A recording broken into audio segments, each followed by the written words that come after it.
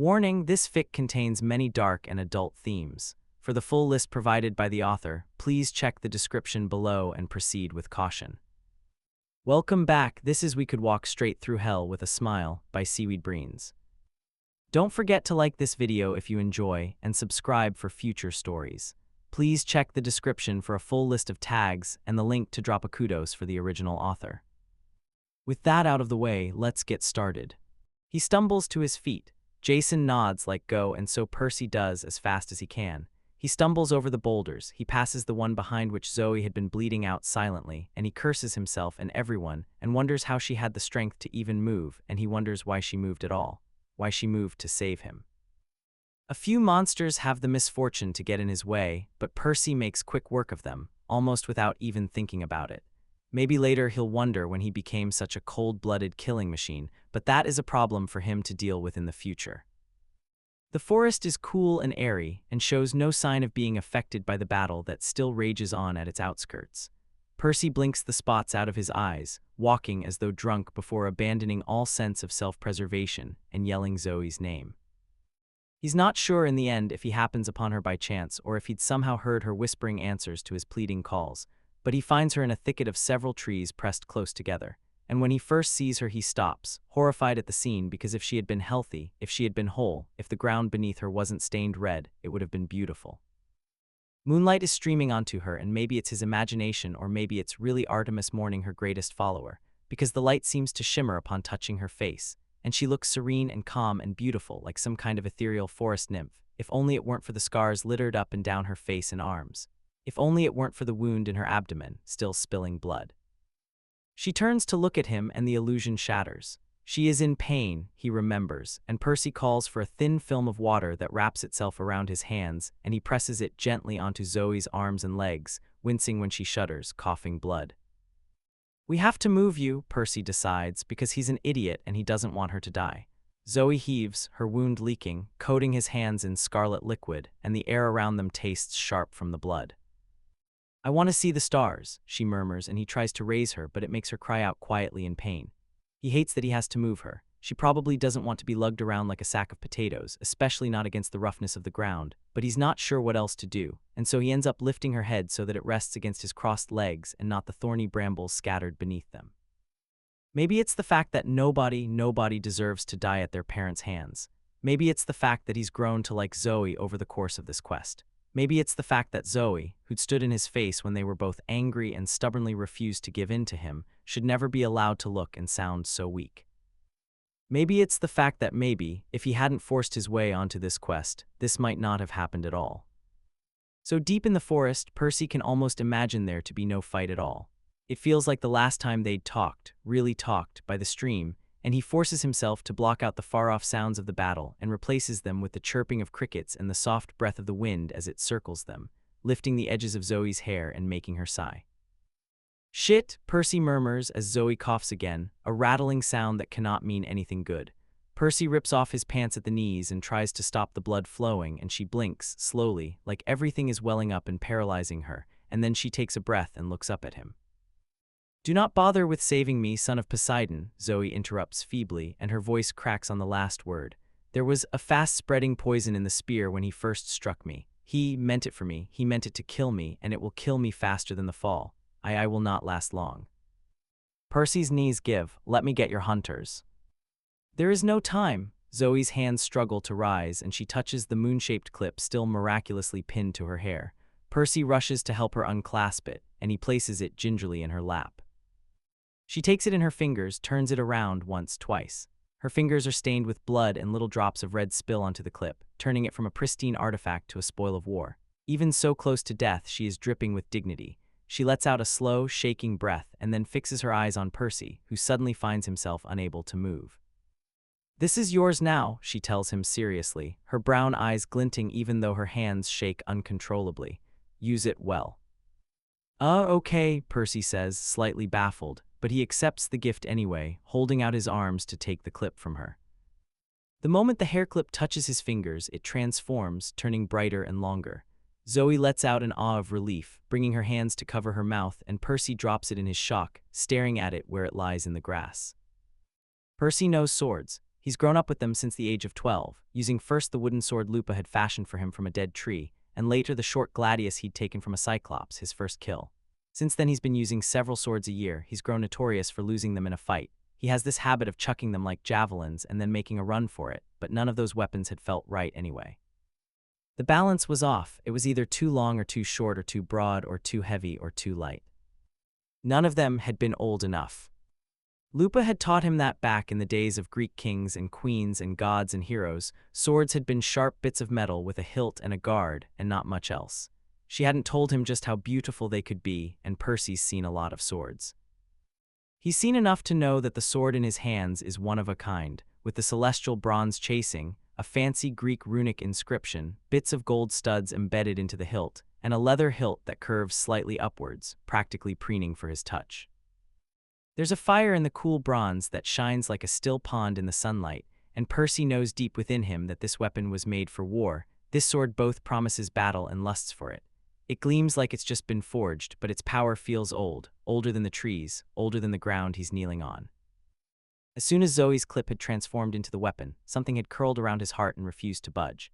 And as he raises the weapon into the air, he knows for certain that no other sword had ever been good enough, and no other sword will ever be good enough. The weapon is obviously magical, and Percy feels connected to it. The blade seems to sing under his touch, and he somehow can sense that unless he relinquishes it of his own free will, it will remain loyal to him forever. Percy can do anything with this sword. Its name is Anaklusmos, Zoe gets out, and there are tears in her eyes, the tide that will always take one by surprise. Riptide, Percy whispers, gripping the hilt and reveling in the warmth that seeps into his fingers. He takes a practiced swing, and the sword cleaves through the air with a sharp metallic sheeing sound that makes every hair on his body stand up on end. It's perfectly balanced, and feels almost like an extension of his own arm. It suits you, Zoe sighs, the last bit of tension leaving her body, and Percy drops back down to his knees by her side. It is a magical item. It will return to you should you lose it. Zoe, I can't take this from you, Percy says quietly, dropping Riptide to touch her arm lightly, and if this had occurred in any other circumstance she would have swatted him away, but now she doesn't seem to mind. You can and you will, she says with every bit of the haughtiness she'd had when he'd first met her. I know, you know about who this sword was meant for, but he never deserved it, you do. Zoe. Take it, Percy, and do not worry about paying me back. You can avenge me by putting my father back in his rightful place, she whispers, nodding weakly in the general direction of the fight, where Jason has no doubt engaged Atlas once again, where Annabeth still bears the burden of the sky, looking thin like a skeleton. I will, Zoe, he says, and there's water dripping onto her arms, and she looks surprised that he's crying, but then her face melts into something like grudging fondness. I knew I would die, she tells him. Do not blame yourself. To win this war, we need good people like you and Annabeth, so get her back safely, Percy. I will, he wipes his eyes. If it's the last thing I do, I promise. They both look up as Phoebe comes crashing through the trees. She lets out a single, broken sob when she spots Zoe and collapses at her other side. Zoe lifts an arm and pets her hair. Phoebe, she says, I'm so glad you came. How could I not? Phoebe wails, clasping Zoe's hand and leaning into her chest. How could I not? You are my friend, my comrade, my sister. I love you. I could not let you go alone. With trembling arms, Zoe removes her lieutenant's circlet and places it in her palms. Take this, she sighs. I did not want you to have to take this. You are too good for the burden it brings. But Phoebe, you are worthy. You are capable. Lead them as I could never have. You are strong, young, bright. You will make a fine lieutenant. I can't take this, Phoebe sobs, and the force of them shakes her whole body. Please, Zoe, do not make me do this. I am sorry to cause you pain, Zoe whispers quietly, and finally the serene calm over her shatters and her face crumples as tears stream down her cheeks. I wish I could have been a better leader. You could not have been a better sister to us when we had lost everything, Phoebe insists, cradling the diadem in her hands carefully. You led the hunters for generations. We would have died off a long time ago if not for you. She squeezes her hand. You led them with honor. Nobody else could have done it. She smiles a little sadly, whispers, thank you, and she turns to Percy again. Her eyes soften. I was wrong about you, son of Poseidon, and I am very glad that I was. I hope you win this war. I hope so too, Percy says quietly. I won't let you down. Phoebe dabs at her eyes. Is there anything you want, Zoe? Anything you need from us?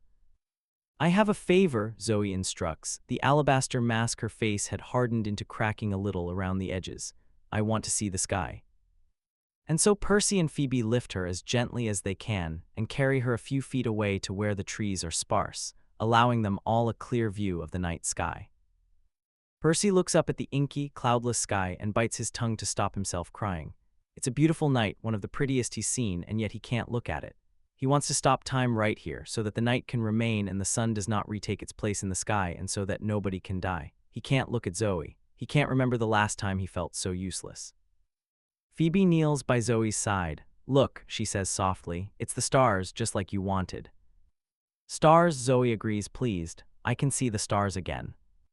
I'm sorry, he thinks, and he whispers it to Zoe, to her hands, tangled in Phoebe's. This close he notices that she has freckles across her nose, constellations of her very own. Phoebe brushes the blood dropping from her forehead with gentle fingertips. Zoe's lips move, forming silent words. Her lips are chapped. Her eyes are shining with something that feels like magic, shining so bright they look as though they hold the galaxies themselves.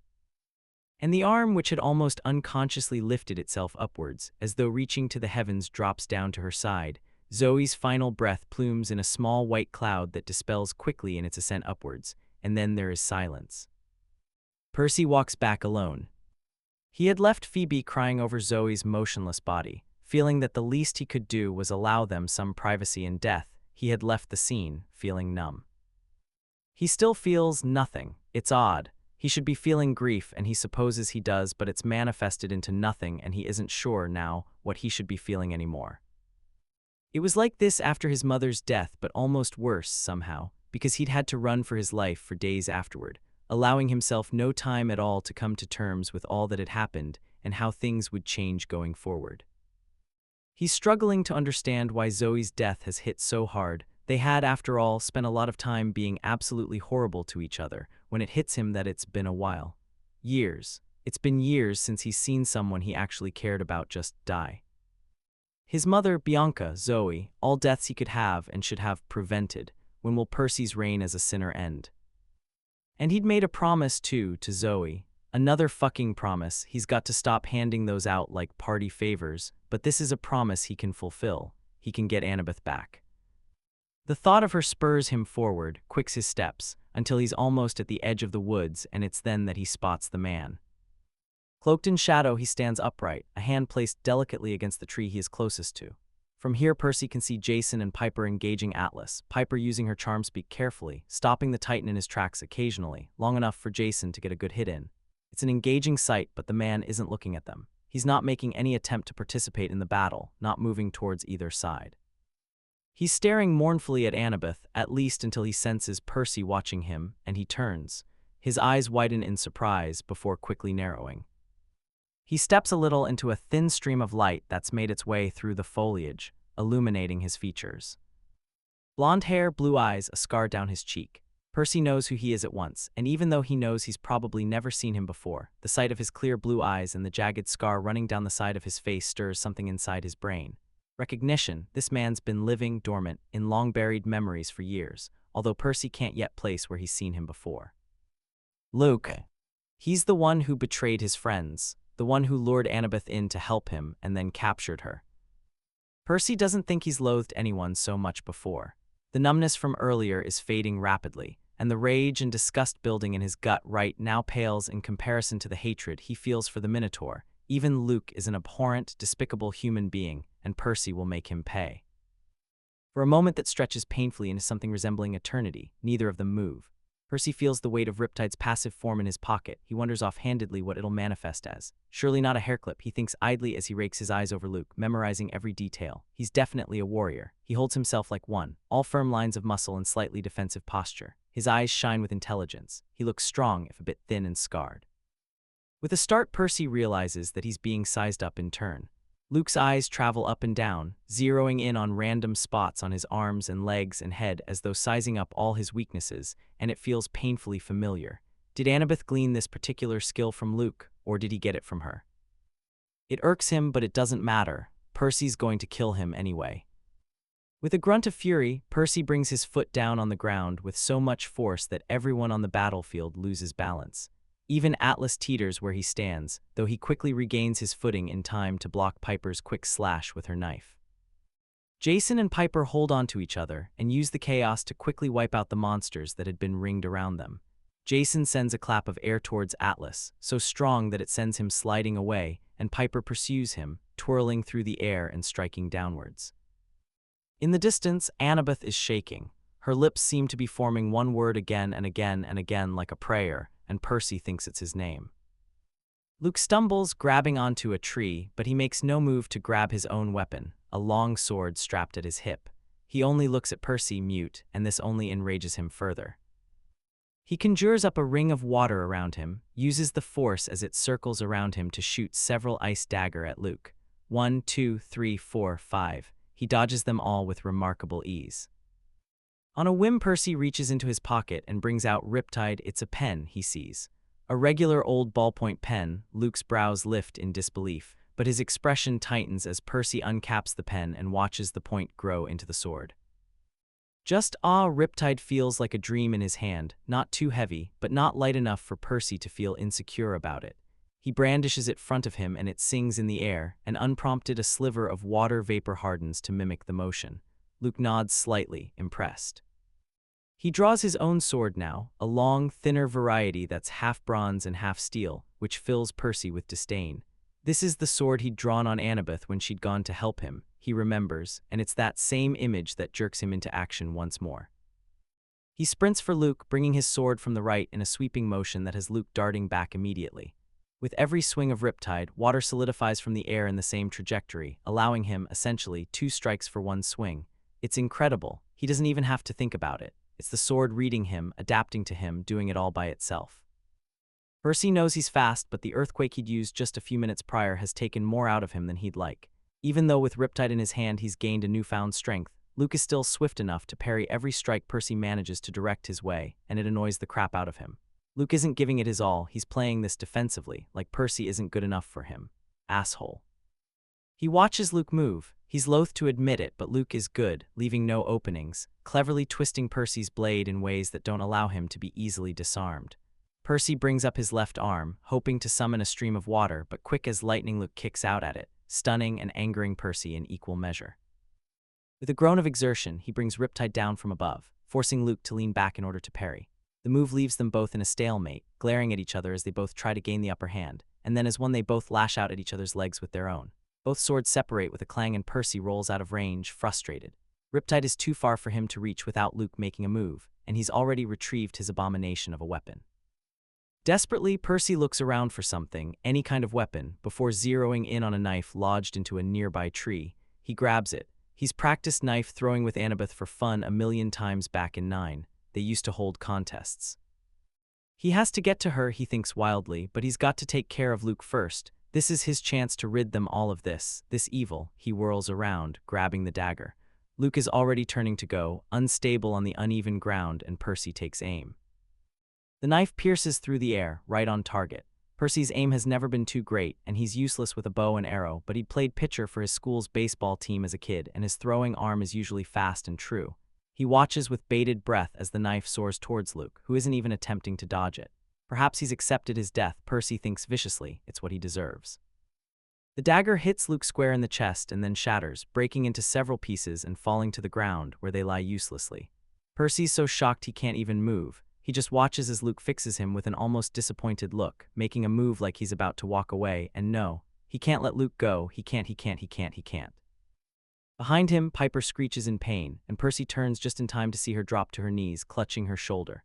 Atlas laughs above her, his hands curled around his spear, and Percy swallows. He has to get to Piper, he has to get to Annabeth, he has to stop Atlas, but it seems his body is finally giving up on him, the adrenaline from seeing Luke wearing away quickly.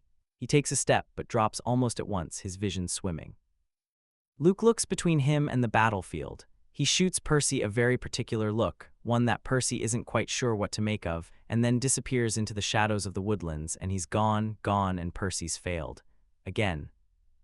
He wants to cry, he wants to give up and retire in some tired old person town where everyone knows everyone.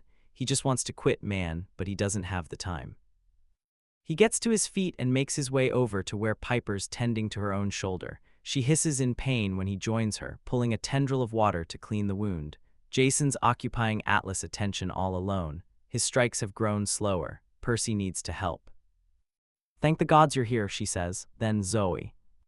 He shakes his head, she swears.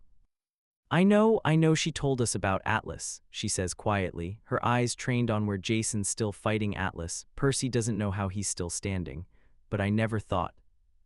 I know, Percy says, same. They both drop their heads in silent prayer. Piper winces, bringing up her arm to touch her injury. Feels like it's gone all the way to my bone, she says lightly, and he hisses, but then she adds, batting her eyelids at him so he knows it's a joke, please, Mr. Son of Poseidon, can't you help me? He rolls his eyes, taking her teasing for what it is, a chance to lift his spirits, if only just a little. It's a flesh wound, Piper, you're fine, stop whining. Excuse you, it would have been a very deep gut wound, and the only reason I'm not dead right now is because I charm spoke him before he could hit me, she shoots back. Percy's eyebrows rise to hide his alarm. She seems more or less fine now. He lets his eyes drift down over her torso and stomach to survey what damage there might have been. He can't see any, but he keeps looking. You might want to charm speak him some more then, he replies. She sighs, I hate that we don't have the time to process anything right now, but listen, you remember our promise. We can't fail this time, he remembers. I have a plan, we can't go on much longer. We've got to get Annabeth and get out of here before we're completely overwhelmed. Her eyes dart back to the castle. I don't know what made Krios leave, but if we comes back, we'll be well and truly done for. Yeah, he says, no shit. Everyone looks dead on their feet, and we can't keep hurting the monsters at Ladon for too long before the dragon turns on us. Yeah, Piper agrees, so here's what I've got. Annabeth watches the battle with heavy eyelids. Everything fucking burns. She doesn't know how long she can hold out, especially since she can see that help is here, but the fighting is just going on and on and on and on. She needs it to stop. She needs someone to come get her. Vaguely she sees Zoe fighting Atlas, then Percy fighting Atlas, then Percy and Jason fighting Atlas, and then Percy vanishing for what feels like a solid 2 years before he's back, and what the hell, is she hallucinating him, or is he getting closer? Percy, she mumbles, delirious, Percy. He can't be real, he can't be, but then who could that be climbing up the rocks to her without stopping? He's actually running up the mountain to get to her. She would cry if she had the strength.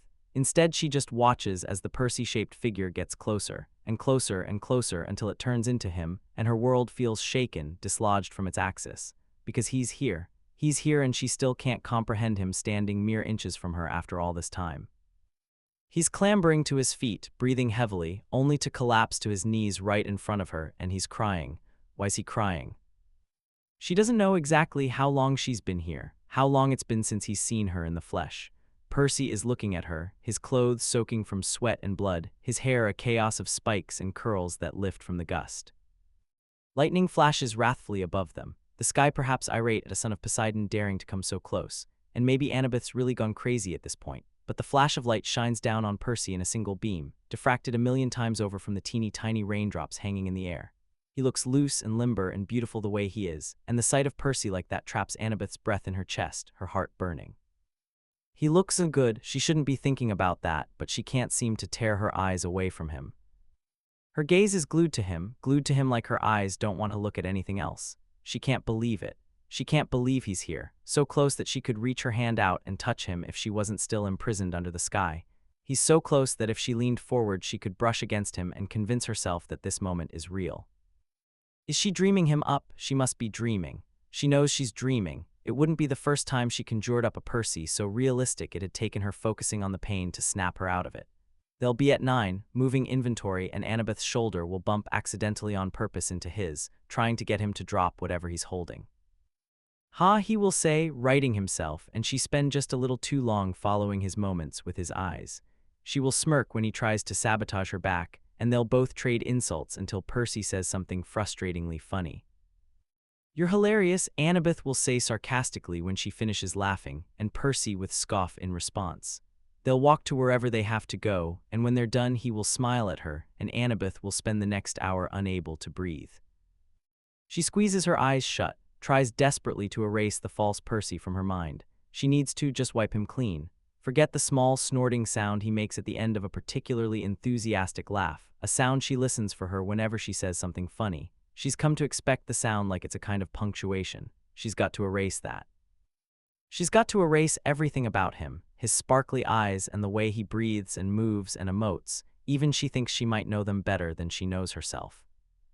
She focuses on the pain. It spreads through her, down from her back, traveling up and down every limb, every bone, every muscle and ligament and vein and artery and blood cell. She finds a weird sense of comfort in it. The pain means she's still stuck. It's the only thing she knows, the only certainty in her life at the moment. Only when she opens her eyes again, he's still standing there. She chokes back a sob, feels like the air has been knocked out of her, because after all their time apart, this is it. This is the moment. Gods, he says, taking her in with eyes full of terrible, desperate sorrow, and he brushes some of the grime from the tip of her nose, his fingers so soft and delicate that it breaks her heart. She feels self-conscious, and then she feels stupid for feeling self-conscious. Of course, she probably looks like a damn nightmare, but she doesn't want to make Percy cry because of it. He seems to be wrestling with sadness and a terrible, overflowing kind of anger as he looks at her. He clenches his fists and his jaw goes tight in the way that means he's trying very hard not to say something that will only hurt later. He shakes his head as though clearing it, eyes unseeing. He tenses up as though about to burst with something, and the air crackles for a moment in anticipation, but the sensation passes as soon as it had come, and instead he just turns his head away from her, pressing his face into his hands for a moment so he doesn't have to share his tears. He takes a couple of deep breaths, but his face is still contorted into something distant and unpleasant. And then his shoulders droop, all the fight seems to drain out of him. "Annabeth," he says in the tiniest, tenderest voice, sadder than she has ever heard it. He's reaching out to touch her face, and even though he's bloodied and muddy and just overall not looking the greatest, he's the best, most beautiful being Annabeth's ever seen. He looks like the Percy from her vision, smiling and happy and healthy, and she just wants to leave this stupid prison so she can hug him. She's not even like a touchy person, but all she wants to do is hug him tight. And gods, this is it, isn't it? He's here for real, he's here to take her home, and all the dreams she's had over all these months are finally coming true. Something in her just breaks then, because she's so close and so far and she wants it all to stop, and she feels it break down inside her, and it must show on her face even though she doesn't think she has the energy to speak, because Percy's lower lip quivers like he's trying hard not to lose it. "Hey," he says, and he cups her cheek. "It's okay, we're together." She feels all the breath leave her as her brain works diligently to comprehend his words, dissect its meaning, read between the lines for the catch, because there has to be a catch. What he's saying can't be true. It would be too good, too unbelievable. His hands slip to her shoulders. He clenches his jaw and she nods. They're together. He's here. She's going to be all right soon. "Piper has a plan," he's saying.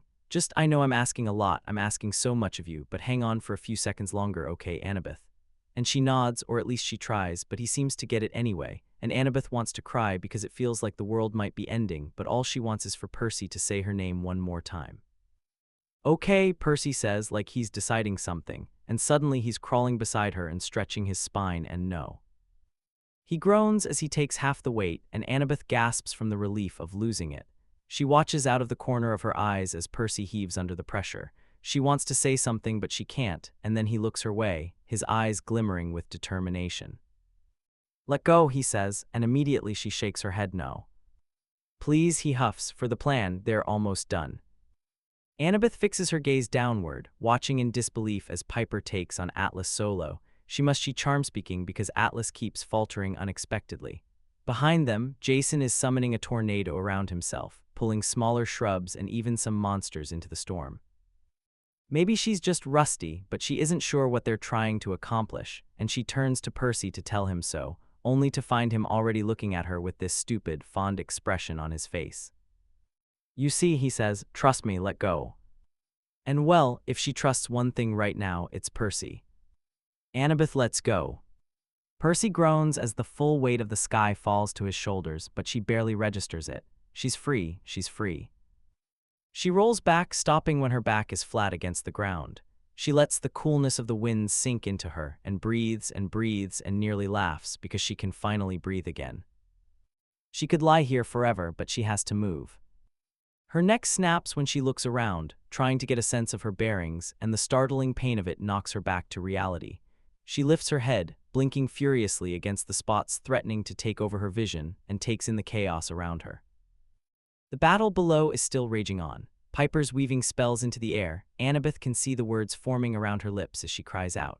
Her instructions are short two-word shocks that are making the monsters around them stick their knives through their own armor. Phoebe's appeared from nowhere and she faces Atlas alone, the two colliding in a swirl of metal. Annabeth feels weird is the first thing she thinks of. It feels so weird her back is still curved and she wouldn't be surprised if she's become a permanent goddamn hunchback now. But there's no pain anymore, no awful burning sensation invading her limbs. She stretches out her legs and finds that they still move, even if they do look skeletal. Her fingers work too, which is a miracle. Annabeth, Percy wheezes, his head bowed over. The muscles in his back are tense. Hold on to me. She does, wrapping her arms around his torso from behind and hooking her chin over his shoulder. Her front grazes over the small of his back, and she feels an alien warmth that makes her entire body tickle. Jason's tornado is now massive, and she gets it now. She gets what they're trying to do. The wind grows massive, and the nearby trees begin to bend and groan and break as the storm grows. All the nearby hunters are holding onto trees and rocks for dear life. Piper's taken cover behind a boulder, digging her feet into the ground as the wind pulls her in. She snatches a hunter's arm before they stumble into the cyclone that has already picked up all the swords of the fallen. Monsters are scrambling away, shrieking as they're blasted to dust. And Atlas, however hard he tries, is slowly being sucked into the gale. "Any minute now," Percy says, and like clockwork it happens. Atlas loses his footing entirely and is yanked into the hurricane. Jason speeds it up. It goes faster and faster, and Annabeth clasps both her hands around Percy's waist and breathes in deeply, and she just manages to catch the scent of the sea as Jason turns right towards them and throws his arms out, releasing the winds at long last with a scream of fury.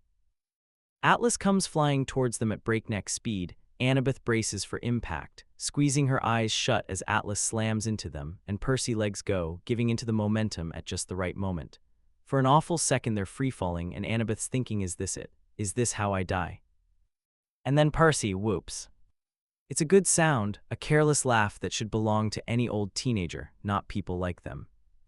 But it's a good sound. Annabeth would even call it the best sound.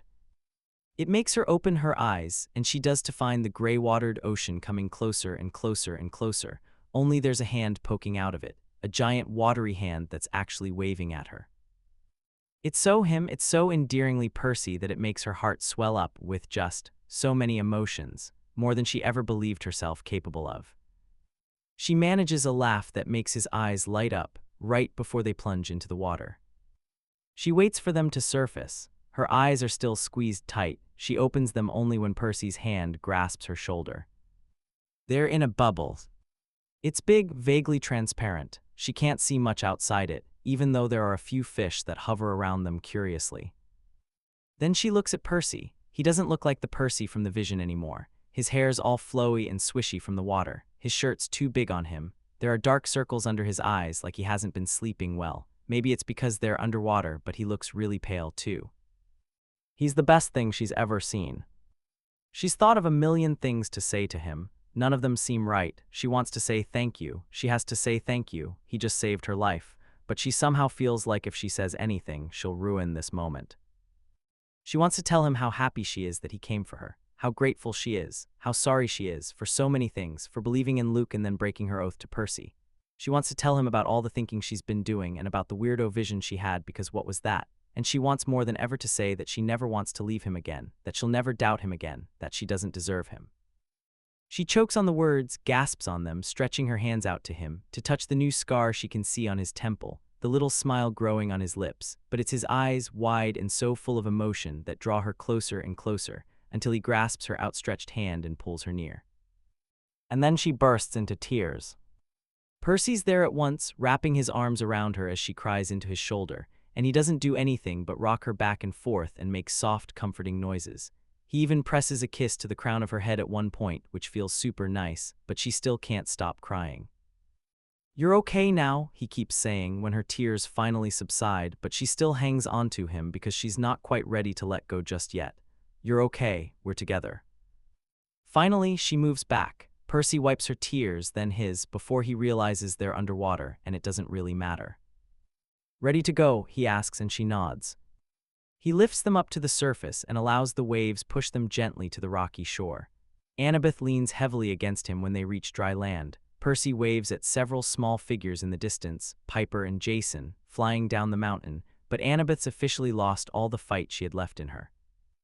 Percy lays her down, basically so that her torso over his chest, her head resting against his collarbone, which she knows she should probably be embarrassed by, but fuck it, honestly. He wraps an arm around her so that his fingers barely graze the base of her spine. She feels herself shiver, then relax, feeling his chest expand as he chuckles softly, relieved. Hesitantly, she turns into him, running her own palm up his side. She can scarcely believe her own hands, but the close contact, the feeling of being safe, is intoxicating. It feels heavenly, and she breathes into his shirt, unable to move away, unwilling to move away lest this overpowering feeling slip away. All the while, Percy runs his hands through her hair, tugging at the ends and holding there for a moment, before letting go and repeating the process again. It feels kind of perfect. It feels so good and soothing she can barely describe it, and her whole body tingles in reaction to it. "You should sleep," he says, smiling down at her. She allows herself to be coaxed into his lap so that she's lying down, looking up at him, and he sends her a smile that's so devastating, so warm and joyous and free that she feels doomed somehow. And he leans down so close. He's so close that if she raised her head just a little bit and he ducked down just a teeny bit, their lips would brush, and ordinarily the thought would freak her out, but she's just so happy, so content. "You can rest now," he tells her lowly, and maybe their lips do brush, she can't tell, but the proximity makes her feel warm and happy and sated and safe. She nods. "You won't leave?" she asks, right before her eyes close. Her voice comes out sounding like it's been through a wood chipper, and she recoils at it, but Percy only brushes the damp hair from her face and nods, so sure, like a promise. Her stomach ties itself into knots.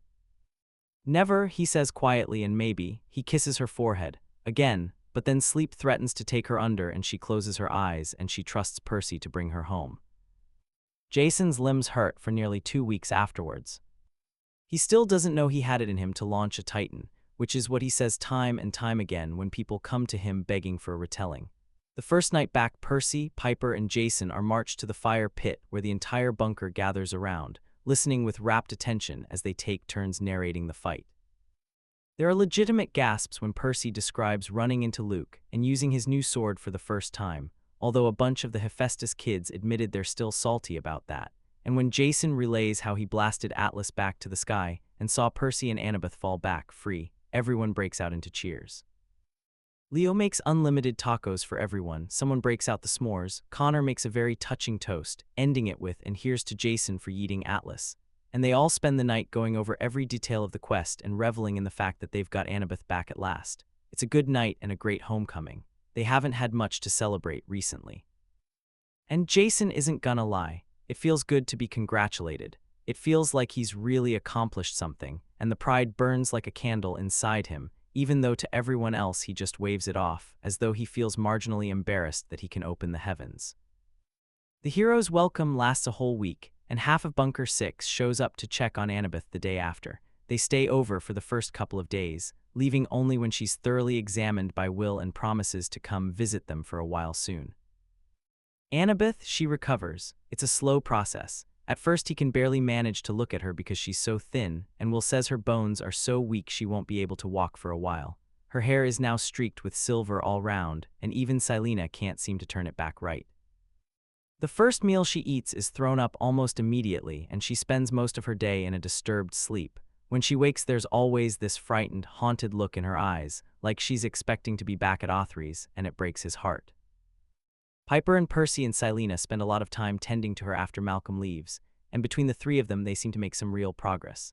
Silena scrubs at Annabeth's skin still she comes away looking like a newborn. Piper feeds her all her meals and Percy just talks to her. Jokes around with her until she can't help but crack a smile and tease him, and maybe it's the sight of her smiling, but soon everyone wants in. It becomes habit for a couple of demigods to gather in the infirmary in the evenings, just to talk about their days and try to get Annabeth to laugh again.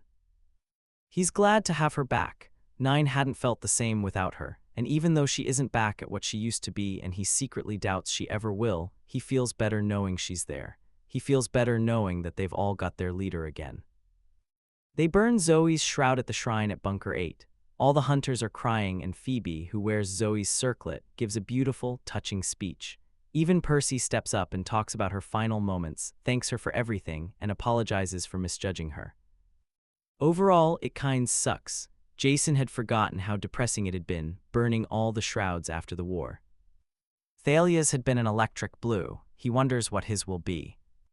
9 seems to slowly be going back to normal. Leo is back to crafting the spheres, and these days, more often than not, he's got Frank and Hazel peering around his shoulder to give him company. Percy alternates between training with Jason and talking to Annabeth in the infirmary. Piper helps Jason in managing the general affairs of the bunker. Annabeth still wakes up at night most days, her time at Othry's still hanging over her, but she seems to be gaining some weight back, even if she still hesitates when some of the other demigods go to her for a leader's opinion. This leaves Jason with so much time spent with Piper, who seems to be reluctant to let him out of her sight ever since the whole Creos incident. Which, well, he isn't averse to all the attention, but it does make it harder to leave. He's got a backpack of stuff stowed away in a tree outside 9's entrance. He's got the perfect patrol slot, too. All he has to do is take the step. He's had opportunities. He's had so many. But he's loath to leave 9 with Annabeth still incapacitated, and more than that, he doesn't want to leave Piper. Some evenings she gives him a kiss as he leaves for patrol, and he watches her walk away and thinks, not today. But he doesn't have much time left. The longer he delays this, the longer everyone will be in the dark about the reality of the prophecy. He can't let them lose another war. He can't, he won't. And so, one night, when it's time for his night shift and Piper and Percy are heading over to check on Annabeth, Jason makes up his mind. He grabs Piper, drags her into an empty tunnel, kisses her, and well, if it lasts a little bit longer than usual, she doesn't complain. In fact, she comes away from it looking a little bit confused but mostly happy, the giddy kind of happy where her eyes get all crescent-shaped. He loves it. He loves her. "Thanks for that," she says, smiling. "Do I have to ask what brought it on?" He opens his mouth to answer, then closes it again. There's nothing he can say to justify himself without spilling the entire truth, and the only thing he can use to deflect is just how much he loves her. He wants to sit with her by the fireplace and recount the story of how they got together all over again. They've done it so many times, alone and in front of people, and sometimes just to piss Leo off. But Jason realizes that he isn't tired of it. He wants to hear the story again, 1,000 times over. He wants to memorize the way she says it, so that he knows exactly which word will follow the previous. He wants to wake up to the smell of her, wants to hold her in his arms every night, wants to have silly domestic fights that they'll get over after a while of stubborn silence. He wants to make new memories with her and forget half of them because they're just normal in the end. The thing is, she's not perfect. She has her diva moments, and Jason knows he isn't the best communicator, but somehow they're perfect together. He can't explain it. No amount of fancy words would be enough. He wants her to live. He wants her to be happy. It's been too long a silence, and she's looking at him a bit worriedly now, and he knows that he will never love again. Not like this. It feels too much for him in this moment. "I want to spend forever with you," he says in a rush, and then his entire body goes hot because he can't believe he actually said that. She stares at him for a moment, and then the stupidest smile takes over her face. Her eyes glaze over a little. Jason finds that he can't quite look her head on, so he studies the cracks in the wall behind her. "We have forever," she promises, "or at least we will soon when we defeat Kronos." She leans into him again, soft and slow and lingering.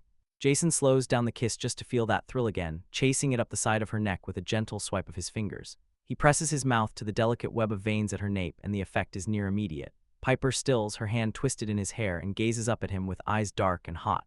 Jason lets his thumb sweep across her cheek. "You asshole," she says, pecking him lightly on the nose. "Keep it cute. Don't get me like this, not now." He doesn't want to stop. A spark of pleasure fizzes up his spine, and he barely recognizes the sound of his own laughter because of how free it sounds. Piper quickly wipes the smile from it with a kiss that is nothing like the quick one she'd just given his nose. They kiss for a while, turning it languid just to stay connected. Jason's skin tingles wherever she touches him, and he gives into the boil of want and the near-drunk feeling of being this close to her. Finally, she pulls away with evident reluctance. "Okay, I'm late now, but yeah, maybe we'll go up to the roof tonight. Don't forget this." She kisses him again. "I'll see you in a while, okay?" "Bye," he replies, and it sucks how he's become better at dishonesty than he used to be, because she doesn't notice the slip-up. He stills, carefully cataloging her reaction. They're not touching, but the warmth emanating from her feels nice, a solid heat licking up his front. He's woken up like this countless times before, with Piper's soft presence in his bed and the bunker stirring to life around them. Piper huffs, and the air travels up his neck and slips around his ears. Okay, she says, I really have to go now. Okay, he says.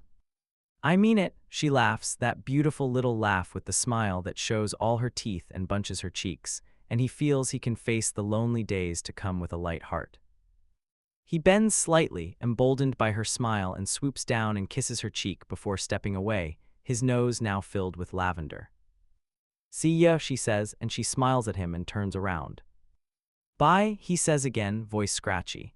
For a second he is filled with a pang of bittersweet regret as he watches her leave him, her step a little bouncier than it had been before. For a minute or two he stands in the darkness as the night creeps on, and he watches the shadows climb up the walls, too shaken to think properly but unable to focus. The enormity of it all is beginning to sink in for him. He'd said bye, not see you, because he doubts he'll see her again. His ribcage feels like it's cracking. When he's sure she's gone, he leaves the note under her pillow. He shoves another under Leo's. Then he walks to the bunker gate, waving absent-mindedly at Nyssa and Beckendorf at the forges. He's alone. This is exactly how he'd planned it. Being interim leader does have its perks. He makes his way to the cave entrance, where he pricks his finger and watches as the rocks slide open for him. He retrieves the backpack from the tree. He kind of wants to cry a bit. Bunker 9 has been his home for years. Everything he knows and everyone he loves, they are all shielded by its walls. 9's been a home to him, a sanctuary and a refuge, and he doesn't want to leave. He knows he needs to go back to Othries. With Atlas now back under the sky and Kronos missing in action, Krios and Hyperion are the only Titans left. Hyperion hasn't been seen since the last war, and Krios, well, Krios had given him a look that clearly meant I'll be waiting. He's got the path marked out for him. He knows the way he has to go. It's hard to fight the urge to run and leave it all. He wants to grab the Fates if they're still around and shake them by the shoulders. He wants to yell in their face, "Find me another destiny." He leans heavily against a tree. Some of the indignation seeps out of him.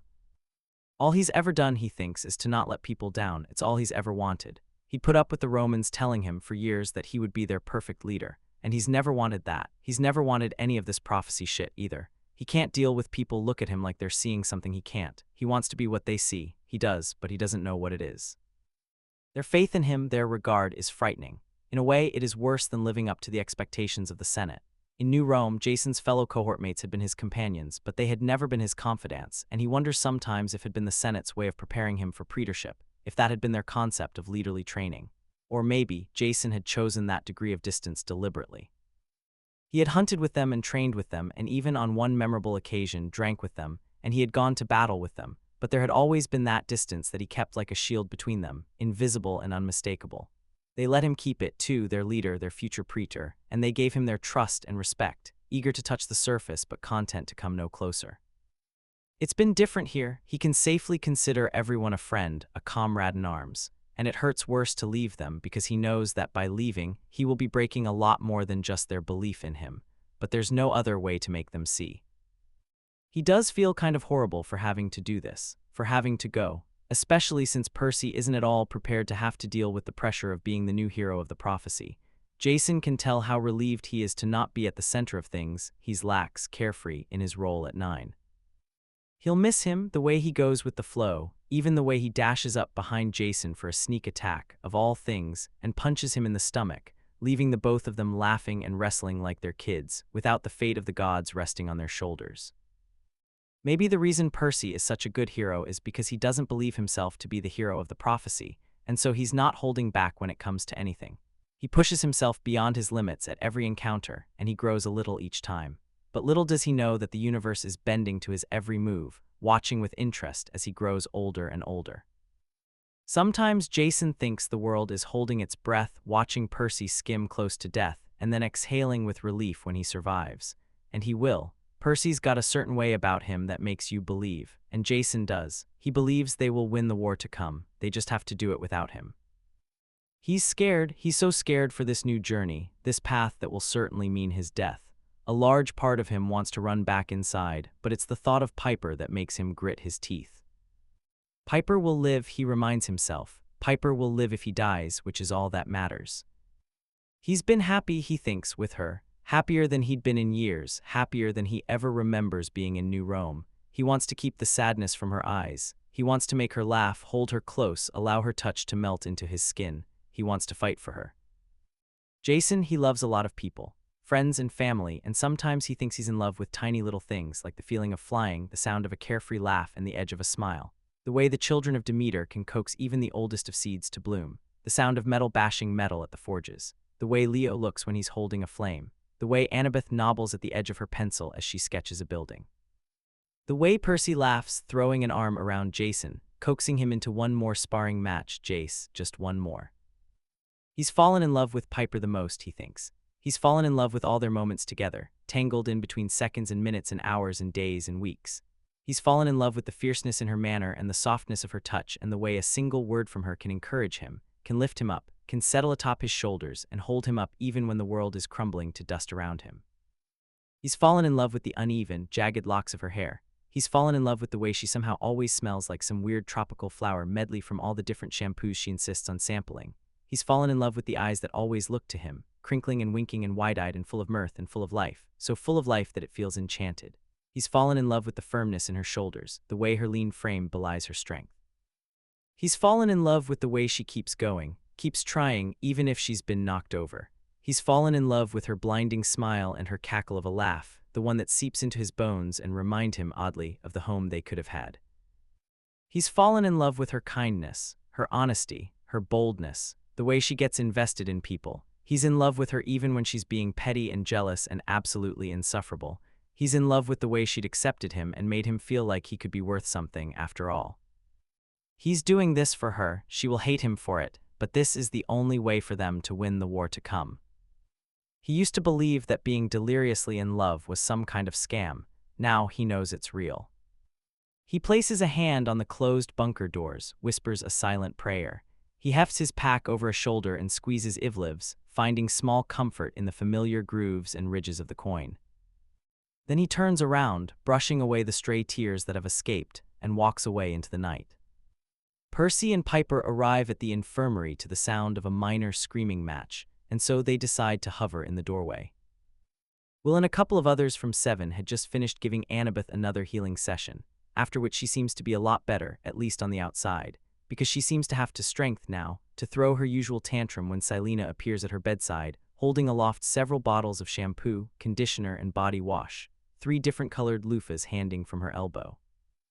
"I've been planning this," Silena says blithely with a maniacal kind of grin, cracking her knuckles, "for a long, long time." Annabeth edges away, glancing quickly at the door like she's planning to make a run for it. "Why don't we talk about this?" she suggests weakly. "We're all reasonable, civilized people here, aren't we?" "Of course," Silena says soothingly, "and reasonable, civilized people take baths." "I took one," Annabeth protests. "I let you use your vile, stupidly expensive shampoo on me, even, so it's all good now." "Silena," she protests for the other girls attempting to lift her in her arms. "This is hilarious," Piper says from beside Percy. "I think this is Silena's dream come true." Annabeth shies away, her foot gets tangled around her blanket, and she tips, tumbling to the floor. Percy and Piper run forward to help, but she falls surprisingly lightly and doesn't even bang anything at a painful angle. She only huffs and gazes up at Piper and Percy beseechingly. "Please get her away from me," Annabeth begs Piper, scrabbling hopelessly to no avail as Silena picks her up bridal style. It's a reminder for them all that she might have gotten better in the weeks since her return, but she's nowhere close to her former health. "Tell her I took a bath today, twice, please." "You look filthy," Silena comments, which makes Percy grin and Annabeth squawk. "I will not tolerate all this bath-related abuse," she says indignantly. "Also let me go, I'm delicate." "Look at your hair," Silena exclaims, and although they all know that being an aggressive mom is the way she shows she cares, it sounds a little bit patronizing and Annabeth bristles. "I've seen it," Annabeth manages sarcastically. "It's its own bioculture. We have a symbiotic relationship and have stuck a deal to sleep in separate rooms." Piper snorts. "Silena, she actually did take 2 baths today. I think you'll have to postpone spa session number 3 to tomorrow." Silena pouts, but she's so roughed up still. "It's part of my charm," Annabeth tries. "I'll help you cut her hair," Piper offers, and Annabeth yelps out, "Et tu, Brutus." "A haircut?" she demands after a couple moments of stunned silence. "I look fine," she twists around to Percy. "Percy, I look fine, right?" Says Percy. I look all right, right, what do you think? I think, Piper says smoothly, that you're still too skinny. Did you eat all your lunch today? Yes, oh my god. And I think, Selena adds, sneering as much as someone that nice can sneer at least, that you really do need a haircut. Your hair is really damaged, and I've seen finer haircuts. That one time Leo singed off all of Nissa's curls when he was practicing making a fireball. She glances at Piper. You've got a deal. Cool, says Piper. Annabeth throws up her arms and collapses in defeat. Selena pauses, considering, and then lays Annabeth back onto the bed gently. She wags a finger in her face. No running tomorrow. Fine, Annabeth grouses, closing her eyes. She crosses her arms over her chest to convey her displeasure, but soon enough her breathing slows. How quickly she falls asleep is a mark of just how weak she's become, even though she doesn't want to admit it. She's already grown restless of being confined to the bed, claiming she doesn't care about the days of the week anymore, and referring to them only by the number left before she can get back to her feet again. The immobility now must be driving her mad, especially since she'd been kept immobile for so long, holding Atlas' burden, and she's been caught multiple times trying to get up to get a book, just to have something to study in the lulls. It's hard not to imagine early mornings from before her capture when she's like this, stretched out on a bed, her face so smooth and relaxed. Percy remembers waking her up some days, her body warm from sleep, her eyes fluttering open with a lazy, content smile. It's been a long time since he's seen her sleep. She'd been forbidden from joining him on the night watch, even though they'd both asked Will about it, and he misses the nights they'd sit together, just talking, just being together. They don't get a lot of time alone these days, what with the constant visits from pretty much every demigod in 9. The constant in and outs have turned the infirmary into something of a beehive. He looks at her, her lips have parted, her breaths have deepened. Her stillness gives him the chance to drink in his fill of her, to let his eyes linger on the gentle curve of her spine, all the new scars she's gotten, which she hadn't let him examine when she was awake and aware. Piper lights a brazier near the door, turning the light all intimate, making everything seem blurry and soft around the edges. She fishes a clean cloth from her bag, wets it, and wipes at the grime on Annabeth's brow. Percy watches the straight lines of her shoulder blades tense with every swipe of Piper's washcloth and tries not to feel jealous. The day they'd gotten her back he hadn't let her go, but now somehow he's hesitant to touch. She just seems so frail, like a glass sculpture. Like she could fall over at the touch of the slightest breeze, shattering into a million pieces. I hate seeing her like this, Piper says quietly, sitting down on the chair next to the bed, but we have to talk to her soon. There's a lot to unpack from the battle. She meets Percy's eyes, starting from why the hell and how the hell Atlas knew about you. Percy nods wordlessly. He doesn't want to wake Annabeth. She tosses in his bed, rolls over onto his side so he faces them. Her eyes are still closed, lashes dark against the pallor of her cheeks. Her chapped lips are parted, just the tiniest bit. The motion makes the blankets fall down. With an exasperated snort, Piper leans over to pull them back up to her chin.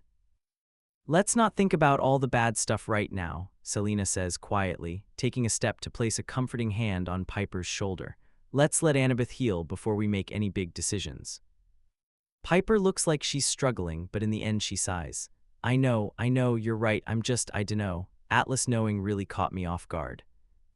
Yeah, Percy agrees angrily. If I'd known they knew, I could have been using my powers all this time instead of holding back. Not my point, Perce. Selena sighs, brushing away a tangled curl behind Annabeth's ear. Percy still isn't used to her hair like this, a darker, dirtier blonde and streaked with gray, even though after all of Selena's ministrations, it has once again regained the faint smell of lemons. Annabeth hadn't noticed the gray hair until being shown a mirror and had had a minor freakout, apparently, before deciding that it was a mark of the burden she had carried, and so she didn't care. Percy has one now, too. It's just a single lock of hair that's gone gray, given that he held up the sky for only a few minutes, but he's kind of fond of it. He and Annabeth match now. I'm so glad she's okay now, Selena says in a whisper, almost to herself. I don't know what I would have done if. Good thing she's back then, Percy says. She nods mutely, seemingly snapping herself out of a haze, and nods. I'll see you guys for dinner, she says, sweeping out of the room, leaving Piper and Percy to take their usual seats at Annabeth's bedside. Is it weird that we're watching her sleep? Piper asks, her eyes fixed on Annabeth. No, Percy decides after a long moment. You sure? No. Yeah, it feels very Twilight. Piper gnaws at her lower lip. We're Edward Perce, this is a low point. Annabeth is Annabella, Percy snorts. Holy shit, maybe this is all fake. Maybe we're in a Breaking Dawn. Part 1 or 2. Neither. Read the books, you freak, she stretches. Would you be a vampire or a werewolf? Does being a werewolf mean I have to roam around shirtless? Tease the law of Taylor Lautner. Shirtless, he chuckles in disbelief, even in winter. Especially in winter, Piper yawns. Is this all you did while I was away? Annabeth asks, amused. She must have woken up sometime during their conversation. Yep, Piper responds. We didn't talk about you at all, just Twilight. I feel special, Annabeth smiles. Percy smiles back. It's been just over a week since they'd rescued her and she's been through so much. But this is how she refers to her capture now, as being away, like she'd taken a vacation or something. He wants to give her all the time she needs, but he also wants to talk to her about everything. About how he'd come face to face with Luke, of all people, how he'd gotten riptide, and he wants to hear about how she managed too, but he doesn't want to push her either. Piper briefs Annabeth about the goings-on at 9. Annabeth nods distractedly, the way she always does when anyone says something even vaguely businesslike these days. She always gets this look, a polite yet uncomfortable smile, the muscles in her face barely moving so she looks like a wax statue. She looks like she wants to be anywhere but here, and Percy doubts the others can see it, but Piper definitely does, so she cuts herself short and waves her hand with a casual, I'll tell you later. It could be the fatigue of it all, Percy figures. After all, Annabeth's been calling the shots around here, carrying all this responsibility for a long, long time. He kind of hopes it's that, but he suspects that the reasons for her sudden aversion towards reclaiming her role runs far deeper than that. Before her capture, he would have just come out and asked her. Now, he doesn't know. I'm beat, Piper yawns. I told you that you can stop checking on me now, Annabeth says. Go to sleep, dude. I'll still be here in the morning. I'll believe it when I see it, Piper says, but she rises and gives Annabeth a quick hug. Love you, night. She ruffles Percy's hair on the way out, leaving him alone with Annabeth. He's not sure if he's imagining it, but there's a weird kind of tension in the air these days whenever he's alone with her. It feels like she's holding something back from him, and it's probably something about Luke, which honestly makes him want to kick something, but it's just weird in a way that is not normal for them. Oh, he says, Douglas and a couple more Demeter kids grew some fresh fruit for you today. He reaches into his bag and tosses her an apple. She fumbles it and it lands on her lap. She glares at her own hands. Tell them thank you, she says, as Percy gingerly places a couple strawberries in her palms, too scared to throw them. That's sweet of them. Yeah, he watches her nibble on a strawberry before nodding awkwardly at the candle by her bedside. Need me to light that? Maybe before you leave, she shrugs, using the back of her hand to swipe at her mouth. Her lips are stained a little pinker than normal, and it's a real goddamn effort to look away. Nightmares, he asks. Every time I sleep, she confirms. She eases herself up onto one elbow so he can look her in the face. Her lips twist into an ironic, teasing smile. That smile, not quite the same, but close enough to the one with which she used to greet him, sends another wave of heat through him. Nice of you to get me that horrible sleeping potion, though. Grover suggested it. He'd actually directed Percy through the whole recipe, but he isn't going to say that. Is it not helping? I can ask him for another. No, it does the job, it just tastes horrendous. She makes a face. I can use the sleep. It's been a while, but it'd be better if I could sleep with my knife, though. Will has banned her from sparring for 8 weeks, and Piper had taken her dagger away. Percy nods, trying to ignore the stab of bitterness that pricks between his ribs. Her knife is Luke's knife, and she still owns it and still wants it, and what does that mean? If it were Percy, he would have chucked that shit into the forges. No, he would have chucked it into the sea. Something as evil and cursed as that blade had no business being anywhere near him. But that's just him. Annabeth clearly has no such reservations. Does you still care about Luke? Percy wants to yell in her face, wants to shake her shoulders until she finally looks at him and listens. Do you still love him after all he's done? It's gone silent between them again. He struggles to find something to say that won't trigger some kind of awful memory, but the topics available at his disposal are few and far between, and part of him is kind of mad that he has to censor himself at all. Now that she's back and healing and safe, all Percy's pent-up anger from before is beginning to bubble to the surface again, because the fact still remains that she'd chosen Luke. She'd chosen Luke over the people who love her, and yet. He's mad about it. He thinks he's allowed to be. Maybe it's because he was, this close to kissing her when they'd gotten out of the ocean. Which, okay, so maybe he don't have any real defense for that. He'd been so relieved, okay, and so glad to have her back, and he just wanted to be close to her, and he hadn't even realized he'd leaned that close until their breaths were mingling.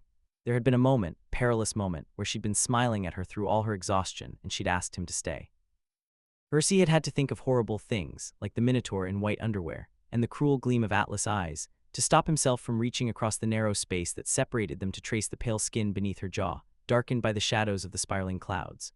The sounds of the monsters clamoring seemed to drop in volume, turning it into a background hum drowned out entirely by the quickened thud-thud-thud of his pulse. It had taken every bit of willpower in him to pull away, because consent is a thing, and even still he's pretty sure their lips touched, even though it lasted like a millisecond. Maybe she is uncomfortable being around him after that, and he can't even blame her for it. But she also seems to enjoy the little catch-ups they have every day, and she had wanted to know all about their quest, and she'd also asked him about a million questions about Rachel when he told her that they'd found a new potential oracle. But when Marin, the satyr who'd gone to look for her afterward, had come back Rachel-less, and when Percy had responded that he knew her number, Annabeth had only raised an eyebrow and said, "Well, someone's popular." And then, in a spectacularly stupid move, Percy had decided to say something along the lines of, "I hope Luke hasn't got to her first." And Annabeth's expression had shut down, and now it's all weird being around her. And yet. He feels as though something has built between them now. Something that's still building, and if he's being honest with himself, it had been growing, this something, ever since the very first time they'd clapped eyes on each other. There's a gravity between them that is hard to resist, and Percy doesn't want to fight it anymore. Annabeth seems lost in thought tonight, and he wonders what she's thinking. He wonders if she's thinking about Luke, and then she wonders if he should tell her about their chance meeting. He wonders if he ought to tell her that when he struck out at Luke, he'd struck to kill. He wonders how she'll take the news. "Annabeth," he says quietly, and she startles, fixing her dull gray gaze on him, looking guilty. You know you can tell me anything, right?" He doesn't know how he knows, but as soon as the words leave his mouth, he winces. It had been the wrong thing to say, and although her expression doesn't change, she clutches at her blanket a little harder, so hard and tight that her knuckles grow white. "Of course," she responds, perfectly controlled, after a second of painful hesitation, but she can't meet his eyes and his heart sinks just a little. But then she bites her lip. I hate feeling so useless," she says. He listens to the sound of her shuffling a bit nearer, the rustle of her clothing as she shifts to face him properly. "I know," he says, because he does. He'd felt similarly watching her walk away from him, but it's only for a short while. It's important that you let your body heal. "I know." "Do you?" he asks, trying not to smile, because it seems as if you keep forgetting. She meets his eyes. "Good thing I have you to remind me." "Good thing." He reaches out to her and, unsure of where to touch, ends up grasping her blanketed calves awkwardly. He wants to scream at himself, but he looks up to find her smiling at him softly. The expression makes him ache. Despite his differences with Zoe, her death had hit him like a blow to the gut. It had reminded him that the war was going to be real very soon and that there would be more casualties, deaths that will be out of his control. Her death reminds him oddly of Bianca's, only this time there had been no Nico to break the news to after. Percy remembers him now, remembers seeing his eyes grow wide and his lower lip begin to quiver. With a pang of sadness, he wonders where Nico is now. He knows that now Nico would be no longer the innocent kid with the mythomagic obsession, who enjoyed his little mischiefs and games. His eyes would be ringed with the sadness of his sister's demise. Guilt, always present, wraps around his ribs. It seems as though everyone he cares about is gone. His mother passed, Lupa out of reach, Bianca buried, Nico lost, Grover roaming the wilderness. And Annabeth, well, Annabeth is still here, striking and quiet and distant. Sometimes it's all he can do to not clutch at her and demand that she stay in his sight and within an arm's length at all times. He would never voice it aloud, of course. She'd get angry and accuse him of looking down on her, which he's not. Of course he's not. But sometimes he looks at her, at how small she looks, how brittle. This is the kind of weight loss that comes with years of not eating enough, and it reawakens the urge in him to open the entire earth before them and swallow Athri's whole. He feels as if his breath is being stolen from his chest. He reached a hand toward her face. Annabeth, I. Her face grows panicked, then closes off entirely. She leans back a little abruptly, out of his reach, and then closes her eyes, turning away from Percy, whose hand has dropped helplessly back to his side. The implication that he might not be worthy of her trust is crystal fucking clear, and the brief flash of fear that had appeared in her eyes sting that much more when he realizes that Luke is probably the reason for her hesitance. He can't find anything to say, just tries to keep his nails from breaking through the skin in his palms, even though the pain is blissfully grounding and distracts from the ache in his ribs. Percy remembers the way they used to be around each other. The way his skin would prickle all over in a full body shiver every time any part of him so much as accidentally brushed up against her, be it his arm or his hand or a single finger. Touch-wise, they'd been comfortable with each other, playful teasing. They'd touched a lot, a brush of hands, a nudge of their elbows, a shove to his back. In battle, they didn't even have to speak. Communication had been effortless. He remembers the way they would roam around Nine for ages, chatting aimlessly with each other and whoever else they happened across. Their patrols would extend far too long for no discernible reason, going way over the allotted time. On one memorable occasion, they'd taken 3 extra patrol shifts, waving away whoever came to relieve them. She'd been comfortable with him, he knows for a damn fact. Comfortable enough to share stories of her past with him, to talk about Luke with him.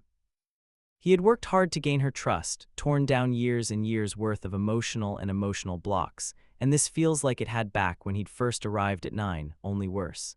Maybe that's why it hurts like a knife to the chest that she seems afraid to touch now. He breathes deeply through his nose, replaying her flinch again and again, and thinks that he needs to stop his heart from leaking into his head. Sadly, he wonders if he will ever get her back for real. "I'm sorry," he says quietly. "No, I am," she whispers, tortured, panicked. "I don't know, it's just back then, Luke, I'm so sorry, I don't know what came over me." "It's okay," he says, even though he wants to yell and throw something at the mere mention of Luke's name. Annabeth's been carefully tight-lipped about him, which makes him burn with curiosity, but he hopes that she'll come to him eventually of her own accord, so he keeps his face carefully neutral as he watches several emotions dance across hers. Annabeth's got a great poker face, but he's noticed that if you watch her closely enough, she's actually pretty open with her feelings, although it's hard to miss if you don't care enough to notice. He can pinpoint the exact moments she traverses from confusion to shock to disbelief to realization, and then to heart-rending shame and guilt. His chest constricts. Part of him is already bracing himself for impact, is already healing from the realization that Annabeth probably still loves Luke, even after everything. That her feelings for him run deeper than he'd thought, that she'd been avoiding it in the years since the war, but had been unable to turn away from her heart when faced with him in person. That maybe he'd always been there in the back of her mind and the corner of her heart. That they have a bond stronger, deeper, than the one Percy shares with her. But the hurt remains, even if he tries to snuff it out, and he's not quite sure if it is a blow more to his ego than his heart, or maybe even both. But if space and time are what she needs to heal, then it's fine. He should let her back away, give her time, give her space to allow her to heal in whatever way she thinks is best, even if he hates the delicacy of it all and hates to tiptoe around her. He should be the friend she needs and let their friendship pick up and develop on the basis of that. But he just wants okay. He wants to know what she's thinking, how she's feeling, if she's okay. He wants for them to be able to sit up on late nights and talk and not come up for air for days. He wants her lips to crease when she smiles, and for her eyes to twinkle when she talks about a feat of modern architecture. He wants the heavy shadow hanging over her to lift. He wants to be there for her in any silly little way he can be, and he wants to be with her in ways that prove just how staggeringly needy he's become. Perhaps what he's feeling isn't wholly healthy. He's been alone for so long after all. But more than ever as of late, he's found himself feeling a pit in the depths of his stomach that makes him long for someone to linger. Watching Jason and Piper, watching Zoe die, has made him realize he yearns for someone to lay by his side in bed, smile as he tells them a story.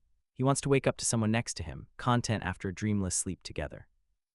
That's the kind of companionship he wants, like friendship or family, but deeper, softer. He can't describe it. Words have never been his thing. But he knows one thing: if he had to imagine anyone in that role, it would be Annabeth. And maybe they don't have time for these revelations. They're in a war, after all, and their lives don't allow for any guarantee of permanence. But losing her had made him realize that he just didn't want her to fight by his side. He wanted her to stay there. He doesn't know when this started. He doesn't know when it got this bad. And he wants to tell her everything, he does. But right now, he just wants her to be okay. But even though he shouldn't be selfish and she shouldn't press her, he needs to try to be honest with her. "Hey," he says at the same time Annabeth blurts out, "I have to tell you something," and for a moment the thickness around them softens as she laughs softly, hiding the sound in her wrist and curling in on herself a little. The sound travels crystal clear, and Percy feels as though there are hornets in his stomach, eating away at his insides. She angles her body to lean against the headboard. Percy eyes her shoulders and can't help but think of how slight they are, yet how strong to have carried so many burdens. "You first," he says. "No, you. No, you."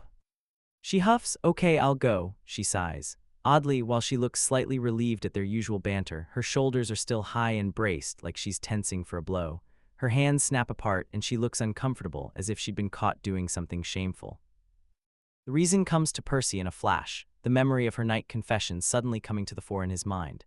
The answer worms under the barrier of incomprehension in his mind, dark and ugly. Something bitter and ugly creeps up his throat. His gaze drifts to the entrance and he can see the braziers from outside flickering.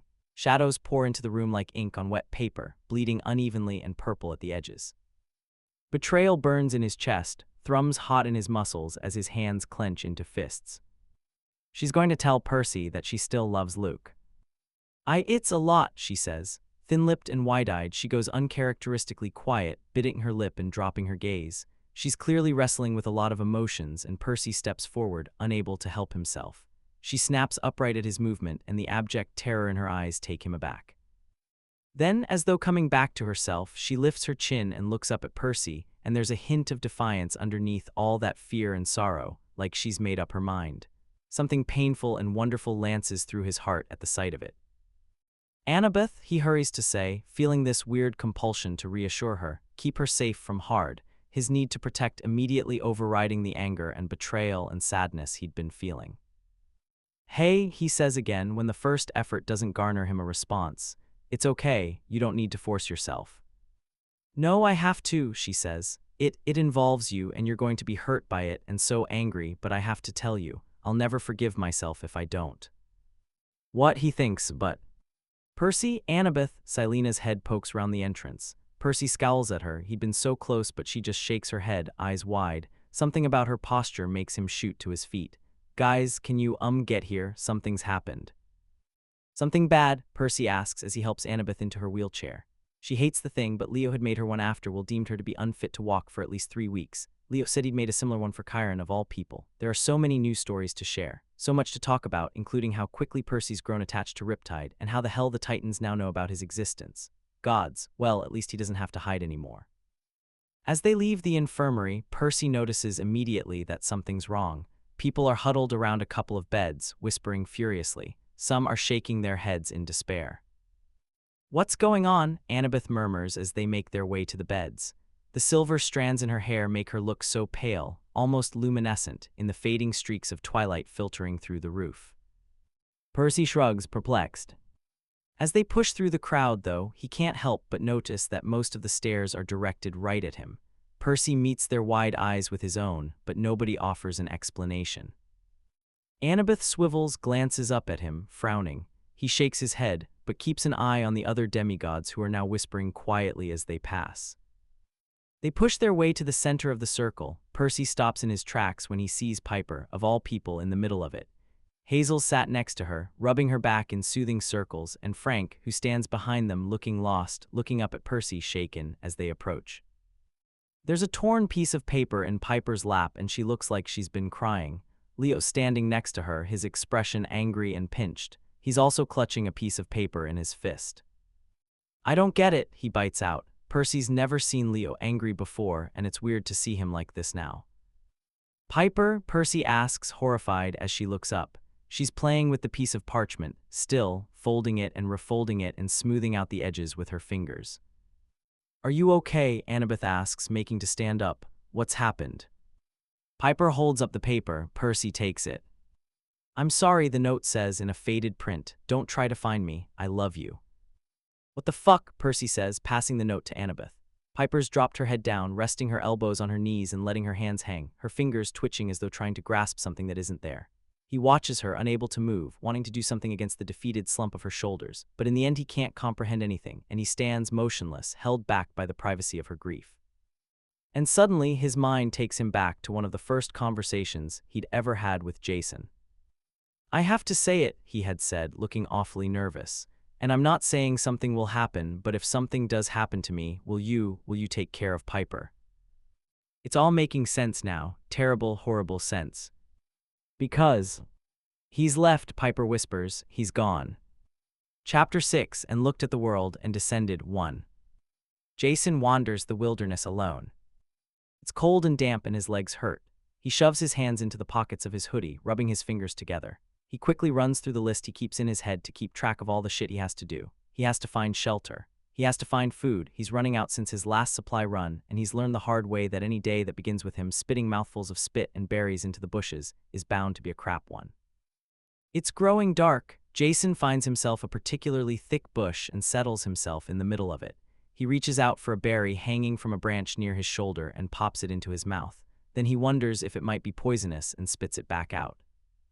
He collapses fully onto his backpack, wiping his mouth with the back of his hand. He really ought to get up and look for something else edible. He needs food. Food is delicious, but it also requires standing up, and his legs don't seem to like the thought at all right now. It's whatever. He'll raid a supermarket tomorrow. He sighs. The thing about sitting in a bush all alone at night is that it makes you think about life, even when you don't want to. Jason's had so much time to think these days, weeks, that his mind's twisted around itself like a giant ball of yarn, or spaghetti. Damn, he really needs to eat. Without any warning, his mind drifts all the way back to Bunker 9 and he wonders what they're eating right now, what they're doing. Surely they're making a plan to get him back, but he's gotten a good head start, and besides, they won't know where to look. There's also a good chance that maybe, just maybe, they wouldn't have sent out any search parties at all. It had occurred to him shortly after his departure that the act of leaving was surely going to tear his reputation to shreds. The other bunker seniors would probably mistake his absence for cowardice and would argue that wasting time, energy, effort, and resources looking for a traitor would never bode well for them in the long run. The others, the ones he shares more personal ties with, would argue against the point. Jason's kind of hoping the debate would result in a total stalemate, but he knows that protocol might stop Annabeth, but it wouldn't mean shit to Piper. She's probably out there herself, he thinks, as a pang of grief ripples through his chest. Alone, like him, peering through the woods and calling his name. Perhaps Leo would join her. Maybe they'd both be atop Festus to cover more ground. Had she given up the search, would she ever give up? Probably not. Piper is, she's not a quitter. She's a lot of things, he knows, but not a quitter.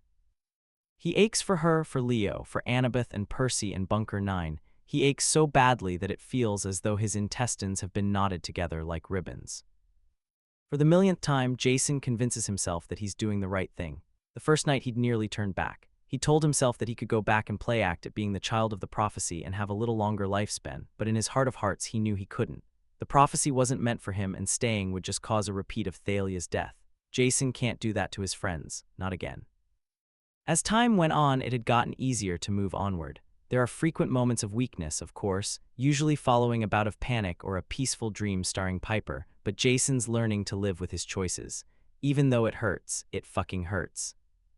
It's been an age since he last traveled solo. He'd gone on a handful of quests alone back in New Rome, but those hadn't been for very long, and he'd started inviting Reyna along later, even for simple excursions like supply runs. Now he remembers why he'd hated flying solo. He'd been so lonely. With all this time to himself, he finds himself lost in thought, dreaming of his days in New Rome, back when he was younger, when he didn't quite have the weight of the entire Roman population's expectations placed atop his shoulders. How would he have turned out if he'd been born as a son of a minor god instead? Surely he wouldn't be walking to his death, but he's come to understand lately that fate works in funny ways. More often than not these days, he finds himself thinking of Thalia, how she'd gone into every day of the battles with a slightly manic grin on her face, reassurance and confidence oozing from her every pore. Had she known she was going to her death, he doubts it. She was the kind of person who went to fight knowing they'd win. Would she approve of what Jason's doing now? Would she be proud of him for taking destiny into his own hands rather than prolong it to the very last moment? Or would she be disappointed in him for making a choice that technically also lay in the hands of another person? He wonders when exactly she'd known she'd be killed. Definitely the moment she told Annabeth to run. Jason can't imagine the strength it must have taken to do that, to look into the eyes of someone she loved so dearly and tell them to leave her alone to die. Jason feels a pang shoot through his own chest at the thought. Well, he can imagine what it took to do that. He just doesn't think that he's the strong one now. There are two images he hangs up in his mind's eye, and these are what keeps him going. The first is an exquisite portrait of his friends back at 9, Piper front and center, smiling at him with twinkling eyes, Leo and Annabeth right behind her. Leo's laughing out loud and Annabeth's got a single brow raised. She's amused easily, even though she tries not to be. Behind them stand Percy, Jake, Silena, Beckendorf, Travis, Connor, and a slew of blurry face represent the others, all people he loves, all people he's come to consider his family. Thinking of them all makes him grit his teeth. He's got to keep them safe. He's got to make sure they live. The second picture is of Krios. He wears his helmet in it, but his eyes shine through. Tiny, cruel eyes full of hatred and murder. Jason tries not to think about his first encounter with the Titan, but he remembers his eyes. He remembers feeling dread crawl up his spine just from looking into them. He misses his training with Percy and Hazel already. Jason's pretty much been fighting most of his life, but the thought of facing this great foe alone makes him shiver, especially since he'd nearly died the first time. He knows he's better, especially since he's growing used to Ivlivs and getting better at summoning lightning. But what if something goes wrong like last time? He spends a lot of his time rerunning simulations in his head. Annabeth would be proud. He tries to think of every possible scenario where he might be on the back foot, and he thinks of how he might possibly get out of it. He practices moves on the few monsters he runs into on the road. He practices the best he can. He wonders what day it is. It feels like years since the day he left, but it can't have been longer than a month. Panic seeps into his system. The longer he takes to beat Krios, the lesser time he's giving everyone to understand what's really up. They need as long as he can give them. They need time for reality to sink in. They need to realize for themselves that Jason had taken himself out of the running for the real hero of the prophecy to be revealed. He's got no time to waste. He can't afford to slacken. With a sigh, he picks himself back up, allows himself to stretch, and then starts back down on the road. She hates coming back to Bunker 9. It's funny in a way. 9 used to be home, a place that felt more like home than the giant mansion she'd lived in with her father. Now she can't stand being here. She's seen enough rom-coms to roll her eyes at the cheesy lines couples tell each other, like "you're my home" or "home can be a person," but now she's kind of realizing it's true, which is as heartbreaking as it is mortifying. Since when did her life turn into a goddamn cliché? Since she met Jason, that's what. She grits her teeth at the thought of him. Bastard. She's going to kick his ass when she finds him, pummel him into the ground and yell at him till her throat goes hoarse. The nerve of that man. She braces herself as she reaches the familiar rock wall, slitting her thumb with catoptris and rubbing the blood over the stones without looking at the blade once. Piper's not ashamed to admit that she'd spent several nights crying into its smooth, shining surface, begging for a vision of Jason and getting nothing in return save for the same old apparition that she'd seen back in May's house, the one of her running through the fog, Krios laughing as a voice hissed, "You or him. You or him. You or him." She hasn't been back at 9 in about a week. She'd been scouring the area nearby, asking every mortal in sight if they'd seen a blonde guy, 6 feet high with a scar on his upper lip. She'd come up empty. Either they really hadn't seen him, or Jason had used the mist to alter his appearance, which he could be capable of, honestly. She scoffs into the silence as she makes her way to the bunker doors. Clearly, Jason had been planning his exit for some time now. He'd been planning this right under her nose, and she hadn't even noticed. Clearly, she has no idea what her boyfriend is capable of. And here's the fucking kicker, because she had noticed. They all had. Jason had been on edge for months, and she'd assumed it was the prophecy. In fact, she's still not convinced she's wrong about that, but why would he run? It makes him look like a coward, and he's not. She clenches her fists. He's a coward about some things, sure, like telling her things that are important, but he's not a coward when there's a fight involved. She makes the last turn to the doors, her feet dragging slightly in exhaustion and defeat, looking up only to see which guard she's going to have the pleasure of disappointing today with her utter lack of any lades. To her immense relief, though, it's Percy, who doesn't waste time asking her any stupid questions. He just takes one look at her face, sighs at her own resigned expression, and then envelops her in a warm hug. It's embarrassing how fast she begins to cry. She buries her face in his shoulder and weeps silently until there's more water soaked into his shirt than there is coming from her eyes, and even then she can't quite bring herself to pull away. Percy, for his part, plays the role of the comforter very well. He makes soft cooing noises into her hair, tells her everything's gonna be okay at adequate intervals, and rubs large, calming circles into her back. Piper does feel minutely better by the time she gathers herself enough to step back so he can dry his shirt, but the lack of contact and warmth just makes her feel more hopeless than before. "I hate this," she says. "This is the fucking worst," Percy agrees quietly, turning back around to stare at the closed doors. "If even you can't find him, then," he hesitates. "He really doesn't want to be found, does he?" It sucks to hear, but she nods in agreement, wiping at her eyes. "Yeah," she says bitterly. She exhales, frustrated. "And I want to keep up the search, I do, but I know what everyone else is probably thinking, and—" "He didn't abandon us," Percy says fiercely, grabbing her shoulders and forcing her to look at him. His eyes are bright and angry. She's reminded that in Bunker 9, he and Leo are probably the only ones other than her who are 100% sure that Jason's intentions were probably not to ditch them, even if it really does seem that way now. Plus, with Annabeth leading another part of the search from Bunker 6, Percy's probably dealing with being alone too. "Look," he says, "I'll handle everyone inside. You just go grab Leo, go somewhere private to talk, okay?"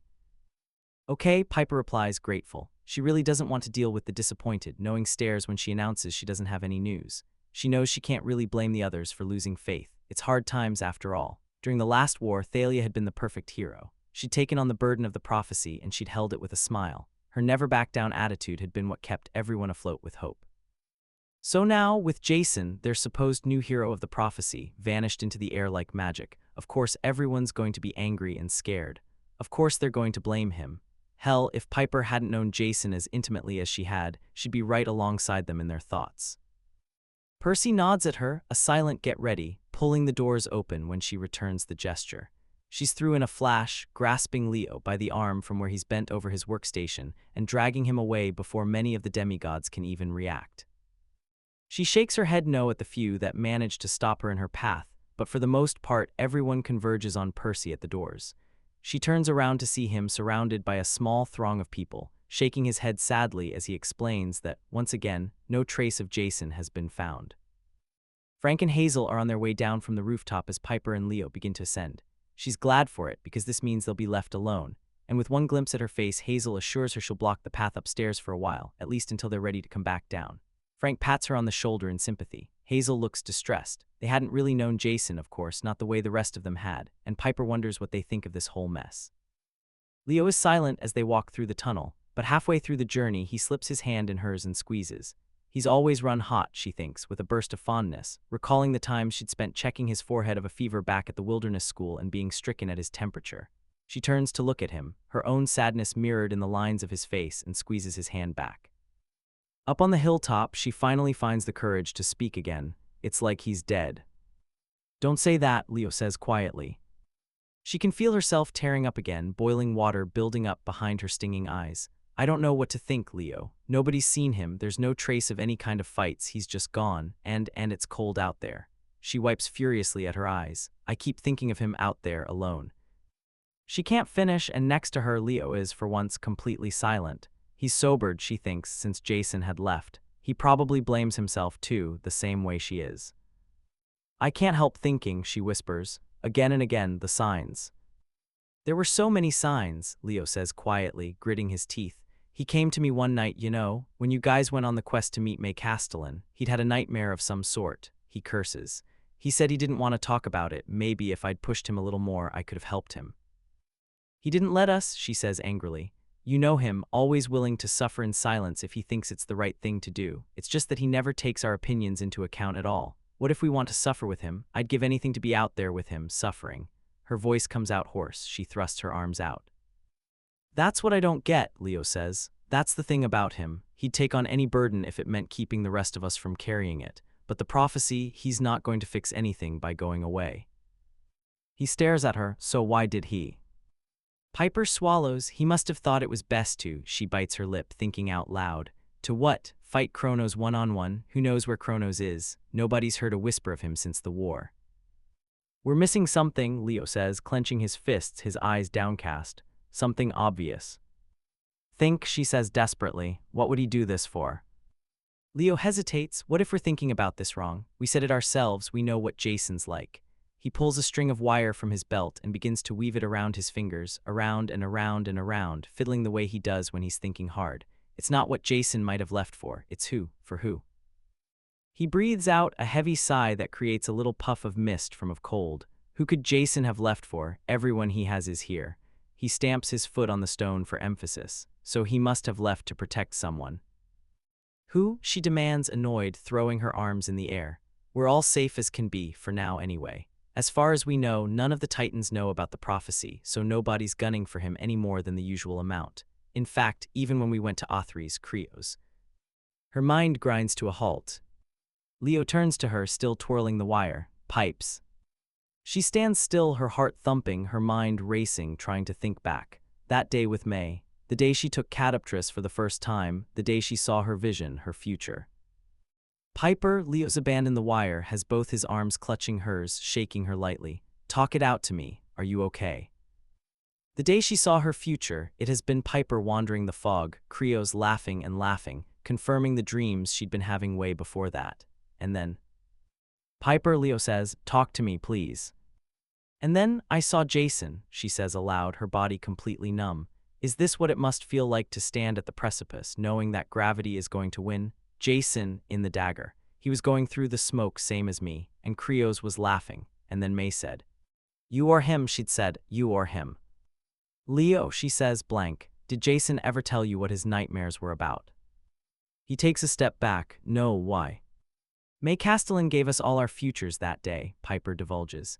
She told each of us different things. She told Annabeth that she would lose a love to something worse than death. She told Grover something about the Lord of the Wild. Percy asked her for the great prophecy, which she recited, confirming our theory.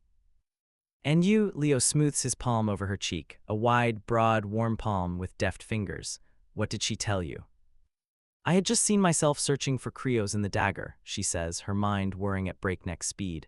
But I saw Jason too, and it terrified me. That's why I came back early. May told me you or him, it would be me or him.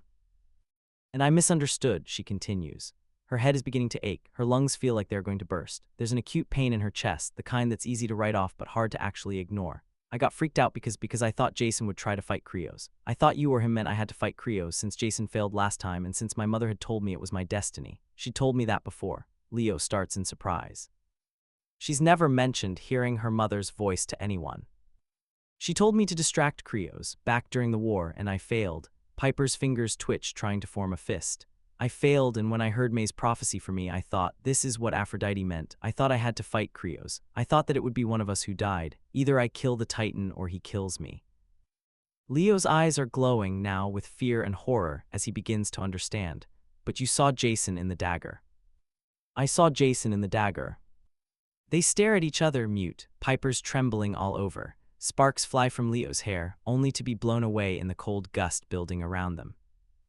When we met Ella, Leo says, hushed, eyes downcast. She gave us each a line of prophecy or something like it at the very least. I don't know what triggered it, but Grover seemed to know what she was saying. Possibly he got the same lines from May, so I'm going to assume Ella is legit here. He pauses. She told me that fire would fall in order to rout the storm. I always assumed the storm was Jason, but Jason's line was different. He sucks in a sharp breath. I don't remember it exactly.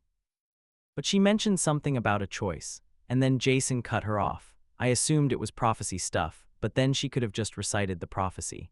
And so if we assume that Jason's fortune from Ella isn't related to the great prophecy, if he cut her off because he didn't want us to hear it, because… A choice, Piper says, numb. A choice only for him to know about, for him to take for the both of us, without me suspecting a fucking thing. He'd been having nightmares, he says, terrified. What if, Piper, what if? It's a long shot, she says, turning to him. If he was having the same dreams I was. Which, of course, he wouldn't tell us if that were really the case, since we'd put it together, we're not stupid. And I told him about what May told me, Piper breathes. I told him what happened and that this would be my fight. I made him promise to not take my place. Leo looks at her with sad, sad eyes. Did he lie? She shakes her head. He never really answered, come to think of it. Of course he didn't. He was always a shit liar. She bites her lip so hard it draws blood. Leo hisses and grabs a cloth from a pouch in his belt, stepping close and dabbing her mouth with it. They look at each other in the eye. Leo's are full of dread, fear, and firm resolve. She squeezes his hand. We need to call a meeting, she says, to tell everyone, or at least to tell them that we're going after him. Yeah, Leo agrees at once, with a readiness so certain it makes her heart sing, because despite their somewhat rough beginning, she really does love him. He's all she'd had for years and years, and she'd be well and truly lost without him. Back to Authry's we go, she says lowly. Leo huffs, bunker 1 first. We've got to tell everyone our very own self-sacrificing son of a bitch Jason Grace is planning to die at Creo's hand, all alone. She reaches up to palm his cheek. He grips it like it's all he has to hold on to. Not if we have something to do about it, she says. Percy feels lost. With Jason gone and what feels like everyone's already precarious mental state falling apart, he's struggling to figure what he fits in all this. He'd accepted his role at 9. He'd been happy being Annabeth's confidant, her right-hand man, her friend. Only now Annabeth's gone. She's in 6 and Percy would have offered to go with her, but more importantly, she hadn't asked him to come, and he isn't quite sure where he belongs anymore. Again and again he thinks of Jason telling him to take care of Piper, like he'd known what was going to happen, and Percy wants to kick himself to missing something so obvious. For missing what had been a clear cry for help, and he'd done nothing. Nothing. He's trying to keep his promise the best he can. He's not sure if he's helping, though. Piper is strong, but there's the odd moment where she just breaks, like a couple of hours ago at the bunker entrance. He watches her now as she leads their little party to bunker 1, holding a brazier aloft. The light plays across her grim expression, turning her into a statue of polished bronze. Their group from 9 is the same one from last time, minus Annabeth and Jason, replacing them with Hazel and Frank. Percy trudges along the beaten path next to Leo, who's holding a fireball in his palms. It had been Piper and Leo who had called for the meeting, though they hadn't been willing to tell them the entire reason. Leo had only insisted that it had to do with Jason and that they're sure they're right in their theory. "How are you holding up?" he murmurs to Leo, and Frank slows his pace to join them. Hazel turns back questioningly but then speeds up to catch up with Beckendorf and Silena. She looks unsure of whether or not to walk between them, but Silena immediately slips an arm through hers and Beckendorf pats her on the back, drawing her into whatever conversation they'd been having. Percy looks at Frank, who is smiling at her, all soft and proud. "I'm just frustrated," Leo says, making his little fireball smaller now that Frank's joined them. Percy marvels at the furrow in his brow and knows he'd done it unconsciously. He hadn't delved too deep into the tension between them, but he's glad everything seems to be resolved now. "I'm already dreading what Clarice has to say," Percy admits. Leo shuts his eyes like he hadn't even thought about that. "Dios, we're all doomed if she gets going, man." He leans forward, looking around Percy at Frank. "Hey, just a heads up, a man needs you to turn into a boar and ram your Greek half-sister into a wall if she starts rampaging." Frank looks stricken. What, rampaging? Leo laughs, Percy snorts. Everyone turns back at the sound. Beckendorf grins and winks at Percy, and even Piper manages to smile. Percy looks at Leo, watching fondly as he laughs, and realizes just how long it had been since he'd last heard Leo laugh so freely. The son of Hephaestus has been moody, angry, searching for Jason atop Festus whenever he's not working, which is pretty much the rest of the time. He's not even sure if Leo sleeps these days. "I'm not doing that," Frank says resolutely, having finally deciphered Leo's request. "She's Greek kin. I can't set a bad example, especially if," here he stops, bites his lip. "If," Percy prompts. Frank stares ahead. "I've been talking to Hazel, thinking that if this war is inevitable, which it is, we're going to need to alert New Rome at some point." "You're right," Percy says thoughtfully. "However it's all going to go down, we need more people on our side. We need to get in touch with Reyna."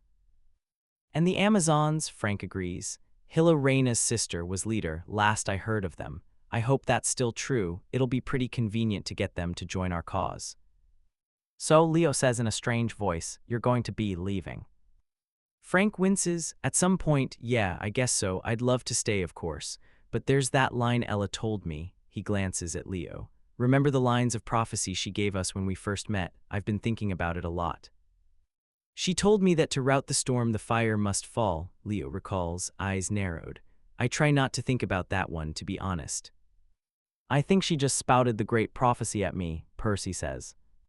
Frank smiles. "Well, she told me that I was destined to raise the fifth." He squints, deep in thought, from the depths where they are waiting and from the cocoon of their shelter. "The fuck does that mean?" Leo deadpans. "I don't know myself," Frank admits, "but we have a fifth cohort back in New Rome. There's a lot of stigma about them, but I need to talk to Reyna about it. Maybe even Octavian if I have to. Either way, I need answers, and I need to go to New Rome to get them." Leo turns away. Yeah, I'd like to say you could figure it all out from right here, but yeah, Annabeth's been wanting to get in touch with the Romans for a while anyway. She would have assigned a quest for it sooner or later. You should pitch it to her during the meeting." "That's the plan," Frank says nervously. "I just have no idea how we're going to find them. When I was first separated from them, it felt like I was completely cut off. Hazel and I searched for a while, but even she couldn't manage to find the entrance to their camp, even though their base is underground." He sighs. "I guess we'll cross that bridge when we come to it." Percy nods, distracted. Ella had told both Leo and Frank their futures, but she'd started telling him the prophecy. That could mean, but no. He shakes the thought from his head. He can't think anything until they get Jason back. Thoughts of New Rome, unfortunately, take him back to when he'd been there. He wonders how Reyna's holding up, if the Senate is even functioning anymore. He thinks of Bianca holding her hand as she died. He thinks of the rage, the hatred in Nico's eyes as he'd vanished into shadow. He thinks of the warning in the younger boy's eyes, a very clear "don't you dare follow me" that he hadn't even needed to say aloud. Where could he be now? What is he doing? Percy knows with surety that he's alive. Hazel would have informed him of the contrary. But there's a heavy weight on his heart as he thinks of the son of Hades, yet another promise he's failed to keep. He can't let Jason down either, he thinks, gnawing on his own lower lip. He can only hope he won't have the chance to. He's only known Jason for what? Close to a year now. Too short a time. Percy misses him. He knows he probably hadn't been much of a help in helping Jason shoulder the burden of the prophecy, but Jason had been a comfort in more ways than one. A good friend to talk to, a sparring opponent who could keep up with him, no sweat. a brother-in-arms who he could rely on to cover his back. Percy remembers the look they'd shared as Atlas had loomed over them in size. He's pulled out of his thoughts as Piper leads them round a bend, opening their passage to Bunker 1. He's got to give it to Travis and Connor and all the Hermes kids in each bunker. They work fast. They'd had virtually no notice before the meeting, and yet there's already quite the crowd gathering at the fire pit, smaller groups similar in size to their own emerging from different tunnels. Piper hangs up her torch on the wall. Percy takes in Bunker 1, awestruck at its splendor, even in its ignored state. He wonders if there was a bunker for his father and what that might look like. Their group merges almost immediately with Bunker 7's, who has just entered from an adjacent tunnel. Will and Michael immediately begin grilling Leo on the reason for calling the meeting, wisely choosing to ignore Piper. Percy walks to her, squeezing her in the shoulder just to give her some support, and returns her smile. He's looking around when he spies a flash of blonde hair. With a painful pang that reverberates through his chest, Percy sees Annabeth talking to Clarice and Sherman, her arms crossed across her chest. He drinks her in, taking in the familiar posture, trying to figure out what's changed and what hasn't. He hasn't seen her in a little over a month. He hadn't realized just how much he'd missed her until now. In the days after Jason's disappearance, Percy spent his time hanging around the bunker, talking to everyone. Everyone except for Annabeth, who retreated back into her walls since Othries. She seemed to be rapidly becoming someone he doesn't know anymore rather than someone he'd thought would always be by his side. They talked, of course, but it was fleeting and almost always turned into an argument whenever he tried to talk to her about Othries and Luke, and it went on like that for too long, and now he's finally forced to accept that he can't fix this. This is how they are now, apparently, and it's such a stark contrast to their easy chatter before that it makes him ache. Everyone in the bunker is a friend, of course, but with the prophecy looming ahead and Jason nowhere to be found, Percy realizes that he's relied on Annabeth to tell all the big things to, and he isn't sure how to deal with everything without someone who knows him like she does. The fact depresses him more than anything else in his mess of a life. She glances over at them, excuses herself, and jogs their way. She looks better, way better than before. Her time in 6 seems to have done her good. She's gained some weight back and her eyes don't carry that pained, tortured look like before. The only real remnant from her time holding the sky is her hair. There are streaks of gray mingling with the blonde, turning her head into an odd mix of silver and gold. Percy's seized with the urge to take her by the shoulders and just question her until his throat goes dry. How is she? Is she okay? Is she eating enough? Is she sleeping enough? Does she still get nightmares? What is she thinking? Is she still thinking of Luke? He has to clench his fists to stop himself. The thought of Othries, the thought of Luke, the thought of her with Luke, it all makes him want to boil over with frustration. There's so much left unsaid from the whole episode, and it makes him want to scream sometimes because there's so much he wants to say, and he knows that she's withholding information from him on purpose. It's fucking annoying. He deserves more than that, and she must know it too. Hey, Annabeth greets, coming to a stop in front of them. Her eyes flit quickly to him before fixing on Piper, and her smile turns sad, sympathetic as she folds her in her arms. Percy hears Piper let out a little gasp as she hugs back. She asks, "Do you have any?" And Annabeth shakes her head in sorrow, rubbing her hand up and down Piper's back. "I'm sorry," Annabeth says quietly. She's still not looking at Percy, who hangs back, feeling as though he's intruding on a private moment. "We haven't given up the search, though. Half my siblings are scouring the labyrinth with Ariadne's string. The rest, me included, are searching overland." Piper pulls back, "Come back to 9. Percy jerks at this without really meaning to, and Annabeth notices the movement and meets his eyes. They hold each other's gaze for a loaded moment. He raises his hand in an awkward hello and she nods, giving him a little smile that feels forced. All the hopes he'd had for a warm reunion, for all the tension between them to have dissipated with distance, turns to dust. "You need to come back to 9, Piper's saying, almost frantically. "Well, not 9, on the quest. I'll explain it all in a moment." She grasps Annabeth's forearms tightly before letting go and hastening to Leo. Percy and Annabeth look at each other cluelessly. "So," he says quickly, suddenly afraid she might leave, "how have you been?" "Good," she says, rubbing her arm. "Better. Helps that I'm at 6, helping look for Jason, keeps my mind occupied." "That's good," he says uselessly, staring at her, trying in vain not to appear too desperate. He's missed her. Gods, he's missed her so much. "Will you really come back?" he asks at the same time Annabeth says, "I need to tell you something." They both grimace. "I probably will," she says, pursing her lips. "I feel bad enough being away from Piper, and I miss 9, she shrugs a little. Would it be too obvious if he said something like 9 misses you too? It totally would be. He clears his throat. What did you want to tell me? She looks conflicted, almost as though she regrets saying anything. Not now, not with everyone else here, but I have to tell you, it's important, maybe after the meeting. Okay, he says, bemused. Well, anytime, you know where to find me. He nearly shoots her finger guns before the sane part of his brain shrieks no, in terror, and he ends up shoving both hands into the pockets of his jeans. Yeah, she's interrupted by Frank and Hazel, who wander over with stars in their eyes. Hey, guys, how have you been? Annabeth, Hazel gives her a hug at once, and Percy actually feels jealous at how easily she'd done it. There had been a time, he thinks, before all this mess when he wouldn't have hesitated to hug her. Now he's thinking twice about it, and he isn't really sure why. It's like there's a wall between them. He's trying to scale it, but it's hard, and he's beginning to wonder if it's worth it. We've been good, Frank answers, smiling as he gives her a hug as well. Percy actually flinches at this, and Hazel looks over at him, confused. This bunker is amazing, reminds me of home. New Rome, he clarifies, noticing Percy's confused shrug. Only the best for Zeus, Annabeth responds, looking up at the grand ceiling. Percy nudges Hazel good-naturedly. Look at the favoritism. Zeus gets all the cool shit and we get nothing. There's probably a bunker 3 around somewhere, actually, Annabeth says thoughtfully. We've just never found it. Just you then, Percy amends. Hazel elbows him, laughing. Just the addition of Frank and Hazel has made the air around Percy and Annabeth feel lighter somehow. He's glad for the distraction, but he's also kind of disappointed. Annabeth looks glad to have someone else to interact with, happily chattering away with Frank, pointing out the different architectural marvels that Bunker 1 apparently displays. Percy has to make a real effort to swallow the bitterness that's threatening to surface in the form of a sarcastic comment of some sort. It's quelled only when Hazel tugs on the edge of his shirt, leaning in to whisper, "Is everything okay?" He smiles, putting an arm around her and grinning when she squirms, embarrassed. She's not quite used to open displays of affection yet. All good, Hazel, just nervous about how today's gonna go. Clarice threw a fit the last time she saw me. They both look at her. Hazel shivers. I know she's technically Frank's half-sister, but she feels so different. I get that, Percy agrees, lowering his voice. From what I hear, Thalia couldn't have been more different from Jason, and from experience, you feel different from Nico and Bianca. She looks at him, eyes flashing amber, in a good way. In a different way, he shrugs, nothing good or bad about it.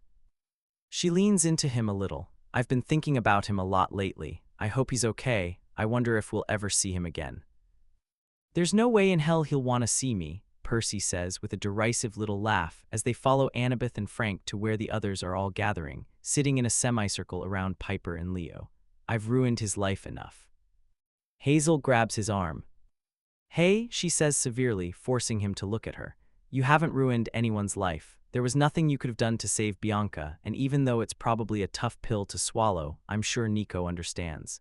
You need to stop being so hard on yourself, okay? She glares at him until he responds, okay. Good, she leads him over to where Frank is sat on a cushion, arms wrapped around his knees. He scoots over a little to make space for them.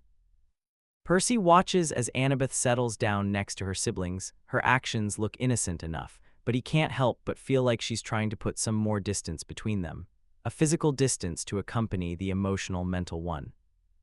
He sighs, taking a seat next to Hazel. It's all well and good to say he'll stop being so hard on himself, but easier said than done, he tells her.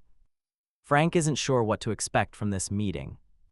He's noticed that the children of Hermes in Bunker 9 often make trips to other bunkers, mostly to update goings-on at 9 and bring news from her sister bunkers.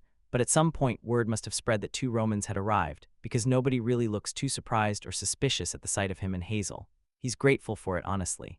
He doesn't very much feel like being interrogated about his allegiances at the moment. This gathering feels nothing like the Senate meetings at New Rome. This one feels more intimate, somehow, just the senior members of each bunker, all gathered here to listen to what Piper and Leo have to say. There can't be more than 20 people here. Senate meetings, in contrast, are a much larger group. So why the hell does this feel so chaotic? There are just so many personalities here, like the Athena kids who keep giving Frank and Hazel curious looks. Katie and Miranda, who have heard about Hazel, their Roman sister, keep trying to draw her into conversation. The children of Aphrodite are exchanging enthusiastic information about potions. Leo's brothers, Beckendorf and Jake, are immersed in a deep conversation about weapon production, which quickly turns into a status update about the spheres when Maya, daughter of Hecate, joins them. There's this one buff dude with a rainbow tattoo who keeps looking towards the exit like he wants to leave. Clarice, Frank's Greek half-sister, keeps shooting him threatening looks like she's waiting for him to attack while simultaneously spitting insults at Michael Yu, a son of Apollo who apparently has a particular death wish.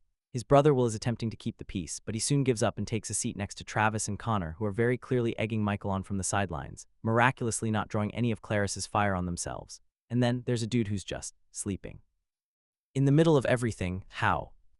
Overwhelmed, he shifts a little closer to Hazel, who at least looks similarly taken aback by the energy in the hall. On her other side, Percy is trying valiantly not to look at Annabeth and failing in almost spectacular fashion, while she's apparently accomplishing the same incredibly easily. Frank isn't quite sure what the hell's going on with them, but based on Percy's crestfallen expression as he fails to catch her eye once again, neither does he. Piper indulges in the mindless chatter for a few minutes before sounding out a call of quiet. She must turn on the charm speak just a little, because everyone falls silent alarmingly quick. Frank half expects Clarice to make a fuss about it, but she must be used to this, because she just scoffs before taking her seat without comment. Piper heaves a great sigh. There's a lot we want to say, so before we get into it, are there any updates from anyone else that needs to be talked about? Actually, yes, Annabeth clambers to her feet and takes her place at the front of the group. There's a lot to unpack from what I saw and heard at Authry's, but the most pressing issue is that the Titans know Percy's heritage. A hush settles over the room. Frank exchanges an incredulous glance with Hazel. Percy's back has gone straight as a rod. As far as Frank knows, Annabeth hasn't talked about Authry's to anyone, not even Percy and Piper. Her revealing this is a big deal. Piper blinks away her surprise before assuming a thoughtful expression. I'd forgotten about that, but you're right. Atlas knew about him when we faced him. That could only mean. The spy is still at large, Annabeth finishes, looking around at them all, making eye contact in that detached, almost clinical way of hers, despite our precautions. Everyone's now looking around at each other doubtfully. I haven't breathed a word, says Annabeth's brother. Neither have I, says Clarice at once. Michael Yu, the tiny Apollo kid, coughs pointedly and mutters, your boyfriend was a traitor, so Clarice's sibling has to physically restrain her. Percy clears his throat loudly. I'd like to think that nobody here would sell me out, so maybe this is the optimist in me speaking, but there's a lot that just doesn't make sense about this spy.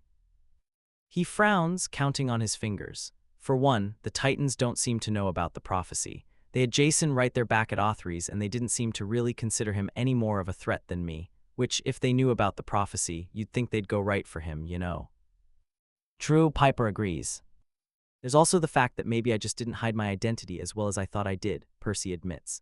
The Minotaur definitely knows what I am. And there's also the fact that Frank here, he places a hand on Frank's shoulder, saw me using my Poseidon powers twice without me even knowing he was around. There's too much we just can't know without all the information. But hey, if the Titans know about me, I don't need to hold back anymore. He shrugs, fine by me. There's a minute as everyone takes this in. That does make sense about the prophecy, someone says. There's also the fact that Frank, Hazel, and I ran into Chiron and we mentioned Percy then, too. There's no guarantee that we weren't overheard somehow. Leo bites his lip, crossing his arms. Frank assumes that the details about meeting Chiron must have been passed to each bunker leader previously because nobody seems surprised at the revelation. Again, there's no way to really know, but if the prophecy's still secret, then at least we're somewhat safe. Can't let our guard down, though, Beckendorf rumbles. Everyone murmurs in agreement. And before I forget an update on the search, Annabeth continues. She nods at her siblings. Most of us in bunkers 6 and 11, in addition to Butch and his siblings and all our satyrs, personally searched the forests surrounding bunkers 9, 6, 1, and 11. The hunters have informed me that they have been trying to get closer to the west coast, but there's been a horde of monsters causing problems for them in the Washington area, particularly around Mt. St. Helens. She frowns. We aren't really sure why they're guarding the area so heavily, or if it has anything to do with Jason. Either way, it's something to take note of. She glances at Piper. That's all from me. She sits back down.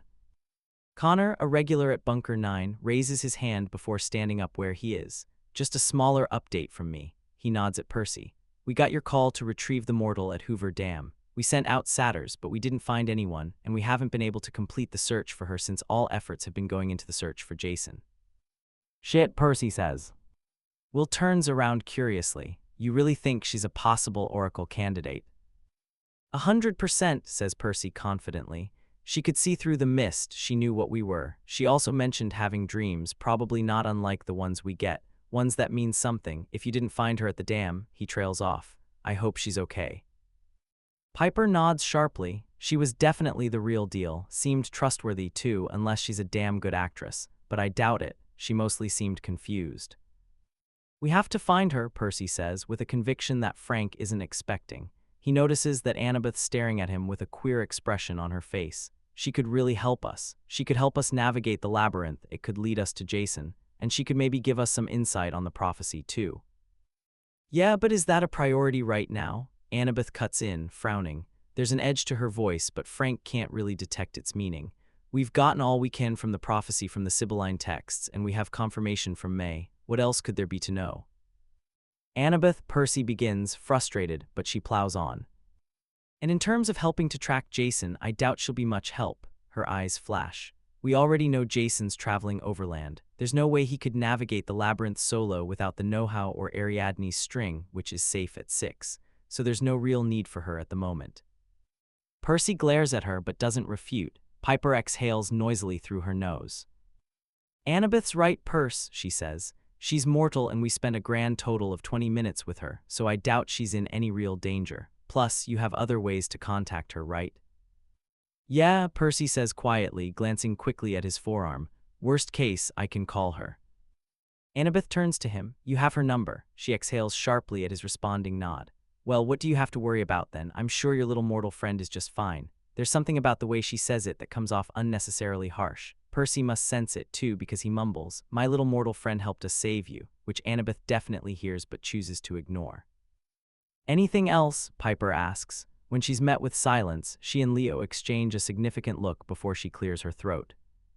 So, she says, a little nervous, I'm sure you guys must be wondering why we called everyone here, so I'll get right to the point. She takes a breath. We think Jason's sacrificing himself. The mood shifts immediately, going from curious to something like disbelief. Frank can see everyone's expressions, ranging from speculative to suspicious to downright angry. The latter surfaces from one of Annabeth's siblings, a tall guy with sharp gray eyes. Piper, don't take this personally, he says, voice cold, but of course you'd think that. One of Piper's siblings turns sharply to him. What do you mean by that, Malcolm? Malcolm narrows his eyes. It means she's his girlfriend. She's biased in his favor, but look at the facts. He holds up a hand, folding his fingers as he says, 1. He's the child of the prophecy and was probably under a lot of pressure. 2. He left without telling anyone, switching shifts on a day when he knew he would be alone. This means he knew what he was doing. 3. His note said he was sorry. He shrugs. Sounds a lot like he was scared, and I'm not judging. It must have been a lot to deal with, but him running away isn't helping anyone. Piper looks to be about a second from throwing something. I can see how you've reached that conclusion, but hear me out. Leo takes over, stepping forward. Firstly, and most obviously, Jason isn't a coward. He looks at Malcolm reproachfully. Come on, man, we all know this. He's a lot of things, but not a coward. He left his home, the place he grew up, to be with Thalia. He fought Creos solo. He's not a coward. Malcolm puts up his hands. I never called him a coward. I just think that fear is more powerful a motivator than you realize. Leo visibly stops in his tracks. You can see the words he'd been about to say dying in his throat. Piper grasps his hand. Look, hear us out and then feel free to make your judgments, but at least hear us out. Malcolm nods. Leo clears his throat and continues. So, yeah, given his character, Jason wouldn't have run away per se, which leads us to believe he left for a reason. Piper nods at Annabeth, then Percy. You guys remember what happened when we got to Maze. We all got some kind of prophecy. Annabeth nods, Percy grunts. Piper goes on, that was when I saw a vision in my knife. She withdraws Catapris from its sheath and displays it to the onlookers. I saw myself, then Jason, fighting Creos. May told me it would be him or me, but she never specified who the him was. Understanding begins to dawn on Frank. Next to him, Hazel fans both her hands over her mouth. Jason had been having nightmares, Leo confirms, even before we verified the prophecy. When we met Ella and Tyson, here he looks at Frank for confirmation, we got prophecies of a sort too. Frank, do you remember what Jason's was? Frank shakes his head at a loss. It's Hazel who pipes up. She said something like, Child of Lightning, the choice is yours before Jason interrupted her. Leo nods grim. Exactly. We think that Jason's prophecy mirrors Piper's. Where Piper heard you or him, Jason would have had heard you or her, meaning one of them would have to fight Creos and slash or die trying. He pauses for a long moment. He kept it secret from us knowing we'd never agree to let him go. He hasn't run away, Piper insists. He's gone to fight Creos and he thinks he's going to die at the Titan's hands. She sheathes Catoptris again with a swift motion, and we have to stop him. It's quiet for a long time. Frank can't breathe, too scared of the reactions it might trigger. He hadn't known Jason very well, of course, but even he can sense that what Piper and Leo are saying must be true. Percy has his head in his hands. Everyone else looks angry, horrified, guilty, sorrowful. Finally, Percy raises his head. Sounds like him. Annabeth's fists are balled as she gets to her feet. I believe you guys, for sure, but what makes him think he's not the hero of the prophecy? Because if he thinks he's going to his death, she swivels slowly. In fact, everyone does. Every pair of eyes in the room turn towards Percy, who looks as though he'd like to melt into the marble flooring. What are you looking at me for? I mean, I don't know any more than you do, he croaks. I didn't really get a prophecy from Ella or anyone. I don't know. He's shaking. He's actually shaking. This is the first time Frank's actually seen Percy look so unsettled, so he grasps his knee for comfort. Percy seems to calm down at the touch, but he still looks haunted, and he keeps shaking his head, completely in disbelief. Piper swallows thickly. The point is, we're going to go rescue Jason. I'm coming, says Annabeth at once. Same, Percy says. Leo, Beckendorf says sadly, the spheres. Leo freezes, an odd look in his eyes, and then shakes his head, glancing Piper's way. No, I'm sorry, Beckendorf, but he's my best friend, man. I have to be there to make sure we get him home. We're so close, Beckendorf says. So close, and you know it. There's no way we can do it without you. You're going to have to, Leo snaps. Leo, says Piper. The spheres are a priority, Annabeth admits. They'd solve so much for us, but Leo and Beckendorf, it's up to you guys. Beckendorf, if you can manage without Leo, maybe you can spare him. I'm telling you, we'll be delayed by weeks if we lose Leo now, Beckendorf says, and another girl, who Frank remembers is a daughter of Hecate, nods as well. We're in the home stretch, she says, but Leo's the best, we need him. Leo looks like he's trying not to cry. Piper's linked an arm through his and his whispering in his ear. Annabeth sighs, we'll get back to this. Meanwhile, about the spheres. I was thinking we'd get the communication spheres to our allies. The hunters can be tracked down, we can give them a sphere. That leaves the Romans, Frank says. Everyone looks at him. He gulps. Hazel squeezes his hand for reassurance. I've been thinking, he says, directing his words at Annabeth, that you will need to get in touch with the Romans eventually, right? And if it's us who go, you aren't gonna be losing any of your people, not really. He takes a breath. I've been thinking about my own prophecy from Ella. New Rome is the only place where I can get a lead. Annabeth looks at Piper and Leo as though silently asking for their opinion. Leo still looks mutinous, but Frank adds quickly, and I could even take a sphere with me, too. Reyna, says Percy doubtfully. She'll understand. She's strict, of course, but she cares about New Rome. She's not completely unreasonable. Frank holds out his arm with the SPQR tattoo, and with my mom and all, I do still have some standing within the Senate if one still exists. We can tell them everything that's been going on. Annabeth bites her lip. It makes sense. Yeah, he says, heartened. We need to tell them everything about the prophecy, about the war to come. The spheres come with inbuilt recording, Leo says dully. Annabeth, you could leave a message for Reyna, so there's no room for doubt. Yeah, Annabeth says, good idea. She pauses, thinking, Will, do you have copies of the Sibylline books, the original pages we got from Ella? Yes, says Will. Why? She crosses her arms. We're going to give the originals to Frank and Hazel. Annabeth. Think about it, she says. The Romans are going to need all the proof they can get. After all these years of no communication, a simple voice message isn't going to convince them. They'll probably think it's a trap. If we give them the books, and after all, they're Roman books of prophecy, it's like we're giving them a peace offering and proof all in one package. She glances at Frank for confirmation. They won't be able to argue against the proof that their own ancestors predicted for them. Frank nods, impressed. That'll work. Will shoots Frank a half-hearted glare. If you tear so much as one page. We'll keep it safe, Hazel promises. Annabeth pinches the bridge of her nose. Okay, for everyone else here, the plan stays the same. Keep an eye out for a scythe charm and keep training, keep getting more bronze for weapons. Beckendorf, Maya, Leo, I'll talk to you separately about the progress of the spheres. Mitchell, as far as we know, Grover hasn't found the ingredients we need for Greek fire, so I'd advise you to have some form of backup explosives ready. Everyone at 6 and 11, don't fully stop the search just because we're gone. Focus on the labyrinth instead. If you can spare people, spread feelers towards Olympus. Frank, Hazel, you might as well start thinking about how you're going to find the entrance to New Rome. And next time we meet, her steely gray gaze bores into the fire, we'll have Jason with us again. Jason understands that demigod dreams are, more often than not, prophetic in nature, but the Creo's dreams are getting to be a bit overkill, in his opinion. He's sick and fucking tired of them, man. He's tired of the fog, the incessant laughter, the hiss of "I await you." Is the Titan personally sending him the same damn signal every night when he sleeps? Does he have nothing better to do? Sighing, he adjusts himself so that he's sitting up against the tree he'd chosen to climb for the night. He squints into the sky, hoping to see the moon, but he can't catch a glimpse of it. He does see a bunch of stars, though. He tries to join them up with invisible lines, just for fun, and comes up with a constellation of a girl with a bow, like a huntress. He wonders if he's just projecting the dead into the sky, or if by some grace, Zoe really had turned into the stars themselves.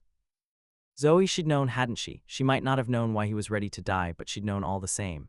Maybe she smelled death on him, and maybe she thought it was because of the prophecy. Or maybe she'd suspected he would take Annabeth's place under the sky. Either way, she had known. She could have done something to stop him, or at least dissuade him. She could have even told Piper, but no, his secret had died with her. Is it bad that he is grateful for it? He's really lucky nobody really caught on to his plans. Not Percy, with whom he'd discussed the burdens of the prophecy. Not Zoe, who had divulged to him her own willingness to die. Not Piper. He knows fully well that the only reason he'd managed to get away is because nobody had expected him to lie. Not like this, anyway. He's hurt a lot of people doing this, but it's given him the head start he needs to save their lives. He's tired. For the first time ever, he's going out of his way to find monsters, just so he can practice. He practices every move he knows over and over again until sweat plasters his hair to his forehead, and he doesn't retreat until he's beaten every single one.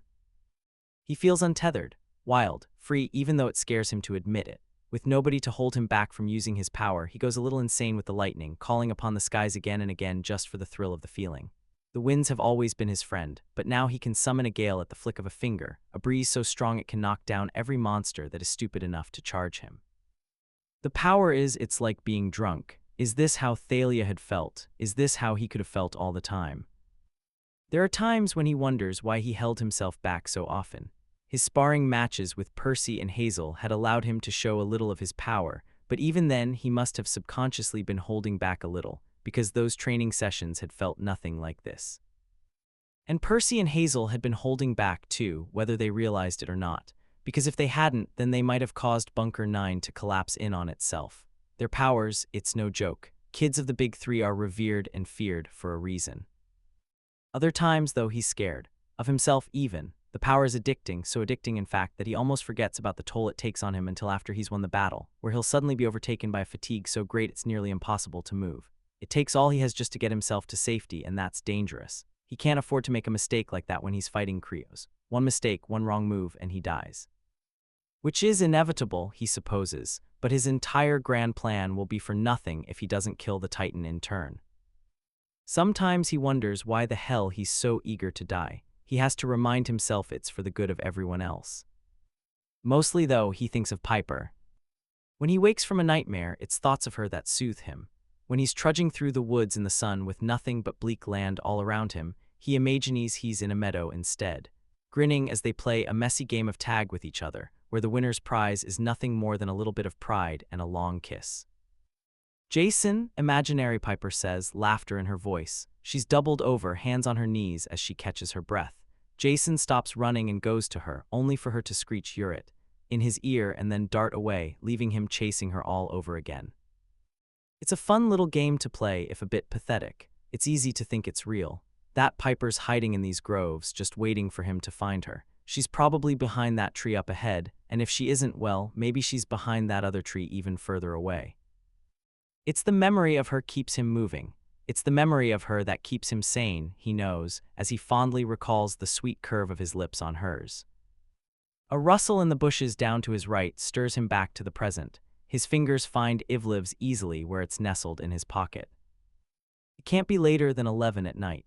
Jason had planned to rest until daybreak before setting off again. He hasn't fought any monsters today, and he's fairly sure he hadn't been tracked, not since the last town he visited 2 days prior.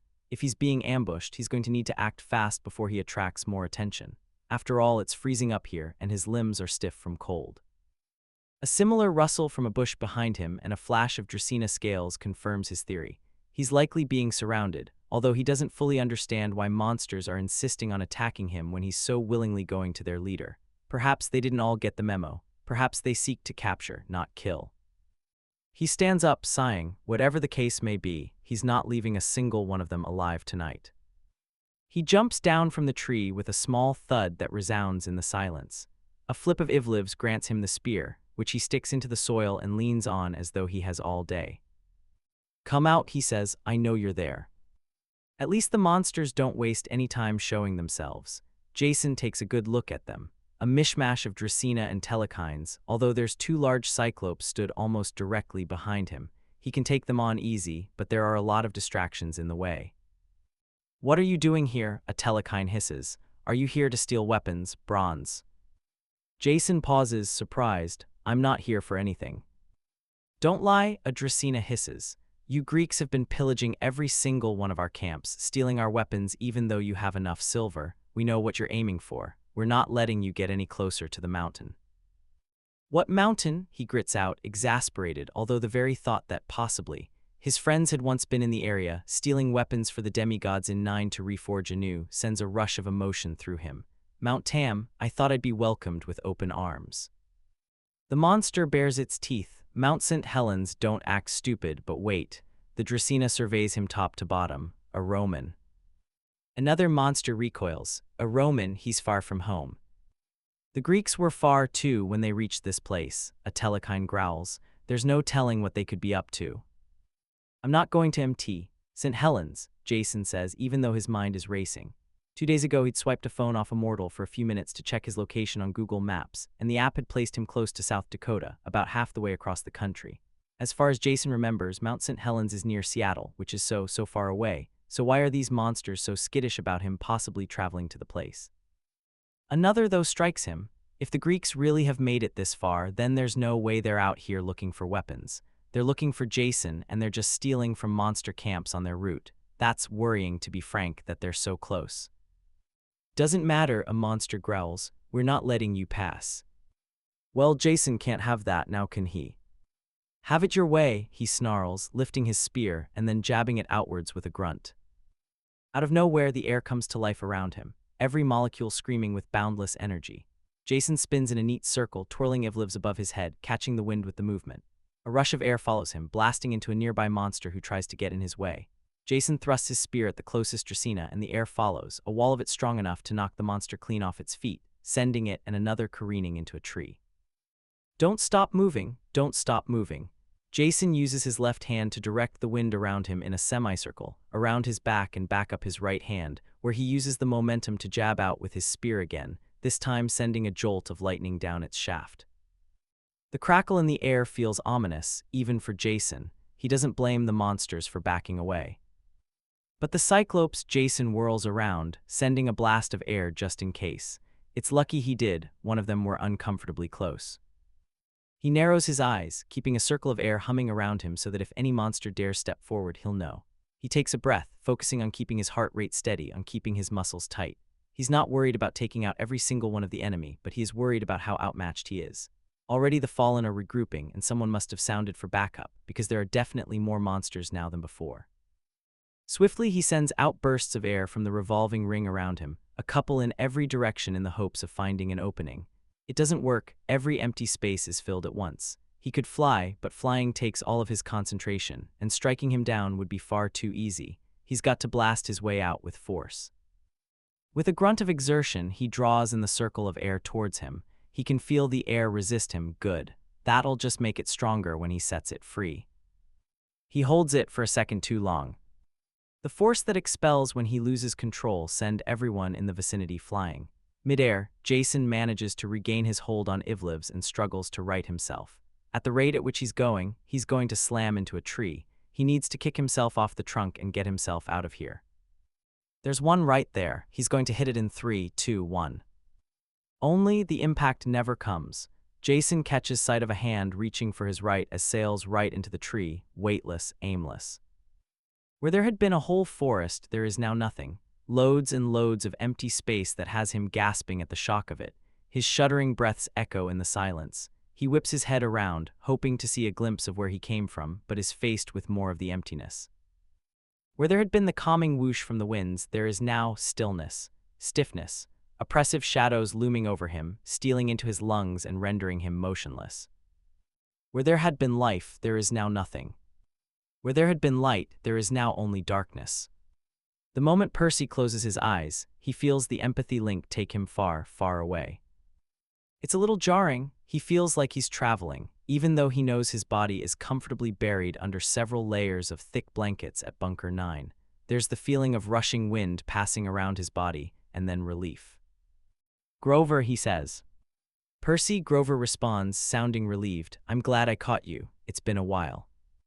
It has. Percy and Grover have been giving each other updates, but they haven't really had the time for a proper conversation.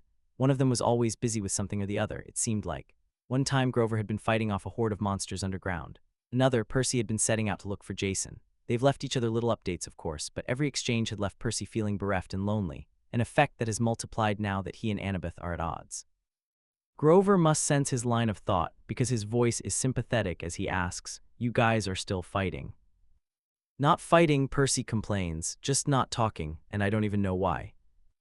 Grover hums. "Annabeth's the kind of person who will walk away from a fight so she can process her emotions," he says slowly. You know her. She tries to be logical and calm and collected. She probably doesn't want emotions to take over. You just gotta give her time." "She keeps saying she wants to tell me something important," Percy recalls, "but something always gets in the way. I don't know if I'm happy or sad about that. I want to talk to her, but I'm scared we'll just fight more if we do." "Why? What do you think she wants to talk about?" Luke, Percy says with surety. "It has to be. She always gets this guilty look on her face." "Well, good luck," Grover says. Percy can tell he's grimacing. He's always been a rather sensitive topic for her. "Sensitive is one way to put it," Percy grumbles. "You haven't seen him." "Not since you have," Grover says, sighing. "You were probably the last one to see him when you fought him at Othrys." "And no sign of another blonde-haired, blue-eyed demigod by chance?" "None at all," Grover replies, sobering. "Tyson and Ella have been asking whatever monsters they run into on supply runs, too, but there's been no sign of him. It's like he's become a shadow." "A shadow, huh?" Percy thinks, unconsciously remembering the way Nico had blended into one on the final day of the war. "We'll find him anyway. We have to." "I hope you do," Grover says. "Jason's a good person. He deserves to live a long, full life."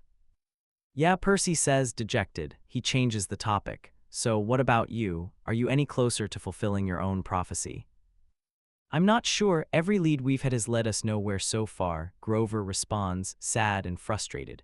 Worry laces his tone as he adds, "I'm trying to follow this one trail that keeps leading us further underground. Can you feel it?" "What?" "Just concentrate." Percy does. He reaches further through the link until it's almost as though he's right there with Grover, feeling what he feels, touching what he touches. Percy inhales, startling as pure, fresh air fills his nostrils, the kind you'd only expect to breathe in an open meadow or a mountaintop. "It feels fresh," he tells Grover. "Exactly," Grover responds, pleased, "which it shouldn't be like this with how deep down we are, but I hope it leads me to Pan." He pauses, then recites, "Beneath the earth his spirit wanes, the key to all of nature's pain." "That's what Ella told you," Percy remembers. May said, she said the Lord of the Wild awaited you beneath the earth. "So I have to be on the right track," Grover says. "It feels right, but also wrong." "You'll find him," Percy says. "You'll find Jason." There's a lull. Finally, Grover says, "I'm going to go now. I'll keep an eye out for Jason and Luke. Keep updating me, Perce." "You too, Grover. Stay safe." Percy hesitates for a second before adding, "I miss you." "I miss you too," Grover says, and warmth spreads through Percy's chest. "See you." "See you." His eyes open as he feels the link fade into its usual dormant state. Percy takes a minute to feel the thrum in his veins soften until he feels his mind become his own again, and then he takes a quick look around him. Annabeth lies in her bed a couple of people away from him, tossing and turning every few minutes. Percy aches at the sight of it, though he's not sure why, and before he's fully aware of what he's doing, he finds himself shaking himself free of the blankets and patting her way. She wanted to tell him something important, she'd said, and Percy just wants to get it over with. He's half expecting her to say she's in love with Luke, that her feelings are never going to change, that she will never forgive Percy if he kills him. And Percy isn't ready for it. He has to kill Luke. Someone's going to have to, and it sure as hell isn't going to be Annabeth. And Percy isn't going to let such evil just be. He ponders on waking her for a minute before it becomes clear that she's stuck in some kind of painful nightmare, and Percy figures that waking her up would be more of a service than a hindrance. Gingerly, he bends down to Annabeth and touches her shoulder. Her eyes fly open, and she begins to say, "Lou," in a strangled tone before her eyes fix on Percy. If possible, she goes even whiter. Percy isn't sure what expression he's wearing, but it must not be a good one because she tenses up. Percy can practically see her building her walls up, closing off all entrances and putting on a cool mask. Is something up? "You were dreaming of him," Percy says, unable to stop himself. He's aware of his own voice growing cold, his hands balling into fists. "I was not," she says, nostrils flaring. "You said his name." "Look, did you have a reason for waking me up, or are you just going to judge me again?" She looks and sounds furious. Percy feels as though he's standing 2 feet in front of a panther with nothing but a toothpick. He begins, inventing reasons because he knows now there's no way she's going to be willing to have an intimate conversation with him about whatever the fuck. An empty bed catches his eyes and he grasps for it, grateful. "I was looking for Piper. I wanted to make sure she was still, around." The combative look in Annabeth's eyes fades as she glances over at her friend's vacant cot. "I don't know, maybe check the roof." "Okay. Fine." "For what it's worth, I don't think she's gonna run," Annabeth says quietly, gray eyes darkening. "But yeah, check up on her. I talked to her this evening, and she isn't really in a good place right now. She could use some company." "She needed you," Percy replies, looking at her. "She needed you, and you weren't here." Annabeth's entire body goes rigid before she fixes him in place with a steel-like gaze. "Do you know how much time I spent on the outside? Looking for Jason. I've barely been at 9, but I haven't really been at 6 either. I've been out there looking for Jason because he's my friend, Piper's boyfriend, Thalia's little brother who I swore to protect." Her jaw clenches. "Piper's been to 6 even. We've gone outside looking for him together. Did you know that?" "He hadn't. Why hadn't he known that?"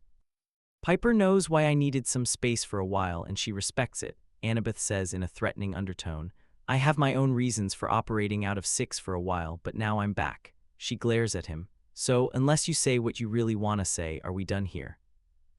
What does he really want to say? He wants to say that it hadn't been Piper who needed her, it had been him. He'd needed her and he'd missed her, and he isn't going to be the one to admit that maybe, just maybe, they needed the time away from each other because every time Percy looked at Annabeth, all he saw was her with Luke, and the very thought of it burrowed into his skull and drove him so completely crazy that he felt like he was going to lose it entirely.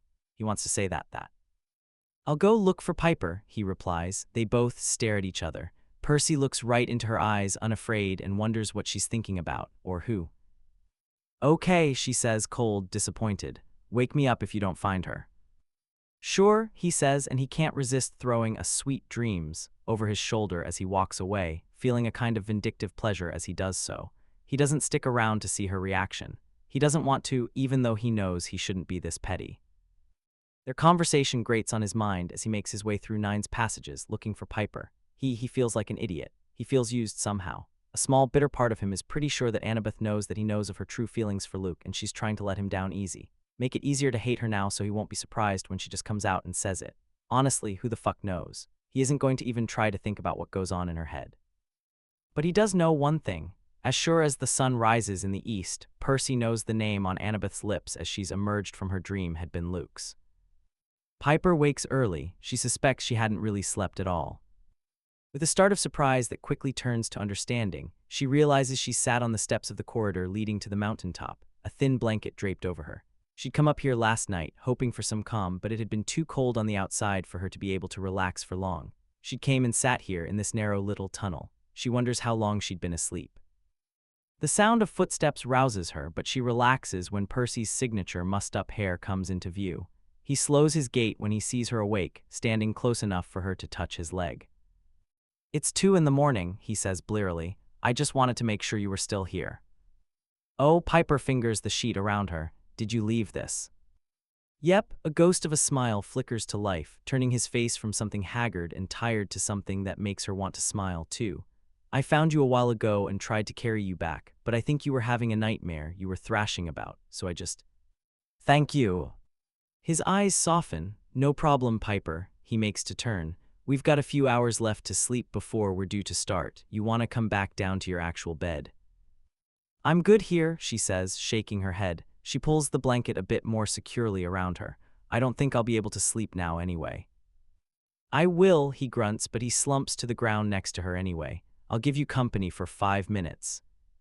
Sure, she says, amused. He hums, you know, before our quest together, the one to Authries, Jason and I talked here too. Did you? This is something she doesn't know about, but should she be surprised? Jason's clearly been keeping a lot more secret than she'd ever suspected. Moo, he hums, letting his head rest against the stone wall. Piper can see his eyes, green like liquid emeralds, darken as he stares up at the ceiling.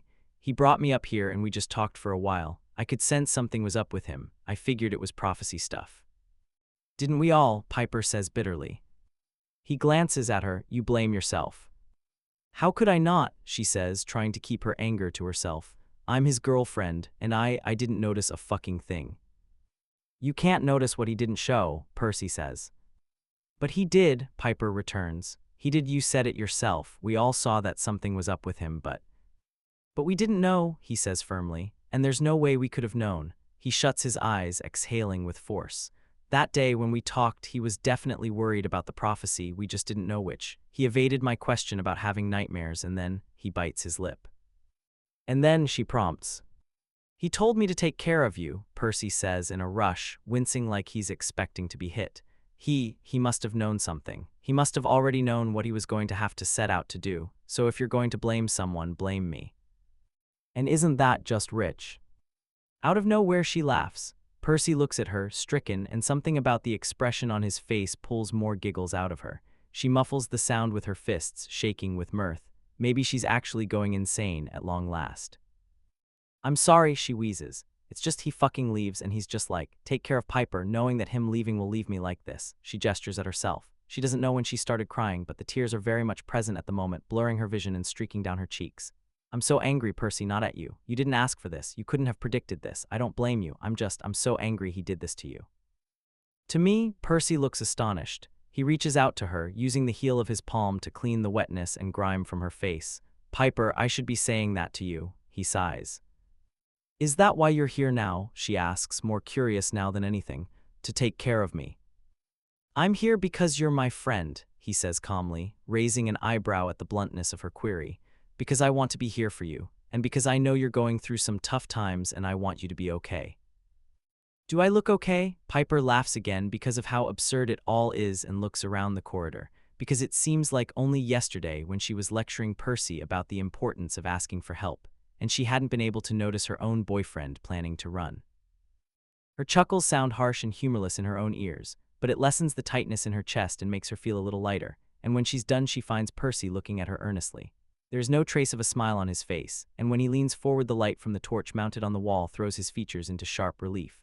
Piper closes her eyes and tilts her head back against the rock, taking a deep, hitching breath. They're both quiet for a long time, and when Piper opens her eyes, Percy is still watching her. There's something pitying in his gaze, and her breath sticks in her chest. Half of her is anxious to put an end to this conversation, but the other half knows she needs to talk about this. She needs to talk about this before she explodes. Do you know this is where we had our first kiss? Piper asks. I'd gathered, Percy responds. I thought we told each other everything, she says. I ran here from Maze and spilled the whole barrel of beans to him the minute I saw him.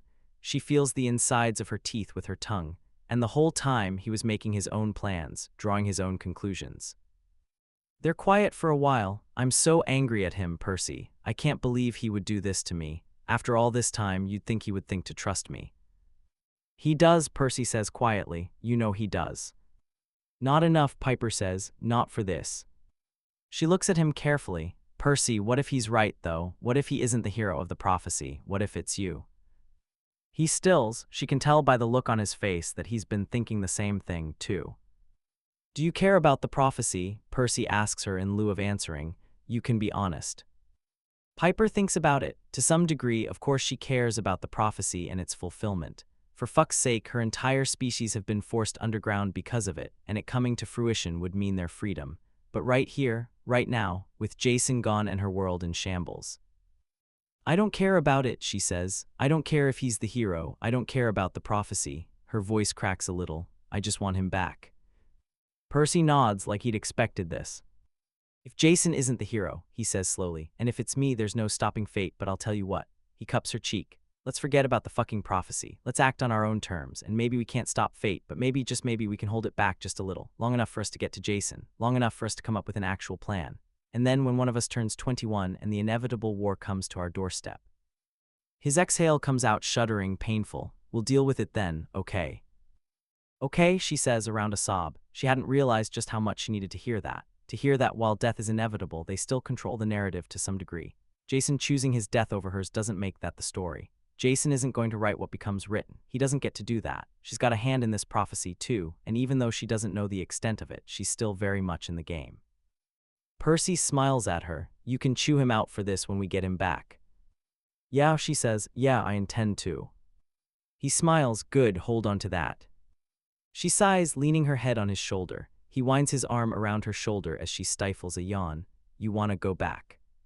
No, she whispers, shaking her head. I'll stay up here for a while longer. I just want to be alone for a while.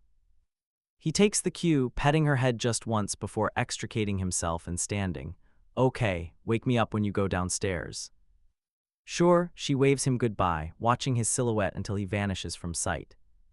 Her anger, the trapped, helpless feeling that's been building in her chest ever since Percy told her about his chat with Jason, it all seems to bubble to the surface. Piper cries silently into her own knees for a good while until she feels wrung out, like a washcloth that's being twisted until every last drop of water is gone. Then she forces herself to think. It's easy to blame herself for missing the signs. It's harder to admit the truth that she hadn't really known Jason as well as she'd thought. Jason is a shit liar, everyone knows this, and evidently so had he. He'd been showing them all the anxiety he'd been feeling. That hadn't been a lie. He'd only lied about the reason for it. She can't blame herself for not seeing through that. Well, she can, but there's no room for wallowing when she's got a dumbass boyfriend to save. Percy's right. If this new prophecy is real, if one of them really has to die versus Creos, she'd rather postpone the inevitable than have it occur against her terms. After all, Aphrodite had said, all those years ago, that charm-speaking Creos was her destiny. She doesn't know how that's going to play out a second time, but she'd much rather know what she's walking into, hopefully with Jason at her side. And then there's Jason. Her fury at him, though, she can't suppress it. She's so full of anger with nowhere to go, and it feels like it's taking over all her senses, washing over her vision with a film of dull red. How dare he take away her choice in this? If he dies, it's going to be because she's going to kill him first. Then she's going to kiss him, and then she's going to punch him in the fucking face. A million conversations from the past few months run through her head. How he'd told her about his plans for uniting New Rome and the bunkers. How he'd looked at her softly, sadly. How he'd kissed her that last night like he would never do it again. She clambers to her feet, full of energy all of a sudden. She's going to get him back if it's the last thing she does. She stomps her way down the pathway and makes her way back to her bed, taking a single glance at her packed bag before making her way to the bathrooms. She pinches a sleeping Percy's leg on her way there, biting her lip when he wakes with a yelp. She'd figured Annabeth would wake him, but her best friend's bed is empty and the girl in question is nowhere to be seen.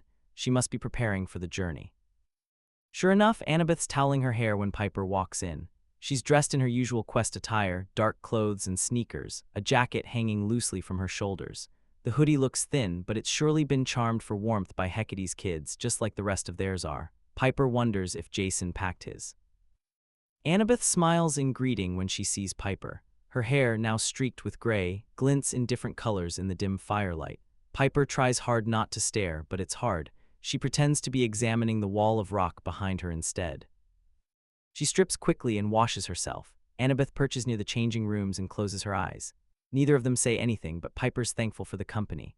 She's still running on determination at this point, but alone, she often has to stop herself from spiraling into deeper, darker thoughts like what if we're wrong or what if we don't make it in time. She has to remind herself each time that the evidence all works out in favor of her and Leo's theory. And they don't have the luxury of not making it in time. No, time is of the essence from now on. She isn't going to think of the alternative. Drying herself quickly and slipping into her own dark clothes, Piper joins Annabeth and helps her up. Together, they make their way back to the bunker proper. They run into Percy along the way, brushing his teeth at the common washroom and looking awfully thoughtful. Piper greets him with a quick hug, whispering a thank you in his ear when she lets go. That makes him smile, but neither he and Annabeth say a word to each other. They barely even make eye contact. As they walk back to their beds, Piper begins, "Should I ask why?" Annabeth just shakes her head, looking frustrated. Piper supposed she should give more of a shit. These are two of her best friends, after all. But all she can think of right now is Jason, and there's another best friend who needs her more right now. She hefts her backpack over her shoulder and makes her way to Leo, who is sat at his workspace and frowning at the plans in front of him. He abandons it when he sees her coming, though, and envelops her in a hug that she's not sure which of them needs more. Leo smells of smoke and marshmallows, which is his secret favorite treat. Out of the corner of her eye, she spies an empty packet of them discarded by the garbage bin. He must have been stress-eating all night. "I wish you were coming," she whispers into his ear. "I wish I was coming," he says. She can still tell how angry he is. He hadn't talked to Beckendorf and Maya the entire journey back to 9. Piper's kind of mad at them too. She would be madder if she didn't kind of get it. The spheres are vital and nobody has a choice really. And besides, it's your fault for being such a goddamn genius, she says, pinching his side lightly. Leo scoffs a little before releasing her. Leo looks full of the rage that she'd shown to Percy up in the tunnel. It's rather unlike him, actually. Leo uses humor as a wall, the same way Annabeth just clams up and grows cold and distant whenever she's feeling any kind of emotional turmoil. His jokes get more frequent and poorer in taste the more riled up he is inside, and it used to piss Piper off to no end until she fully grew to understand him. And to his credit, Leo's learned to read the room a little better since their days at the wilderness school. But Piper knows Leo now. Knows that he's joking around not only for the sake of everyone around them, to remind them that there's always something to laugh at no matter how bleak the situation, but mostly for himself. Because Leo's been through so much that it hurts her to think about him back then, and if Leo loses his ability to smile, he'll be empty. And he's not smiling now. His lips are trembling and his eyes are dark. There's streaks of oil splattered all across his cheeks and in his hair. Somehow seeing him like this calms her down, reminds her she's not alone, reminds her that Jason is so loved by so many people. She waits calmly for him to burst the same way she did. She knows it's coming. She'd burst all over again if she had the energy for it, but now the fire in her has turned into something colder and stronger, a resolve firm enough to shake the earth, a will sharp enough to bore through steel. He scrubs at his eyes with his hands. This close, Piper can see the tears when he wipes them away, and she steps forward to help, pulling up the sleeves of her hoodies to cover her hands before drying his face with soft swipes. Leo shies away at first. He always hates it when she moms him, but goes slack eventually, sighing as she wipes her thumb to brush away the new tears that well up. "I'm just so frustrated," he whispers, scrunching his nose. "Jason, you guys are everything to me. With this fucked up prophecy where it's one of you, how can I be expected to just sit back when one of you could die?" He scoffs at the incredulous look Piper shoots him. "Oh, don't give me that. You know full well you're capable of doing something drastic, like jumping in front of Jason or something." Truthfully, Piper hadn't really thought that far, but now that Leo mentions it, it's absolutely something she'd do. The thought of dying then in place of Jason hits her for the first time, really hits her. She's prepared to die, of course. Every demigod has to steel themselves for the possibility of it before a battle, and she'd known that she might really die if she faced Krios. But now, if her death means Jason stays alive, if his death means she lives on. It's a heavy, heavy thought. She plays it off with a casual shrug, even though she knows Leo is watching her closely and is nowhere near stupid enough to believe her charade. He scoffs, "See what I mean? You can't even deny it." "Look," Piper grasps his arm. "I'll do my best not to die, okay? I promise. It's just if the prophecy really does mean for one of us to die." "Don't complete that thought," Leo snaps. "What kind of good is it if we're the ones interpreting prophecies? There's a reason there's usually an oracle guiding us. It's because we don't know jack shit. Hell, even with the great prophecy, we interpreted it all wrong and Thalia lost her life because of it." He throws both hands in the air. "She might even be alive today if we'd known the truth." The thought is bizarre, to say the least. Piper had liked Thalia even beyond the silly little crush she'd harbored since the day they met. But Thalia wasn't the hero, she says, thinking of what Percy had said about the inevitability of the prophecy. "Even if we hadn't gone to war, I think she would have died anyway because that's how prophecies work. I hate to say it, but I think everything so far happened the way it was meant to." "So you think Jason was meant to do this?" Leo demands. "Do you think he isn't the hero of the prophecy? Do you think he's meant to die?"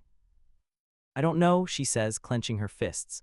"I got the vision in Catoptris. By all accounts, it should be me out there on my way to Krios. Jason, he took this decision for the both of us, and she's reminded once again of just how furious at him for it. Whatever this shared prophecy means, it was for both of them to deal with, and now Jason's gone and taken half the burden from her without her even knowing it." That more than anything else ruins her because she'd always thought they shared everything. Hadn't Piper run to him the moment she'd gotten the prophecy? I don't know if he's the hero, she continues after a minute or so of tense silence. I believed he is, and the time for all of this to end is coming soon now. I think all the prophecies are inevitable. But the great prophecy was delayed once with Thalia's death, and we can delay this now. She stares at him, watching his eyes widen as he understands. I don't know which prophecy is Jason's, and I don't care. I just want him back here with us. And if one of us has to die, I'd rather it be me. She ignores the sharp breath he takes. And Jason knows that, which is why he left, but this isn't just his choice to make. If one of us has to die, she repeats, I don't want it to be like this. I don't want it to be now. I'm hoping we can postpone fate just a little bit. Whether we can do it or not, all I can do now is pray. He's quiet for a moment, biting his lip. You know, with the gods all gone, it's been hard for me to pray these past few years. Like, who am I praying to? But he holds her hand. I'll pray for Jason and for you. I know things are going to happen the way they're meant to happen, like you said, but I'm going to pray that we're all wrong somehow. That there's a prophecy out there that says we're all going to be fine, that we're going to live happily ever after. He draws her in, planting a light kiss against her forehead. Love you, Pipes. I love you, she says. If anyone can do this, it's you, he says with conviction.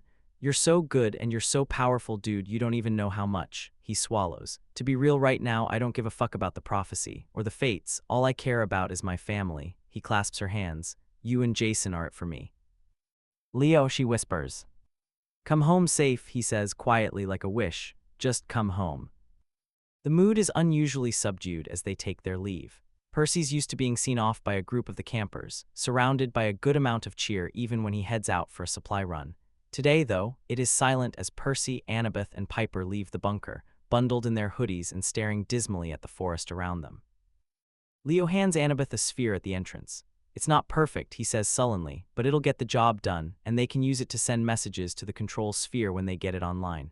It's tuned to Annabeth's magical signature, a ritual made complete by Annabeth pressing her pricked finger against one of its tiny buttons, and it'll work for her as long as she lives.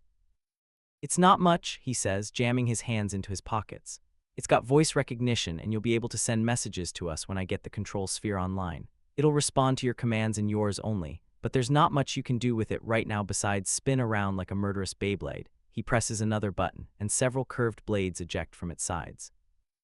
It begins to spin the moment Leo places it gingerly on the ground, humming violently until a command from Annabeth makes it stop. You can also use it as a grappling hook, Leo says, demonstrating the motion.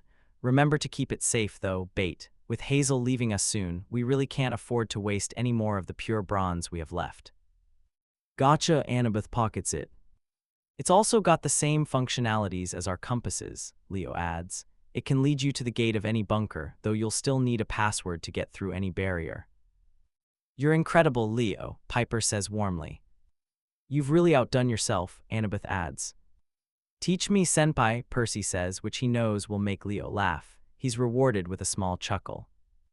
You're just being nice because you feel bad about me staying behind, Leo says jokingly, though only an idiot would miss the undercurrent of bitterness in his words.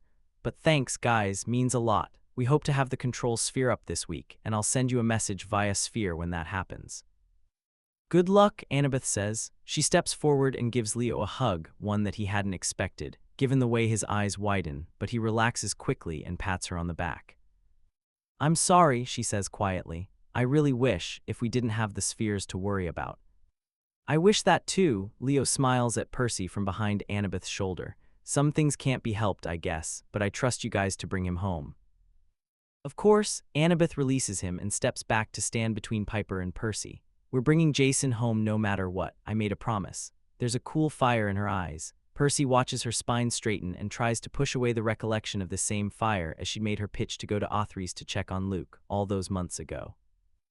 Leo nods, okay. He fixes of Piper and smiles a little sadly. You stay safe too, Pipes. Of course, Piper throws herself into his arms and gives him a kiss on the cheek. You too, Leo. I'll see you soon. I'll see you, he echoes. See you, not goodbye, spoken like a promise. Percy's picked up on the habit from everyone else and it's become something unconscious now. See you when someone's off for a supply run or a raid. See you when you're going to a different bunker for a while. Annabeth had said see you in the woods that night, just before she'd gone to Luke. He swallows, stepping forward when Piper lets Leo go, and gives the son of Hephaestus a quick hug too. Take care, man, we'll be back soon. Hurry home, darling, Leo says, pulling himself together enough to smirk at Percy and bat his eyelashes. But you take care, too. With all this mess about the prophecy, well, stay alive. I will. Leo steps back then with a kind of gloomy finality. He raises a hand. You'd better get going, guys. Yeah, Annabeth straightens, placing a hand on her dagger. See you, Leo. See you. Almost simultaneously, they all turn around and head their separate ways. Almost immediately, Percy wishes he'd pushed harder to take the labyrinth instead. Annabeth's argument had been that with the satyrs out looking for Jason and Bunker 6 using the string often, they'd be stuck without a navigator and would get lost in minutes.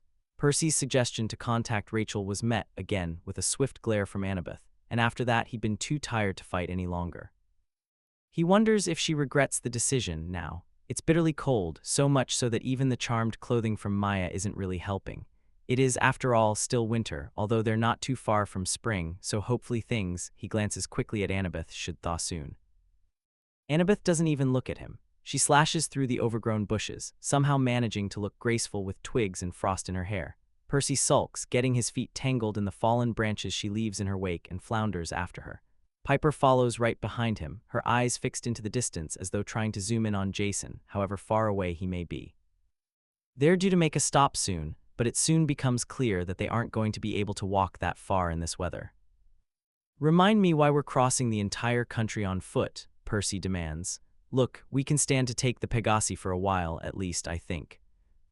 And if we miss something on the ground, Annabeth shoots back. Look, if Jason's traveling overland like us, he's definitely run into monsters. We could miss his tracks if we take a Pegasus.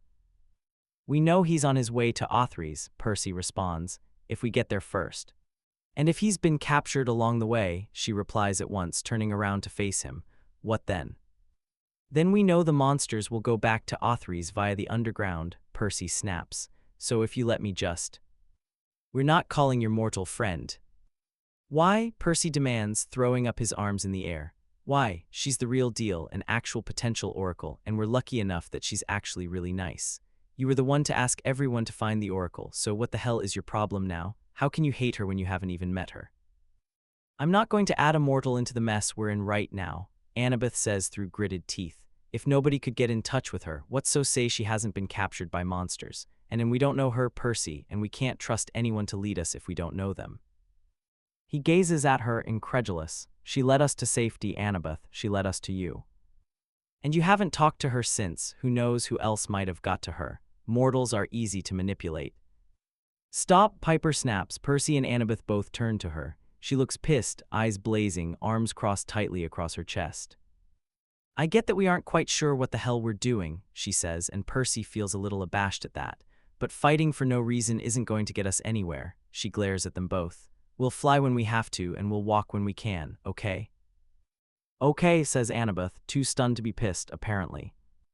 Percy, let's not drag Rachel into our problems unless we really have to, Piper adds, which is basically the same thing Annabeth said, only nicer. Look, I get why she'd be useful, but if things go wrong and we run into monsters, it's another person to watch out for, one who can't defend herself the way we can. If she gets captured, if the Titans realize what she is, what she could be, our only trump card, the prophecy, will be lost too.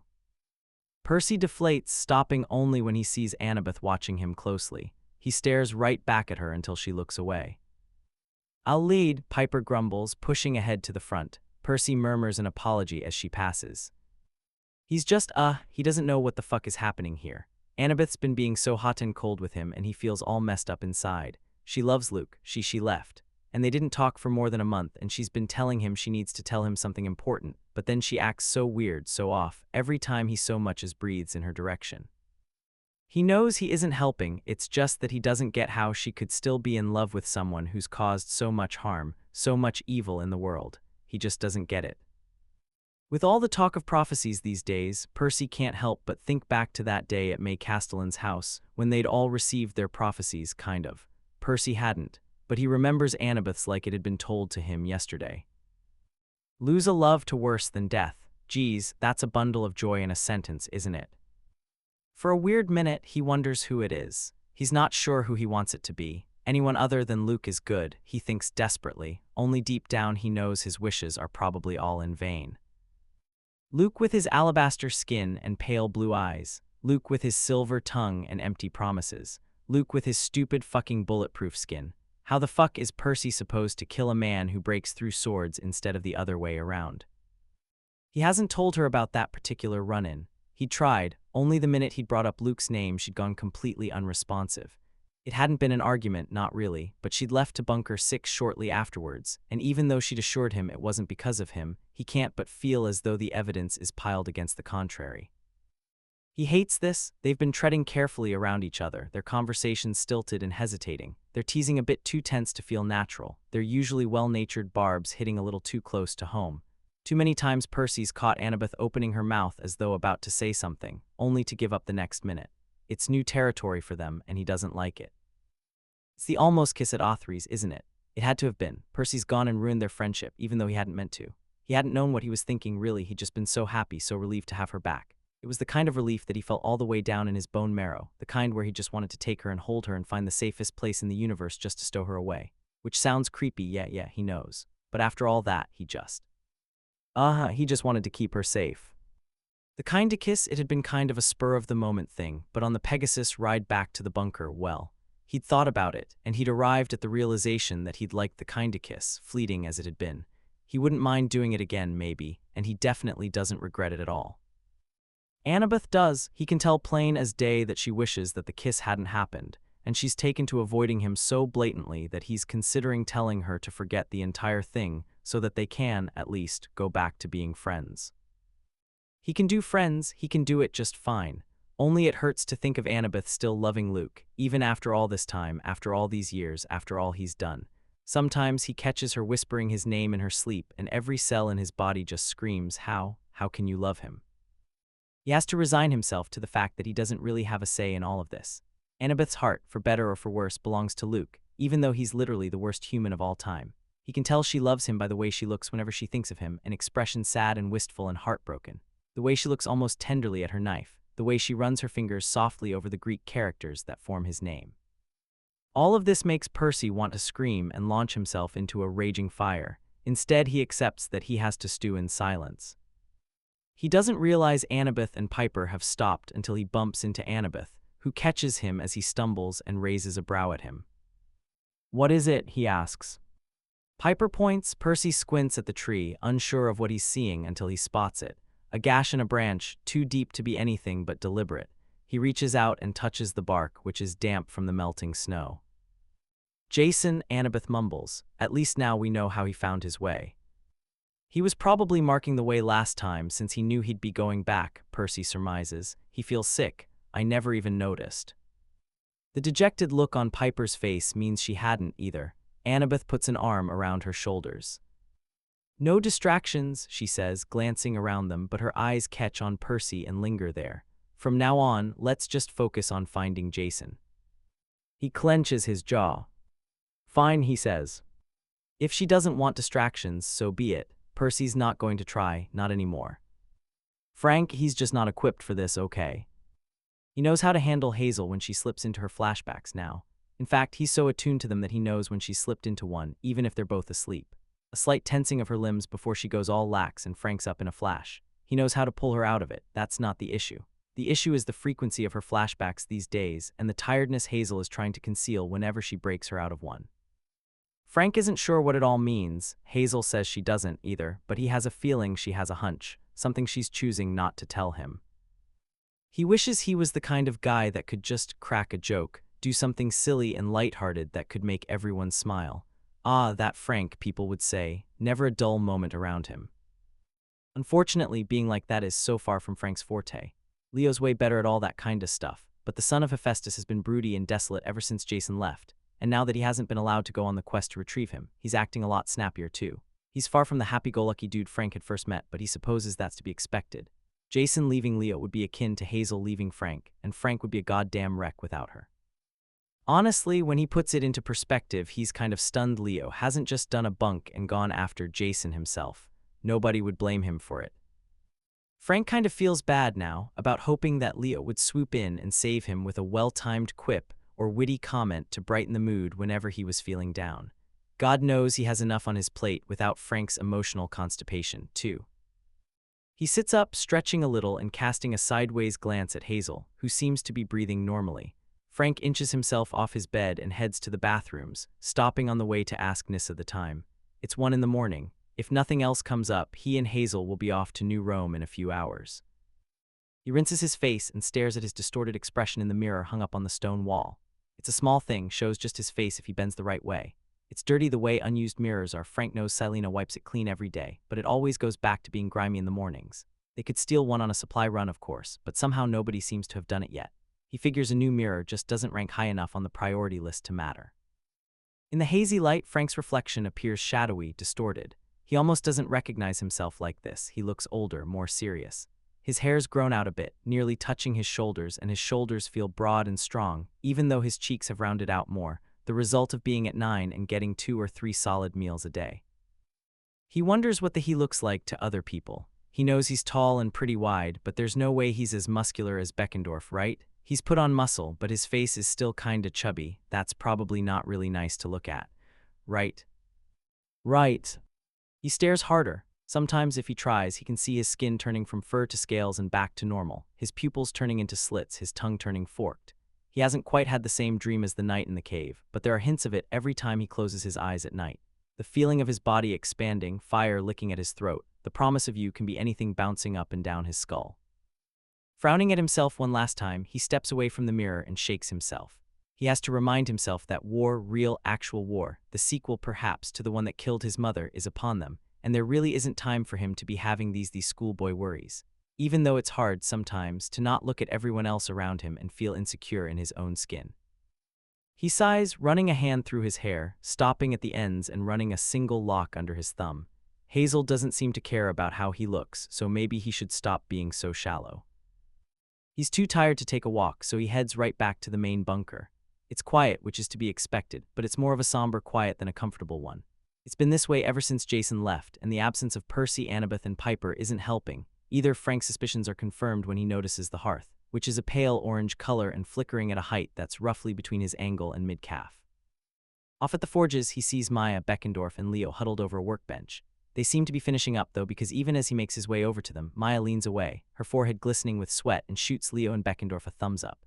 Beckendorf gives her a hug, and Leo claps her awkwardly on the back. Frank catches him saying, "Good work. We'll do the rest later," before the three of them branch off into different directions. Beckendorf heads right for the beds, Maya for the bathrooms. She nods at him as their paths cross, but Leo goes back to his own workstation, where he considers a piece of parchment for about 10 seconds before slumping face first onto the hardwood. Frank joins him after a minute of debating about whether or not to disturb him, dragging a stool from a neighboring table and seating himself in front of him. Leo doesn't respond, but Frank sees his head move, possibly to peer under the table and figure out who's here based off of shoes alone. Sure enough, he doesn't look surprised when he looks up and sees Frank there. He just exhales with a tired little smile and rests his chin in the palm of his hand. "What brings you here this fine night?" he says, possibly aiming for suave, but the effect is ruined halfway through the sentence when he yawns, long and loud.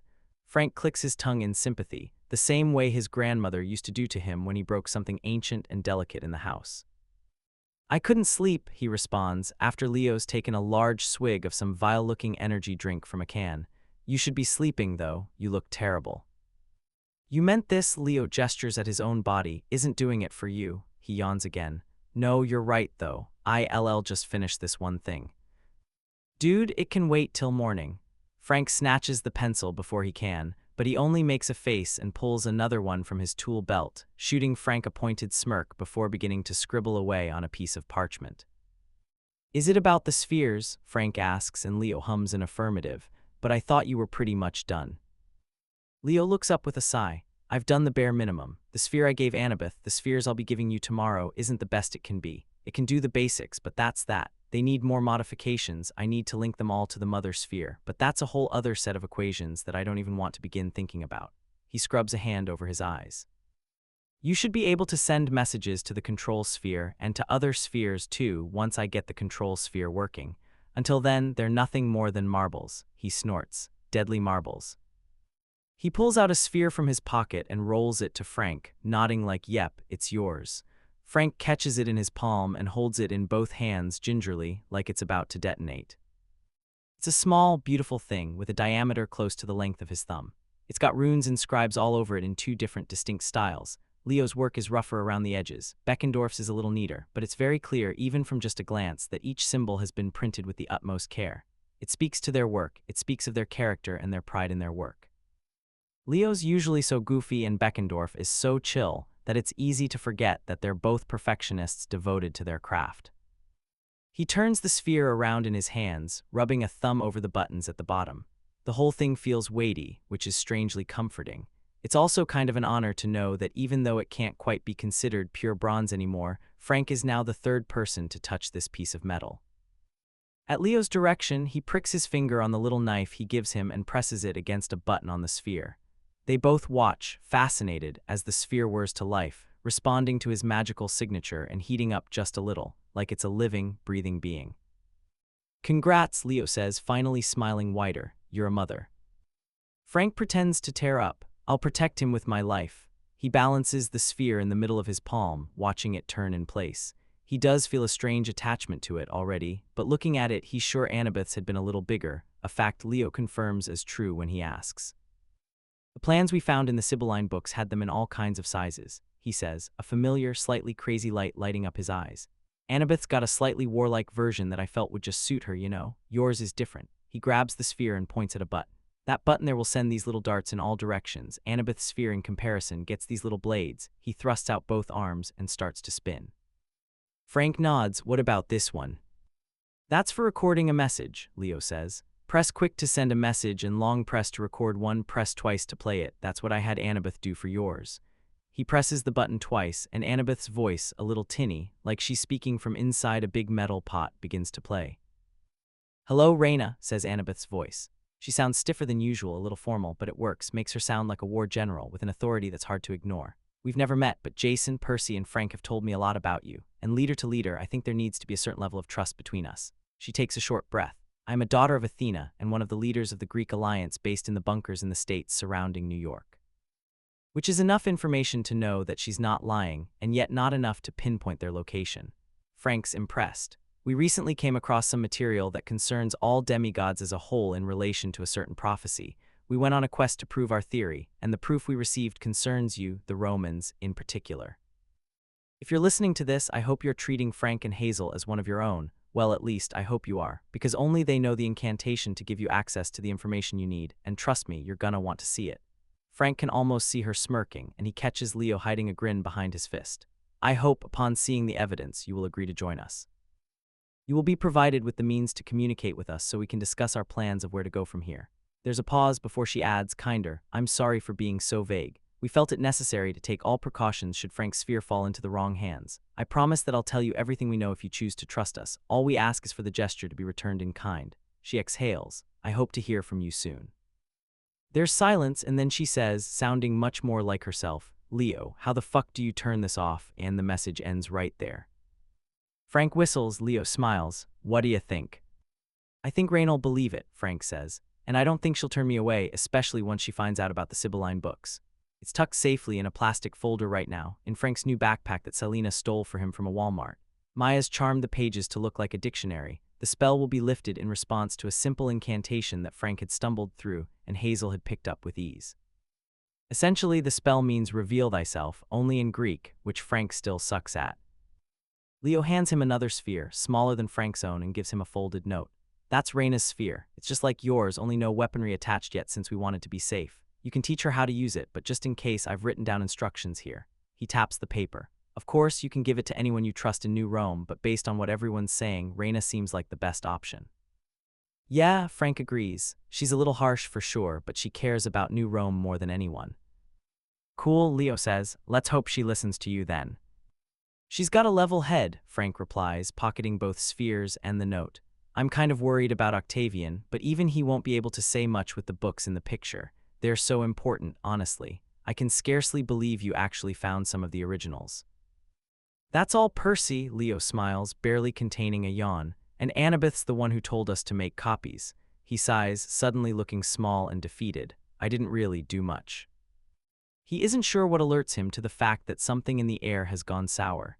Maybe it's the deadpan tone in which Leo had said it, or maybe it's how he clenches his fists, but Frank stares at him, so hard that Leo frowns and looks away. "Dude, are you nuts? You've done so much, too much." He yanks out one of the spheres from his pocket and shakes it a little. There's a faint rattling sound. Hey, Leo yelps, careful with that. The point is, Frank stresses, you've built so much, so why are you working yourself to the bone? Why are you acting like it's all nothing? You've nearly single-handedly built up multiple Archimedes spheres from scratch, which will be our first chance at communicating with the Romans in years. You got back this big-ass bronze dragon and then successfully turned him into a suitcase. He points at it, sitting inconspicuously at the foot of the nearest wall. You taught yourself to wield fire. You make weapons for the entire army. Why are you making it seem like less than that? Because none of that helps, Leo finally snaps, smacking the pencil down on the table with an audible thwap sound. Jason is gone. He's gone and I can sit and make a million spheres, but none of them will help to find him, not fast enough. His voice breaks, and it's such a pitiful sound that all of Frank's arguments die in his throat. Leo takes a shuddering breath and presses his fingers into his eyes like he's trying not to cry. Jason is one of my only friends, Leo says quietly. He's my best friend and he's been tired and stressed and not sleeping for months, right under my nose, and I didn't notice. He bites his lip. Or maybe I did, but I didn't push hard enough, or I didn't care enough to really figure out what he was thinking. He breathes out slowly. Which sucks, but I'm not good at this. This stuff, all the emotional stuff, the observing people stuff, that's Piper's thing, not mine. But maybe if I just opened my eyes and seen, he blinks back tears. And I should be out there. I know I should be, but guess fucking what, I'm terrified. He chokes out a laugh at Frank's stricken expression. I know, me. It's just with all this stuff about the prophecies we got, it had me thinking a lot more about my own. To rout the storm, the fire must fall, Frank says in a whisper. Yeah, Leo scoffs. That shit. He wipes at his damp cheeks. I can't stop thinking about it. Like, what if I did go to get him back and I had to fight Jason? What if he doesn't finish, just takes a gulp of air? My mom died in a storm. I think I told you that. If I went down the same way. He places his hands on the desk and they both stare down at his shaking fingers. I'm such a big fat fucking hypocrite. After all the shit I told Piper, all that fuck the prophecy propaganda, here I am, terrified of my own, of what if might mean. It's fine to be scared, Frank says quietly. I live every day of my life scared out of my damn mind, but I live, and isn't that the point? I live, and it's okay if I'm scared. He reaches out to poke Leo in the chest. You taught me that. But you step up, Leo grits out, frustrated. When it counts, you're there overcoming your fears, protecting the people you love even if it means your own death. I gave up, Frank. Do you know, when Annabeth told me I had to stay, I was angry, yeah, but I was also so relieved. Gods, I'm the worst. I gave up on one of my only real friends here, and I just feel his lower lip quivers. I feel like the worst person, the worst friend. Jason and Piper deserve better.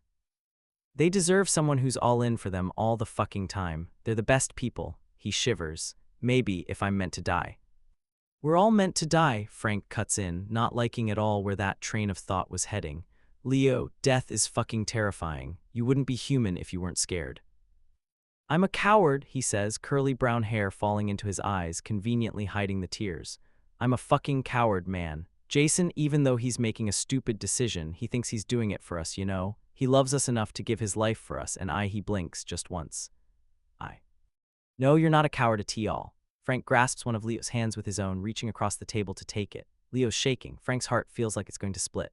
You're one of the bravest people I know. To lose so much, to be afraid of your own capabilities, to overcome what you have. It takes so much strength. Trust me, I know. He squeezes his hand. If most people went through what you have, they wouldn't even want to get up in the morning. And you, he smiles a little. You get up and smile at everyone and crack jokes and lighten the mood when people like me are struggling. And you make everyone's day better, man, just by being you.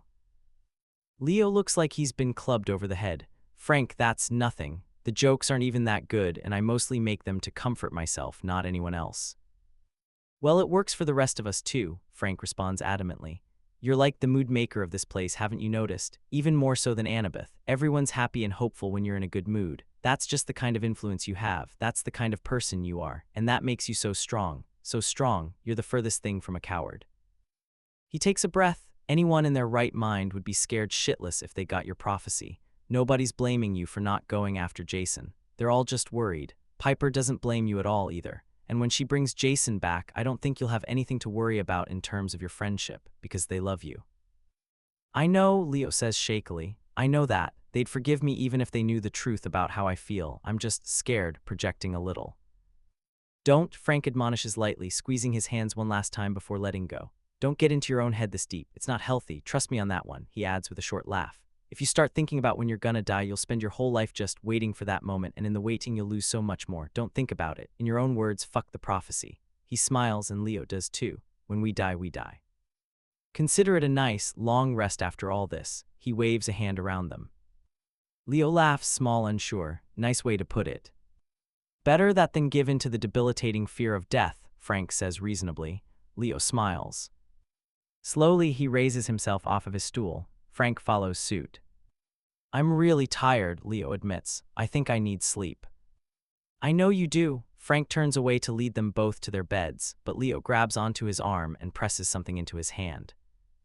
Before I forget, he says, by way of explanation. Frank unfurls his fist and stares at the cloth inside it.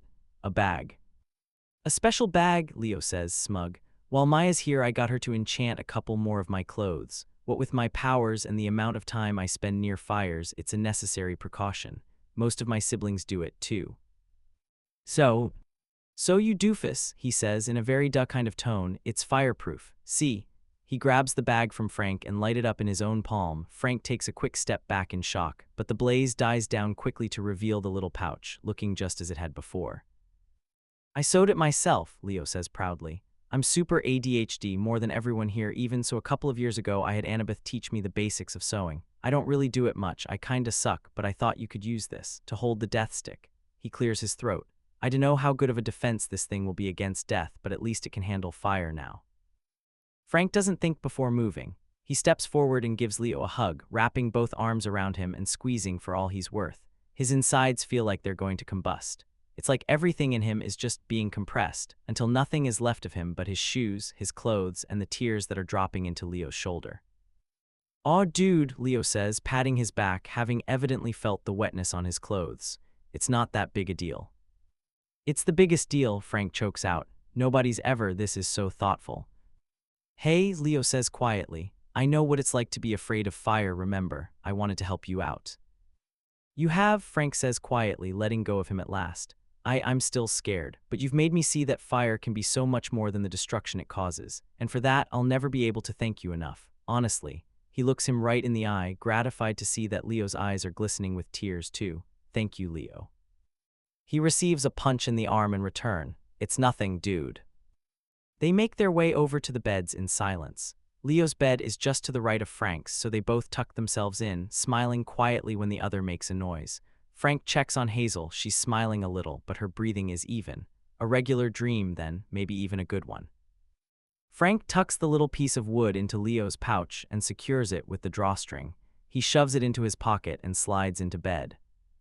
Leo's already curled up in his blanket. He sleeps like a child, curved into a little ball.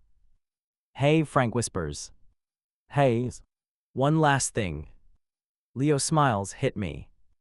All that other stuff you said about Jason and Piper being your only friends and stuff. Frank coughs a little awkwardly. I hope you know that we, Hazel and I, consider you a friend too. We owe you a ton, me especially. He makes eye contact before a split second before focusing elsewhere out of sheer embarrassment. So yeah, everyone here loves you.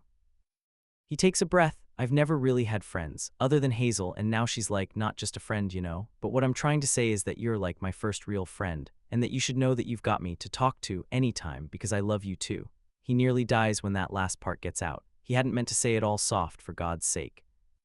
Opposite him, Leo's eyes have blown wide open, until his features shift into a lazy smirk. I don't know you felt that way about me, he says, and thank all the gods for Leo, honestly. Frank would stutter himself to death trying to get out of that one. So he plays along, pretends to swat at him as he shies away, chuckling lowly. Frank's kind of tired of dealing with all this emotion, and he's sure Leo feels the same. This, making shitty jokes and laughing, this is easier. He lies where he is for a while, staring at the ceiling until his eyes begin to droop. As sleep begins to overtake him, he turns his head to look at Leo. Good night, he says, and if you're still asleep when I leave tomorrow, goodbye. No goodbyes, Leo turns to face him, shifting his blanket under his chin. We don't do goodbyes here, so if I'm still sleeping, see you. See you, Frank echoes. It's silent for a couple of minutes. It's hard to stay awake. Frank closes his eyes, but they snap open when Leo whispers, I think you're my friend too, Frank. A pause. And I love you too. Frank turns to look at him, but Leo's already rolling over to face the other side. Still, though, as his face goes out of view, Frank thinks he sees the tail end of a smile. Jason wakes up to darkness. It's nothing like the gloom of before, though. This is not an empty darkness. This one feels, to some extent, tangible. As his eyes grow adjusted to the dark, he begins to see shapes in the dark. Small, trivial things like empty packets of chips and cans and a sleeping bag. He squints. This place looks and feels like a hideout, which means he's not alone. He blinks the spots out of his eyes and waits for the pain in his limbs to recede. It doesn't, but Jason manages to sit up anyway, rolling to the side and pushing his torso upright with a low groan. Perhaps he'd sensed the presence of another in the cavern, so he isn't really surprised when he takes a good look around and finds his eyes locked tightly onto another, darker pair. The figure in the dark is clothed all in black, with pale skin and long hair that goes past his shoulders. Jason can't quite figure out their gender until the figure speaks in a quiet but distinctly male rasp. "You're awake." He sounds like he hasn't spoken before, like ever. Jason looks at the boy up and up again, picking out the well-worn clothes, the mud caked beneath his shoes, and the scars littered up and down his pale, pale arms. He's so pale is the thing. Like Jason's white. Piper and Leo often joke about how white he is. And it's true, Jason's got the skin of skin that goes super bloodless in winters, and he pinks in the summer instead of tanning, but this dude looks unhealthy, like he's never seen the sun. A vagrant of some kind, Jason surmises. He looks like the kind to wander, and he probably hasn't had the need to speak. He's like Percy when he first got to the bunkers. Of course, his voice is rusty. "Thank you for saving me," Jason says finally, aware that he's being studied the same way he'd been analyzing the boy. But it is clear that he'd saved him from, well, maybe not death, but at least capture. He's got to be a demigod, Jason thinks. He doesn't have the legs or the hooves or the fur or the horns of a satyr. Maybe a clear-sighted mortal, though, the kind who just drop everything and hole up in the wilderness for a while. He doesn't seem to have a weapon on him, but there's something about him that's just intense and mysterious and maybe even a little wild.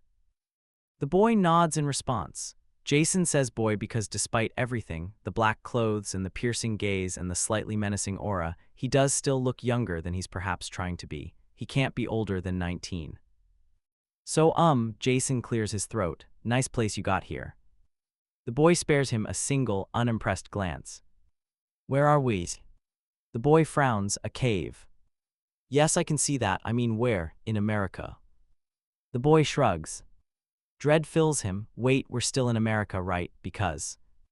"Of course we're still in America," the kid snaps. "Well, stop messing with me then." Jason massages his forehead, irritated. All the gratefulness he'd felt at being alive and away from the monsters is slowly leaking from him. "I'm not messing with you, you just inferred." "Dude," Jason says, "look, I know you saved my life, but I'm kind of on a schedule here."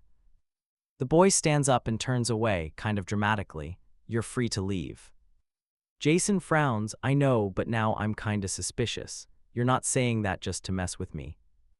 "I would have left you to the monsters if I'd known you wouldn't shut up," the boy grouses, turning back to Jason and fixing him with an icy glare that even Annabeth would be envious of. "Sorry, it's been a while since I talked to a human," Jason says cheerfully, realizing how true it is as he says it. "Or demigod, since you could see the monsters." "Don't ask me who my parent is," his eyes flash. "I'm not going to tell you." "Well, fine then," Jason crosses his arms. "I'm not telling you either.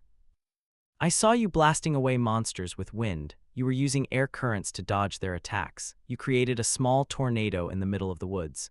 The boy raises an eyebrow. "You don't need to say anything, son of Zeus." "Jupiter," Jason replies automatically, rubbing his arm where his tattoo is. The boy's gaze falls to the SPQR lettering before flicking back up to meet his eyes. He doesn't look too surprised at the fact that he's Roman. Jason's sure he probably got his fill of information from him as he was sleeping. He probably knows about Ivlevs, too, even though he can feel the coin's familiar weight in the pocket of his jeans. "Where are you from?" he asks, if only to fill the silence.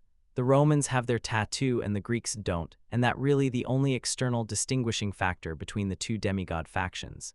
Jason can't see the SPQR brand though, but this dude is pretty much covered from head to toe. "Is there a town nearby?" he tries, because it's been a while since he restocked on supplies. The boy doesn't say anything. He just looks at him, eyes narrowed, like he's waiting for him to attack. Jason holds up his hands, a twinge of sadness reverberating through his chest, though he can't tell why. It's just something in his gut is telling him to trust this kid. He's been alone for months at this point, and it would be nice to talk to someone, even a random boy in the middle of fucking nowhere. "Relax," he says. "I'm not gonna do anything." I know, the boy snaps at once, as though ashamed of being called out on it. You're still wounded from your fight. I doubt you could even move now. Jason tries to stand and decides against it immediately. It's not a good thing. He's been on his feet for so long that his body is resisting the idea of standing up now that it's finally tasted rest again, but he's gotta get up and moving soon. A sudden doubt strikes him. You aren't gonna tell anyone you saw me, right? Mystery Boy whirls around at once. No, why? Why would you ask that? He pauses for a breath. You aren't gonna tell anyone you saw me, right? Well, that's suspicious. They both stare at each other. I won't tell if you won't, Jason says finally, and the boy nods shortly, looking relieved. Again, Jason wonders where he came from, who the hell he is, how the hell he got Jason out of that fight. He must be strong if he managed to beat all the monsters, even though he doesn't look it. But at this point, Jason should really know to not judge a book by its cover. How did you beat the monsters? He asks, unable to stop himself. The kid looks at him like he's stupid. I didn't, he doesn't elaborate. Are you a demigod? There's a pause. I'm not going to answer that. Are you Greek? Does it matter? How do I know you're not a turncoat, one of the demigods working for Kronos? You don't. Jason bites his lip. So are you going to kill me? I could have killed you in your sleep if I wanted that, says Goth Boy. He has a knack for making Jason feel extremely stupid with just a single glance. So why'd you save me? The boy frowns at his feet. You were losing. I was not. The kid shoots him a dirty look. Not yet. So why not leave me to die? I'm not that cruel. Jason watches him closely. And you'll really let me leave? He shrugs. Nothing's stopping you. I certainly won't. It's weird, something about him, his manner of speaking, to be more specific, reminds him of Hazel, even though the two couldn't differ more in appearance and attitude. But this dude has the same kind of aura somehow. It's so weird, but even though he can't quite explain it, he still knows that he's right about this. He should ask. He hasn't been holding back on the question front at all, but Hazel's a secret too, just as Percy had been. He's not going to endanger her, especially since he still isn't sure he can trust this dude. Scratch that, he definitely can't trust this dude. He's given Jason no answers to his questions and looks just shifty overall. Jason scrutinizes him with growing worry. Maybe he didn't save Jason from the monsters. Maybe the monsters let him have Jason. Suddenly, he's gripped with the fear that he's wandered into the dragon's nest. Feigning nonchalance, he stretches his arms and makes to stand. The dude doesn't stop him, so he grits his teeth and gets to his feet, ignoring how the world around him is wobbling fairly precariously. He has to place a hand against the cave wall to remain upright, and even that is an ordeal. He glances over at the boy again, expecting to be stopped in his tracks, but he just looks mildly disinterested. Jason can leave. He pats his legs to make sure they're in working order. It brings some feeling back, so he does it again, this time a little harder, and the sharp sting it brings clears his mind a little. The boy is watching him closely, a little confused, a little sad, and Jason wonders why.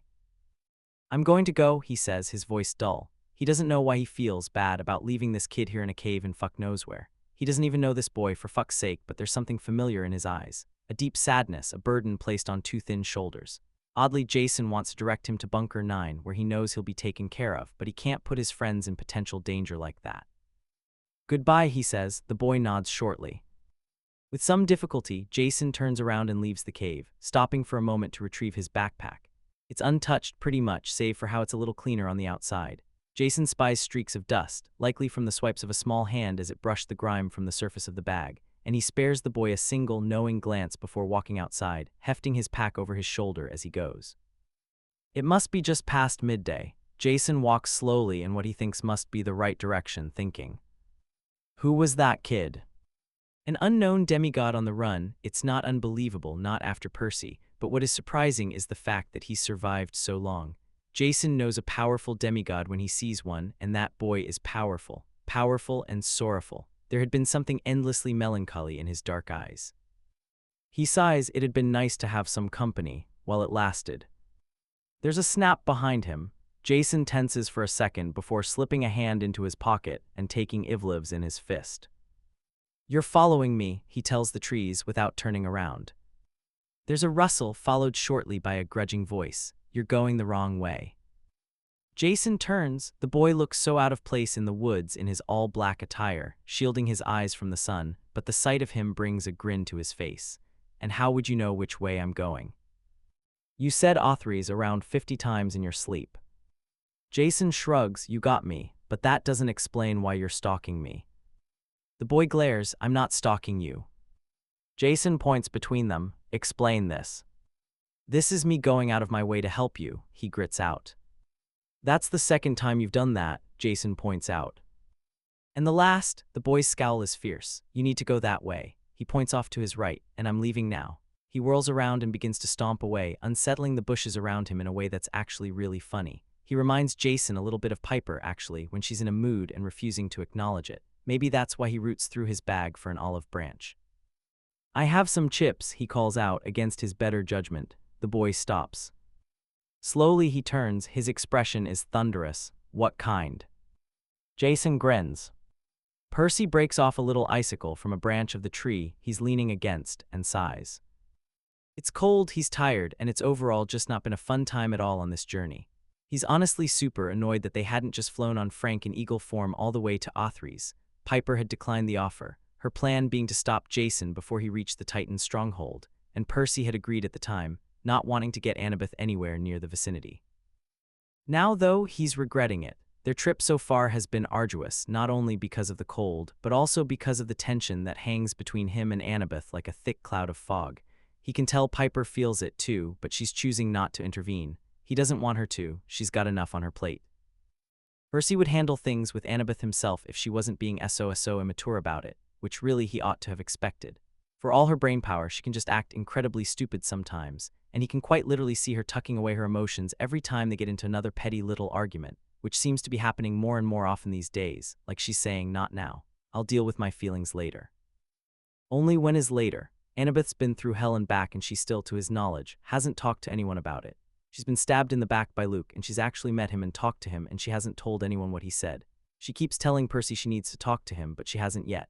In fact, other than when she actively tries to shut down any suggestion he has regarding their travel, she seems to be intent on avoiding him altogether.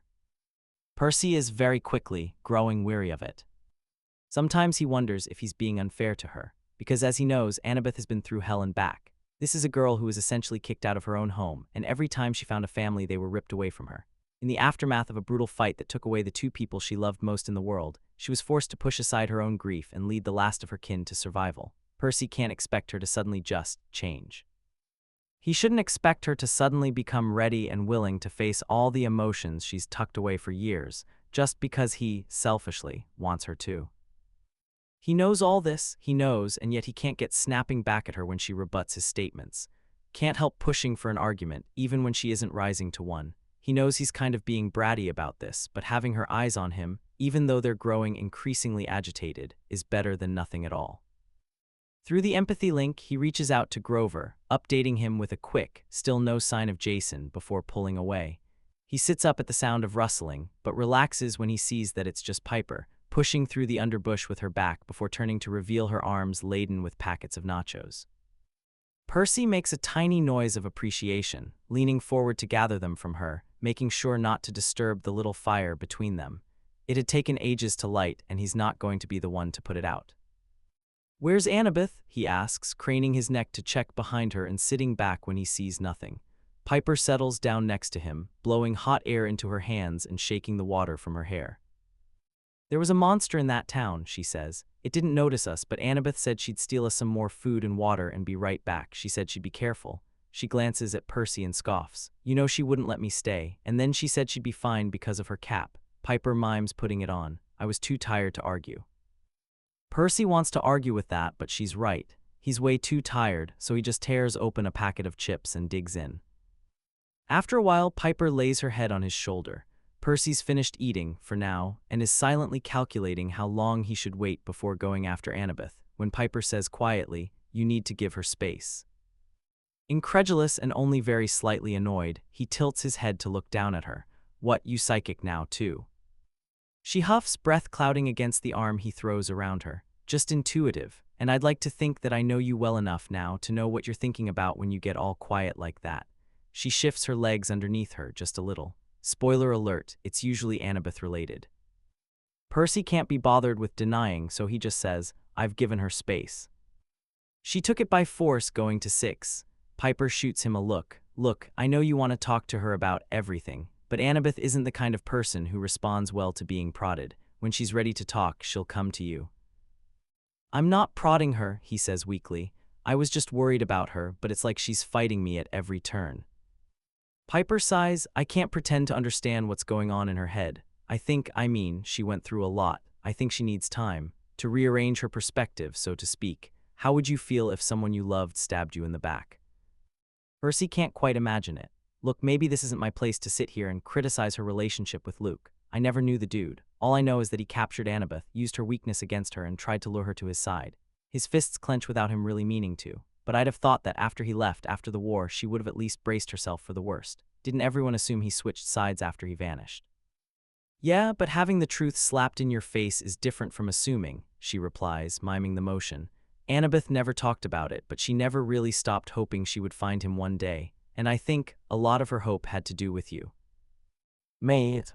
Oh yeah, Piper doesn't meet his eyes, picking at her jeans a little awkwardly. You show up having killed a Titan, and suddenly there's all this stuff about the prophecy not being fulfilled yet, and suddenly we have a fighting chance. There's people doing all these cool, amazing things like building fucking Archimedes spheres and concocting Greek fire. It's given everyone hope, and I think the feeling just bled into Annabeth, you know. Maybe she really was hoping that Luke was just captured all these years. Held against his will, or even killed by the Titans. It's less painful than considering the alternative. I get it, Percy says softly. I really do, but that doesn't justify her being shitty to me for no reason, like calling Rachel. He turns to face Piper, causing her to lift her head from his chest and turn to him with a sigh. Pipes, you know I'm right on this. We'd travel way faster via the labyrinth. We'd save ourselves from this cold, and we'd probably beat Jason to Othries. We're not trying to beat him, Piper says tightly. We're trying to find him. There's very little chance of us finding him in this, Percy counters, flicking his hand into a nearby branch and wincing when a layer of frost comes raining down. Not even on Pegasus. Piper sighs and runs a hand through her hair. Look, I'll think about it, and I'll talk to Annabeth, but Percy. They both sit up as Annabeth comes crashing into their little glade. Her hair's all over the place, and she's breathing hard. What's going on? Percy says, immediately on high alert. Are you okay? Impulsi, Annabeth manages, just as a fireball flies over their heads and hits a nearby tree. They're all on their feet at once. Piper stashes the rest of the chips in her bag, and Percy snatches their blankets with a curse.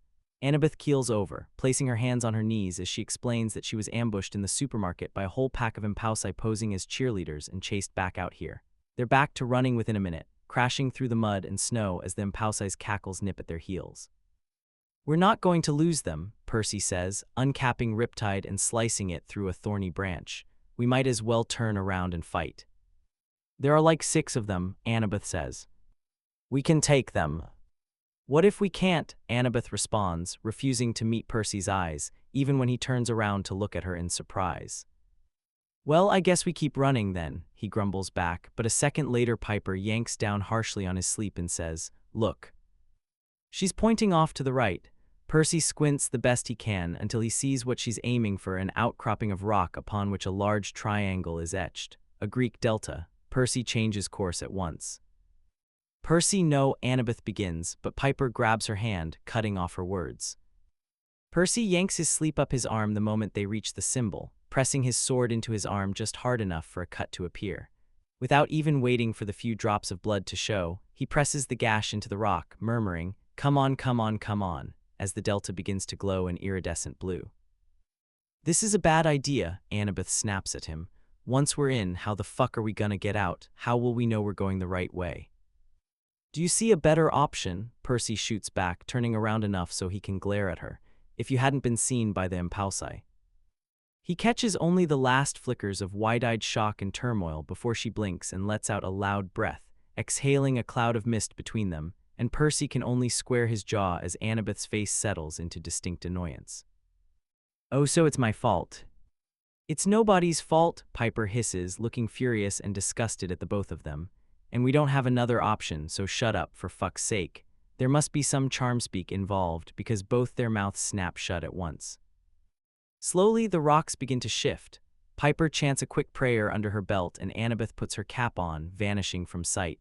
The Impulsi seem to be getting closer. In desperation, Percy pinches the wound on his arm, drawing more blood, and wipes it on the stones. When the stones have moved far enough, he shoves Piper through with no hesitation. He reaches a hand out to where Annabeth had been and comes up empty-handed. He hisses her name once and gasps loudly when he fingers, long and cool, circle his wrist. "I'm right behind you," she says in a low voice into his ear. The proximity and her breath ghosting over his jaw makes him shudder, but then she's pushing them both through the passage none too gently, and he's forced to paw at the wall to regain his bearings. It's dark until Piper yanks a flashlight from her pack and turns it on. The light illuminates the cement walls, gravel flooring, and Annabeth's furious expression.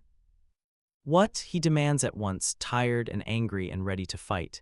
"Yes, boo-hoo, we're in the labyrinth. We'll get out when we find the next exit. We could lose track of days in here and it'll only feel like hours," Annabeth yells, her voice echoing up and down the corridor they're in. "We can't afford to take risks like this if we want to find Jason." He takes a breath, though his entire body is shaking with rage. "I know, but it isn't a risk if we take the right measures." "Like what?" "Like Rachel," he yells, throwing his hands in the air. "We'd be on our merry way if you just stopped being so stubborn." "What is with you and this girl?" Annabeth shouts, her eyes wide and full of barely concealed disdain that does nothing to soothe Percy's rising temper. "Why are you so obsessed with her?" "She could be the oracle," Percy hisses, "and she could help us. Gods, so it's fine when you go around trusting." He cuts himself off at once, breathing hard. "When I what?" Her voice is dangerous, eyes flashing like liquid mercury, heavy with emotion and just as poisonous.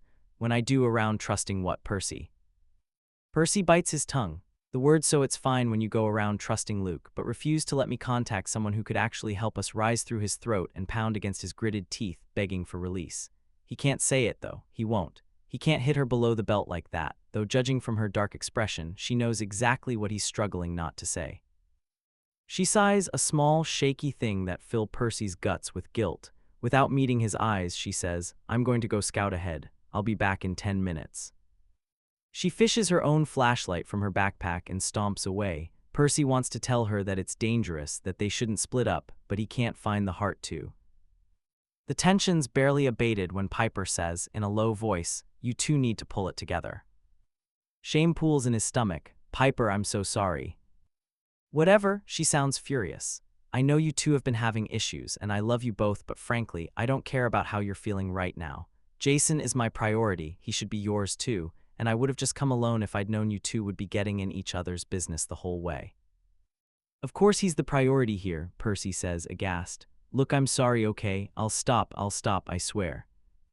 He must look and sound really pitiful because she softens a little. "I know you aren't doing this on purpose, Perce, but we need to focus on Jason, okay?" She looks in the direction Annabeth's gone and sighs heavily. "Luke is a really touchy topic for her. You need to stop trying to get a rise out of her, and you need to figure out what you feel."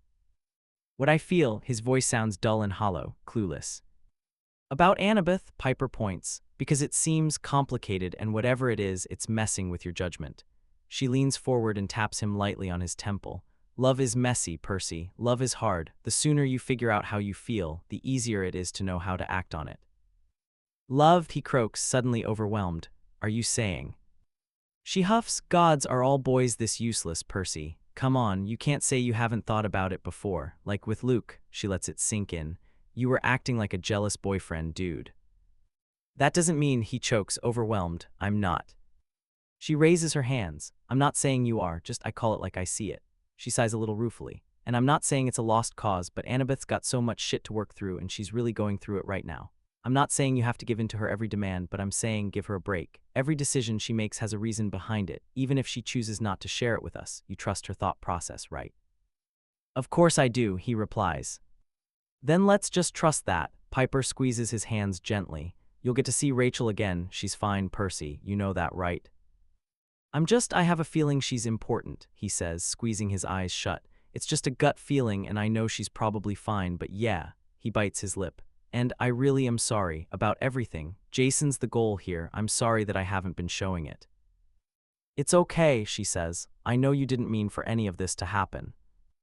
I wouldn't have fought the Minotaur that first day if I'd known this was going to happen," Percy says, half meaning it, but Piper socks him in the arm. "We wouldn't have met if you hadn't fought the Minotaur that day," she says. "I don't regret that, do you?" "Guys, it's Annabeth, who seems to have calmed down some. It seems to be clear up ahead. Should we get going?" Yeah, Percy says. Annabeth nods, meeting his eyes for a split second and nodding again. She turns around, gesturing for them to follow. Well, Piper asks quietly. Percy swallows, keeping his eyes on Annabeth. He feels lost, like he's swimming in the ocean and the tides keep pushing him under. He cares for Annabeth, of course he does, but calling that feeling love seems like a stretch. Percy knows he can love, he loves all his friends, and he'd loved his mother with all his heart. What he feels for Annabeth, though, it doesn't feel the same. It's different, not necessarily stronger, but more intense. He can't even begin to start detangling the mess in his heart. It'll drive him crazy in a matter of minutes. Annabeth's infuriating. She's stubborn, headstrong, and so stuck in her own head that she can't be bothered to care about his. These days, they fight so often that sometimes Percy wonders how they were even friends in the first place. But, no, he says, of course I don't regret it. The journey to California takes them nearly a week. He knows they could have gone faster. It could have taken them 3 days, but it seemed that every time they took to the skies, Hazel would fall asleep on his back and slip into a flashback, and so they settled on traveling overland. Frank's worried. Hazel has slipped into flashbacks before, of course. She's been having them since they met, but now they feel different, more sinister. Sometimes she wakes up in cold sweat and just sits where she is, mute and shaking and not even trying to come to him for comfort, which is another thing. She isn't telling him about the flashbacks, not anymore. He used to think that they'd gotten over the hard part of their relationship. After she told him about her past, about Sammy, and about Leo, he was sure that this would be it. They'd gotten through that rough patch and it would be all smooth sailing from here, only now she's hiding things and Frank's terrified about what it means for them. Now they're huddled around a fire that she lit, eating a pair of nearly stale burgers in total silence. Frank struggles to find something to say, and when he comes up empty, wishes for the nth time that Leo were here. He feels around in his pocket for the little pouch he'd made him and brings it out. Hazel looks up at the motion. She smiles when she sees the bag. Inside it is nestled his firewood, wrapped in all its cloth and plastic finery, and the Archimedes sphere Leo had given him. He hasn't yet found an opportunity to use it, other than to play and replay yet again Annabeth's message, sometimes just to fill the silence. Sometimes Frank tries to think the way Raina will be forced to. He tries to think like a praetor in charge of a dying race of people, and tries to think of what questions he might have. Then he formulates answers for them. It might be a stupid thing to do, a waste of time and energy, but oddly enough it keeps Frank focused. Play acting as a praetor, too, ends up being almost fun, even though Frank can't see himself in a role like that, not in a million years. So close to New Rome, to Othries, he can't help but wonder about Jason. Even while flying, he's been keeping an eye on the ground, and he knows Hazel's using her geosenses to comb the land for hints of him, but there's been nothing so far. Frank would gladly drop everything and join the search for him, but he's got a duty to his people, too. The thought of being so close to New Rome has him practically vibrating with excitement and nervousness. Even now, they're close enough to Oakland, where the Roman stronghold had been before his departure, close enough for Hazel to sit straight up and whisper, "I feel something." He's up in a matter of seconds, nocking an arrow in Chiron's bow and aiming it into the darkness. He squints into it, heart hammering, but is brought back when Hazel tugs lightly at the edge of his sweatshirt. "Nothing bad," she says quietly, smiling at him, so gently that Frank feels stupid. "Just below us, it feels like life." His heartbeat quickens again. "Rome." "Possibly," she says, closing her eyes and chewing on her lip. To an outsider, she might look in a meditative state, but Frank knows she's mapping down paths into the underground, following each one with her mind and seeing how far down they go, and if they lead anywhere useful. After a good 10 minutes, she frowns and opens her eyes again. They're well guarded, like really well hidden. They must have some really strong magic on their side. "Well, that sucks," Frank says, torn between frustration at this new roadblock and a weird sense of pride that his people seem to still be alive and well. They must be, if the magical borders are still intact, and so strong that even Hazel can't find a way around them. "Is there no way you can?" he begins, just to be sure, but Hazel's already shaking her head. "It's very similar to what they have at the bunkers," she says. "Layer upon layer of enchantments that push me away every time I get close to breaching them. If I try hard enough, I can pinpoint their location, but that won't help us get to them." She clears her throat, a little embarrassed, before adding, "I could cause a minor earthquake, though, flush them out." "Let's not do that," Frank says at once. "I think that wouldn't be the best course," she agrees. "So what do we do now? There's no way we'll be able to find them just by looking around." "Remember you said we could contact her sister," Hazel shrugs. "Doesn't seem like the worst idea right now." The Amazons are based in Seattle, Frank agrees. We could head there tomorrow. Sounds like a plan, she smiles. Beats searching around here. Yeah, I was doing that for weeks before, here he stops, before I met you.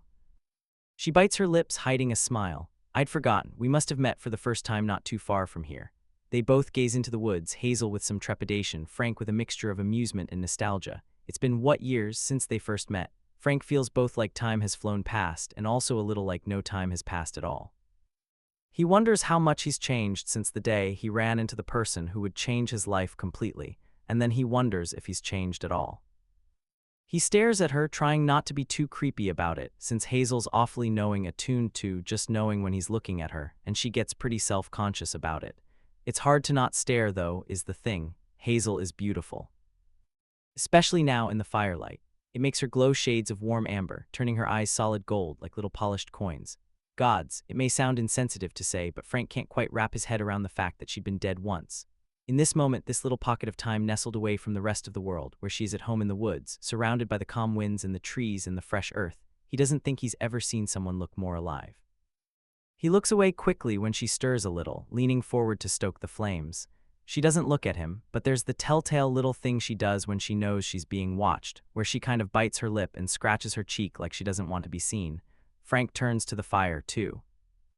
It's weird, before being this close to a fire, even when temperatures had been as cold as they are right now, used to give him this sense of dread. Now, it's better. It's still there, of course, but it's better. It's like Leo said, fires can be destructive. They can cause huge explosions and rip through cement and wood and flesh and bone. They can tear down houses and level lush forests and melt through stone and metal. They can burn though cloth, even magically fireproofed ones, eventually. They can melt plastic and consume his little piece of firewood, whisking his life away in an instant. And yet, fires can be warm and comforting, and gentle even, and they can be merry and lively and bright too, like Leo. To rout the storm the fire must fall, he remembers, and he shudders. Maybe it's because of the whole Jason situation and his talk with Leo on that last night, but Frank finds himself reciting his own prophecy from Ella the Harpy. You must raise the fifth, he murmurs. Hazel looks at him but doesn't comment, from the depths where they are waiting and from the cocoon of their shelter. They're both silent, listening to the whoosh of frigid air curling around them. I don't know what it means, he confesses. Do you have any idea? She shakes her head, dejected. You're far more Roman than I am. I know the bare minimum. It's pointless asking me about whatever the fifth could be. The only thing that comes to mind is the fifth cohort, Frank says. But even when I was separated from Rome, the fifth was still around. It's not like they were the most powerful cohort, but they were still alive. He stares at his shoes and curses himself. If only he'd asked his mother or his grandmother more about New Rome. If only he'd known to ask about his kin. I hope they're all right, he says. He hadn't been with them long, but the fifth had been his home.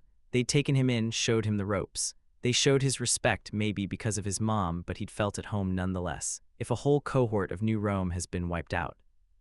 Hey, Hazel says, grasping his own freezing hand between two of hers. It'll be okay. If something's happened to them, he gets out, and I wasn't there to help. They're fine, Frank, I can feel them, remember. She taps her boot against the ground. Well, I can't feel the fifth cohort per se, but I know there's life down there. She smiles. A lot of it. In fact, I'd say they're pretty much thriving even in these circumstances. They're strong. Her hands, tiny on his, squeeze reassuringly. Like you. At this, he colors spectacularly and hopes she thinks it's from the cold. Her smug little smile suggests otherwise, but she doesn't tease him further. I'm getting better at fighting, he admits, because all the sparring at Bunker 9 has really done him good, but the prophecy makes it sound like. He stops. Hazel prompts him to continue with a nudge to his side and a beseeching glance. It makes it sound like I'll have to lead, he says in a rush. Which is just wild to me. First off, I don't think it'll be a good reception for us in New Rome. They'll have questions and they'll probably think I abandoned them. It doesn't help that we've been at the bunkers either. These fears have been festering under his skin for months, thought he never brought up to Annabeth or Leo for fear of dashing their hopes. How bad could they be? Hazel asks, more curious than judgmental. And why would they hate us for being with the Greeks? I mean, we're all demigods, aren't we? Well, yeah, but there's still some rivalry there, Frank explains. Like the Greeks and the Romans chose opposing sides in the Civil War, and that's not even the worst war they've had, probably. The animosity dates back even further. I mean, from what we've seen at the bunkers, the Greeks don't really care, but the Romans have more of a pride issue that might get in the way. He massages his forehead, thinking of Octavian. I'm sure they find a way to blame us losing the war on the Greeks somehow.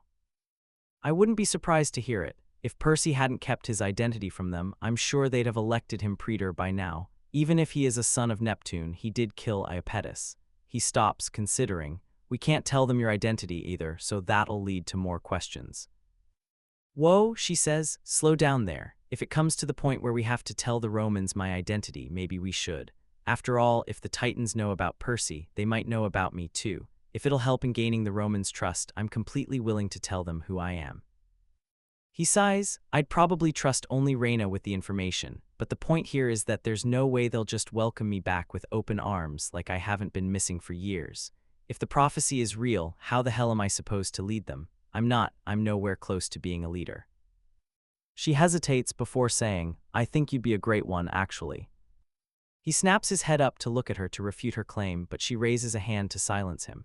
I'm not saying it would be easy, and you wouldn't be like Annabeth or even Piper, or from what you've told me like Reyna, but you're good, Frank, you've got a mind for battle, and when you speak, people listen. She smiles. You may not notice it, but they do. I'm the furthest thing from a people person. Nobody's perfect, she responds at once, but you're working on it, which I think is great in a leader. You were terrified of fire, but you worked with someone you disliked, don't deny it. You really did kind of hate Leo in the beginning, and you listened to him and you learned. You're a work in progress, and that's what makes you so real, so strong. I'm not, he hesitates. I wouldn't call myself strong. I've just been getting by somehow, managing. Frank, she sounds a little in disbelief, a little angry almost. You've saved me countless times. You've brushed past death more than anyone I know. You've lost your family. You've been made to carry a burden that would have made anyone give up, but you're still here and you're overcoming your biggest fears one day at a time. She cups his cheek. And you're still fighting. You're the strongest person I know. Words fail him. How can he say anything when the girl who's literally survived death is sitting here, telling him he's the strong one? Gods, he doesn't deserve her. I love you, he says, instead of saying thank you like a normal person, and then he claps his hands over his mouth and wishes for a swift death. Hazel's eyes go wide, like super wide. She opens her mouth, then closes it. This happens several times. Frank's having a similar freakout, to be honest. He's kind of wondering if he should take it back, but it's already been too long and awkward a silence for him to just go, haha, just kidding, because it'll be so obvious that he's not. But also, he doesn't want to take it back. The more he thinks about it, the more he realizes that yes, he does love her. He's been in love with her for a long-ass time, and he was going to tell her eventually, so why not now? You don't have to say it back, he says, when it's clear both her brain and her vocal cords are failing her completely. I'm not expecting anything, but I just wanted you to know, I guess. Squeaks Hazel. Frank buries his head in his hands. Ugh, I've ruined everything, please feel free to ignore me or let's just pretend this never happened, please. Frank, you know how much I care about you, she says. It's just with people I love, they kind of tend to end up dead, which is... Oh yeah, totally, same ditto, Frank gushes. Well, would you look at the time? You don't need to do this, she says incredulously. We can still talk about this. He lets out a loud and extremely fake yawn. Hazel does from looking disbelieved to looking unimpressed at his antics, but he can't help it. He wants to run, but there's nowhere to go, and he is not in any mood to deal with a rejection. Sleeping his problems away seems like the next best option. I'm so tired, he trills. Good night. He dives into their half-made tent and buries himself in his sleeping bag, trying not to scream. How could he have been this fucking dumb? He told himself to keep his mouth shut, to not spook her or make her feel obliged to say anything back, and now he's gone and done exactly that. Gosh, they haven't been dating that long, for fuck's sake. She probably doesn't even know if she loves him yet. And yet, it's very, very hard not to cry. Frank fakes a tiny snore when he hears her footsteps approaching the tent, and he keeps his eyes resolutely shut when she crawls in. He feels her arms encircle his torso and listens to her listening to him. She must be checking to see if he's really asleep. He succeeds in fooling her because she lets out a little sigh and whispers, I'm sorry. She presses her forehead into his back, her arms tightening for a split second before she moves away. He hears her getting into her own sleeping bag. Long after she's asleep, Frank listens to the animals shuffle around outside, listens to the insects chirping and the leaves rustling. The wind howls in the night. It sounds a whole lot like heartbreak. Halfway back to the cave, they run into a group of monsters. Jason's already got Ivliv's in his hand, but the kid he's with yanks him under a bush in the blink of an eye. "What the hell?" Jason says. "Come on, they're going to smell us here anyway. We might as well go fight 'em." "Are you insane?" he hisses back. "Like were you hit on the head as a child? We'll be so outnumbered." He crosses his arms. "I dunno about you, but I'm not going to be saving you a second time."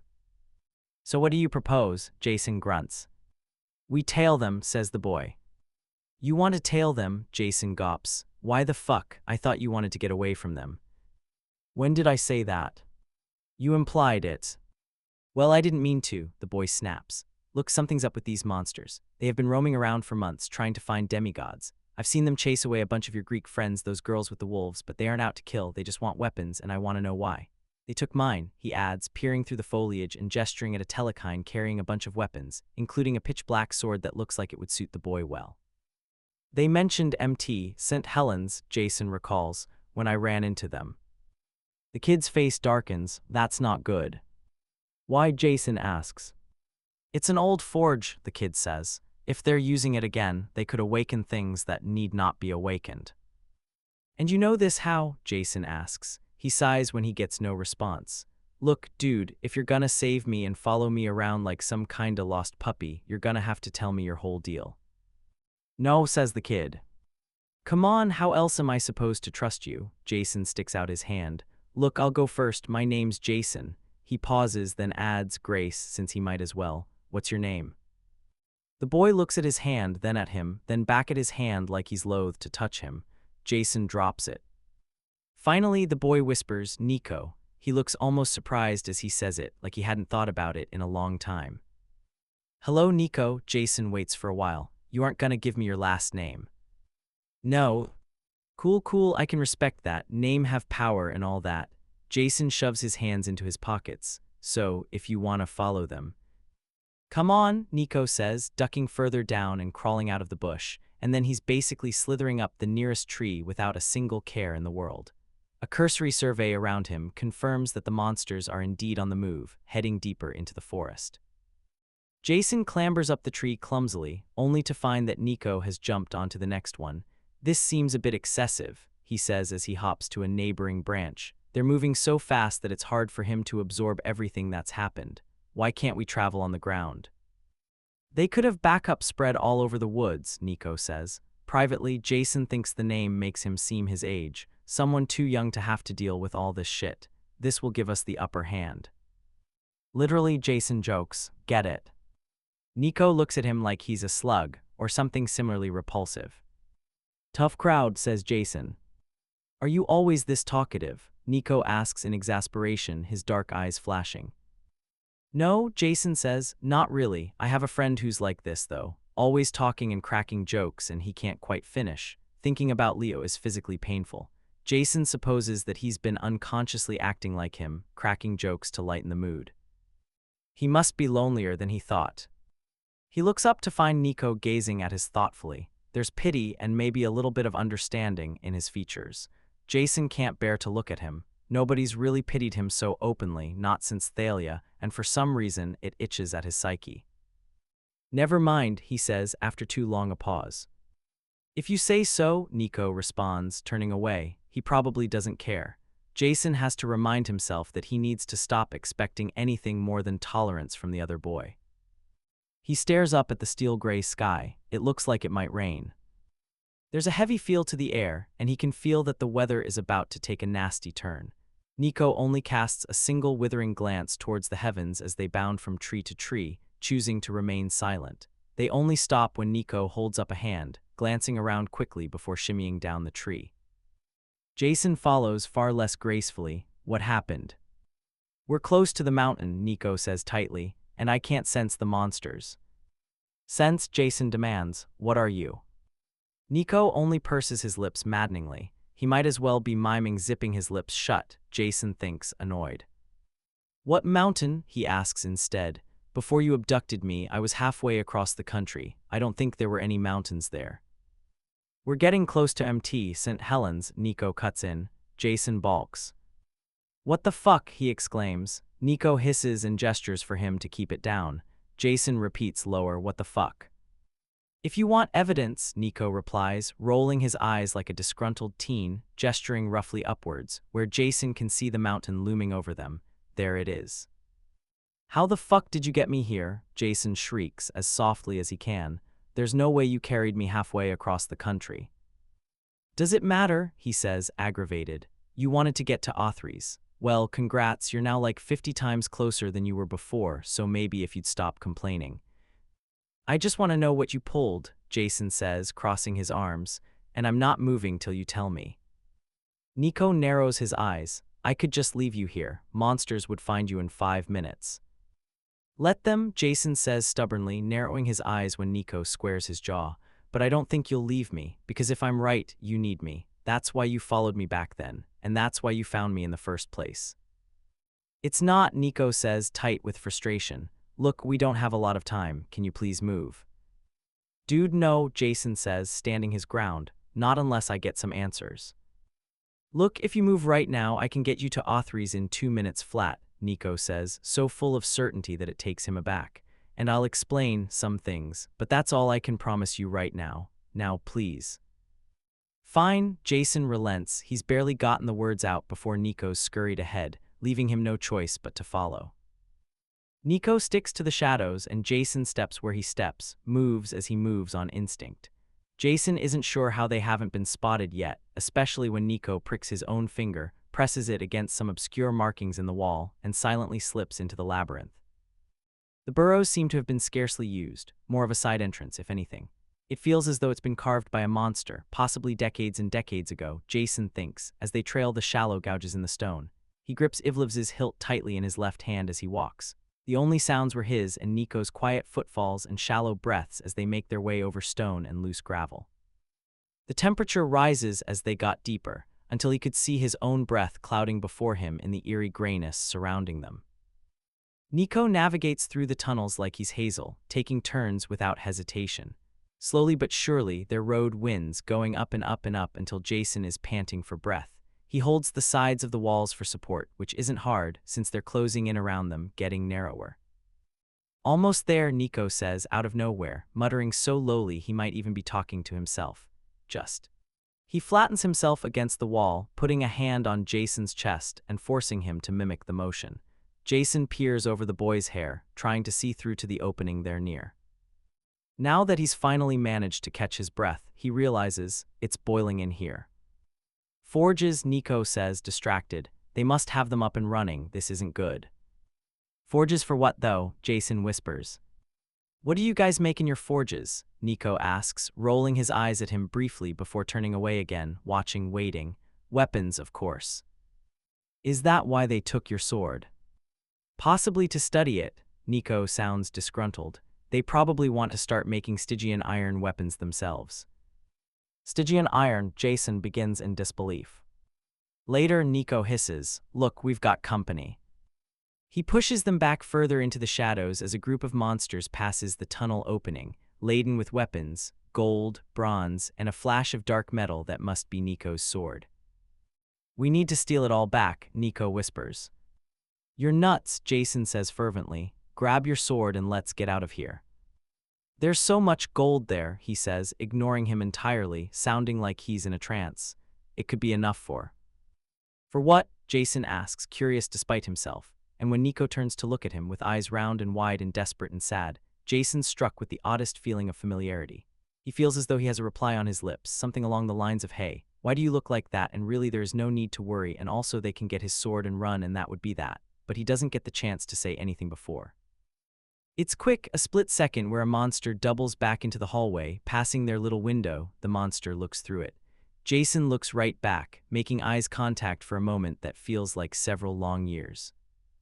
Fucking fuck, he says, yanking Nico down behind a wall of stone, even though it's very much too little, too late. The monster screams, a war cry that echoes up and down the mountain halls, and Jason winces as the sound grows louder, magnified by the responses that ricochet off every wall in the place, coming even from behind their secluded little pathway. Fuck it, Jason decides, pushing himself and Leo out into the main corridor and blasting the offending monster with a jet of air.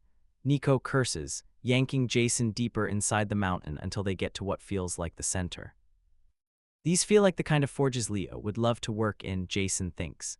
They're on what looks to be the ground floor, but looking down, Jason can see a large, blazing fire that must be the source of this ridiculous heat.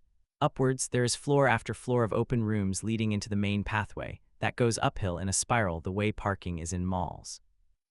Bronze rains down from every floor, a cascading metallic rain that drops right into the fire and melts, channeled out through pipes and back into each forging area. And now, Jason stands next to Nico, watching in horror as enemy soldiers, armed to the teeth and snarling for blood, spill across the hallways and flood each road with leather armor. They're monsters of all different shapes and sizes, each wearing a different kind of armor to signify their troop, and the clash of their war cries scrape his skin. They are the prey in this burrow of snakes. Arrows fall atop them like a glorious shower. Jason creates a funnel above their heads, knocking most of them away, but a couple make it through, including one that grazes Jason's knee, and another that just manages to hit the side of Nico's face as he ducks to avoid it. The air just makes the cave grow hotter, and sweat pours down his brow, obscuring his vision. A line of blood slips down Nico's brow, and he swipes it away. He glances at him, his cheeks staining red and face frozen, and yells over the roar, "I need my sword." Jason grimaces, sending another blast of air towards the wall of monsters trying to get at them, and screeches back, "Then get it and let's go." The rest of it. No, Jason yells, "Do you have a death wish?" He ducks as an arrow whistles past his head. Jason focuses as best he can, making the winds around him faster, more dangerous. It knocks over several large chunks of bronze and throws away tools, swords, and spears. "Something like that," Nico says sourly. "I should leave you here," Jason curses.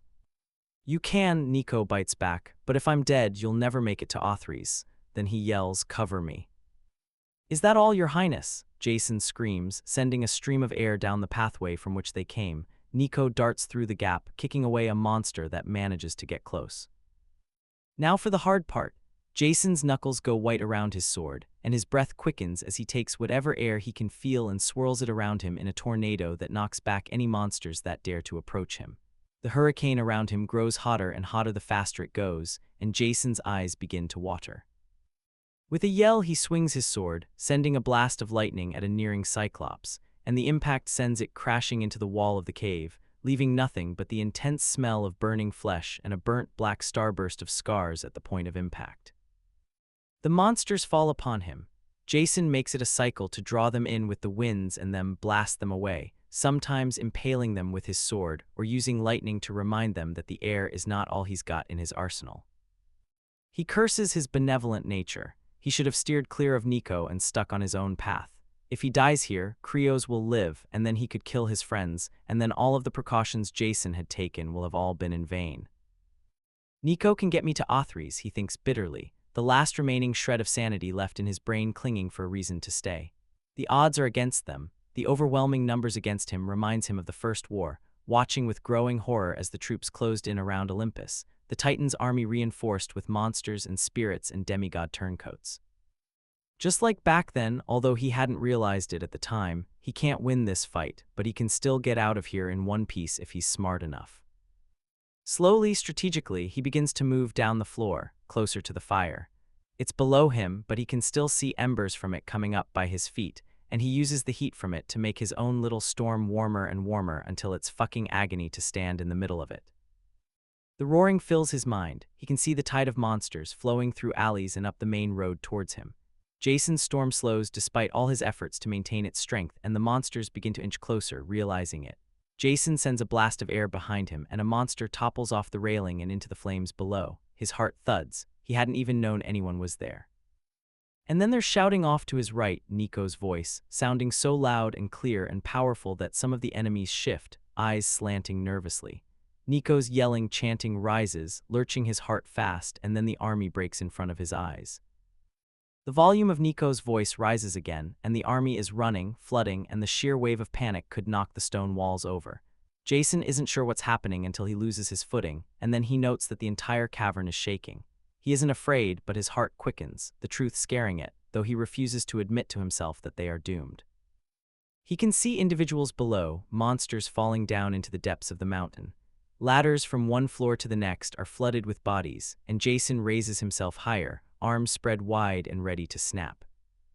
Nico appears in his vision, sword in hand and glowing with an aura of sheer intimidation. Jason releases the storm out of sheer relief, bringing his hands together in a clap that runs through the tide of monsters like a sonic boom, ripping their ranks apart and sending them stumbling backwards like a wave of a million dominoes. For a split second, there is silence. Then something from underneath them stirs. Jason blinks, wondering if he's still thinking straight, because his vision feels far too vivid, because that feels like a demon roaring for release, and surely they can't be real. But Nico is cursing, eyes so full of fear, and Jason catches sight of Ivliv's falling from his hand and skittering down the pathway, shining gold against the redness on the floor. His mouth hangs slack, the ground shifts again and the fire of the forge flickers. There's another rumble and then a sound like a voice just waking up, only the loudness is multiplied tenfold. Nico's tugging at his arm frantically. Jason's so worn there are yellow dots shining in his vision. His head feels like every nightmare he's ever had converging in on him, and he wants to scream from the insanity of it all. "Come on," Nico breathes, reaching out to him, and maybe it's Jason's imagination, but he seems to be fading into nothing at all. He reaches for his hand, but his knees feel locked into place, and suddenly the pain is so intense he can't breathe. How fucking lame would it be if he died here? What a waste it would be. He would die here, far from his friends, far from Piper, all alone in a volcano with no witnesses to his demise, save for a demigod who doesn't even know his last name. Ragged determination more than anything drives him forward to Nico's outstretched hand. Jason can't die here, not now, not like this. Nico's fingers brush his wound and he flinches away just a bit too fast, sending his head spinning in one direction and his body reeling in the other. He barely has time to wonder which would hit him first, the darkness or the floor, but as it turns out, the darkness wins, and Jason sinks into it with something like relief. She dreams of Jason. More like she dreams of her and Jason standing on the rooftop at Bunker 9. They both look younger somehow, less lined, less haggard. Piper sees herself talking to him, wringing her hands together nervously, and remembers with a flash that this is the time she's confronted him about the thing they kinda had going on. Piper's embarrassed just thinking about it. Of all people, why the hell had she chosen Annabeth to confide in about wanting to tell Jason about her feelings? Annabeth had just been like, just tell him why you think you should date, and so Piper had come up with a fucking list. A list. She might as well have made a PowerPoint presentation. She watches herself finishing the speech and waiting expectantly for Jason to respond. Jason looks like he's booting up. His jaws hung open, and he blinks every few seconds, but that's the only part of him that seems to be moving at all. Young Piper pulls back. "I'm going to interpret your lack of enthusiasm and lack of response as surprise and not soul-crushing rejection." Her smile completely fails to reach her eyes. Piper's heart aches for her, even though she knows what's going to happen next. Jason lights up slowly but surely and reaches out to hold her hand. "It's not a rejection," he says, so heartfelt, so earnest, that she can't do anything but rise up on her toes and kiss him. She remembers the way he opened up to her, melted into her like it had happened yesterday, and she watches it happen now. Watches the way he smiles into the kiss and places arms tentatively at her hips. Watches as his joy bleeds into the air itself swirling around them and lifting them up, until they're several feet of the ground and giggling into each other's kisses, Jason laughing as he pretends to lose control and let her fall. Younger Piper laughs in his arms, shrieking as he floats around unstably, but knowing beyond doubt that he wouldn't let go of her. Piper wakes up and wishes she had that kind of certainty now. It's mustier than normal in their part of the labyrinth. Piper opens her eyes long enough to realize that Annabeth isn't lying next to her, and shifts to look for her friend. She sees her sitting a little away in front of the fire, a gloomy expression writ all over her face. Percy is missing, but that question answers itself when he emerges from a tunnel behind Annabeth and plops down next to her with a dejected sigh. They don't say anything, they don't even look at each other, neither do they notice her watching them. They're sat fairly close to each other, but there's none of the easy camaraderie they'd shared in the months before Annabeth's capture. In fact, the tension is thick enough to be sliced through with a knife. Finally, Percy mutters something about wanting to eat and stands up, making his way over to where he stowed his backpack. Annabeth's eyes follow his movement, and there's something about her manner that makes Piper sure she's going to say something, but in the end she must chicken out of it, because she swallows with difficulty and looks away. Unfortunately, this is when Percy picks as his moment to throw her an apple. It flies through the distance between them and catches her on the shoulder. Annabeth's got quick reflexes and she reacts immediately, but the apple bounces to the stone floor and rolls away. They both stare at the fruit for a good few moments before Annabeth crawls over to retrieve it. Percy says sorry. She shrugs in response. The next silence is punctuated by sounds of slow chewing. Piper watches Percy swallow a mouthful of apple before venturing, "How close do you think we are to an exit?" Piper squeezes her eyes shut, wishing he hadn't chosen that particular topic. Annabeth had, in the months leading up to the previous war, been the one to locate Daedalus's workshop in the heart of the labyrinth and retrieve the string from him. Now, even without the mechanic's magic making the labyrinth shift around, the tunnels are confusing enough, and Piper can tell Annabeth's losing patience. She'd begun the journey with some heart, but as time dragged on without an exit in sight, she seemed to lose track entirely, stalking off in a totally new direction every time they came to a fork in the road. In no time it became clear that the path Annabeth had confidently announced, probably lead to Othries, had disappeared long ago, turning into something else entirely and refusing to be recovered. "Annabeth," says Percy now, soothing quiet, "we need a guide." He fishes out the piece of paper with Rachel's number, "if we can get to a nearby town and borrow someone's phone." Annabeth takes one look at the scrawled digits and scowls deeply. "We don't need some mortal to get us to where we need to go." "What have you got against her?" Percy demands, louder this time. Annabeth shushes him, gesturing at Piper, and so Percy continues in a hiss. "She's clear-sighted. She said she knew I would find her. She kept us alive when we came looking for you. You're the one who said we need to keep an eye out for the Oracle. What about what May told us? And besides, you've never even met her." Annabeth doesn't meet his eyes. "We don't need anyone else cleaning up our mess. We can do it ourselves." Percy looks like he's suppressing the almost suicidal urge to respond and settles instead for glaring at her. Annabeth shoots him a dark look like she's heard his thoughts anyway. "Look," she whispers furiously, "I told you before, I'm not going to recruit a mortal I've never even met to get us out of this mess we got ourselves in." Her slip-up is brief, but Percy flares up immediately, cutting her off. "I got us in," he snaps, irate. "How did I get us in this?" "You're the one who kept suggesting using the labyrinth, even though none of us know the way." Annabeth snaps back, her eyes flashing. "Well, look at us now. So you wanted to freeze to death." "You know we need to cut Jason off before he gets to Othries," Annabeth says slowly, like she's talking to a child. Percy looks like he's gritting his teeth. "We know Jason isn't in the labyrinth. Maya would have alerted us if anyone crossed our borders with the password."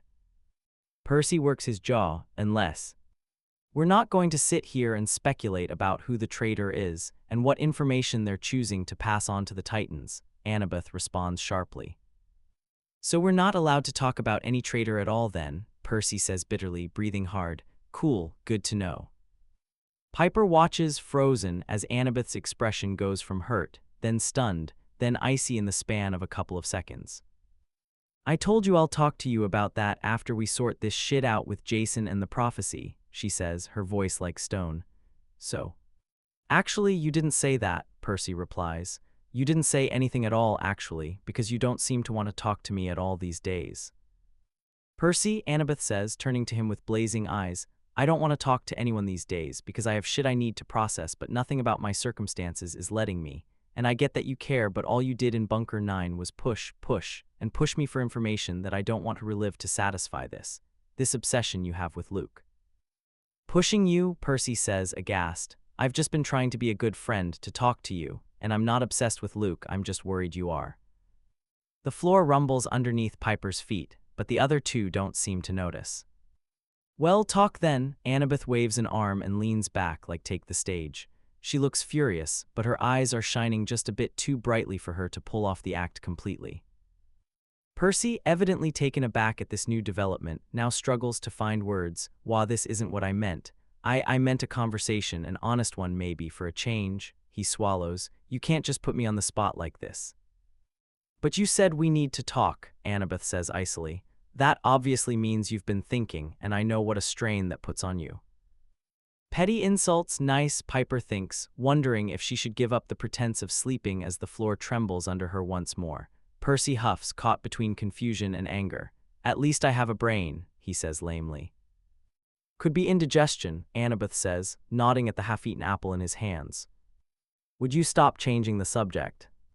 "I'm not." Annabeth throws her hands in the air. "You're the one who, I said you could talk and you didn't say anything." "Like you're going to listen to me when you're like this," Percy scoffs. "Like what?"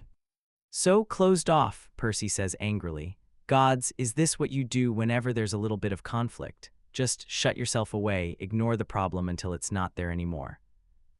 Only because I have to, Annabeth says back, her mouth twisted into an ugly line. The way Piper recognizes means she's trying not to cry. Stop being so selfish, Percy, fuck. We've got a friend who's out there, ready to sacrifice himself for a prophecy that may or may not even refer to him. She throws an arm out towards the blackness ahead of them, voice shaking. Can't we just wait till we get him back, please? Her voice cracks pretty obviously at the end, even though she quickly coughs to hide it. Percy deflates at this. He stares at the floor between them, almost sadly, like he's only now realizing just how much distance is really between them. Okay, he says quietly, running a hand through his hair, and Annabeth sags in relief at the word. Okay. She squeezes her eyes shut. Look, there is something I should have told you on day one. Percy looks up hopeful, but then he's nearly thrown to the side as the entire passageway shakes. He manages to catch himself against the wall just in time. Annabeth leans against the opposite one, her eyes wide. Piper finally sits up, figuring that nobody would be able to pretend to sleep through that. She must look far more awake than she intended, though, because both Percy and Annabeth eye her with some amount of guilt. What was that? Piper asks. No idea, Annabeth says, worried, as another loud rumble loses them their footing again. It feels far too close. We've been down here for a couple of days, Percy says, chewing his lower lip. Maybe overland there's a construction site. That didn't feel anything like a construction site, Piper interjects. We should go check it out, Percy says. Could be our exit. Could get us killed, Annabeth says doubtfully. Please don't fight again, Piper says wearily. At their looks, she says, sorry, I didn't mean to eavesdrop on your screaming match earlier. Sorry, Percy mutters. Well, you're awake now, Annabeth says, her ears flaming red. So take the call, Pipes. You want to check out whatever that is. On cue, the tunnel shivers. Whatever it is, it can't be good. Piper thinks of Jason and how trouble seems to follow him wherever he goes. Let's check it out. Mortified isn't a strong enough word for what Frank feels. It's quiet as they cut through the wintry California skies, quiet as they make their landing on the roof of a building in downtown Seattle, quiet as they clamber onto the fire escape and step onto the road, just so quiet. It's not uncommon for them. Frank and Hazel are both quiet people by nature. Only people like Leo could really get them both to talk and then keep talking. But this silence is the cloying, sticky kind that has Frank in a chokehold when he can't seem to break free from. Desperately, he tries to channel Leo. If the son of Hephaestus could manage to talk to Frank even at his grumpiest, then Frank can talk to his girlfriend. But he and Leo had bonded over their dead mothers, however gruesome it might sound, and he has a feeling Hazel might not be as receptive. Why'd he have to go and make things awkward? He bemoans silently. He could have just kept his mouth shut, but what's done is done, and now there's no hiding the fact that he's also kind of glum about the fact that she doesn't seem to love him back. Frank had woken up and also she had said sorry. Which, why? Sorry for what exactly? Sorry that she doesn't love him back at this point, or sorry because she'll never be able to. He stifles a yawn behind his hand. He hadn't slept well the previous night, given the large crack cleaving his heart in two, but when he'd finally managed to drift off, another of those weird dreams had played in his mind's eye like a full-length feature film, starring Frank as the tragic hero. The dream isn't changing at all, and despite how repetitive it's become, Frank still hasn't quite grown used to the heat of it. The fire swirling around his house, turning wood to ash, the way his skin cells seem to be vibrating, getting ready to turn him into something magnificent. Sometimes he's met with his mother and grandmother, who speak as one in Ella's trembling voice. You must raise the fifth from the depths where they are waiting, from the cocoon of their shelter. Sometimes, as they vanish, as Frank tries to make sense of the shadowy creature flitting in and out of the flames, he thinks he can hear his grandmother whispering, "You can be anything, child." Which is great and all, but not too helpful. Frank knows he can be a lot of things. He's gotten good enough at turning himself into whatever he needs to be. He's even gotten better at isolating his transformations thanks to the training he'd done at Bunker 9. But this vision feels very specific. There's a reason the dream is showing him his home, his roots, and the fire, the cause of his eventual demise, and the long-tailed beast, what he needs to become. The pieces of the puzzle are all there, he just needs to connect them. Only he's no closer to figuring that out than he is to deciphering his prophecy from Ella. The words have been echoed in his head so often that he could probably recite them in his sleep, but the phrase seems like just a small part of the poem of what his destiny comprises, and without the rest, Frank is lost. It's a good thing they might get some answers today. Seattle is a nice city, if a bit gloomy. Despite the weather, there are still people bustling about, most bundled up inside their cars, but there are enough pedestrians around, too, enough for Frank to feel a little bit at ease. Walking past every eatery is a goddamn effort. Every bakery reeks of temptation, and the roads are lined with these little delis that have Frank nearly going feral. Hazel has to physically push him, giggling, as he comes to a stop in front of a Chinese restaurant, and he reminds himself that not only are they broke as hell, entering any building with a metal detector might alert nearby monsters to their presence. It's easy to know when they reach the Amazon's headquarters, because there are 3 huge spheres at the front of it. That's extravagant, Hazel murmurs. You'd think they'd be trying to keep a low profile, given our situation. Only an idiot would attack, though, Frank reasons. It's a hiding in plain sight kinda thing, you know? The Titans aren't going to attack the epicenter of the root of mortal consumption. He waves a hand. Imagine if Amazon went down. Mortals would lose their minds. It's actually kind of the perfect cover. I hope they'll help us, Hazel murmurs. They better, Frank grunts. Frank makes it a point to give Hazel Leo's fireproof pouch that holds both spheres and his firewood. He can't deny that it makes him nervous, but he's got to prepare for the worst-case scenario, and he figures Hazel's less likely to be frisked by security if it comes to that. They make their way to the front desk, attracting a lot of strange looks. Frank really should have remembered to clean up before they walked in here. He still feels like he's half a bird, to be honest. At least Hazel looks presentable, if slightly windswept. The woman in the receptionist's chair fixes them with the most disinterested look Frank's ever seen. It's nearly enough to make him turn around and speedwalk out of the place, but his sense of duty, the fact that he's so close to returning home, keeps him rooted to the spot. "Excuse me," he says as politely as he can. "We're looking for someone."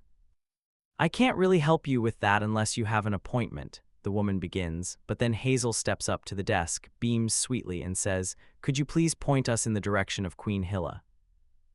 Finally, the receptionist shows an expression other than extreme boredom. She raises a single brow. "Excuse me." "Hilla," Hazel repeats, this time clearer and loud enough to attract the attention of a couple of bystanders. Frank's never been more glad for her impeccable manners. "We need her permission for passage into New Row."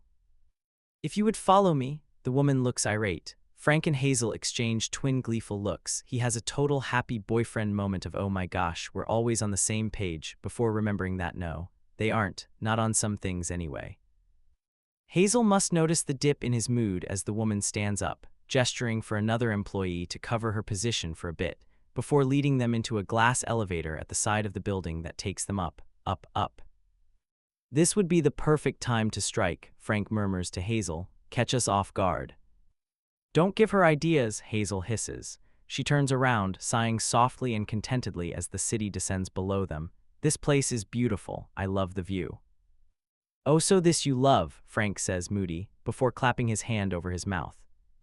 "Where did that come from?" She sounds hurt, almost. Frank hates it, but there's a defiant little part of him that actually doesn't want to apologize.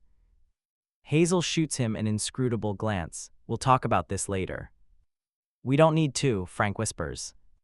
"If you please," the woman interrupts, alerting them both to her presence as the elevator doors open with a ding. "The boss will meet you momentarily." "It's kind of an urgent matter," Frank says, crowding past the receptionist woman in his eagerness to put some distance between him and Hazel and the conversation they don't need to have. In fact, "Frank," Hazel yelps. There's the sound of a scuffle. Frank turns around, stricken, fingernails already sharpening into claws out of pure instinct, just in time to see the reception lady's high-heeled boot nail him right between the eyes. Jason opens his eyes to a stone ceiling. A quick glance around shows him that he's in another cave. There's a tunnel off to his right, leading to what looks like the outside, shielded with a layer of leaves and vines. Cool wind snakes through the gaps and fills their little room with freshness. Jason shudders out a sigh, closing his eyes and bending his arm over his face to shield his eyes. He feels exhausted, and he isn't quite sure what happened in those forges. The monsters, the earthquake, the monstrous presence beneath them. A lot isn't clear. But one thing he knows for sure. He turns to Nico. "You're a son of Hades." Nico just sighs, looking at him from where he's only just sat up before giving up entirely and lying back down again. "Aren't you?" Jason adds when he doesn't reply. It's not like he needs the confirmation, but getting one anyway would be nice. Instead, Nico just sighs because he likes to be difficult. you're a son of Zeus. Jupiter. But I didn't make a big deal out of it. But Jason splutters, it is a big deal. To have another child of the big three around. I mean, nobody knows you exist. Nico scoffs, sure. Really? Jason insists. Dude, nobody knows you exist. I mean, there are spies all over the place. And monsters too. For you to be hidden so well, that's actually insane. And I told you, Nico stresses, some people do know, only they've kept their mouths shut about it. He considers it, surprisingly. To protect you, Jason guesses. One of them probably did it because of that, Nico agrees. The other out of guilt maybe, he snorts. God knows he was after me for long enough. Huh, Jason says. He feels like he's missing something, and then, because he's pretty sure he's right, he adds, so you definitely know Hazel. There's a sword at his throat before he finishes the sentence. Nico looks stricken, like he hadn't expected to do that himself. Jason raises both arms, cautious, before pushing the tip of the sword away. The metal feels cool underneath his fingers. It's not of Greek or Roman make, as far as his inexpert eye can tell, but Nico does look a lot more intimidating with it in his hand. That's a yes, he surmises. Unwillingly, Nico sheathes his sword and crosses his arms. It's not a no. How do you know her? How do you think I know her? Nico shoots back angrily. She's my sister, half-sister, how do you know her? We kind of stumbled on her and her friend, Jason says slowly, watching Nico's face for any sign of recognition. They're at Bunker 9 right now, safe. That's good. Frank, that's Hazel's friend, used to be at New Rome, but Hazel never went there. Raina would have kept her safe, I'm sure, but now she's fine too, with Annabeth, Jason tries, and Piper and Leo and Percy. The mention of Percy's name finally draws a reaction out of Nico. His eyes widen almost imperceptibly, and he actually stops breathing for a second. He's surprisingly expressive for someone who's trying to maintain a poker face. Jason raises a brow. Nico relaxes at once and says smoothly, I was the one who took Hazel to New Rome. Well, kind of. I couldn't find an opening underground, so I brought her to where I thought the entrance was on the surface. I thought she'd be found by the Romans and taken in. I wanted to keep her safe. He sounds dejected. She is safe, Jason assures him, just with the Greeks instead. I suppose so, Nico says lowly, sounding doubtful. Oddly defensive, Jason shrugs. What, you think the Greeks aren't capable? I don't know what your Greeks are capable of, he snaps. Hazel's Roman, so I took her to the Roman base, that's all there is to it. And it has nothing to do with Percy. Again, the same reaction, eyes blowing wide, the shortness of breath. I don't even know who you're talking about. Gods, at some point you're going to have to cut the crap, Jason says, losing patience at long last. I tolerated you stalking me. I didn't stalk you.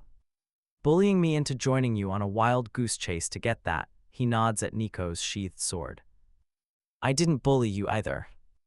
I've done everything you asked without asking questions and at great personal cost to me since I'm on a quest and I've lost time because of you, Jason says haughtily, rather proud of how that particular lie has been disguised. Now spill. Under Jason's glare, Nico slowly deflates. He leans against the cave wall and rubs at his eyes with both hands. Outside, it must be raining. Jason can hear the drops of water splatter against the leaves at the entrance. It's getting colder, but he doesn't move. Yes, I am a son of Hades, Nico says in a tiny voice, and I do know Percy. He glances up at Jason unhappily. Are you satisfied?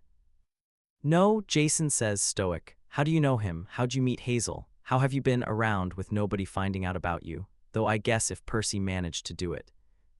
He scowls at the name. Percy was only trying to find me. That's the only reason he was out in the world in the first place. That doesn't explain how you know him, though, or how you found Hazel. I came across Hazel shortly after the war, Nico says, eyeing Jason carefully. Hazel told us about her past, if that helps, Jason adds quickly. About her, coming back from the dead, I mean.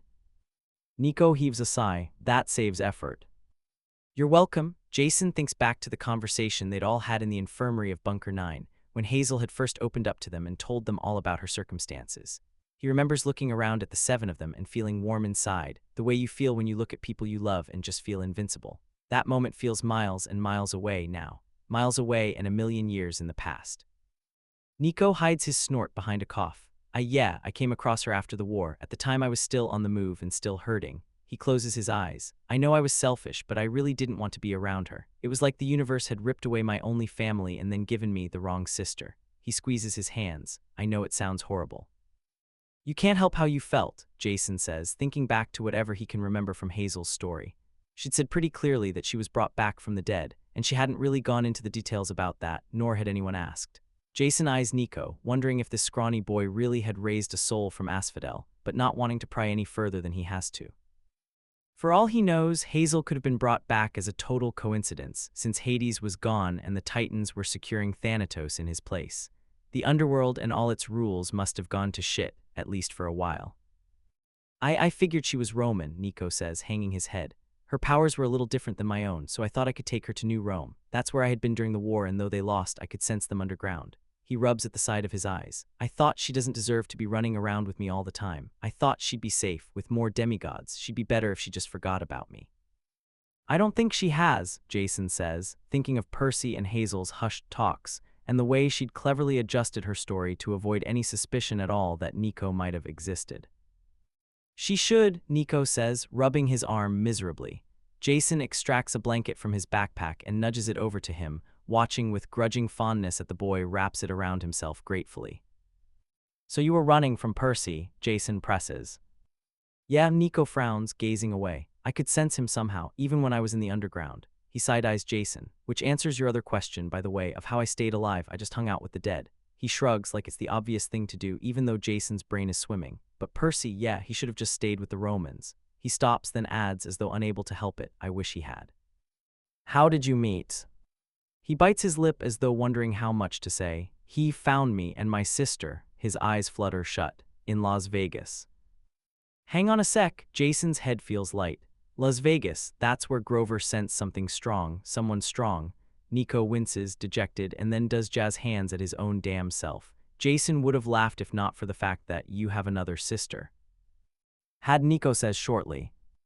Oh, Jason swallows, the rest of his questions dying in his throat at once. It feels like Thalia is everywhere these days, in his dreams, his waking thoughts, in reminders from a random demigod. Jason wishes she was here. She would know what to do. I'm sorry, he says sincerely. I know what losing a sister is like, and it sucks. For the first time, Nico looks at him with something other than an emotion ranging on the scale of mild to deep exasperation. Your sister died too. Yeah, man, Jason says. He sticks out his hand. I'm Jason Grace. I don't know if the surname means anything to you, but my sister was Thalia Grace. Nico starts at that. She was the supposed hero of the prophecy, only. She died, Nico says, with an odd little twist of his lips. She died, Jason agrees. He raises his hand a little, as if to be like, are you gonna leave me hanging? Nico doesn't. He stretches out his hand, winding his fingers around Jason's broader palm. I'm Nico Angelo. My sister was called Bianca. Bianca, Jason repeats. The name sounds familiar, but he can't really place it. Bianca, Nico repeats softly and sadly, gazing out to the tunnel opening where the rain is still going on in earnest. She was all I had. He nods at his sword, pitch black like it's been crafted from the night. This sword is all I have left of her. That's why I wanted it back so badly. I know what that's like, Jason says, thinking of Piper and Leo, if you don't mind me asking. How she died, Nico smiles a little when Jason nods. She died fighting a titan, Apetus. Apetus, Jason bursts out, unable to stop himself. He sits up a little straighter, but I thought. Percy killed him, yes. There's an edge, a slight one, like he's trying to hide it every time he says Percy's name. Bianca engaged the titan first. Nobody else at New Rome knew of our parentage, but the titan came right for her like he knew. Nico's lip trembles. When Percy found us, we hadn't really figured out what we were. Percy trained us the best he could, but he trails off. My sister was no match for a titan. I'm sorry, Jason thinks of Creos and his fingers tremble. He swallows and plays it off as a side effect from the breeze, which is filling their cavern faster and faster. The Titans took away both our sisters. Nico nods, lost in some faraway memory, while Jason pulls his hoodie tighter around himself and tries to think.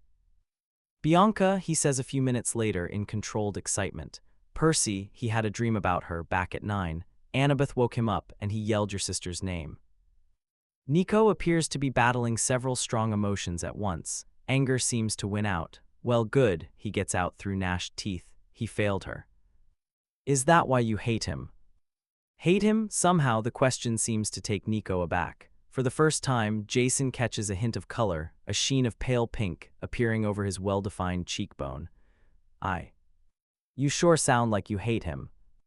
I don't. He sounds defensive about it, which makes no sense at all, but Jason raises both hands in surrender anyway. Okay, he says. I don't hate him, Nico repeats, stronger this time. Louder. If anything, I admired him. He was so cool. He taught me and my sister everything about everything, he finishes, somewhat lamely. He fought off monsters, kept us safe, and he taught us to fight off monsters too. Well, me not so much. Bianca didn't want me fighting. But Percy stole me a dagger from some monster and taught me to defend myself. Nico's smile, which had appeared over the course of his little speech almost unconsciously, now fades slowly. I thought he was so cool. And when we got to New Rome and heard about the prophecy, You made him promise you something, Jason guesses, which was kind of a total guess, but there's a lot of things he's putting together now from previous interactions with Percy. Most notably, there had been his almost extreme reaction to losing Annabeth, and when he'd been denied to go on the quest by Zoe, he'd said he just didn't want to fail again, that he didn't want to lose anyone again because of his mistakes. And this makes Jason's heart throb in sympathy, there had been that one conversation, up on the roof of 9. Jason had made Percy promise to keep Piper safe, and Percy had gone rigid at the very notion of it. He'd tried to talk his way out of it, but his eyes had been pleading. He hadn't wanted to make that oath, and now Jason finally knows why. Yeah, Nico says, confused. How did you know? Because he didn't want to make one with me, Jason clarifies. I'm assuming something went wrong with yours. I told him to keep my sister safe, Nico says in a rush, grasping the hilt of his sword as though hoping for something to hold on to. Oh, says Jason, oh. He swallows. I know that maybe I was being unreasonable, but to me back then Percy was the strongest, so to see him fail at the cost of my sister's life, he takes a long, shaky breath, and then I get these flashes in dreams. He glances quickly at Jason, gauging his reaction. It's more intense than a regular dream. They take me to the past and the present and what might be the future. It's like I'm there. I don't know how else to say it. Flashbacks, Jason asks, like the ones Hazel gets. Hazel's getting flashbacks, Nico says, sitting up in alarm. That's not good. Maybe it's a child of the underworld thing, Jason says quickly, taken aback by his response. Nico chews on his lip, pensive, but doesn't answer. But yes, flashbacks, Nico says, snapping himself out of his reverie. Well, I had a pretty intense one night, and I saw my sister telling Percy to take care of me, to keep me safe, and he hesitated but said yes. He shakes his head. 2 promises, I don't even know which came first, but that's why he left New Rome, that's why he was looking for me for so long. He's doing it to keep his word to my dead sister, and I don't want that. He shakes his head in disgust. I'm not going to be some pawn, all in the quest to make himself feel better about himself, because the fact is that he made 2 promises and kept neither of them.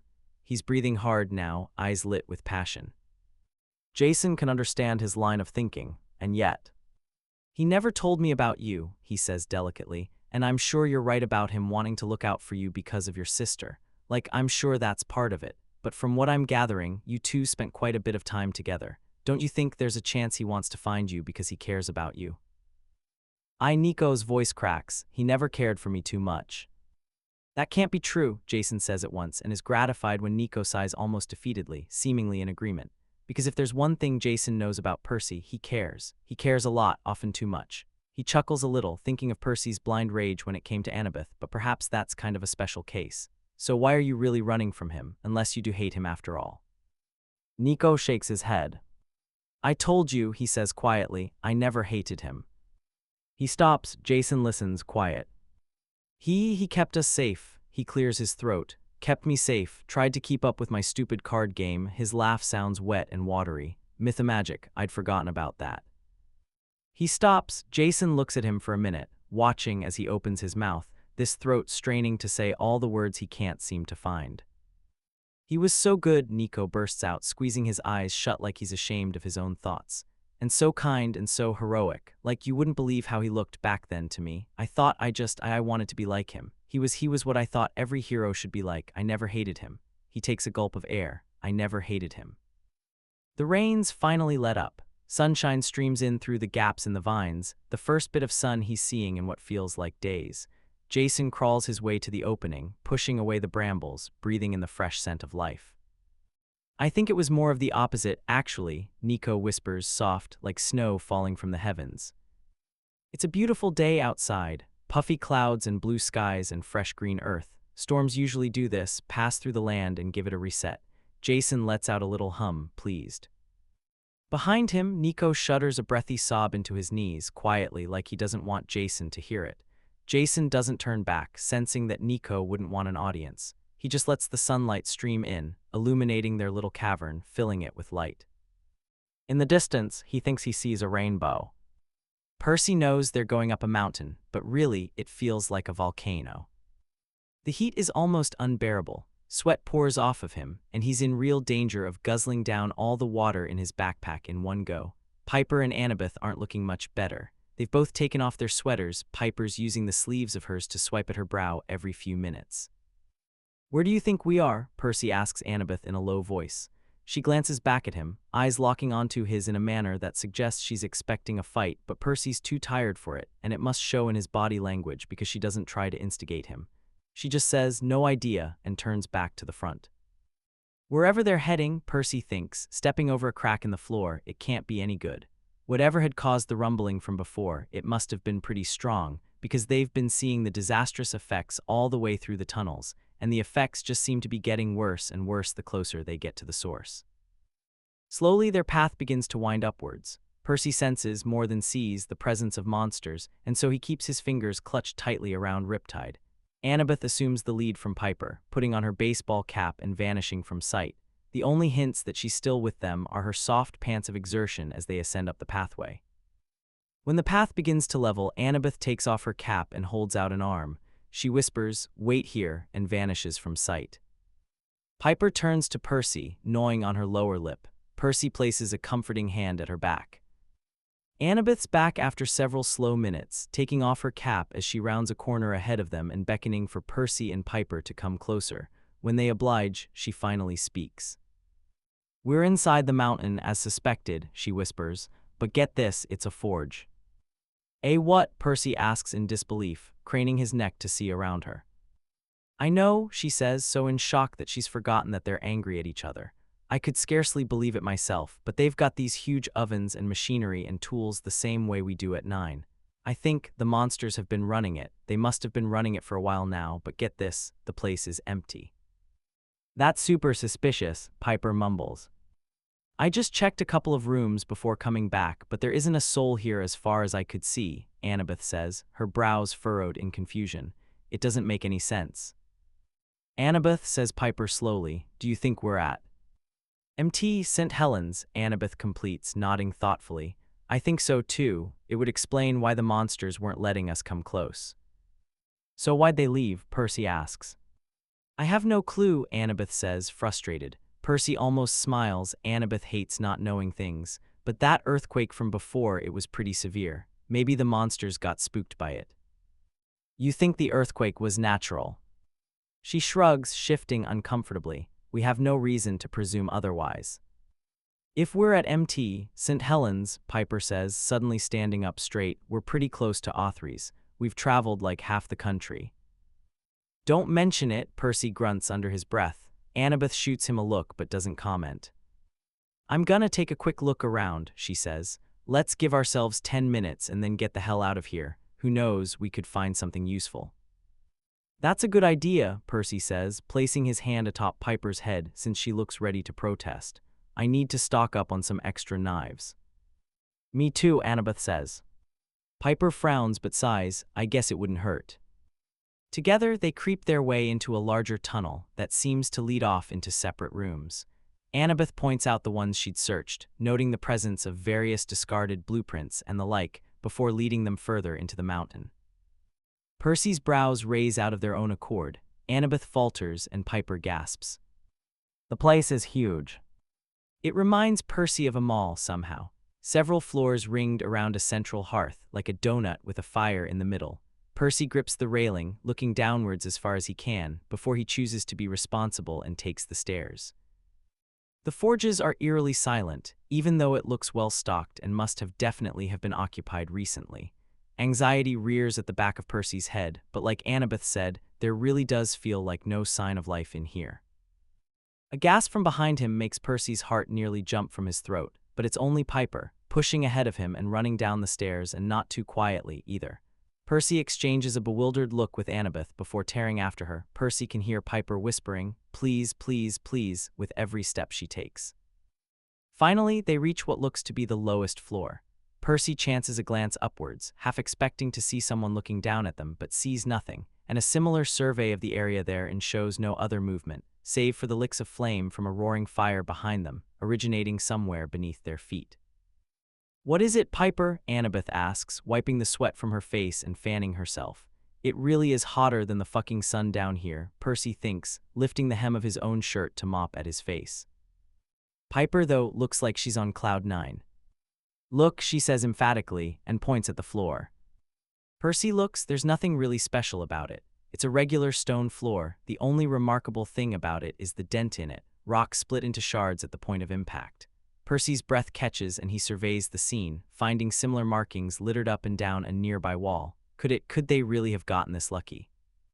"Lightning," Annabeth breathes. "Jason," Piper whispers. "What if he was here, caused the explosion, and got away?" "It could be possible," Annabeth says, "but Piper's in no mood to hear it. "I'm gonna go look around more," she says excitedly, and runs into a tunnel up ahead. Annabeth sighs, kneeling at the shattered stones and running a finger along the edge of one. "You don't think Jason caused the explosion?" Percy surmises. Annabeth gazes at him, surprised. "No, I don't. This strike couldn't have caused whatever that was, but he was definitely here." She nods at the scratch-ridden wall. "Nobody other than Jason could have caused these." "Yeah," Percy looks around. "Like Piper said, I hope he got away." "But what would he have been doing here?" Annabeth persists, a wrinkle forming between her eyebrows. "Jason's too strong to have gotten captured, and we know he was careful about not being seen." Percy shakes his head at a loss. "I guess we'll have to ask him when we find him."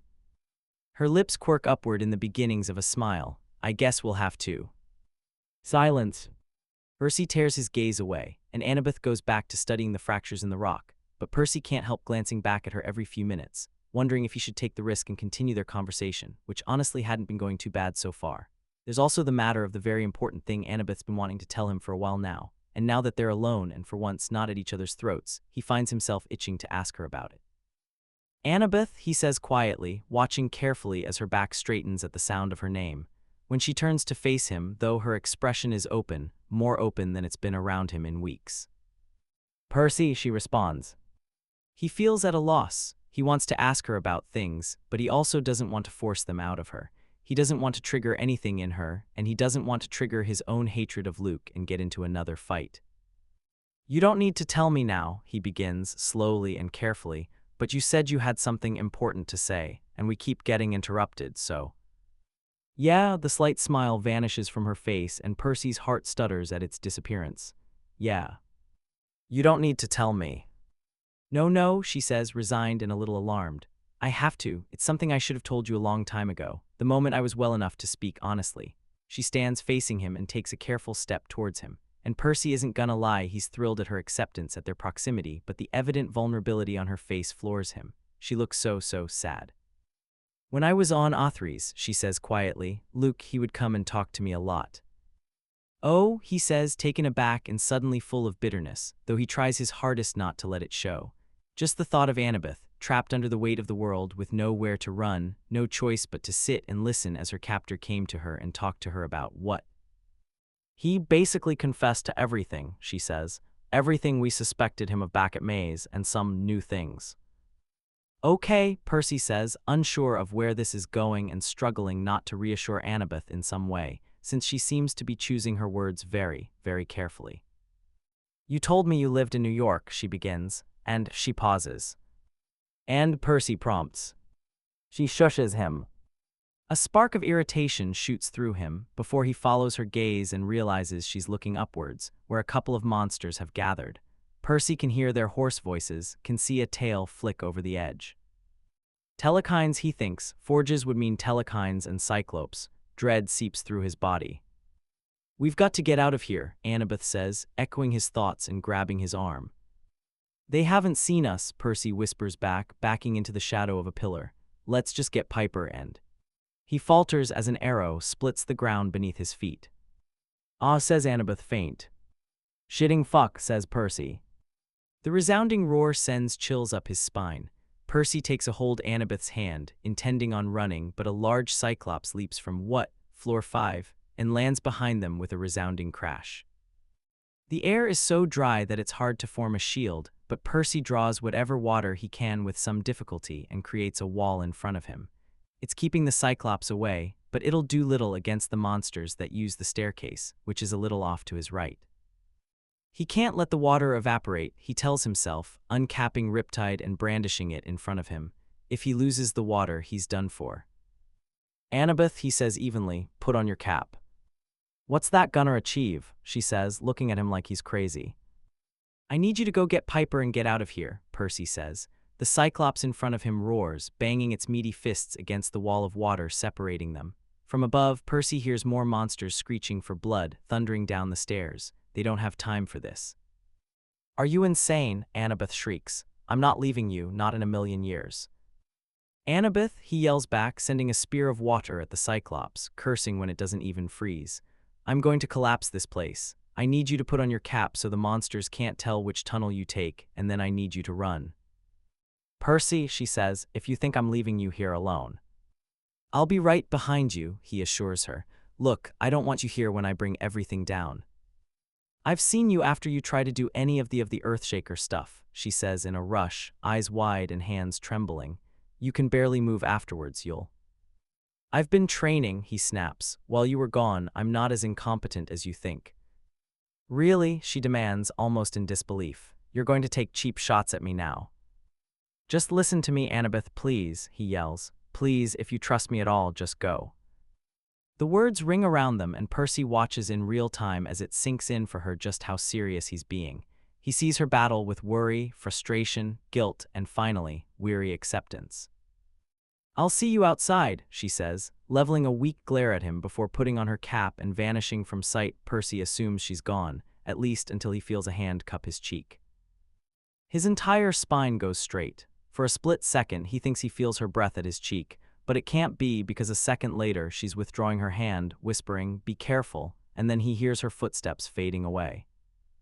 His brain feels slow, even as he turns back to the Cyclops, removing the shield with a wave of his free hand and bringing it to form a ring around him. A glob of it separates, coating itself thinly across Riptide, and Percy's now used to watching what will happen. He swings his sword at the charging Cyclops, and the water mimics the motion, cutting through the air, swift and deadly as bronze itself, and slices through the monster's throat. Percy watches it disintegrate to ash just as the first wave of monsters barrels down the stairs. With a roar, he brings his foot to the ground with enough force to make the entire cavern shudder. It's not enough. He can do better. He can be stronger. The monsters are thrown off their feet long enough for him to jump into action. He jumps, bounding off a nearby pillar and landing right in the middle of the group, fashioning the stream of water around him into spikes that keep them at a respectable distance. With a single inhale, he begins to move, spinning himself in a circle, impaling every nearby monster with Riptide and noting, satisfied, how fast each monster drops to the floor. The thing is, they seem unprepared. Despite being in a literal forge, they don't have any armor, which means that whatever had caused them to retreat from the mountain for the short period had probably been sudden, too. His water supply is running thin, he's too close to the fire, and whatever he's got is evaporating fast.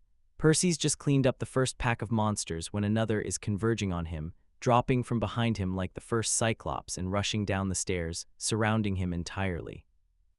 He wonders how long it's been, 5 minutes, 10. If he takes too long, Annabeth might just venture back into the mountain. She's stubborn enough to. He's got to make it out before she makes it back in.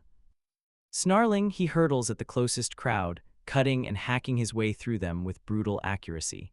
He uses the last of his water like a whip in an attempt to clear a path for himself, feeling lightheaded, but somehow his thoughts feel miraculously clear. Suddenly, his leg turns to fire. He gasps, crumpling to the ground and nearly losing his grip on Riptide, looking at his legs in horror. There's a gaping hole in his pant, burnt through by what feels like actual fire. He looks up, dazed, only to have his fears confirmed. A Cyclops is holding a ball of flammable material, dipping it into the flames and pitching it like a goddamn baseball right at his face. A desperate swing of his sword conjures up another wall of water in front of him, half from his own sweat, that barely manages to extinguish the fireball. Percy scrambles to his feet with a cry of pain, swinging wildly at anyone who dares come close, thinning the water into forming a sphere around himself. And in this time of need, Percy concentrates. Poseidon is the lord of water, and he will never have control of the ground the way Hazel does, but Percy knows there's a little bit of overlap in their spheres of control. He's done it before, but this time is different.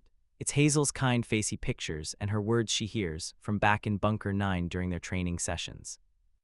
The earth is solid, he hears her say, and strong. To push the earth, you have to be stronger. She stomps her own foot, giggling as Percy crashes into her. She writes him. Imagine you're taking all the strength you have inside, she points at her stomach, and you're pushing it into the ground, transferring your energy to it, giving it power. With water, I feel like there's a balance there, a push and a pull. With the earth, you push. It pushes back, you make each other stronger. She smiles. Try it.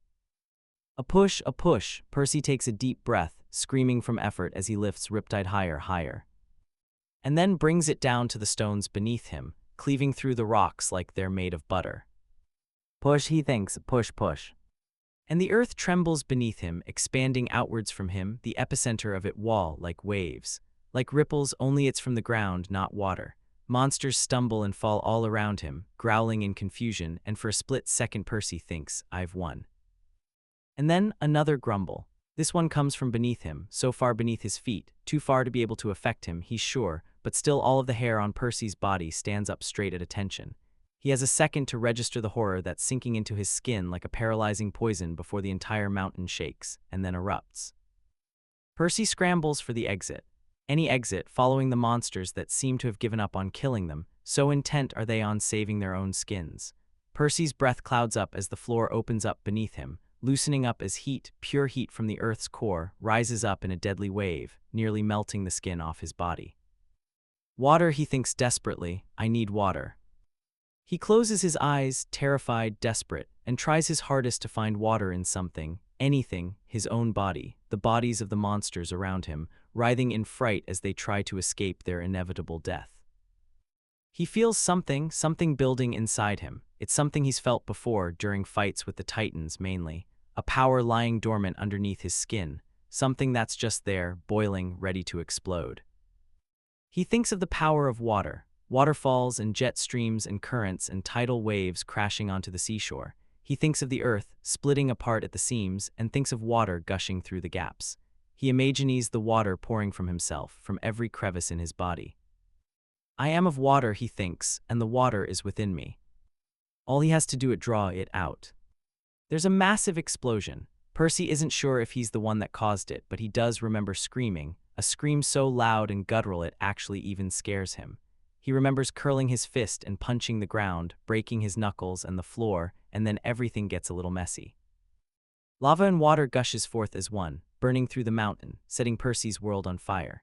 He's briefly aware that the one explosion has triggered more, many more, that detonate through the rocks that hold the foundation of the structure intact, and through sheer dumb luck Percy has the wherewithal to brace himself and abandon Riptide in favor of forming a final shield around himself before he's blasted into the air. He must have hit his head because there's blood in his eyes. It obscures his vision as he hurtles upward, flying higher than he's ever flown before, even on a Pegasus, he thinks. And then he descends, falling like a stone, like a meteor from space, with nothing to stop him but the inevitable friction upon impact. And the impact is coming. It's coming swiftly, faster than he expected. The ground is nearing, and there's nothing he can do to stop it. 3, 2, 1. You know, says a voice as Frank blinks, coming to life slowly. When I heard an upstart, male demigod had waltzed into my headquarters, I thought he'd be more impressive. What the hell, Frank says. Oh, says the voice. Frank hears the clicking of high heels before his chin is grabbed, and he's made to stare directly into deep brown eyes that have appeared just an inch from his. He wakes. The closeness startles him so much that his body acts on instinct, elongating his nose into a wolf's snout and baring his teeth. The woman steps back just as Frank takes a bite of the air where her head had been, and as he transforms back, he sees with some amount of chagrin that she isn't in the least bit fazed. In fact, she looks delighted. Oh, he bites, she croons, so condescending that Frank almost takes another bite out of her again. It's only then that he realizes that he's tied to a pole in the middle of what looks like a basement, his hands and legs bound with thick, coarse rope that scratches the inside of his wrists. Frank snarls, turning his nails to claws, but nothing seems to make a dent in the binds. A valiant effort, says the woman. Creative but predictable, your girlfriend did say you'd try that. Where is Hazel? Frank yells. Where are you keeping her? Whoa, you need to calm down, the woman says, chuckling. You're being too loud. She pauses. No, nothing Taylor Swift, come on, really. Where he breathes is Hazel. She's chatting with my staff, says the woman, stalking forward, crossing her arms across her chest. She's wearing a black turtleneck, fitted black pants, and boots that look like they could impale a man. Frank stares at her face, noting the strong nose, thick brows, and long hair tied in a neat French plait, in exactly the same style as her younger sister. You really are Raina's sister, he comments, and the flash of surprise on Queen Hilla's face is short-lived, turning at once into barely concealed amusement. Oh, you are fun, she marvels, seizing a chair and seating herself in front of him, crossing one leg over the other and gazing up at him with the utmost interest. Of course, Hazel told me everything, but it's so interesting to see you try to gain the upper hand here. Please continue. I'm not talking till I see Hazel is safe, Frank says adamantly. Aw, that's no fun, Hilla responds, pouting exaggeratedly. Frank has to give it to her, she's got insane charisma. There's something magnetic about her presence, similar to Raina's but still so different. Raina gives you the impression from day dot that she could ruin you. She's intimidating and you know it. With Hilla it's different. She comes across as playful, but Frank can see the lines of her muscles even though her clothes. There are blades concealed cleverly on both her legs. He wouldn't be surprised if there was a knife inside those very fashionable boots too. She might be pretending to joke around, but she is every bit as deadly as Raina, if not deadlier. She just hides it better. Frank purses his lips at her. Hilla laughs, and it actually sounds genuine. Would you relax? Your girlfriend is fine. She had the sense to surrender the moment we knocked you out and we gave her the time of day. She told us everything. So why are you keeping me here? He demands. Why, every good case needs a cross-examination, Hilla says, examining her nails with great interest. Frank bares his teeth. All you have to do is confirm the facts Hazel told us, and I'll let you loose. Let me loose, Frank scoffs. I'm not an animal. On the contrary, Hilla tuts, you are many animals, and reptiles, you're quite the mixed bag. She eyes him with interest. Hazel told us about that, and you demonstrated it yourself, so I know you're not lying about that at least. It's an impressive skill. I wouldn't have believed it if I hadn't seen it for myself. She leans forward now, lacing her fingers together and placing her chin delicately atop them. Now, talk. And so Frank, seeing no other option, does. He tells Hilla everything, right from his mom being a commander in New Rome's army and her death in the war, all the way to how he and Hazel ended up here. He omits the things he's certain Hazel hadn't mentioned, the details of her return from Asphodel, and his own terrible fate and the firewood. He also doesn't mention the prophecy, Jason, or Chiron, but he does mention that the Greeks might have evidence to prove that there might be another war soon. And to her credit, Hilla listens. In fact, she listens so intently that Frank grows almost uncomfortable at the attention, and it's only when he finishes the story with a lame, and that's how we got here, that she finally nods, leaning back in her seat and considering him carefully. Your stories line up, she says evenly, except for one detail. Oh, says Frank nonchalant, and what's that? You tell me, she responds, standing and plucking a knife strapped to her calf in a single clean motion. Each step forward reminds Frank of a tiger, precise and lethal. She's honestly quite terrifying to behold, but he doesn't back down. He didn't omit a lot from the tale, but he knows for a fact that Hazel wouldn't have thrown any of that information out there, given how sensitive it is. Hilla stops when they're nose to nose, or rather chin to nose, since she's a little taller than him. Frank tilts his head to look up at her and stares into her eyes without that much fear. With a single swipe, she cuts through the rope with her knife, and while he rubs at his wrists, trying to get the blood back in them, she bends and frees his feet too. She steps back, amused, as he stumbles forward and even helps him catch himself. You're interesting, Frank Zhang, she says, eyes sparkling. I'm glad you aren't a liar. I really like Hazel, and I wouldn't have wanted to kill you and make her sad because of it. That, Frank says, too stunned to remember not to run his mouth, might be the most backhanded compliment I've ever received. This makes Hilla laugh. She presses a button on her walkie-talkie and offers Frank the seat she'd just vacated. Frank sits down, sighing with relief when his butt hits the chair. It feels like he's been on his feet for days on end. Hilla leans against the wall, sheathing her knife in another clean movement. She's full of grace, and Frank's envious of it.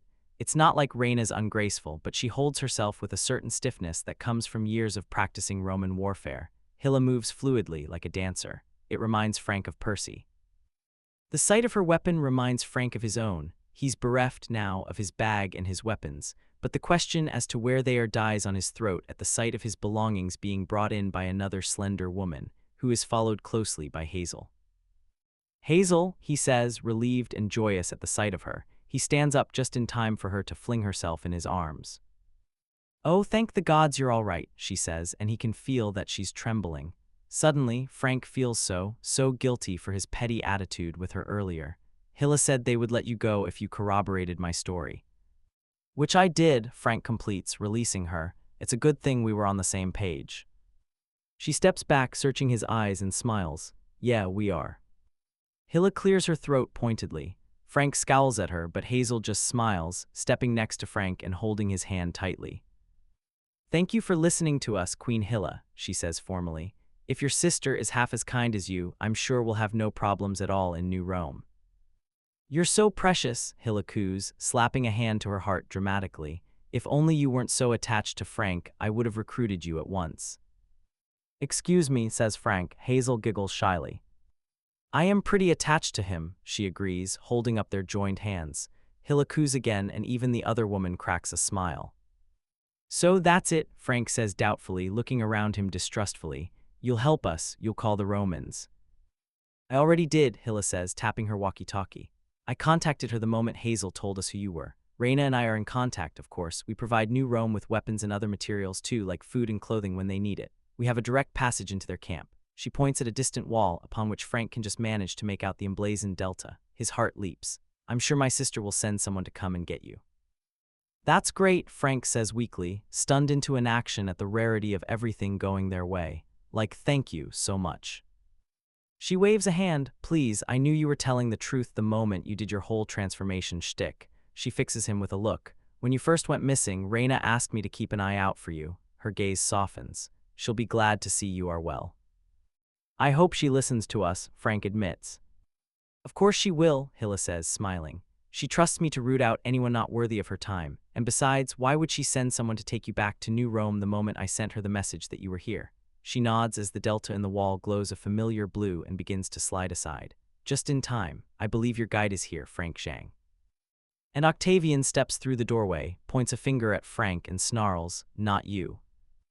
It's hours later, after he's let everything sink in for a while, that Jason finally gathers the courage to break the silence. "Hey," he mumbles quietly as they both lie down side by side, closer to the tunnel's opening so that they can get some air. "I'm sorry." "For what?" Nico asks, turning around in his sleeping bag to gaze at him questioningly. "I pushed you," Jason says, "to tell me about Percy. I didn't have the right. So yeah, I'm really sorry, and for what it's worth, your secret's safe with me."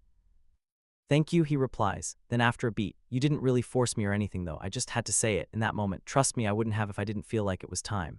He shrugs, "But thank you. I know you're friends with Percy though, so I'd appreciate it if you didn't tell him anything about meeting me when you meet him." He looks away, coloring. "It's not that I can't face him, I just don't want to. I don't want to be found just yet." "But why would I meet him?" Jason asks stupidly. "Because of course he's not going to be seeing Percy anytime soon." He forgets, though, that Nico doesn't know that, and even in the dark he can see his eyes narrow, all shrewd and detective-like. "You're friends, aren't you?" "Yes," says Jason. "So why wouldn't you be seeing him soon?" Nico asks. Jason shrugs, aiming for nonchalant. "I'm on a quest, he's on a quest, it might be a while before I see him." Nico hems. "You never did tell me why you were going to Othries." "I didn't," Jason agrees. "You aren't going to tell me?" Nico asks in disbelief. "After all I spewed to you." "There's nothing to say," Jason protests weakly, wiping his sweaty palms on his jeans. I've been tasked to get one of the apples of the Hesperides from Othries."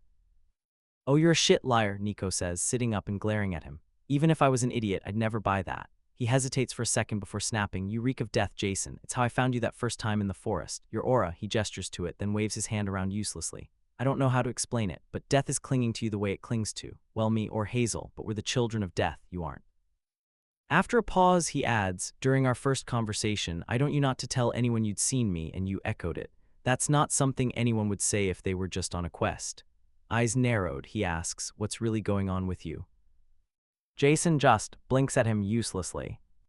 He ought to say something. Nico's beginning to look worried as he waits for a response, but all Jason can manage to feel is this sinking feeling of, "Oh."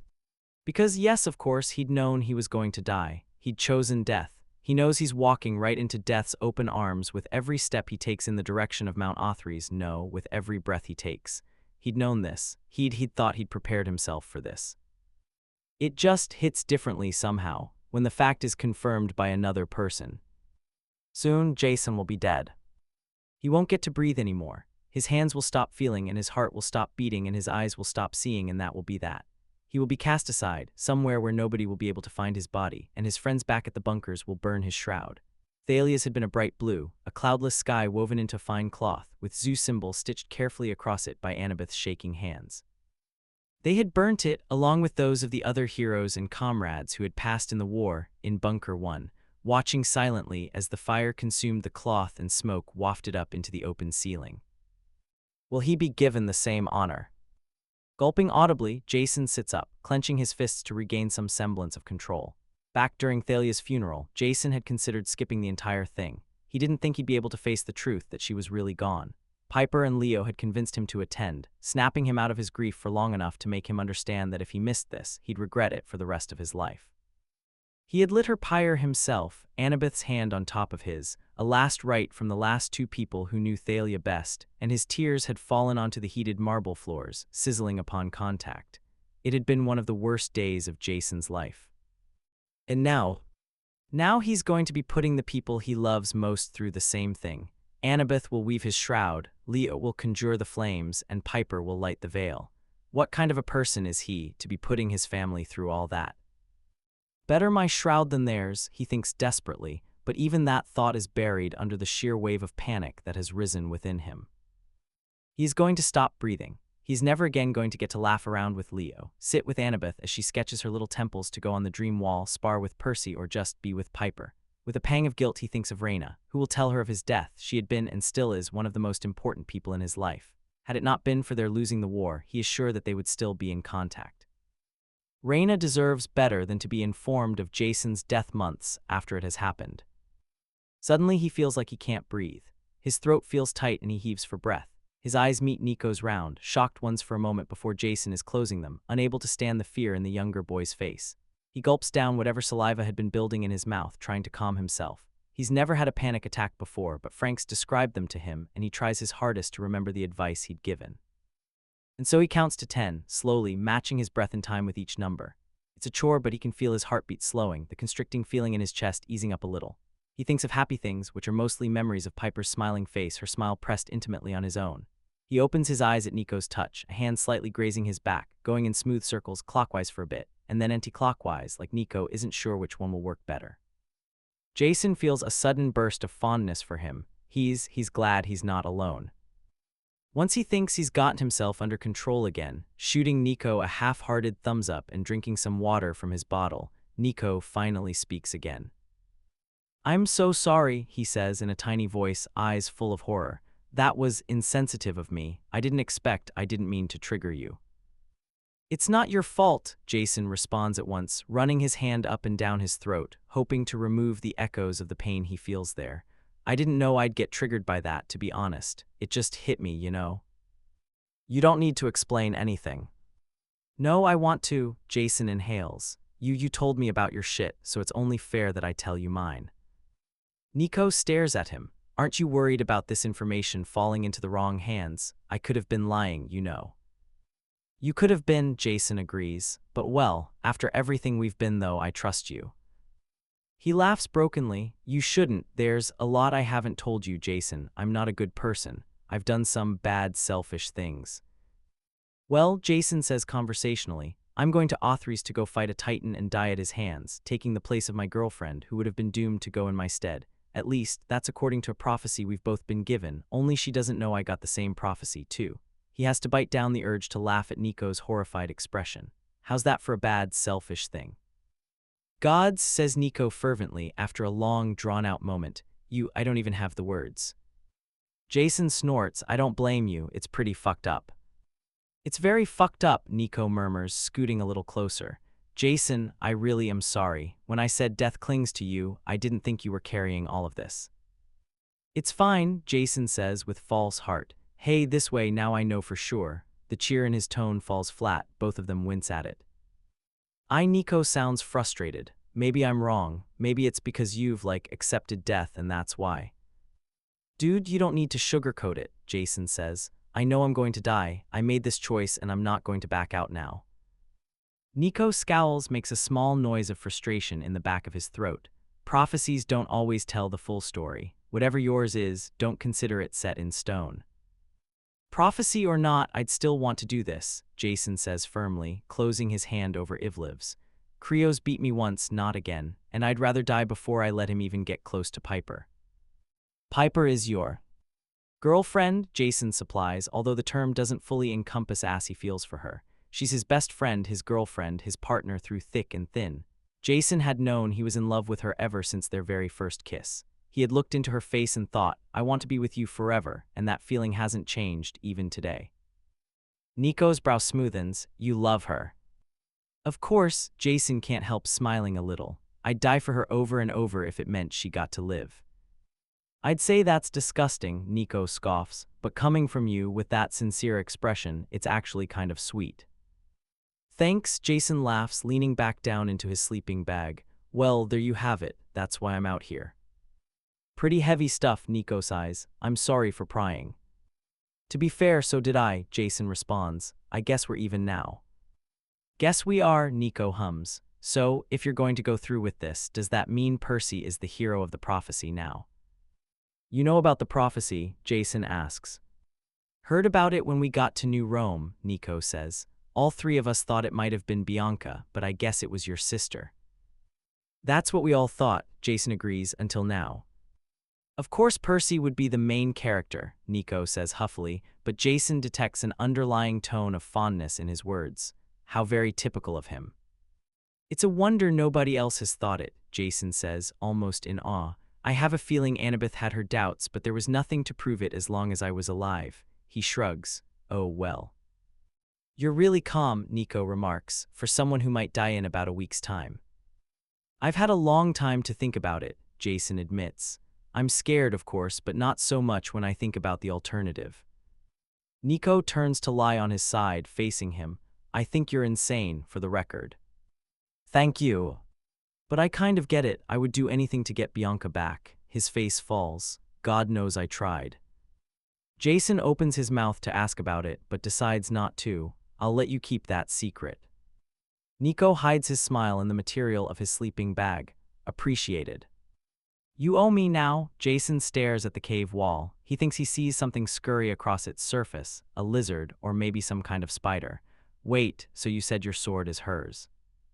She got it one day out of nowhere. It was after she unlocked her powers, Nico explains, voice far away. She died with it in her hands. It's all I have left of her. That's why I went a little nuts trying to get it back. He glances at Jason. I'm gonna lie. I saved you because I thought you'd be useful, as a partner to help or as bait. He shrugs a little guiltily, and Jason would be angrier if he hadn't figured as much beforehand. I suppose I should thank you as well. For helping me keep my sister's legacy alive, in whatever meager way I can. I'm glad to help, Jason admits. Honestly, having you lead me on a wild goose chase was kind of nostalgic for me. I didn't realize how alone I was, I guess.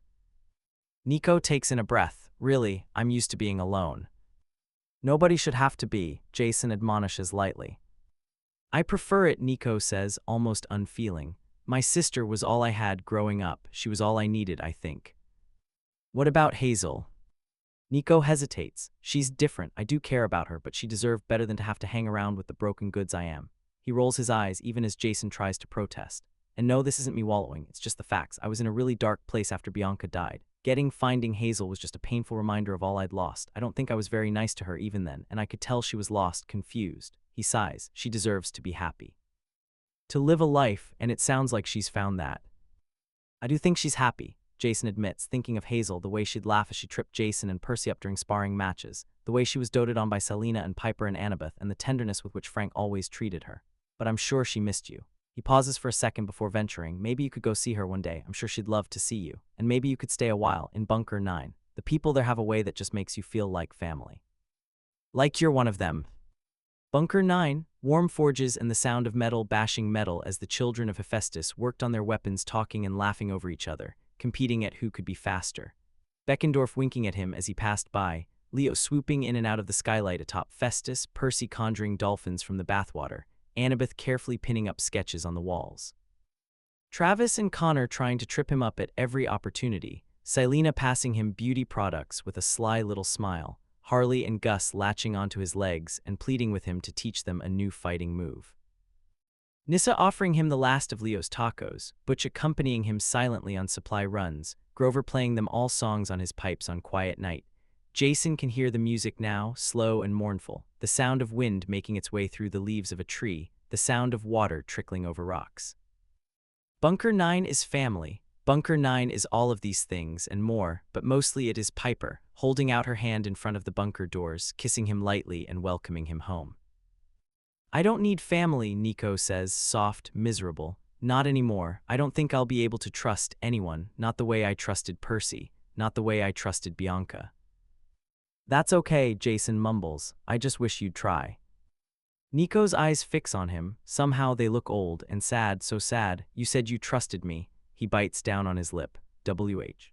I don't know, Jason admits. You remind me a little of a lot of people. There's Thalia in his stubborn demeanor, Percy in the way his eyes seem to long for someone.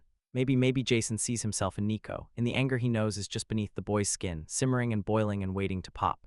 Maybe it's that he's lost his sister, too, the same way Jason had in the same war even, and there's something about that twangs at his heartstrings. He understands, he thinks to some extent, why Percy hadn't mentioned Nico at all. The son of Hades may be 18 or 19, but there's something about him that is so fragile. Fragile, delicate, even though Nico has proved himself to be anything but. But Jason sees him, sees how young he is and how much he's suffered, and he wants to protect him anyway. I can't explain why I trust you, he says. I just do. Nico doesn't move. He doesn't even breathe, as far as Jason can tell, but maybe it's because he's struggling to stay awake now. He stifles a yawn with the back of his hand and closes his eyes briefly. Good night, he says. Nico stirs. Good night, he whispers back. Then in a voice so soft Jason barely catches it, he adds, for what it's worth, I hope you don't have to die.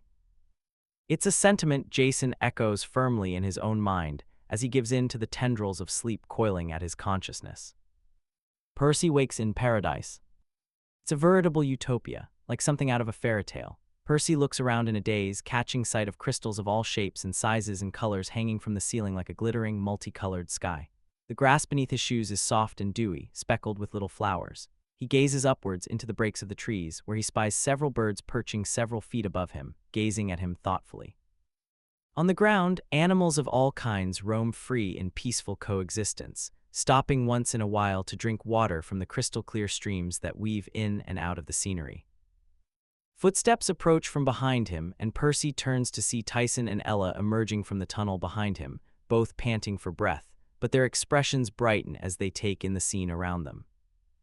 I think we're here, Percy says, in a voice that isn't his own, which is when he realizes that he is seeing through Grover's eyes, feeling through his hands.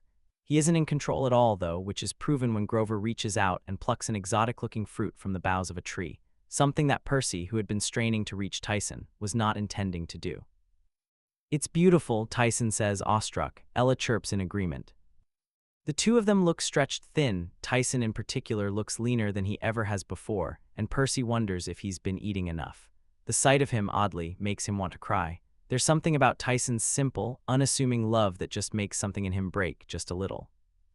The three of them begin their descent to what looks like the center of the place, a large tree with hanging roots, surrounded by fluffy bushes and a gorgeous ring of brightly colored flowers. Percy can tell from a single look that they must still be underground, but it's the opposite of Mount St. Helens. There's none of the heat, none of the dirty, abandoned air. This cave seems full of life. Grover's breath catches in his throat when the giant tree gets closer and closer. Ella hums the line of the prophecy she'd given Grover back on the library rooftop all those months ago, seemingly in a daze. Tyson doesn't speak, but he places a large hand on Grover's back, urging him forward when the satyr hesitates. Percy knows Grover hadn't been fully comfortable with Tyson at first, but a lot must have changed for them to share easy contact like this. His heart warms. Closer and closer they get. Percy sees then what Grover had: another satyr lying down at the foot of the tree, seemingly in a deep sleep. Butterflies float around him. Animals gather at his feet, rabbits and squirrels and foxes that look up as they approach but do not disperse. Percy even notices the tree's branches converging over the prone figure, as though shielding him the best it can. At a distance close enough to strike, Grover instead drops to his knees, bending his head to face the grass. Tyson and Ella follow suit immediately, perhaps sensing the reverence with Grover is trembling. Percy can feel it too, flowing through his veins, a feeling of wonderment and honor that has come from finally meeting the one he's been searching for all this time. Grover Underwood, comes a soft voice, and Grover's head snaps up at once.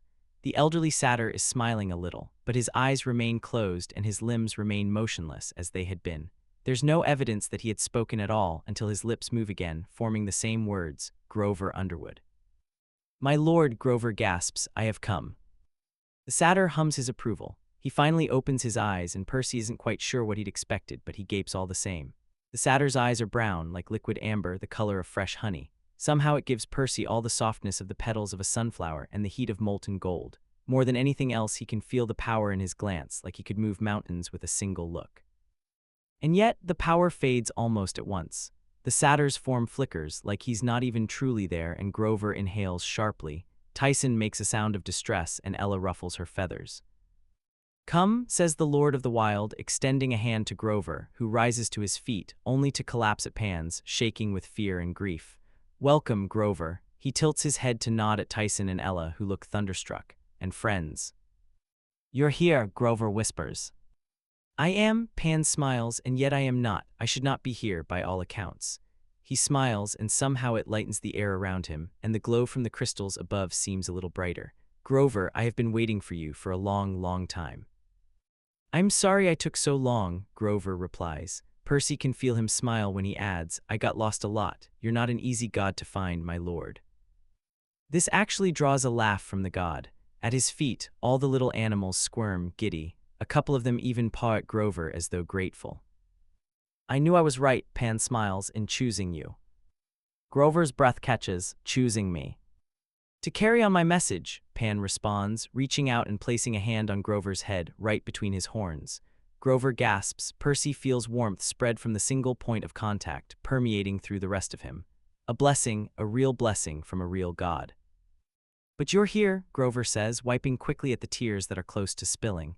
"You're here, and you can help fix the nature now." His lip quivers. "My lord, all the nymphs, all the nature spirits, they're all gone, my lord, and I don't know what to do." He swallows the lump in his throat. "I need you to help me." Pan's form flickers again as he sighs. "My dear satyr," he says, soothing, consoling, "you must be able to see this. See me." He raises an arm and snaps in and out of existence once again, this time more jarringly than before. "I am but a memory, Grover. I cannot help you, not like this." But Grover begins desperately. Percy senses him battling with frustration, the urge to blurt out a frantic half-thought that would do more harm than good. "You must have known, deep in your heart of hearts," Pan says sadly, "that once nature was poisoned, it would affect me the most, for after all, I am nature." He waves a hand at the cavern. "This is the last place of purity left where I decided to wait for you to come, and this too will fade as I do." "You knew I would come," Grover says quietly. "Of course I did," the god says, warm again and smiling. "I am here to see you today because of you, Grover. Your prayers, the prayers of all the satyrs left above ground, reached me, touched me, helped me hang on to this shred of myself until I could pass on in peace." Grover stiffens at the words. "I have so much to ask you," he says, clenching his jaw. "So much to learn. I want to bring back the wilds, my lord. Without nature at her strongest, there's no way we'll win this war. I can't do this without you." "You are right," Pan says indulgently, "and you know what to do, what you need." "What I need?" Grover asks in bewilderment. "But that which has the power to heal all," Pan murmurs, eyes shutting again. "You know it, Grover. You know what it is and where it is now. Retrieving it will be difficult, I am sure, but worth it." "It's in the heart of Othries," Grover responds, almost in disbelief. "Retrieving it is near impossible." "Nothing is impossible for you, my child," Pan replies almost sharply, with far more conviction than anything he'd said so far. "You have always been the strongest, Grover. You always believed always, even when the Titans sapped the source of all that gave you your strength. This is why I chose you to carry on my message, to bring back the wilds one blade of grass at a time."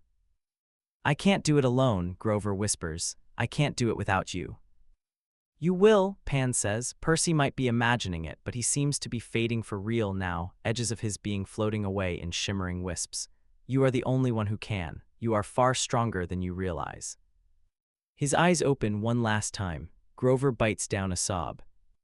"Do you release me now?" Pan asks softly, and Percy can feel the beginnings of a shouted refusal building up in Grover's throat. The butterflies that had been hovering near Pan's horns now ascend upward, into the tree and out of sight. The ring of animals around them have expanded, now including larger ones that have emerged from the woods around them, and Percy notices, with a flash of sympathy, that they all look tired. He wonders how long they have been latched here with Pan's consciousness, waiting to be set free. Everyone looks at Grover, waiting. Grover's frustration seeps into Percy too, but in the end, they both know what to do. He stands, places a hand in Pan's. "I release you," he says. Nothing immediate happens, but Pan sighs, content, relaxing in Grover's grip. "Thank you, dear satyr." He begins to fade away, more stems of shimmering light beginning to emerge from his flickering frame. Grover steps back as the light from him spirals around them, rustling at the leaves on the trees, passing through each living being surrounding them.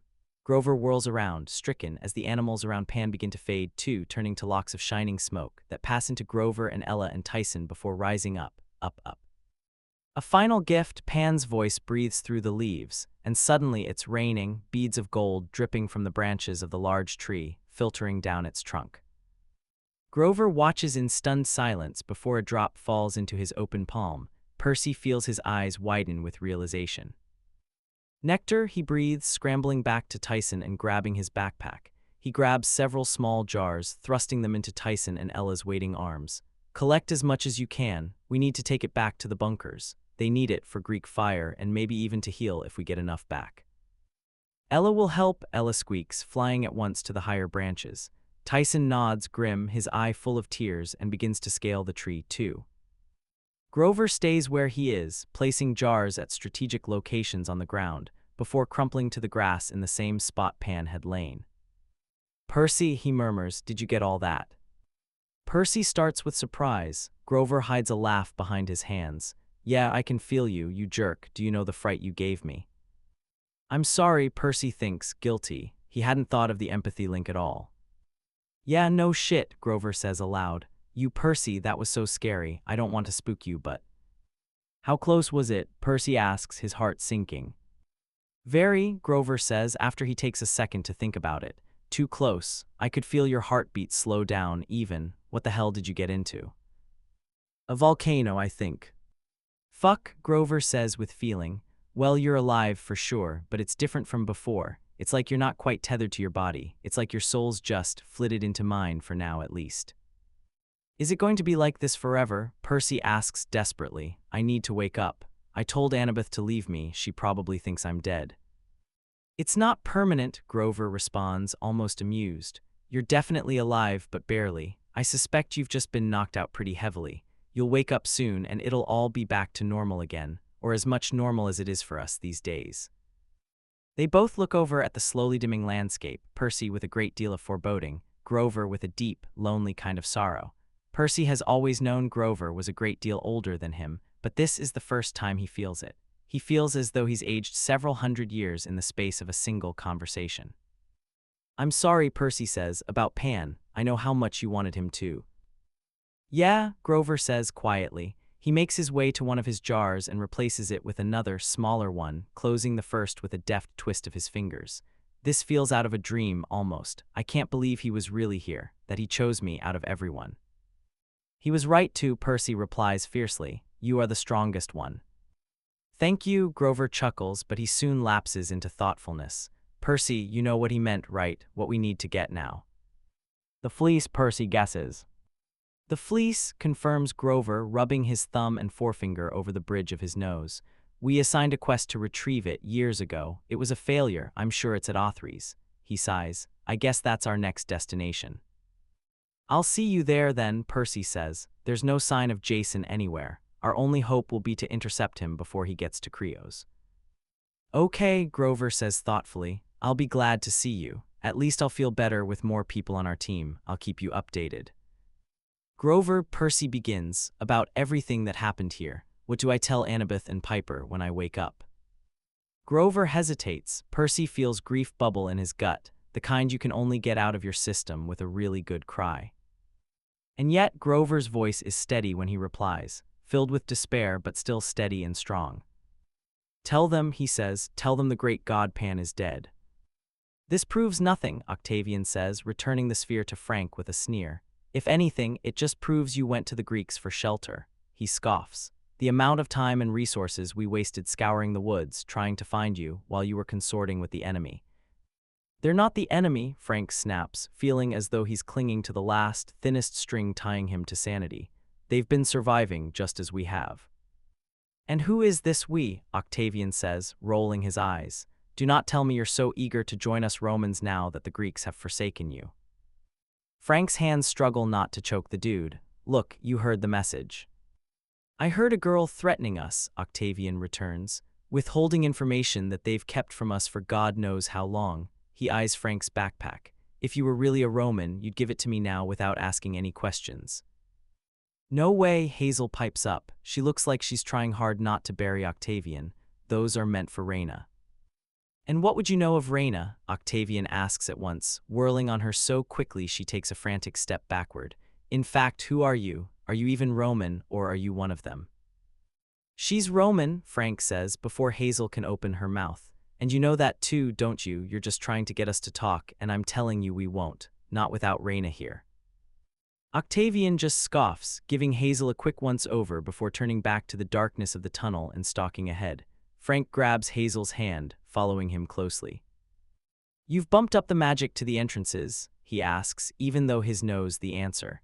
The magic in this pathway feels so potent. The Romans are nothing if not protective of their home. Of course, Octavian says, and for the first time there's a hint of pride in his voice. He glances back at Frank, assessing. I suppose that's the excuse you're going to give Reina when she asks you why you could not find us all those years ago. It's not an excuse, Frank says hotly. I was a newer recruit and I didn't know any of the entrances or the passwords. How did you expect me to get back? Sounds like a real dilemma, Octavian hums. Fuck you, dumbass, says Frank under his breath. I am neither dumb nor deaf, he says tartly in response. I could leave you behind if I so wished. Don't, Hazel cuts in, shooting Frank an alarmed look. I know you have no reason to trust me, but we do bear some really important news, and Annabeth, she nods at the sphere in Frank's hand, wasn't lying when she said what we carry is of real use to you. She purses her lips. To you especially. Frank told me about you. You're a legacy of Apollo. I'm the augur of New Rome, Octavian says, relenting at long last. Then, what do you mean to me especially? That's information you aren't privy to at the moment, Hazel says evenly. So maybe you wouldn't want to leave us behind just yet.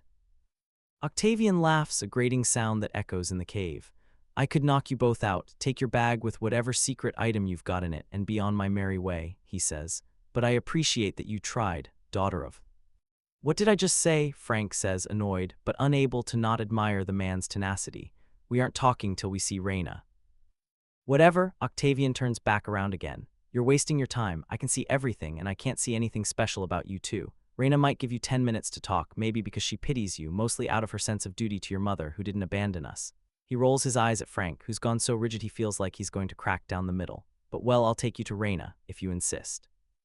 It would also be great if you stopped insulting us with every passing second, Hazel snaps. She seems to have taken just as much offense at the mention of Emily Zhang. I thought the Romans were known for their hospitality. The Romans are known for their skills in war, Octavian replies in a smug voice, which you do not want to be on the wrong side of. Hazel looks ready to collapse the tunnel by accident. Frank shakes himself, bites his tongue, and says, and we don't want to. He looks Octavian dead in the eye. Look, I wouldn't be here if I didn't care about New Rome, same as you. I'm not asking you to believe me right off the bat, but I'm asking you to listen. The augur turns, eyeing them suspiciously, and if I find you to be lying. Kill me, Frank says, ignoring Hazel's quick inhale of surprise. Any way you wish. Octavian says, tempting, I might just take you up on that offer. He holds out an arm, stand back. Frank starts, he hadn't even noticed the wall ahead of them, built with dark red bricks that liken it to a firehouse. Hazel presses closer to him, lacing her fingers through his and giving him a quick, disapproving glance. Which, well, all right, he didn't need to go that far with Octavian in proving his innocence, but oh well. Octavian murmurs an enchantment, pressing seemingly random bricks in the wall. Frank watches them glow gold, shining with a Latin character to spell out the phrase of whatever the password is. Octavian doesn't even bother that he's showing them the password, probably because it'll reset the moment they pass through the gates. Frank's too excited to even register that the phrase is, though. It's usually some deep Latin proverb anyway, but the point is if they're here, then they're close. He's finally back. He's spent years on the outside, years sleeping in caves, in forests, in alleyways, and under bridges. Being at 9 had been wonderful, of course, but it isn't home the way New Rome is. Octavian casts him a sideways glance as though sensing his thoughts, and Frank is glad for his lack of comment. though he suspects even a snide remark would do little to quell the rush building inside him. His heart thrums as Octavian leads them further down the path. Hazel gazes curiously at the first set of braziers that burst into flames as they pass. Frank's so hyped up on adrenaline that even the fire doesn't faze him. It just stirs old memories of walking down similar tunnels. It reminds him that he's nearly there. Slowly, the tunnel widens, opening up to the faint smell of smoke, and there is sunlight and sound and laughter, a large cavern full of life. Hazel gapes at the sight of it, unable to find words, it seems. She turns to Frank with shining eyes. Frank knows how she feels. Being with the Greeks had been fun, but it hadn't felt like this. This place sets his blood on fire, makes him fiercely proud and protective and full of love. Here is where Frank belongs. Here is where he's meant to be. "Welcome," says Octavian in a voice uncharacteristically soft and full of fondness, to New Rome. When the smoke clears and the crashing finally stops, Annabeth and Piper have nothing to do but wait. They'd made it far enough down the tunnel for none of the fumes to reach them, but holy shit. Whatever they'd felt before, the rumbling from when Jason had been in the mountain, was nothing compared to whatever shit Percy pulled. They'd both been thrown off their feet, forced to hold on to each other for dear life as they tried to get as far away from the cursed mountain as possible. Piper isn't going to lie. At first, she'd been kinda pissed. She hadn't managed to find Jason, but she hadn't quite finished looking for clues to his whereabouts before Annabeth had invisibly grabbed her by the collar and fled for her fucking life. The whole gravity of the situation hadn't fully hit her, at least, not until the eruptions began, and now, as she waits, the hope within her heart dying with every minute Percy doesn't show, she's beginning to feel more than a little selfish. And the worst part, she's still itching to go after Jason. Itching even though Percy's come to be one of her closest friends. Even though Annabeth, however emotionally inept she may be, holds so much love for Percy in her heart that it's very visibly killing her to wait for him like this, Piper still wants to look for Jason. She feels like he's close and she can taste victory. The sight of his lightning bolts on the wall had triggered the anger inside her and doused out the depression. She's so close to him after so long, she's so close, she can't lose him now. "Annabeth," she suggests, "maybe we should split up." It's not the best solution, but it does make sense. This way Piper can get to Jason while Annabeth waits for Percy to show up. Because Percy will show up. The dude survived a Titan, for fuck's sake. There's no way he's going to be taken out by a volcano. She's in denial. She's in fucking denial. But the fact is that Piper physically cannot do this anymore. She's been so consumed by thoughts of Jason dying that she'd completely forgotten that the rest of them are equally as vulnerable, and this is a grim reminder that literally anything can happen. Annabeth shakes her head no without turning back to look at her. She's trembling, just barely, from head to toe. Piper feels slapped in the face almost by a waterfall of pity, and so she approaches her friend from behind, wrapping an arm around her middle and hooking her chin on her shoulder. "I'm sorry," Annabeth whispers, her eyes fixed on the empty tunnel ahead of her. I know we have to go after Jason." "It's okay, babe," Piper says quietly. "He can't be dead," Annabeth whispers. "He isn't," Piper says with surety. "It's Percy." "It's Percy," Annabeth says, nodding, but to Piper's horror, her eyes fill with tears and she chokes back a sob. "Oh, Piper, what if he didn't make it out, and the last thing we did was fight?" "You fought again?" Piper asks. "I know, actually not this time," she sniffs loudly. "I was trying to tell him something when the monsters came back." She shrugs Piper off of her in favor of turning around to look her in the face. "Pipes, I've been such an asshole to him and I didn't mean to, but what if he's dead and I was such a bitch?" Her tears are pouring down in earnest now. Piper steps forward and wipes them away with her thumbs. "You aren't a total bitch, just an emotionally repressed one," she says, and Annabeth lets out a wet snort. "Look, Percy understands to some extent that you were going through a lot emotionally. And yeah, I'm not gonna lie to you. You could have given him the time of day, but you were both so caught up in all the hurt and neither you communicated that to each other. I think you both just need to take some time to understand how the other one really ticks." "I know," Annabeth says, half angry at herself. With Luke, I need to think through so much, and Percy was always there for me, but he was always there, judging." She stops. "He hates Luke so much that he's forgetting all my history with him, and it's not so easily erased. I wish I could just rub it all out of my life, but I can't." She looks miserable. "I didn't want to push him away, but it was just easier to think through things without having him there, wanting to know all the answers." She rubs at her eyes. "Gods, Piper, look at me. I'm dissing him while he could be dead for all we know." "Annabeth, he's not dead," Piper says. "I never wanted to hurt him, I just wasn't thinking." "The thing is with you is that you do this thing," Piper says, "where you get into your headspace and you kinda just zone out of everyone else. And usually it's good because the rest of you know you well enough by now to know that you'll come back to us. She pauses, but Percy's new. Despite how well he's fit in with us, he's new here, Annabeth, and he doesn't know how you work the way the rest of us do. He's lost so many people, and when you pulled away from him, he just panicked and came on too strong.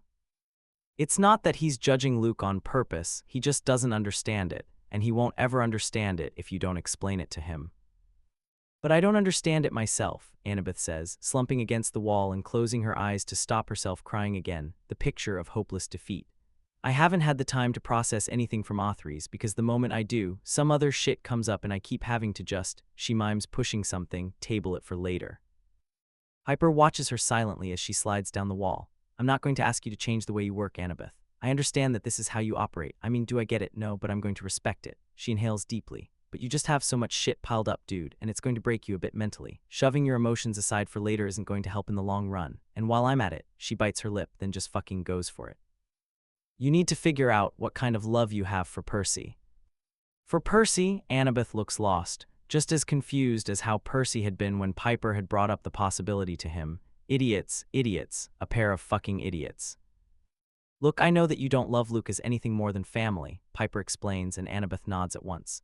But Percy doesn't know that, so what he sees is you making stupid judgment calls for a traitor, and he doesn't get why you're doing that, and you clearly care about Percy a lot too. It's confusing him, and it's confusing you, and none of you are able to just think about it, and so you're taking it out on each other.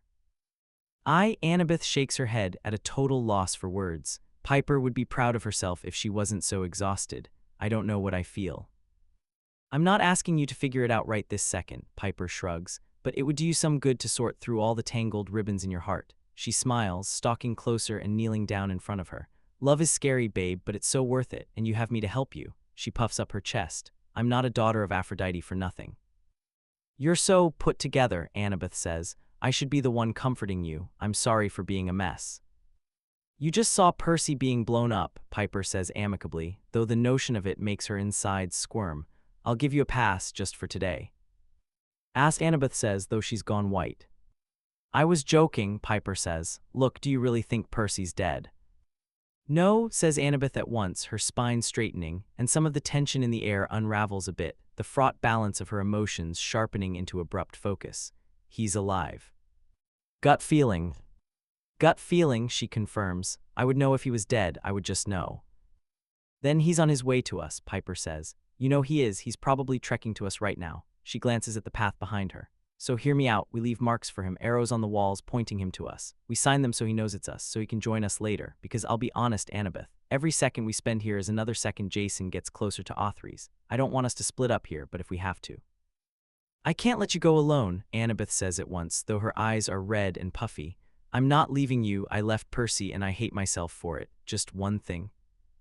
Yeah. 15 minutes longer, she whispers, squeezing her eyes shut. Just please. Piper bites her lip and then sighs, leaning next to Annabeth and holding out her hand for her to take. She hopes beyond all hope that Percy pulls a miracle and emerges from the tunnel, his scruffy hair all over the place and his signature smirk like, bet you missed me, huh? She loves Jason. More than anything in the whole world, she loves Jason. But she can give her best friend a couple of minutes extra to wait for the boy she loves, whether she knows it or not. Sure, she says, leaning her head on Annabeth's shoulder. 15 minutes. The first thing Percy registers is the lullaby. Soft, sweet words in ancient Greek hang in the air, somehow making it through his fuzzy brain to register as real, actual words. He doesn't recognize the tune, but the voice is beautiful, stirring a portion of his heart that hasn't been present in a long, long time. Mom. He sounds pitiful, like a child almost. His voice comes out raspy, like he spent all his time in a chimney. The voice stops singing, and a soft hand brushes back the hair on his forehead, a gesture so achingly familiar that it makes his heart race, but he knows, even before he opens his eyes, that it isn't his mom. His eyes have barely opened before he's rolling away, wheezing at the effort it takes, his hands already moving to grip Riptide. The pain, though, is paralyzing. His fingers grip Riptide in pen form, but he can't find the strength to uncap it. The girl's voice makes a tiny noise of amusement as she approaches him, tilting his face upwards. The face that greets him isn't one he knows. The girl kneeling at his side is one of those people you can't really slap an age to because her face looks young, but her eyes look old, like she's seen a lot of things, if that makes any sense. She is beautiful, though, Smiling red lips, caramel hair tied in a loose braid that falls neatly over her shoulder as she bends over him. She wears a loose white dress that flutters behind her. She might not be his mom, but there really is something maternal, something protective, in the smile she gives him as she runs a hand down the side of his face, cooing softly as he winces. "Welcome back," she whispers, as though aware that his ears won't be able to handle any louder sound. "How do you feel?" "Like shit," Percy grunts. His arms and legs feel weighty, and there are still spots dancing in front of his eyes. There's a tree above him and plants below. He can feel them. He can feel his fingers digging into fresh, cool soil. "Are you going to kill me?" he asks, as she brushes dirt from his hair. "I'm sure I could," she laughs, "but I don't think it would do either of us any good, really." He struggles to sit up, wondering if he's still stuck in the underground cave with Grover, but no, it can't be. This place feels different, airier somehow. And there's also a sky instead of hanging stalactites, a real blue sky, complete with fluffy clouds and birds flying away in the distance. "Easy, easy," the girl says, keeping Percy steady as he manages to lift his torso. She shifts him so he's leaning against the tree, where he can finally get a good look around the place and at her. "How long was I out?" he asks. "Where am I?" He pauses before throwing caution to the wind and questioning, "Are you a monster?" She tilts her head, smiling. And man, her smile really is a thing of beauty. It's the kind that makes Percy want to bash his head against something because of how sincere it is, and he kind of feels like he has hit his head, to be honest. He feels drunk. "I'm not a monster," she says. Her voice is sweet, but not overly so. "I do not know how long you were unconscious. You fell from the sky, hit the water there." She points out to the horizon, and Percy, with a pang, manages to catch sight of the teal-blue waters of the ocean that he hadn't noticed before. "I got you out and brought you here. I would say around 2 nights have passed, but I am sorry, I never do keep track of time in here." She clasps her hands, apologetic. "As for where you are." Here she smiles, half turning to look around at the paradise they're in. "This is my home, Ajaja." "Ajaja," Percy repeats. She smiles. "You have never heard of it." "No," he says dumbly. The girl giggles. It might be the best sound he's ever heard in his life. "Well, welcome." She kneels beside him, extracting a small white cloth from her bag at her feet, and pats gingerly at his forehead. It comes away covered in dust and soot and blood, and Percy winces. He can't even begin to imagine what he looks like, especially next to her pristine beauty. "Am I hurting you?" she asks worriedly. He shakes his head no, and she sighs in relief before continuing her ministrations. This has to be a dream, Percy thinks, as his eyes flutter shut of their own accord. Maybe the next time he wakes, he'll be back in the real world, met with an irate Annabeth. Somehow, despite having visited paradise twice now, he hopes this is the case. It is nightfall when he opens his eyes again. He's still under the same tree as before, only there's a pillow placed carefully beneath his head. A cursory examination of his limbs indicates that his arms and legs are now clean, and they're even easier to move now. He isn't sure what happened, but he smells faintly of something distinctly herbal, something that the girl must have applied to his broken body as he slept. He can see her now, sitting outside the steps of a modest-looking house some 30 meters away, fiddling with some pots lined along the side of the residence. She carries a candle stand in her hands. In fact, all the lights Percy can see are all natural, not a single bulb in sight. Away to his right, the only sources of light are the fireflies, hordes of them that blink off and on like a collection of miniature Christmas lights. Where the fuck is he? Gathering his legs underneath him, Percy finally stands, wobbling a little and leaning against the tree for support. He tries taking a step, then another, and slowly manages to make his way to the girl, who stands up at once at the sight of him and helps him sit next to her. He accepts the support gratefully, noting as he leans against her that she smells like a medley of flowers. He ought to be on his guard, he thinks dazedly, but his entire body has relaxed like melting rubber and his brain is humming safe, safe like a mantra. Honestly, at this point, the fact that he's not scared is the scariest thing about this place. Is this real? Is the first thing he asks when they've both finally settled down. I mean, this is ridiculous. I wake up in heaven, you're being so nice to me, and I'm not even worried by it, which is the most worrying part about this whole mess. I'm usually more suspicious of strange people I've never met before. She laughs. Let's remedy that, shall we? She holds out a hand. My name is Calypso. Percy, he shakes her hand. Her grip is deceptively strong. Now we've met, she says, smiling, even more stunning in candlelight. So we have. His throat feels dry. Your name sounds familiar. Well, I am the daughter of a titan. She laughs again when he balks. Relax, I'm not going to hurt you. I don't think I could, even if I wanted to. And I'm supposed to just believe you, he shoots back. It would save you a lot of mental stress, she suggests. He pretends to consider it, but the fact of the matter is that if she'd wanted to kill him, she'd have done it by now, so he hems thoughtfully, giving up the charade when she laughs again, offering him a selection of fruits from a platter that appears out of nowhere. Percy raises his brows at this, but she just smiles and pushes the plate closer, and so he takes a peach from it without argument. "Why are you taking care of me?" he asks, mostly out of curiosity. "You don't even know me." She thinks about it. "I suppose I feel responsible for you to some extent since you crash-landed here," she says, "but I do suppose it's just in my nature to want to help you. It's been a while since I had the opportunity to take care of anyone other than myself." She nods at him briskly before he can question her further. "Now eat." The peach tastes great. It feels like the only meal he's had in months. He has to stop himself moaning like a freak at the taste of it and instead asks between bites, "So, where is Ajija exactly?" "Nowhere," Calypso says, somewhat sadly. "To you of the living, the island does not exist." "Of the living," Percy repeats. "Does that mean you're dead?" The look she gives him can only mean the affirmative. Percy stares at the half-eaten peach in his hands, but it feels so real. She bites her lips. "I suppose it is. To me, it is real. It is the only life I've known for centuries." "A ghost island, then, with no way out. Is there really no way to leave?" "For me, there is none," she says. "For you, I suspect all you need to do is choose." "Choose," Percy parrots, "between what?" "Life and death, it would seem," she says, with a sardonic little smile. What does that mean?" Percy demands, nearly standing. "Am I dead?" She shakes her head. No, but I sense your tie to life fading the longer you remain here." Here she stops and turns to him, eyes glinting from the flame. "If you decide to stay, I suspect your real body will cease to function. It's like a jolt to the system. I can't let that happen." She props her head onto her hands, curious. "If you don't mind me asking, why? Is there something you have left unfinished in the real world? Because if you stay," she trails off, "it really is lovely here." She runs a hand gingerly over his wrist, "and I could use the company." "There's a lot I've left unfinished," Percy admits.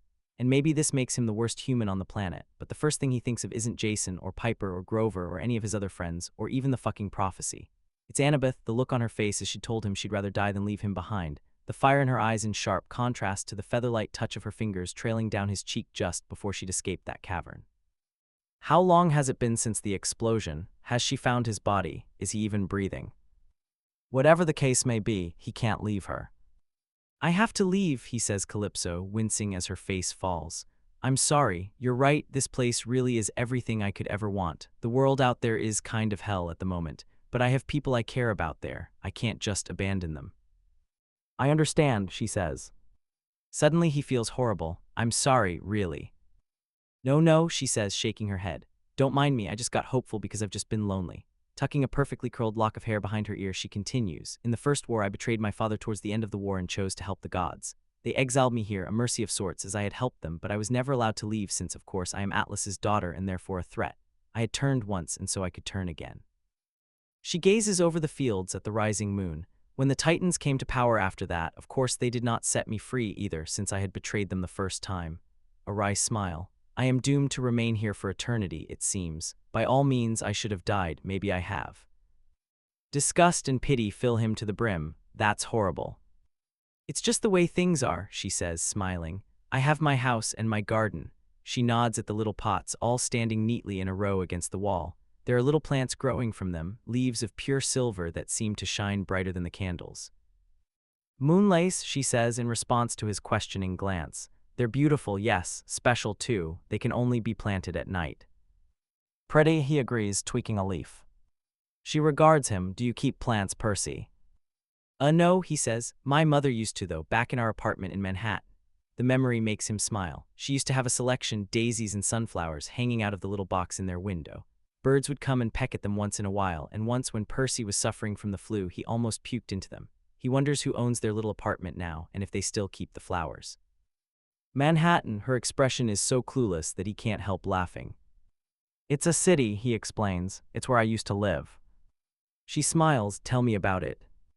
He only realizes how long he's been talking when the sun begins to rise, turning the sky a brilliant pink. Somehow, the conversation had veered from his childhood home to hers, and then Percy talked about Zoe, and they'd both marveled at the unlikely connection and tried to form a constellation for her in the night sky. They talked and talked, barely stopping for breath, conversation flowing smoothly from one topic to another. The sight of daybreak reminds him that time is running out, and yet he doesn't want to leave. Calypso is a wonderful person to be around, and despite him knowing her for less than a day, he feels some kind of deep kinship with her that he can't quite explain. Just hearing her story made him care about her the same way he would care about any of his friends, and the thought of leaving her alone all over again isn't a nice thought. There's something tugging at his heartstrings, begging him to stay just one more day, but Percy knows in his heart of hearts that one day will turn into another, and then another, and then another, and then he will never leave. He can't afford to do that. Calypso must see some of the reluctance on his face, but she still brushes the dust from her dress and stands up, offering him her hand. Percy takes it, but when she tries to pull away, he holds on. "Can I see the ocean?" he asks quietly. "Please, before I leave, it's been a long time since I saw it." She blinks at him, confused, before her expression melts into something soft and understanding. "Come." Hand in hand she leads him to the surf, where they both stand ankle-deep in the waves, watching the sun peek over the horizon. The pinkness of the sky begins to turn into a brilliant yellow, and Percy can sense the land around him waking up around them. Flower bugs opening up, birds beginning to chirp, wildlife stirring back to life. Percy looks around, amazed at the beauty of it. There are mountains in the distance, and beyond Calypso's little farmland, he thinks he sees soft meadowlands blooming with pink and yellow flowers. Is this really life and death? He wonders aloud, and if this is death, why is it so beautiful? She releases his hand, bending down to scoop a handful of seawater in her open palm. "I do not think of it as death. I merely think of it as another life. I lived one life in a different world with my family, and now I am living another one here." He watches her smile, picking out a shell from between her toes. "Calypso, are you happy?" The question seems to catch her off guard. I suppose I am." "But you could be happier," he guesses, watching her face closely. "I could be," she admits, her face cracking for the first time and showing him a glimpse of real heartbreak. "If I'm being honest, it's like I told you, Percy, I have been so lonely here. You being here, even though you aren't really, it will carry me for months, years even, until I force myself to forget about you and move on eventually." He turns to face her, the waves splashing around them, getting all over their clothes. "Calypso, I'm going to free you." She wipes at her eyes, laughing hollowly. "Percy, please, do not give me hope." "I will," he persists. "Once the gods win this war, I'm going to get you out of here, and you can see Manhattan for yourself. Maybe you can grow some flowers, give that boring old city some color." He smiles when she laughs. "I'm not going to forget you, I promise." He holds her gaze. He doesn't make promises lightly after all. "Will you trust me?" She swallows, then nods. "Gods above, I do, Percy, I do." He bites his lip, sad to leave despite the short time he's spent here. "I wish I didn't have to leave you alone again." "Don't think like that." She steps forward and takes one of his hands with both of hers, and her eyes are stern even though they're brimming over with tears. "Do not fear. You have made your choice, and I will not stand in your way. I know you must have someone special waiting for you to wake up in the mortal world, someone you need to get back to." Her smile turns to something of a smirk, and Percy blushes right down to the roots of his hair. "Let us not delay it any further," she decides finally, looking longingly at the edge of the ocean. "I will mix some belladonna into your tea to ensure you sleep well." "And then?" Percy asks. She takes another step into the sea. Clear water pools at her calves, lifting her dress up to her knees. She splashes the surf with her hands, trying to capture some of the foam between her fingers before she turns to him and flicks it at him. He splutters and Calypso laughs, a high, clear sound that carries into the winds, spreading the cheer to wherever the breeze may go. Percy's struck once again by her kind, simple beauty, by her smile that must be so hard to form on most days, and resolves to get her out of here somehow. Someday, when the war is won and all is said and done. She turns to him, outlined by the glowing light of the rising sun, takes a step so that the water sloshes around their legs in a quiet melody. From the little pouch attached to her belt, she extracts a sprig of the plants she'd shown him the night before. Moonlace. She takes his hand, presses the leaves into his fist, and pushes it towards his chest with a sad little smile. A gift, a blessing.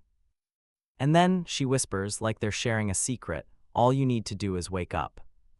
New Rome is just as impressive as he remembers it being, if not more so. A vast underground cavern several times larger than Bunker 9, practically a whole city built into the caves. Frank remembers his fellow cohort members telling him that the city therein had always existed underground for use in times of trouble, even during the war when they had set up a camp on the surface. He had always wondered what the others who had survived the war must have thought of the underground New Rome, but Frank had always loved it. To him, this is home. Sunlight and air streams in from several large slits in the ceiling, long and thin enough for Frank to pick out the individual rays. The massive cavern is split into several large sections: the Senate House, the arena, and the dining quarters, each kind of occupying its own little corner. Living quarters for each cohort exist further down the path, where the tunnel branches off into smaller rooms for each cohort to retire in.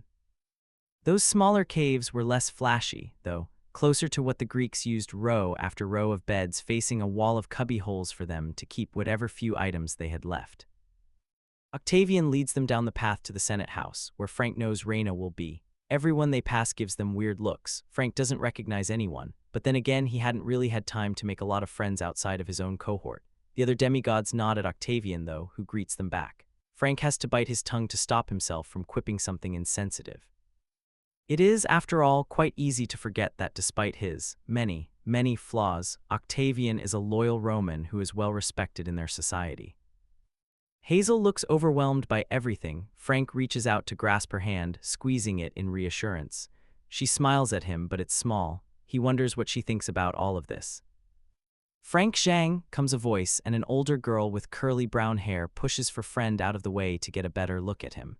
"Is that really you?" "Gwen," Frank says in surprise and relief. "You're alive." She reaches around Octavian to punch him. "I'm alive, you're alive. What the hell, Frank, where have you been? It's been years." "I've been around," he says lamely, using his free hand to rub at the back of his head, somewhat embarrassed at the reaction. Everyone in earshot looks interested in him now, murmuring "Zhang," like Commander Zhang, in low voices. Octavian shoots him a dirty look, like it's his fault everyone's making a big deal out of it. "You have to tell me everything," Gwen demands. Frank likes her. He really does. She'd been one of his first friends in New Rome, but oh my god, she needs to shut up right now. Everyone nearby is kind of milling around them curiously, forming a circle that will never be broken if they don't start moving again right now. The last thing he needs is for everyone to start inquiring about his whereabouts, about Hazel, and about her godly heritage. "It's a long story," Octavian drawls, circling around them and giving Frank a little push. Frank stumbles and Hazel glares reproachfully at the augur. Octavian just shrugs but informs the crowd, and it's a riveting tale indeed, one I'm sure he'll regale with you all later, but now he has an audience with Reina we cannot afford to miss. His gaze sharpens on one of the boys. "Robert, aren't you supposed to be on patrol?" Poor Robert goes tongue-tied. I was actually, on my way out when." "Well then, go," Octavian sighs, sweeping his arm towards the exit. "For God's sake." He gives Frank the stink eye again. "Did you not hear me? Reina is waiting. Move." Frank doesn't need to be told twice. He shoots Gwen a panicked smile, which he hopes somehow conveys "I'll find you later, maybe," without Octavian noticing. Gwen nods, waving, and the crowd converges on her instead, no doubt to ask her everything she knows about him and how he went missing in the first place. Frank restrains a groan with difficulty. "I didn't know you were a big deal here," Hazel murmurs as they make their way to the building, Octavian warding off the other Romans with laser-focused glares. "I'm really not," Frank grunts back. "It's all because of my mother." "True," Octavian says sniffily. Frank turns around to shoot him a withering look, but it turns to one of surprise when he continues. "But it's not just that. You are a legacy and a son of Mars. It's an," he eyes Frank closely, "auspicious combination." Says Frank, because Octavian is looking at Frank like he's expecting him to refute the statement. But Frank had never told anyone in New Rome about his firewood, and he doesn't intend to start now. The result is both of them staring at each other, narrow-eyed, waiting for the other to break. "Excuse me," Hazel squeaks. "I thought Reina was waiting." God fucking bless Hazel, honestly. Octavian breaks their little staring match to shoot her a suspicious look, but eventually sighs, pushing past the both of them and waving a hand. She is. He pushes open the doors to the Senate House, leaving them barely any time to gawk at the magnificence of the stone carvings inside before he's leading them to a smaller door off to the side. Frank only manages to get a quick look at another group of demigods, who seem to be debating something important before Octavian ushers him inside Reina's smaller office and shuts the door behind him. Almost at once, Frank is pinned to the back of the door by a large golden dog. Orem growls, bright ruby eyes glowing, pawing at the floor as though asking permission to strike. Octavian looks pleased by this development, walking casually to stand at Reina's side. To Frank's utter astonishment, though, Orem's twin, a shining silver automaton Reina calls Argentum, isn't making any move to attack Hazel, choosing instead to cock its head at her, almost thoughtful. "Interesting," Octavian comments, his beady eyes on Hazel. Frank wants to wither up and die. He stares imploringly at Reina, seated at her desk, arms folded neatly atop it. She looks as though she's trying extremely hard not to show her amusement. Time hasn't touched her. Reyna strikes an impressive figure, purple cape draped over her back even though her outfit is much more casual today. Medals of honor decorate her desk and walls, proof that she deserves every ounce of respect that the Romans pay her. She calls off Orem with a wave of her hand, her face betraying no expression at all. She is beautiful, yes, with thick, dark hair that's cascaded down her left side in an almost exact imitation of her older sister's, and her eyes, the same color as coffee beans, flick from him to Hazel and back again, as though trying to discern their whereabouts from a single glance. "Well," she says finally, "look who's risen from the dead." "I didn't die," Frank responds, glancing at Orem warily. "You might as well have," Reyna hums, regarding him coolly. "You had vanished. Our search efforts yielded nothing. Even none of the Amazons ran into you. And yet," she frowns at him, "yet you managed to evade them." "I wasn't evading anyone," Frank says hotly. Hazel reaches out to tug at his sleeve, as though reminding him to calm down. Reyna's brows raise slightly at this, but the surprise passes quickly. "Did you defect?" Reyna asks bluntly. "I don't expect you to tell me the truth if you did indeed go to Chrono's side, but one lie and my dogs will be able to tell." Everyone in the room glances at Orem and Argentum in turn. Octavian looks especially gleeful. "Of course not," Frank says. He takes a breath. I was trying to find the entrance to Rome, but I got a little sidetracked. I met Hazel," he gestures to her, and she raises a hand weakly in greeting, and then I was found by the Greeks." "Gracias," Octavian hisses, gazing quickly at Reyna to gauge her reaction. "That's even worse." Frank's teeth grind against each other, but he keeps his eyes on Reyna. He knows she's thinking of Jason, and he tries to think furiously in her direction. Come on, take the bait. Don't you want to know how he is?" "I believe you." Conceding finally, she allows herself to smile for real. She motions for Frank and Hazel to sit down and pours them both a glass of water, pushing the maps she'd had open on the table aside. "Octavian, lock the door," she says firmly, ignoring his rather undignified squawk in response. "It seems we have a lot to talk about." "It's today," Jason thinks. "It has to be today." Nico must sense it too. They pack up their things. Jason insists that Nico doesn't have to, that he can come back, but Nico shrugs and says that he moves around a lot, and that it doesn't matter much to him anyway. He chances a glance outside. Sometime in the night there had been a terrible rumbling, jarring Jason right out of his usual Creo's nightmare and snapping Nico out of what looked like a flashback. They spied a spire of smoke rising not too far from them. Nico had wondered aloud if Mt. St. Helens had really erupted, perhaps triggered by the discharge Jason had released in its core, and that does look to be the case. The smoke continues, a distant, never-ending stream of it that stains the sky gray. "I wonder what made it erupt," Jason says, thoughtful. "I mean, you felt it too, right? Whatever was under there." "I did," Nico says uneasily, rubbing at his bruised knuckles lightly. "I'll do some research after I drop you." The unspoken "at the place you'll die" rings louder, Jason thinks, in the silence.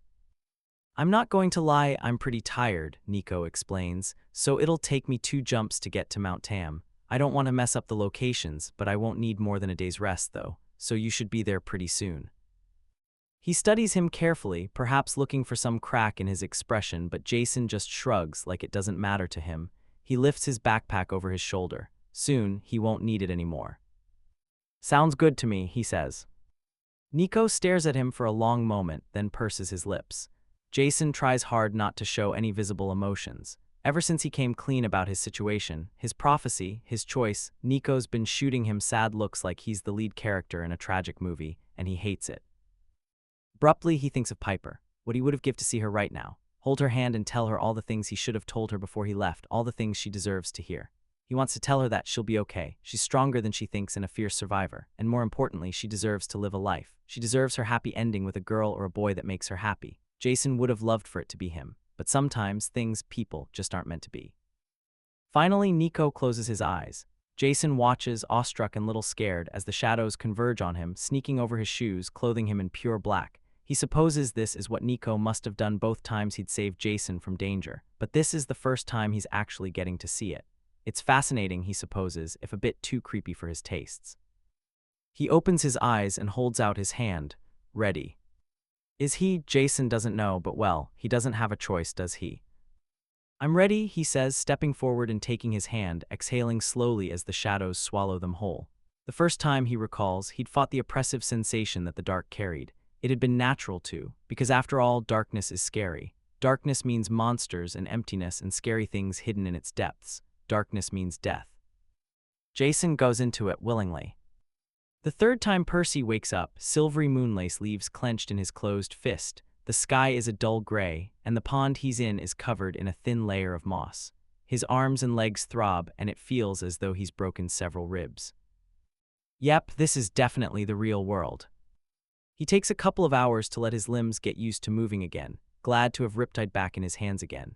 He's still somewhere in the wilderness, and it's so different from Pan's cavern and Ajija that he often finds himself having to snap himself out of daydreams of lush greenery and clear skies instead of the ashy one that looms over his head now. His first order of business is getting to civilization. His backpack is nowhere to be found, and Percy doesn't know how long he's been out. His stomach feels just about ready to collapse, he's that hungry. Once he gets some food in him, he can worry about getting back to his friends. He uses the mist to convince a group of evacuating hikers to drop him off at the nearest town, and then borrows one of their phones to make a quick call. As he thanks the dazed-looking lady, he catches sight of himself in the reflection of a nearby cafe and pales at the sight of himself. He looks like a swamp monster. He's so busy cringing at himself that he nearly forgets to respond to the voice inside his ear, one that's going, "Hello, hello, is this some kind of prank?" "Hey," he says quickly, smiling despite himself. "How have you been?" There's a sharp gasp on the other end, and he can hear her smirking as she says, "I was wondering if you'd ever call."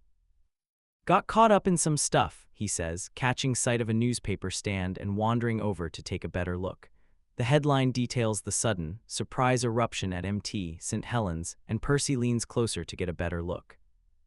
"I'm wounded," comes her laughing voice. "You know, I was beginning to think that you'd forgotten all about me." "Tried to," Percy says. "Glad you didn't," she admits. "So, why are you calling me now? Do you need me for another super-secret mission?" "Something like that," he grins. "How quickly can you get here?" There's a pause, like she's double-checking something, and then he hears her laugh, almost incredulously, like she can't quite believe this is happening. "As soon as you send me your location," Rachel says. "I'll see you soon, Percy Gatego." Hello. Chapter 7, and looked at the world and descended 2. Notes before you get started, trigger warning for just fighting and blood and death. Come on, you knew this was coming. So, how does one condense nearly 4 years' worth of events into a somewhat coherent speech that will convince arguably the two most important people in New Rome that a prophecy they had thought was fulfilled is not only not complete, but also is going to come to a peak in about a month's time? Frank doesn't know, but he does his best. He starts with how he first got to New Rome after he was driven from his home, contacting one of his mother's old friends, a legacy who was able to contact New Rome and get him a guide to the underground city. He talks of having seen Percy in the forests on the way to New Rome. He'd seen Percy heal himself with the water from a stream, and had assumed he was a minor god of some sort. He brushes over his time in New Rome, because it's information they already know. Frank hadn't been in New Rome for very long. His time here had been close to a year when he was sent on the scouting quest that went wrong very quickly. He had been with Gwen, Dakota, and a couple of others. They'd been assigned to check the status of Authries, and had unknowingly been tailed by an elite group of monsters looking for access to New Rome. A skirmish had broken out, and their little party was forced to split up. Frank was assigned to Dakota, given that as a new recruit, he wasn't allowed to carry the compasses that would point him to New Rome's nearest entrance. Only he and Dakota were ambushed by a bunch of monsters that managed to separate them too. Frank had overexerted himself in the fight that followed, transforming into several animals in quick succession, and he had passed out almost immediately after confirming that the battle was won.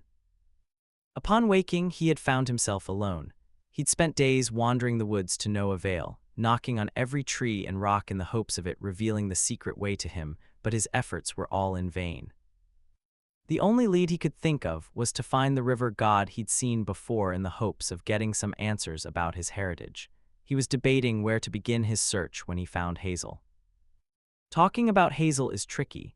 He can't really get into her whole backstory for fear of revealing her identity and circumstances, so he rushes through this part of the tale, a detail that is not overlooked by Octavian, who shifts his thoughtful glance to Hazel, stood stoic at Frank's side.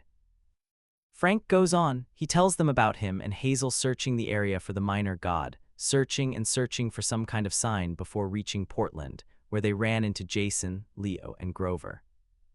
Raina starts at the mention of Jason, but doesn't comment, not even batting a lid when Frank tells them about Jason and Leo bringing him and Hazel back to Bunker 9, where they met Annabeth, the undisputed leader of the Greeks, Piper, Jason's girlfriend and a powerful charm speaker, and Percy, who turned out to be the fake minor god whom Frank had been searching for all this time.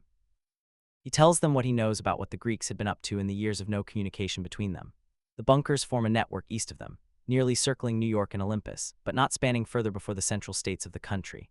Percy had been loitering closer to Bunker 9 before being found by the Greeks, and his arrival, and his knowledge of key wordings of the Great Prophecy, was when the Greeks finally began to wonder that everything was not as it seemed. Percy was found by Lupa after fleeing his home, Frank explains, a fact confirmed by Raina, to whom Percy had explained most of, if not all of his own journey. Lupa had told Percy of the Great Prophecy, mentioning, mysteriously, a different wording than the ones they know so well. A half-blood of the eldest gods shall come of age against all odds. Both Octavian and Raina start at that. Octavian looks on the verge of protest, but Raina motions for him to wait, waving Frank on with her hand. He plows on, recounting, in summary, of the quest the Greeks had undertaken to a mortal woman of unsound mind who once held the spirit of the corrupted oracle. There they confirmed the words of the prophecy, and further went on to receive physical proof of it. Here Frank stops. He motions towards the sphere had placed on the table at the very beginning, and when Raina nods, he plays Annabeth's message for her. Raina's eyes go wide with every word, Octavian's narrow, but he makes no comment. Once Annabeth's voice has faded, Raina sits back in her chair, her eyes clouded over.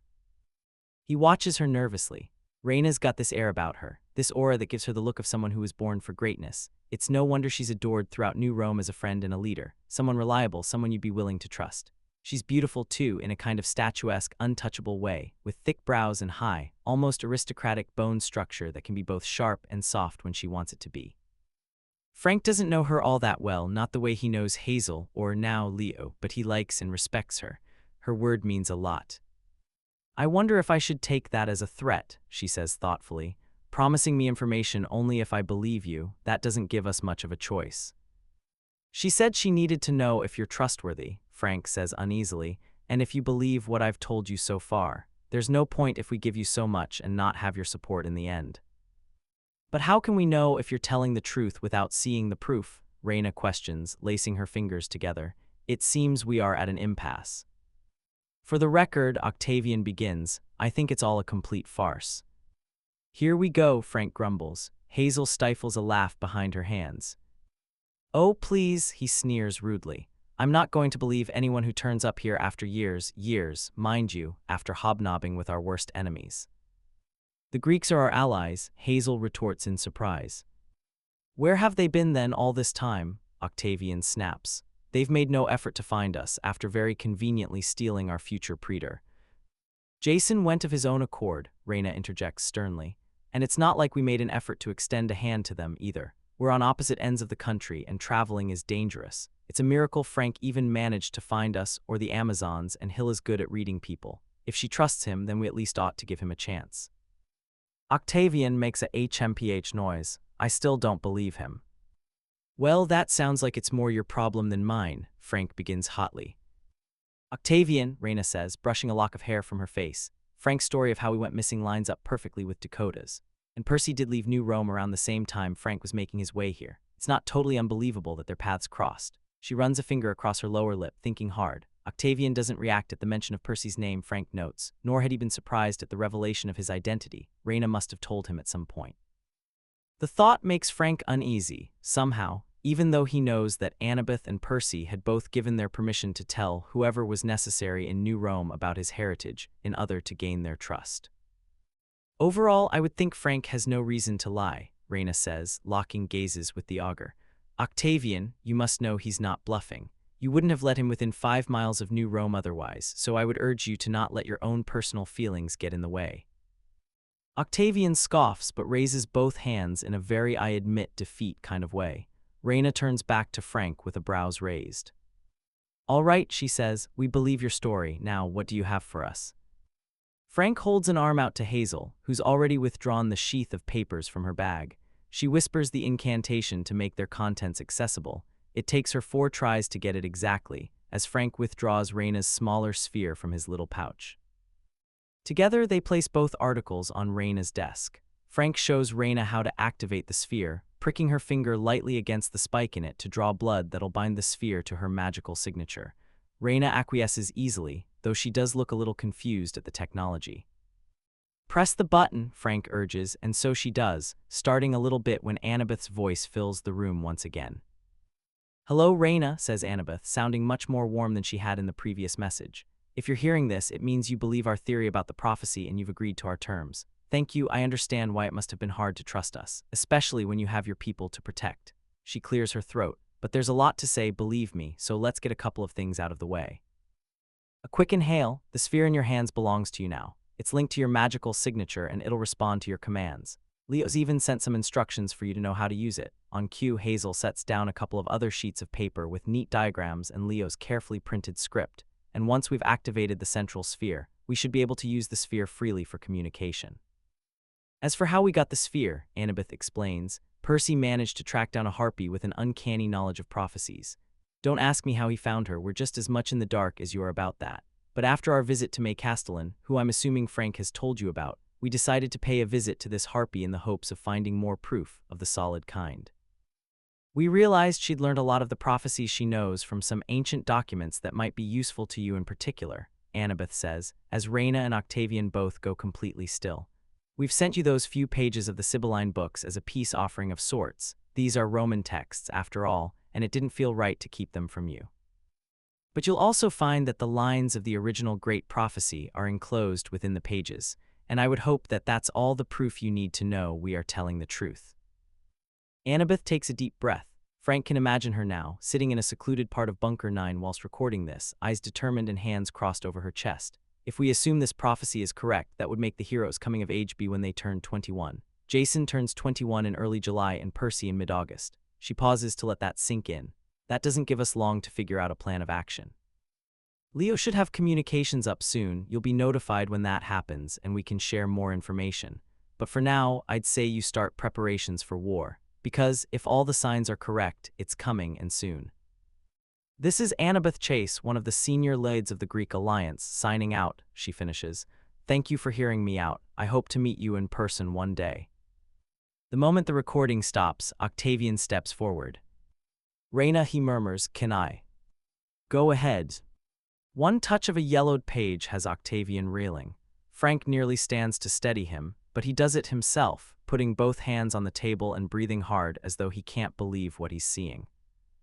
"You're kidding me," Reina says, half laughing. "It's legit, it's actually real."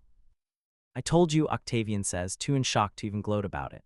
"I told you they existed, that they were real, oh my gods." He plucks at the side of a page gingerly, turning it over. Real, actual pages of the Sibylline books. Prophecies, they're largely incomplete, but they're there. He points at a blurry passage. There's the great prophecy, the daughter of Athena was right. He glances at the sphere in disbelief. The wording in ancient Greek, it doesn't mention a thing about age 16.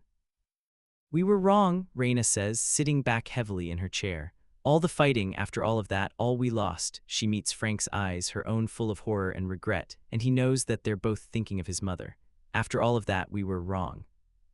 "It seems our timing was off," Octavian says with an angry little scoff, shaking his head, long fingers still lightly scraping the top of Reina's desk. "Way off." Reina looks disgusted at herself, and all of this because of a mistranslation. "You can't blame yourself for not knowing," Hazel says quietly. "This is the prophecy you had was passed down to you after years and years, mostly through word of mouth. It's no surprise the meaning was altered into something more on the nose than usual." "So now what?" Reina asks, not even bothering to hide her despair. "Jason's the hero of the prophecy, but how can we be sure of that?" "We aren't," Frank says, exchanging an uneasy glance with Hazel. He'd like to tell Reina about the son of Jupiter's current whereabouts, and their lack of knowledge about where he is at the moment, given that she'd been his friend, but he doesn't feel comfortable enough to share this tidbit in front of Octavian, no matter how much Reina may trust him now.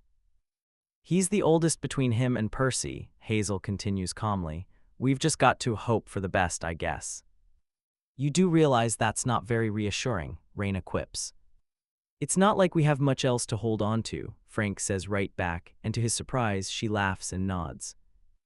"We'll have to make an announcement," she says. "First to the Senate and then to each cohort. We'll pass word to Hilla, who'll get word to the remaining legacies above ground." How will you do that? Hazel cuts in wide-eyed. Well, they'll just get a delivery from Amazon without having ordered anything, Raina smiles. Efficient, Frank marvels. Thank you, Raina turns to Octavian, who's still immersed in the browning papers of the Sibylline books. Can you do me a favor and gather the senior members? Have them meet me here after dinner. Got it. With gentle hands, Octavian gathers the book in his arms. Do you mind if I? Yes, you can skip it. Raina bites back a smile. You're free to go and gather the other children of Apollo. I know you've been waiting for this day. That's an understatement. He glances quickly at Frank before backing out of the door. I'll have Mahai catch me up on the details of your meeting. All right. Octavian steps through the door with a final nod at Frank, robes swishing behind him as he scurries away. Raina gives it a moment after he leaves, gesturing with her hands for both her automaton dogs to kneel at her side, tails wagging in a blur of gold and silver metal. When she's certain Octavian's out of hearing range, she turns to Frank and Hazel with a much warmer smile than before.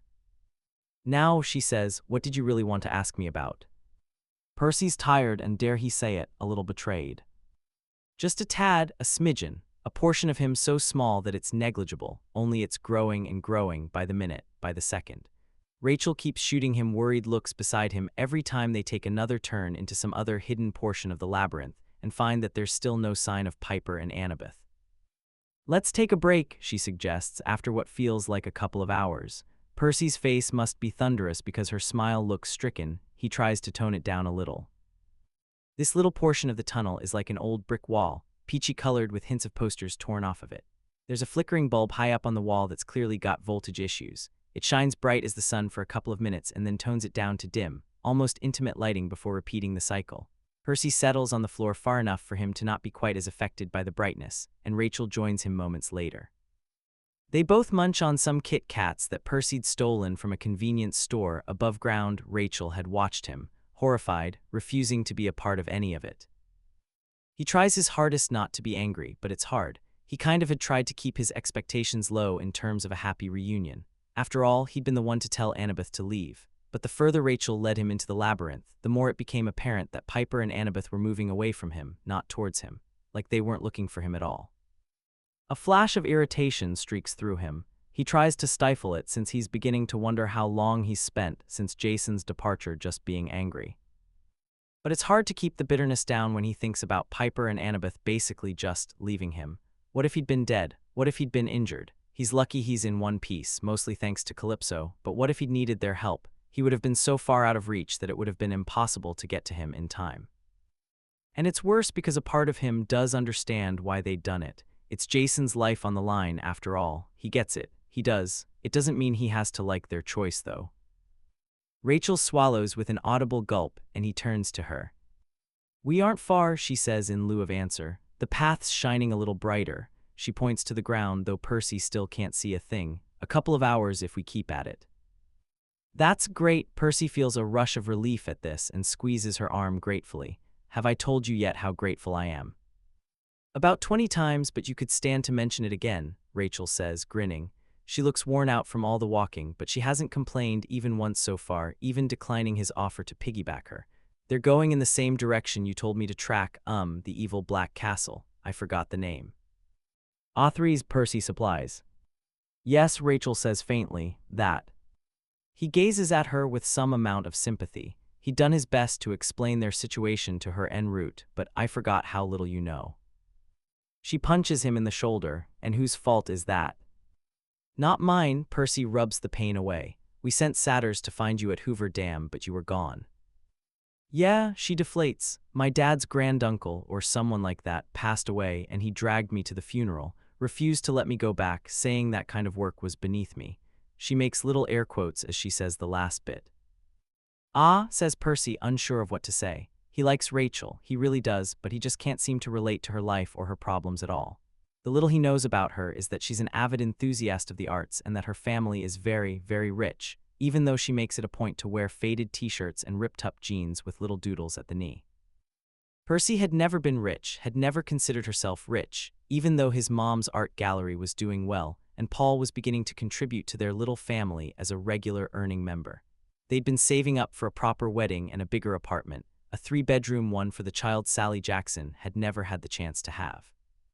It's weird, to say the least, listening to Rachel bemoan how her parents don't give a shit about her. He doesn't want to be a wet blanket and tell her to appreciate her parents, since they're, still alive, but he also doesn't understand how people can be so mean to their kids. Rachel might be a little different from the rest of the hoity-toity Dare family, but she's great, and he makes it a point to tell her so. She laughs, though her freckles blend in with the redness across her cheeks. Flattery isn't going to get to your friends any faster. Can I try? You can fail. Rachel bites into the last of the Kit Kat and wipes her hands on her jeans. I'm ready to go, though. So soon, he asks doubtfully. You barely took any rest. Well, she shrugs, the sooner we get there, the better, right? I can tell you miss your friends, and I'm sure they'll be super glad to see you. Seeing is believing, he snorts, trying not to sound too resentful about it. Don't think like that, she admonishes. I'm sure there's a perfectly reasonable explanation as to why they couldn't. Hey, he interrupts with a smile, let's let them do the explaining, okay? If you let them, she murmurs, evidently having caught on to his bad mood. Percy decides not to respond. Together they traipse from one tunnel to another, Rachel wondering aloud at the shift in architecture style and era between each new section they wander into. They pass a corridor made of white marble, reminiscent of Bunker 1, followed immediately by cement walls paned from floor to ceiling with rude words. Percy's lucky he's got Rachel with him, because he's already lost track of where they're going, and it's slowly beginning to become clear that Annabeth and Piper are kind of lost, too. Oh, they crossed this place like 3 times, Rachel murmurs as they arrive at a junction. They're going in circles, they've been down like every path here. So how do we know which way they went in the end? Percy says, biting his lip. He's still mad at them, yes, but there's an end goal here, and that's Jason. They've got to get to him in time, and Percy doesn't think he can take on the entire castle alone. We can't split up, but there's like 5 ways to choose from. Percy, maybe we should start with one route, he says reasonably, and then just see where it takes us. If we end up back here, we'll have to pick another path. But there's no other way, trial and error it is, though it'll just end up slowing us down. No, it won't, Rachel cuts in, sounding amused. I know which way to go. How? He asks. Rachel points at a faraway wall. Percy jogs to it, an incredulous laugh slipping out of him. Rachel joins him as he reads the letters written in a hand that's familiar to him, even etched into rock. A warmth settles in his belly, growing hotter and hotter until it's almost painful. He remembers the feel of her hand whispering across his cheekbone right before she'd run from MT St. Helens, the look in her eyes as she'd begged to stay. Is it okay that I'm with you? Rachel asks suddenly, looking at him oddly. Percy lowers his hand. He hadn't realized he'd been tracing the letters. Yeah, he says, although a part of him inside is already dreading the look on Annabeth's face when she sees Rachel. Only if you want to, of course. I know Annabeth's going to tell you that it'll be dangerous to stay, and I'm not gonna lie, she's right about that. But he shrugs. It's your choice in the end. She meets his eyes. I want to stay. Okay, he says, then you stay. Easy as that. Easy as that, he assures her. He grabs her hand. Let's go. Okay, bossy, she says, allowing herself to be dragged away, but Percy turns back just once for a last look at the message. Now that the initial rush has worn away, he finds himself still angry. Anticipating, but still angry. He supposes it's a feeling he's going to have to get used to, at least for the immediate future. Carved into the stone crudely, probably with a dagger of some sort, are the ancient Greek characters that read, AC was here, right above a little arrow that clearly she'd meant for Percy to see, to lead him out of this place, to lead him to her.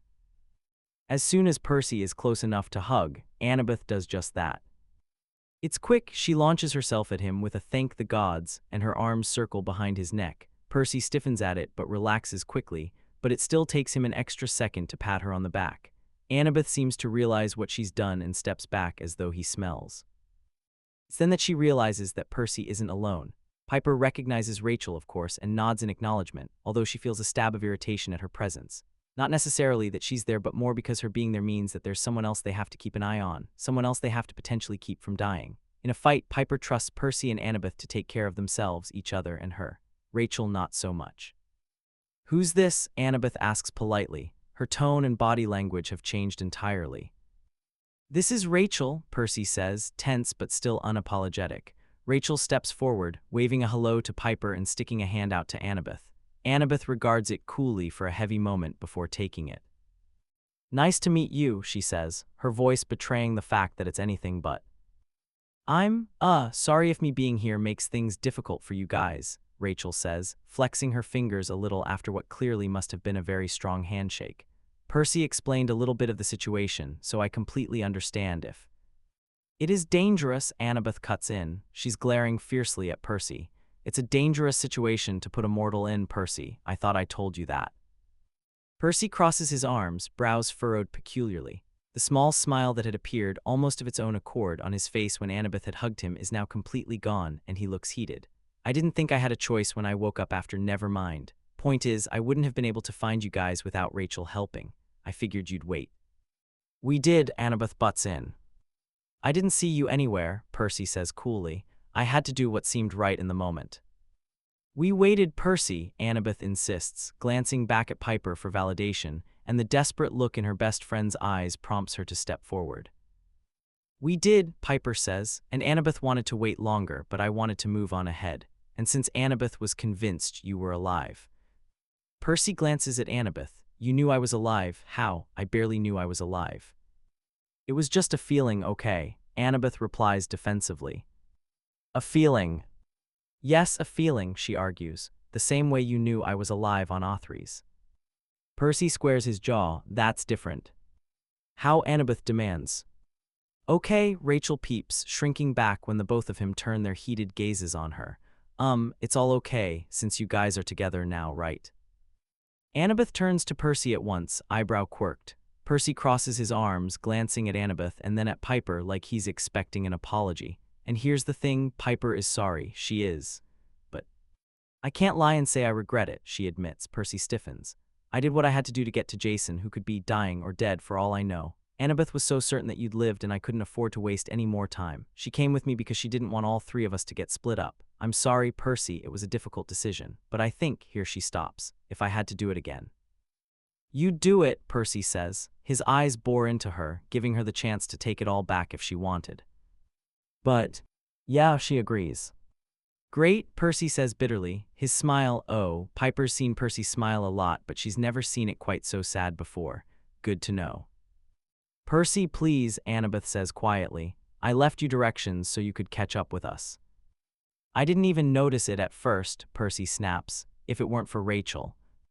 I get it, Annabeth says. She glances at Rachel quickly. And look, thank you, but this shit's going to get messy real quick, so. I can leave, Rachel says uncertainly. No, you aren't, Percy says firmly. Piper can tell that his resentment from being left behind is manifesting quickly into stubbornness. And how do you think you're going to get us to Othries when none of us know the way? Rachel can help, guys. He's got a point there, Piper admits. Percy doesn't even acknowledge her, which stings a little, but she supposes she deserves it. She'll talk to him later. Jason is the priority right now. Why don't you tell Rachel the real reason you don't want her here? Percy taunts, which Piper thinks is kind of below the belt, but she suspects there's no stopping him now. Annabeth squares her jaw. She looks at Rachel, then Percy, her body tense with anger. Look, no offense, she says tightly, but I don't know you and so I don't trust you. It's as simple as that.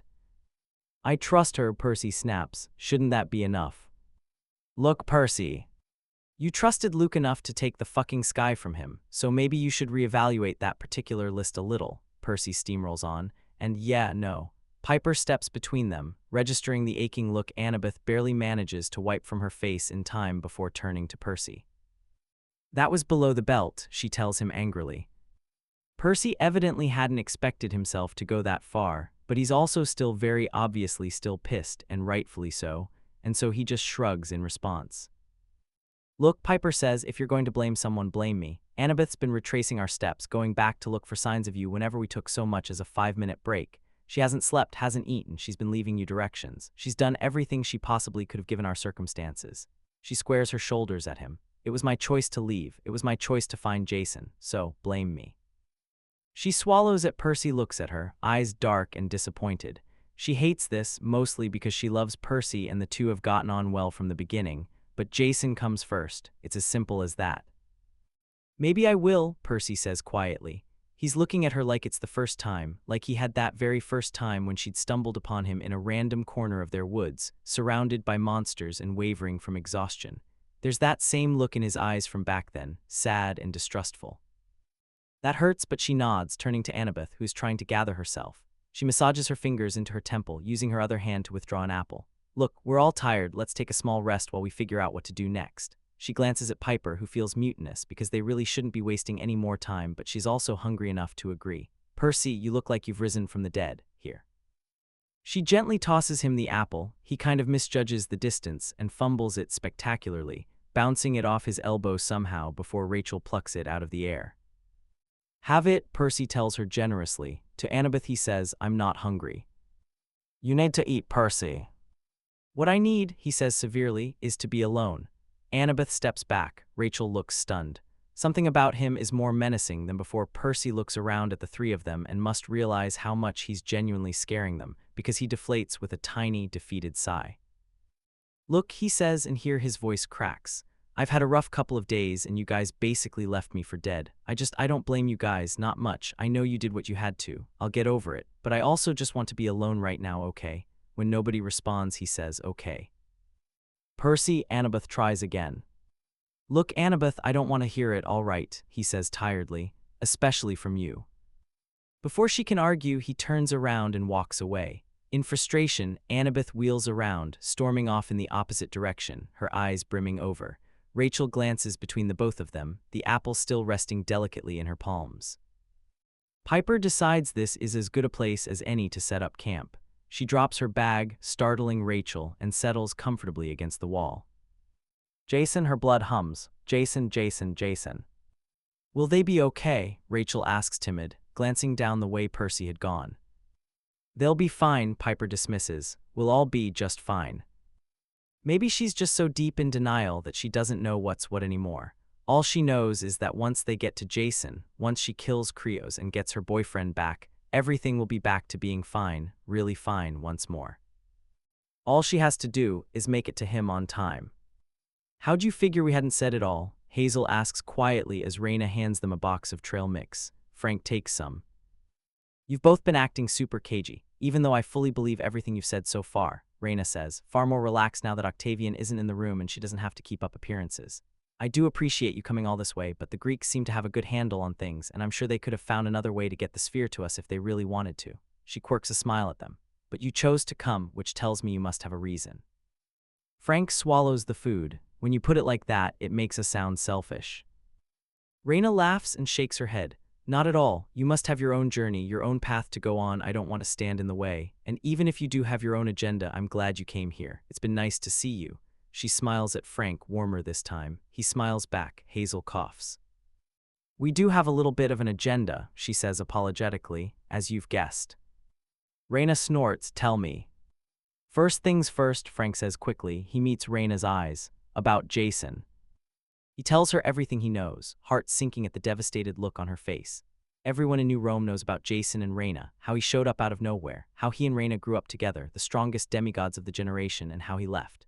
The rumors said that Raina was in love with him, that she was never the same after his departure, but even if that was false, they'd still been best friends, comrades, and he hates to be the bearer of bad news. She wipes discreetly at her eyes as he finishes. I'll have scouts go check out Othries, patrol the labyrinth around here. He can't. His friends have already gone after him, Hazel tells her. We'll find him. We've got to. Raina's jaw is tight. Jason, he can be so stupidly impulsive sometimes. Her eyes go all shiny for a second, and Frank knows that she isn't just talking about this instance in particular.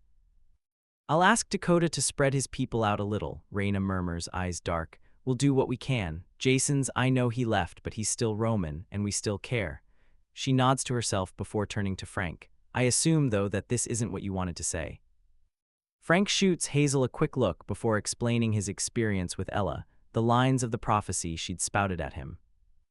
She could just be messed up in the head, he says, but it felt right. I was in the 5th cohort when I was here. It was my home, and even though I never really knew anything about New Rome's history, I could tell how the 5th was treated differently. So, if I have to raise them.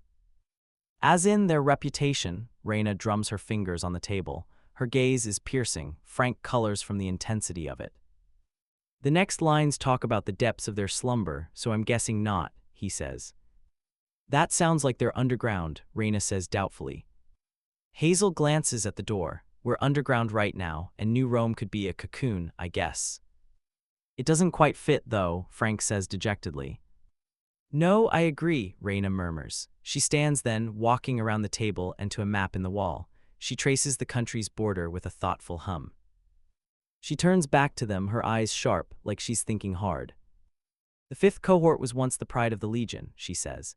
In response to Frank's questioning look, she adds, not any time recently. I mean, I'd like to think that these days there's not too much of a noticeable difference in the way the cohorts are treated. Everyone's contributing a great deal to ensure our collective survival. But here she stops, crossing her arms and biting her lip. The 5th was the strongest in the Legion back before World War II, but that all changed when a legionnaire of the 5th, Michael Varus, took half of his men and a good chunk of the Legion's weaponry on a foolhardy quest to retrieve the Legion's Golden Eagle. The Golden Eagle, Hazel says, her voice low. What's that? Raina shakes her head. Nobody knows. It was said to be the Legion's standard given to our predecessors by Jupiter himself. Nobody knows what it could supposedly do, but we've got a rough idea. She rubs lightly against a medal on her chest. Our legion was once called the 12th Legion Fulminata. Armed with lightning, Frank says, nodding. Legend says the eagle could harness all the powers of the big three, Raina shrugged. Raise the dead, stir the seas, and summon lightning, depending on the wielder, of course. There's no way that all of it was true, but the temptation was enough for Varus to go on his wild goose chase to hunt it down. He failed, Hazel guesses.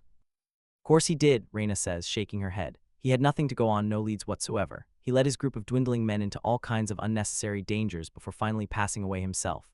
Raina points to a corner of the map. If you're interested, his last letter to his fellow praetor came from somewhere in Alaska. He said he was close to finding the standard, but he must have died shortly after that because there was no further communication. She shrugs dispassionately. Nobody's ever dared to go after the eagle since, and you can see why the 5th were kind of outcasts afterwards. Not that it was the right kind of behavior, but, she frowns, people were scared and angry, you know how it goes. And what of the eagle? Frank presses. Raina raises a brow. What about it? It's lost, probably will be forever. And what do you think about its powers? Hazel asks, sitting forward, her eyes wide. Could it really raise the dead, and stir the seas, and whatnot? Raina looks suspicious at the sudden interest, but settles back into her chair before answering. Personally, I do think it's real, she admits, lacing her fingers together. A dark lock of hair falls into her eyes, but its powers seems a bit off somehow. How so? Hazel asks quickly. Underneath the table, Frank presses down onto her foot, a silent warning. Raina's eyes narrow a little. Summoning lightning, I know Jason's sister Thalia could do that, she says. Stirring the seas, well, I wouldn't put it past Percy. And I'm sure if there were any sons or daughters of Pluto or Hades around. Her eyes bore deeply into Hazel's and then Frank's. He holds her gaze with difficulty, but he must pass some kind of test by doing so because she looks away after a minute or so. I'm sure they'd be able to raise a skeleton or two, but my point is they can do that on their own. They don't need an external force for it. That's true, Frank admits, trying his hardest not to look at Hazel. So, about the eagle. Maybe it was just a standard and nothing more, Raina says, biting her lip. And it was the holder children of the big three doing the real work. Maybe it was a child of Jupiter who just used his powers, gave the Legion its name. She makes a small sighing sound. Children of the big three are strong, and you must know, Frank, how the Romans worship Jupiter in particular. It's why everyone wanted Jason to be praetor, and it's why he left. It could be that there was no standard at all, Hazel chimes in, scratching at the back of her neck uncomfortably. And maybe it was the child of Jupiter who was the eagle, poetically speaking. I wouldn't be surprised if that were actually the case, Raina grunts, passing a hand over her eyes. She looks worn, given our ability to misinterpret things. Like prophecies, Frank offers. She snorts, yeah. They're quiet for a while. Raina lifts her head, placing it in her open palm. She looks like a college kid in class, if you ignore all the medals of honor sparkling all over her chest. So, she says, is that all you wanted to know? Frank and Hazel exchange a glance. I'm not sure, but it's a start for sure, he says. I'd like to know more, though. I'm sure Octavian could help you out, Raina says, smiling when he grimaces. No, really. He's still a pain sometimes, and he's hard on you because you disappeared, but he has his moments. We didn't see any of them, Hazel murmurs under her breath, uncharacteristically rude of her, and Frank snorts. I'll ask, Frank says, if he doesn't mind it, and if you don't mind us staying here for a while. Of course not, Raina says, standing. Her dogs, who had curled over each other at her feet, both perk up. "We're glad to have you, your old friends, I'm sure, will have a lot of questions." She sticks out her hand, first at Hazel, who shakes it quickly, and then at Frank. "I really am glad to see you," she says, eyes warm. "Your mother was a great leader, and I always felt like you could be too. I'm glad to see you back." Frank takes her hand, shaking it firmly and smiling at Hazel's pointed nudge and whisper of, "Told you so." "I'm glad to be back," he says truthfully. It's been a while, but it still feels like home." She smiles, glad to hear it. "And I know you said your visit was most likely temporary, but if you wanted to, you could stay longer." "I would," Frank says, "but—" I know, Raina says, her smile turns a little sad. "Destiny and all that." "And all that," Hazel agrees quietly, slipping her hand into Frank's.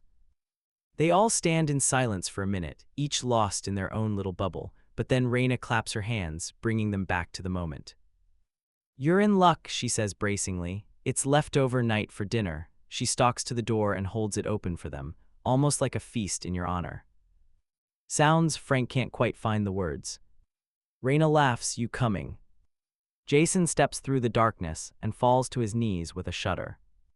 Behind him, Nico isn't faring much better. He looks sickly, paler than usual, and Jason feels a twinge of guilt as he watches the younger boy stagger into a nearby tree and grasp its trunk with a shaking hand to steady himself. He'd insisted that he could make the jump, even though he'd barely had a day's rest. Now, Jason's regretting letting him call the shots on that one. He moistens his lips, looking around. He doesn't quite recognize the area, but the woods look similar to the ones he'd hid in 1 or 2 months ago, back when they'd been retrieving Annabeth, and instinct tells him that he's close to Othries. If he's right, he should be about 3 days from Othries on foot, that is. Nico could get him closer, but Jason doesn't want him anywhere near the cursed place. The last thing they need is the Titans getting another child of the Big Three in their clutches. No, Nico needs to get the fuck away from here. Picking himself up, Jason makes his way to him, who looks up at him sharply as he approaches. He tries to scowl, but the expression quickly melts away. The poor kid must be exhausted. "Come on," Jason says, tugging Nico's arm to rest around his shoulders. "Let's rest for the night." Nico struggles weakly. "I'm fine." "No, you're not," Jason says calmly. "Let's find some nice ground where we can rest for a while, okay? You barely slept after the last jump, so you need this. We haven't eaten much either." He pauses, then adds, "I stole 2 whole packs of double-stuffed Oreos while you were asleep last time." Finally, Nico deflates, sagging lightly against Jason and allowing himself to be led over to a nearby thicket, which honestly isn't the best cover for them, but there's a close-knit ring of trees around them, and a single large bush that could serve as a hiding spot in a pinch. Plus, Jason's tired too, and he doesn't want to leave Nico alone to search for anything better. He deposits Nico against a tree and busies himself with unpacking, aware of Nico's gaze following him every step he goes. At one point, he startles when Jason reaches for his pack, but Jason only takes out his sleeping bag and zips it shut, though not before he notices a slim figurine of a god tucked into an inner pocket, a god that he recognizes as Poseidon, complete with a tiny trident clenched in his fist. Jason uncaps his water bottle, takes a swig, and then passes it to Nico, who hesitates only briefly before taking a sip himself. He hands Jason the water back, his hands, almost at once, flying back to the hilt of his sword like he's scared it'll disappear. Jason remembers that it had been his sister's, and his own fingers tighten around Ivliv's in sympathy and understanding. Together they tear into the Oreos. Nico is ravenous, the way he always is after he uses his powers. Jason wonders how draining it is for him, and remembers how exhausted he used to be when he'd first started working on his own skills back when he was a kid, all the way in New Rome. He and Raina would spar daily for hours on end, discussing the extent of his powers, noting down carefully how far his limits were. They'd train and train until Jason got good, got strong, until they were both an even match. Their sparring would draw the attention of the other legionnaires, who would spur them on with catcalls and encourage further competition. Those were the moments he actually enjoyed being a son of Jupiter in New Rome, the moments where he was, in fact, just another demigod, striving to be better just like the rest of them.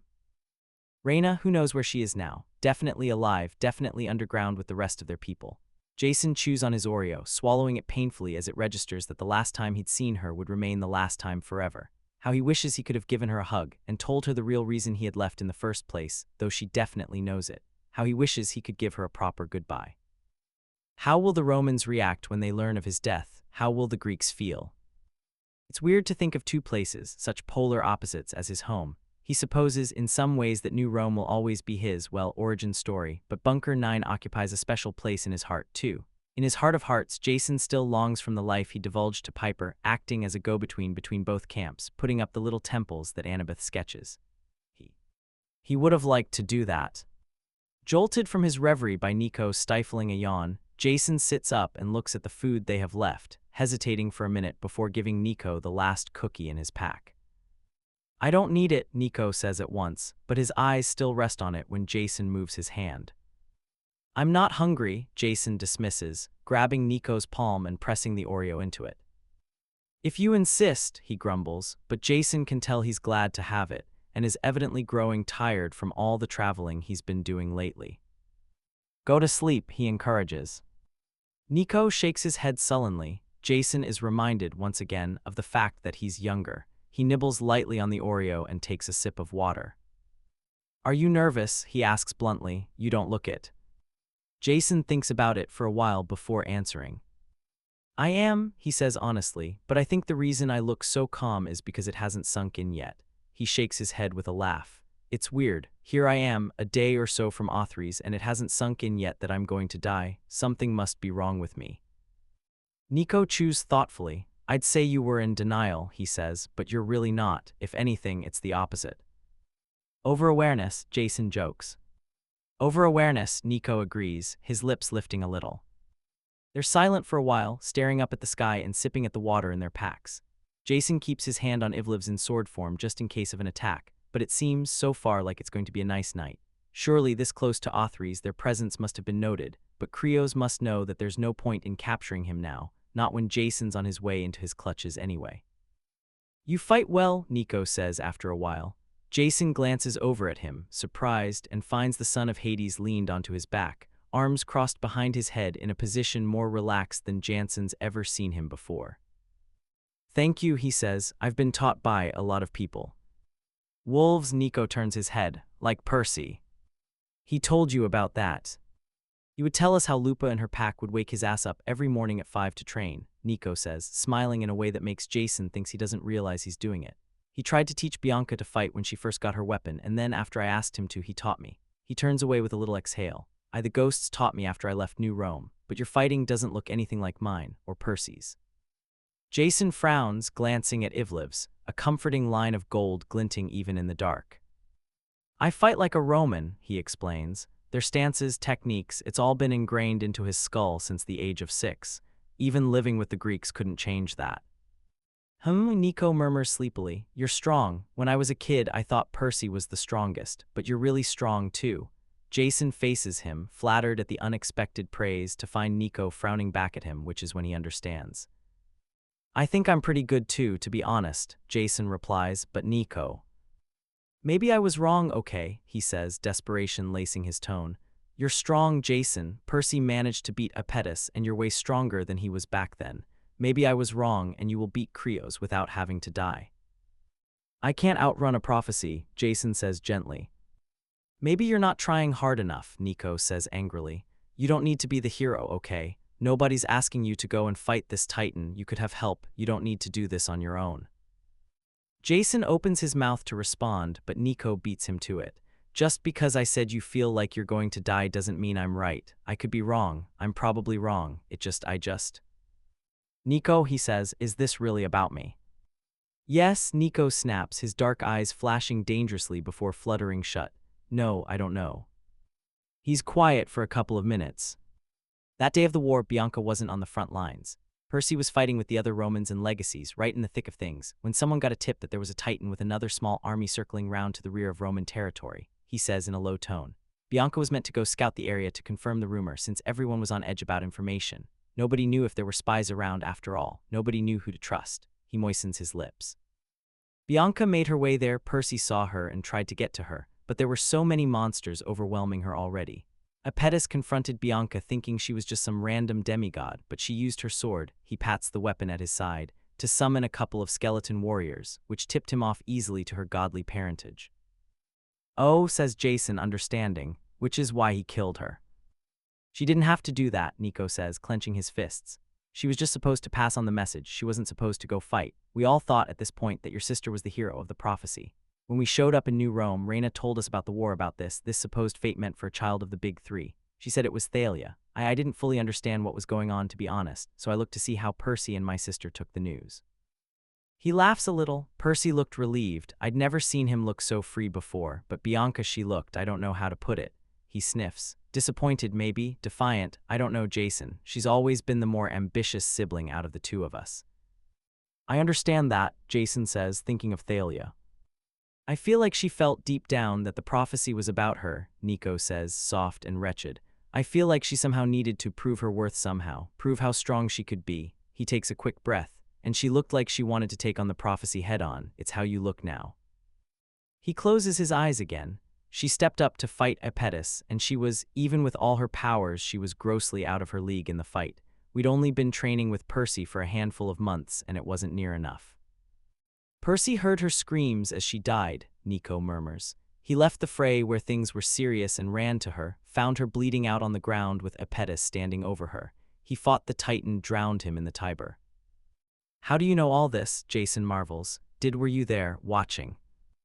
Nico shakes his head in disgust. No, I was still in the Roman headquarters while this was all happening. I saw everything later, much later, in a flashback. Oh, Jason says, understanding dawning over him, like Hazel's.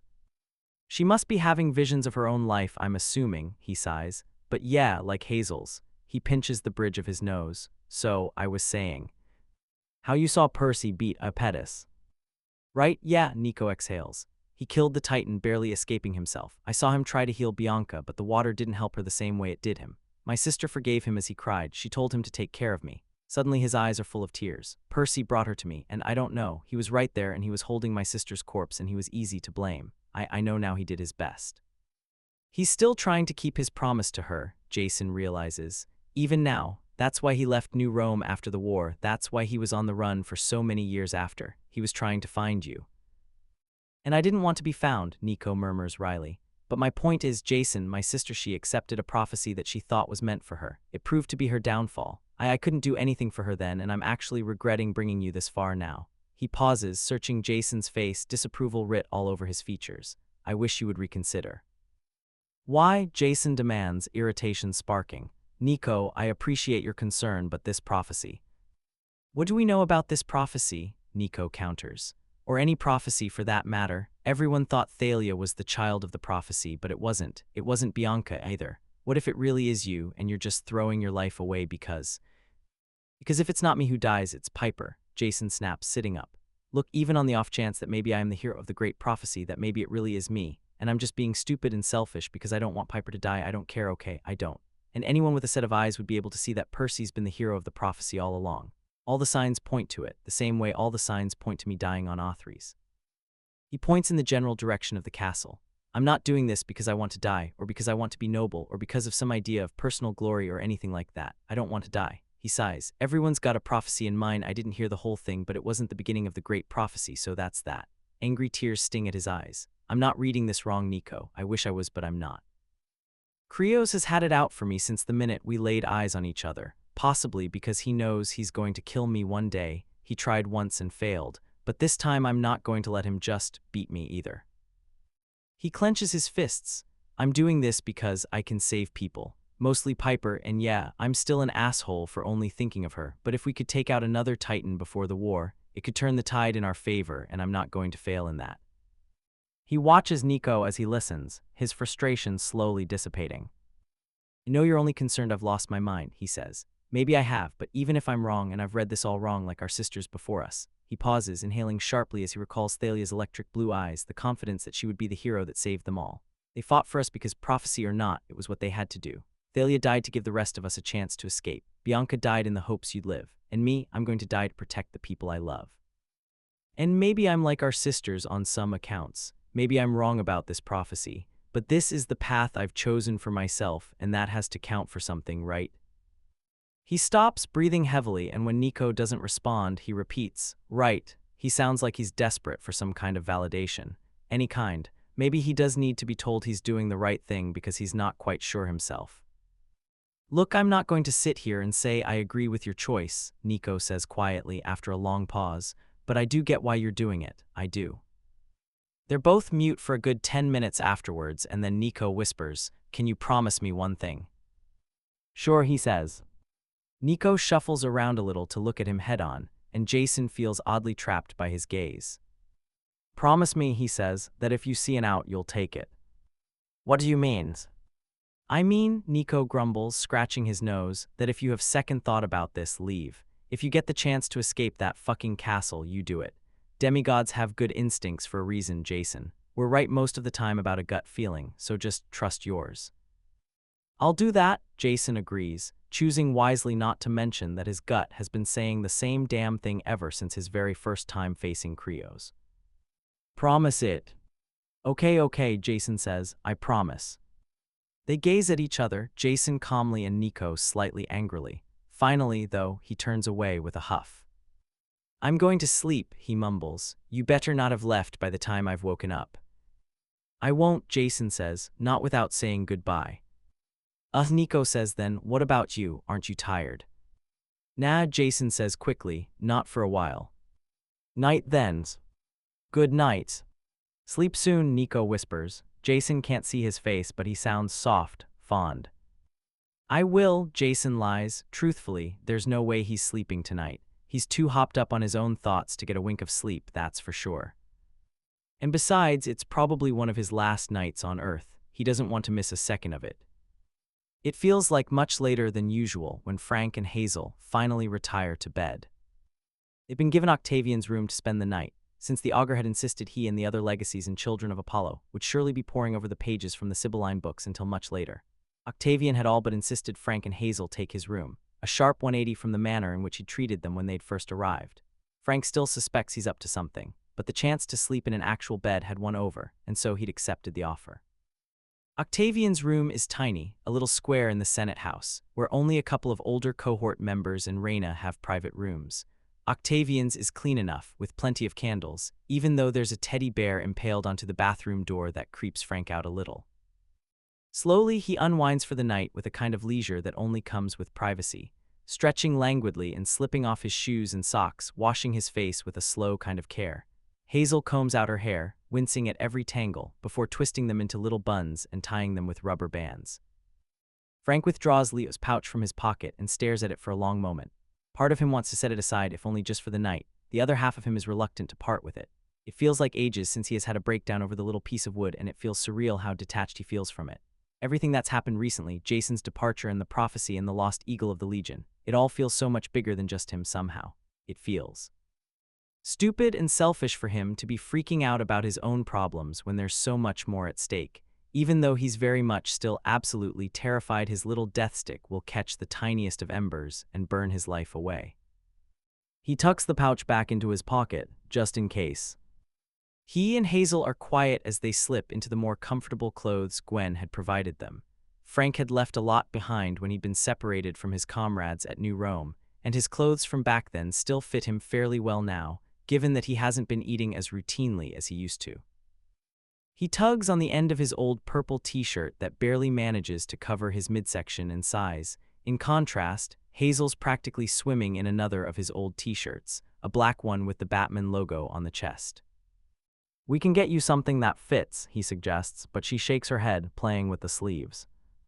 "I like it," she replies, and so Frank shrugs as though it doesn't matter to him, but secretly he's a little pleased. They crawl under the covers. Hazel hums happily when Frank pulls the blanket up to their chins, and she turns to face him when he settles back down onto the mattress, a real, fluffy mattress. They hadn't even had anything as comfortable and luxurious in Bunker 9. Frank studies the ceiling and thinks. This ceiling, this particular cut of stone, is one he remembers even better than the one from the house he'd grown up in. He'd been at New Rome for a long time after all and had felt at home, closer to his mother. But the feeling it's all wrong. There's no warmth in the linen sheets or the sterile environment, and even with Hazel next to him he feels heartsick and lonely and not at all at home, which makes him feel guilty because, what the fuck? He's wanted to come back to New Rome for forever, he just hadn't counted on it changing, or maybe he's the one who's changed. New Rome has always made him remember his mother, remember the sacrifice she made, and today it seems to be hitting harder than usual. He misses his mother, and crying doesn't feel like an option right now. He wonders what dream he'll get this time and sighs, prepared for sleep to evade him for a long time. "I used a face mask today," Hazel divulges, smiling as she touches her own cheek as though in wonder. Gwen said that the Amazons deliver them every couple of months as a kind of treat. Silena would kill for these. Is that where you disappeared to after dinner? Frank says, amused, brushing back a tiny little curl that's fallen from her tightly wound bun onto her forehead. She nods. Gwen introduced me to a couple of her friends in 5th, she responds quietly, sated. Lavinia and Fatima and Caitlin and Emily, they're all really nice. They said they knew you back when you lived here. They're good people, he agrees. He'd spent the later portion of his day catching up with Dakota, Bryce, Jacob, and Bobby, some of his old acquaintances he hadn't really thought he'd missed much until now. It makes me sad to see the 5th so broken down, though. I feel like there used to be a lot more people. Well, Hazel bites her lip, deep in thought. Maybe, when we get the eagle back again, it'll do a little to remove the stigma surrounding the 5th cohort. That's only if we manage to find it, he reminds her gently, recalling their conversation with Raina. Alaska is huge, Hazel. We wouldn't even know where to begin. Raina gave us the map, she argues, and there hasn't been anything hidden underground that I haven't been able to find. She smiles. It's almost a smirk, really, quietly confident. Give me a little credit here. It's not you I doubt, Frank says, laughing a little. It's the information we have, which is sparse at best. If we go all that way just to find it's a hoax. Then we come back, she shifts closer, palming at his chest. We come back here or go back to 9 and join the others in time for the war, but something tells me this won't be an unfruitful journey, Frank. What makes you think that? He asks, catching her hand in his. Her gaze flickers up to his. Just a feeling. It feels like something that we're meant to do. Like fate, Frank hums. Remember what Ella said, what comes from the earth must always return to it. He rubs Hazel's shoulder as she stiffens. Taking a golden standard feels like the opposite of what we're trying to do here. Maybe this is a bad idea. Your prophecy said you would raise the 5th, Hazel counters after a minute of silence.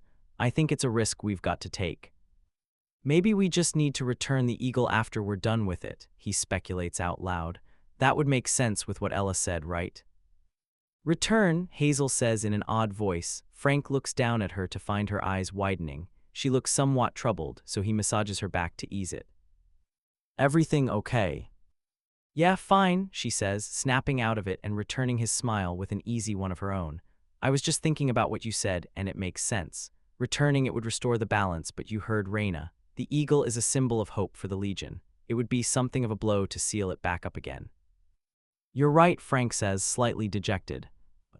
Hey, she caresses his face, her palms soothing on his skin. Let's worry about what we do with it after we've used it for another day. Let's focus on finding it first, yeah. Yeah, Frank murmurs, leaning into her touch a little and letting his eyes fall shut. We'll have to leave soon.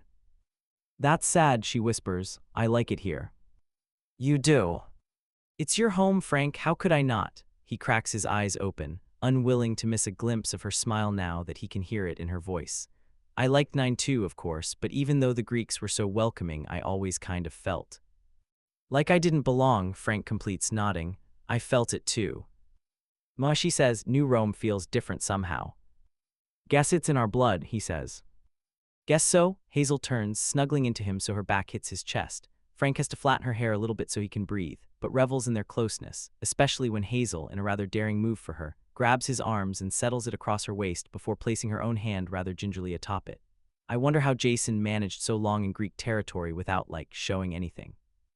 He must have loved Thalia enough to stay, Frank breathes. And then, well, Piper. Yeah, Hazel's voice is a whisper. I hope he's all right. I hope they find him. May too. Suddenly a little dejected, Frank grips Hazel's hand, pressing his forehead into her shoulder and closing his eyes. The thought of losing Jason makes everything, the war and the prophecy and their inevitable doom, feel so close and so real somehow. If gods forbid, Jason does die, that would make Percy the next candidate for the hero of the prophecy. Which poor Percy, but Frank's selfish, and all that he can think about is that if something happens to Percy, that would place Hazel in the line of fire, and he can't let that happen. He won't. Frank, she murmurs, squeezing his hand. Yeah, he's half asleep, but forces his eyes open. I am sorry, she whispers quickly, for you said you loved me and I didn't say it back. Oh, suddenly he feels wide awake. Look, Hazel, it's okay if you aren't there yet. I just wanted to say it for me. It's not that, she sounds frustrated, but she's resisting all his attempts to get a good look at her face, and after a couple of seconds of playful tussling, he gives up and lies back down. It's not that I don't feel the same, it's just, she takes a deep breath. Everyone I ever loved, Frank, and there aren't many, they all ended up dying. Hazel, he murmurs. Sammy died, Hazel says. So did my mom, who, for all her many, many faults, I still did love at the end of it all. Sammy lived his whole life and died an old man, Frank rebuts gently, nosing into the nape of her neck. You can't blame yourself for that. He died loving me, my mother did love me too, I know it, before Prometheus poisoned her, she says, trembling a little.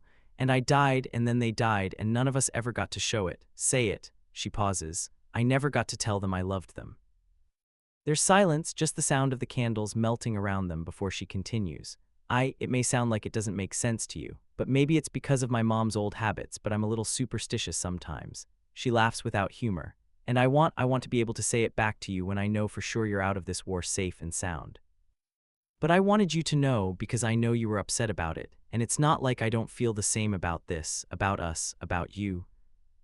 She's growing flustered. Frank can tell by her breathing, so he tightens his hold against where their fingers lie, intertwined. I can't say I fully get it, he admits, because he doesn't. And I can't say I wasn't a little upset before, but I know you, Hazel, and this seems like it matters to you. It does, she whispers. Then I'll wait, he says simply. She lets out an almighty sniff that makes him laugh a little. Really? Really, he says, leaning over to kiss her cheek. Her skin's burning, but he can feel it stretch under her lips as she smiles. And thank you for telling me. No secrets, remember. He's too tired, too warm from the hearty dinner. His conflicted emotions at being back at New Rome, this conversation with her, and the feeling of her body cradled softly against his to hear her response with any kind of clarity. But he thinks he catches it right before he closes his eyes and drifts away into a dreamless slumber. No, Hazel whispers, no more secrets. It feels like about half an hour later when Percy finally makes his way back to their little camp. Piper's asleep, and Annabeth, who's weaving a piece of rope into complex-looking knots between her fingers, doesn't say anything as he passes her by. Percy notes the darkness wringing her eyes and feels himself melt just a little, but he doesn't stop, continuing onwards down the pathway looking for Rachel, where he finds her staring down a tunnel at a fork in the road, biting her lip pensively. Hey, he says quietly, stepping up beside her. She jumps a little but relaxes when she sees it's him. Hey yourself, she replies. She smiles, but it's smaller than the one he's used to and looks more like she's hiding a wince. Are you feeling better? I'm okay, he says, half lies. Rachel seems to see right through him. She grimaces and says, sorry, it can't be nice to come home to this. Percy shrugs. Truth be told, he's still angry. How could he not be? The two people he's come to consider some of his closest comrades had just left him, and he understands why. He does. He can't exactly blame Piper for putting Jason first, and Annabeth's right splitting them up further would have been disastrous. But still, he never would have done that, he thinks. He never would have just abandoned someone like that, no matter the circumstance. And even though something in him believes Annabeth when she'd said she'd known he was alive, even though her reasoning for the fact had been flimsy at best, he's still angry at her for not fighting harder for him, the way he'd done for her. If he really searches himself deep enough, he knows he'll find so much hurt there that it'll kill him to think about. It's more than just friendship, it's trust. He'd trust Annabeth and Piper with his life, and now he isn't sure what to feel anymore, which confuses him further since he's chained to his promise to Jason, the one to keep Piper safe. But at this minute, he can't help but feel so fucking hurt by her actions, and despite what she'd said about Annabeth, he's furious at her too. He shakes his head and focuses back on Rachel. No good's going to come down that particular train of thought. What about you, you good? About as good as I can be, considering, Rachel shrugs. She glances at him, then drops her gaze. I have to confess, in the months before you called me, I kind of may be a little guilty of thinking your life was way cooler than it actually is. She bites her lower lip. I mean, don't get me wrong, I still think it's insanely cool, but you weren't exaggerating about how dangerous it is.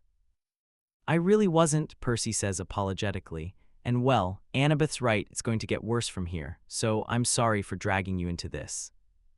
No, she waves her hands. I'm glad to be here. I've spent so long wondering if I was insane and driving my parents insane in the process. They thought I was insane. I thought I was insane. And now, for the first time maybe ever, I'm not the crazy girl, you know. She smiles a little. I'm just glad to be of help somehow. They spend a few minutes in silence, watching the fire cast shadows on the wall. Percy's wondering what to say next. There's a lot he wants to ask, but he's loath to ruin the calm that's settled between them. Rachel looks deep in thought as she gazes into the fire, and he watches the light clinging to a couple of wayward strands of her ponytail flicker in time with the flames.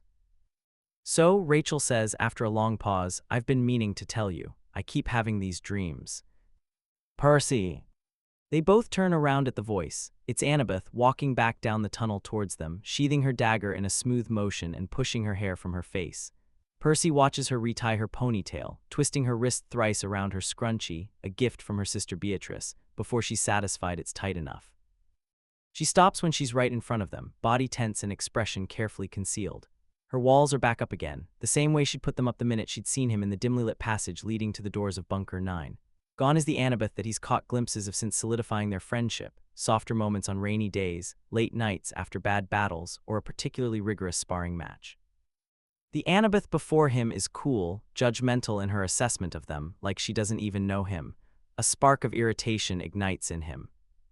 It's your watch, Annabeth says. Her eyes flits to Rachel and back again quickly, like she's unworthy of holding her attention. Percy's ire grows, and he's not even sure why. Somehow the sight of her, so close and yet so different from before, so uncaring, is rubbing him in all the wrong ways. Sure, he grunts, standing abruptly and brushing down the back of his jeans. He offers a hand to Rachel. Coming. Oh, yeah, sure, I couldn't sleep anyway, Rachel stutters, taking his hand and standing up.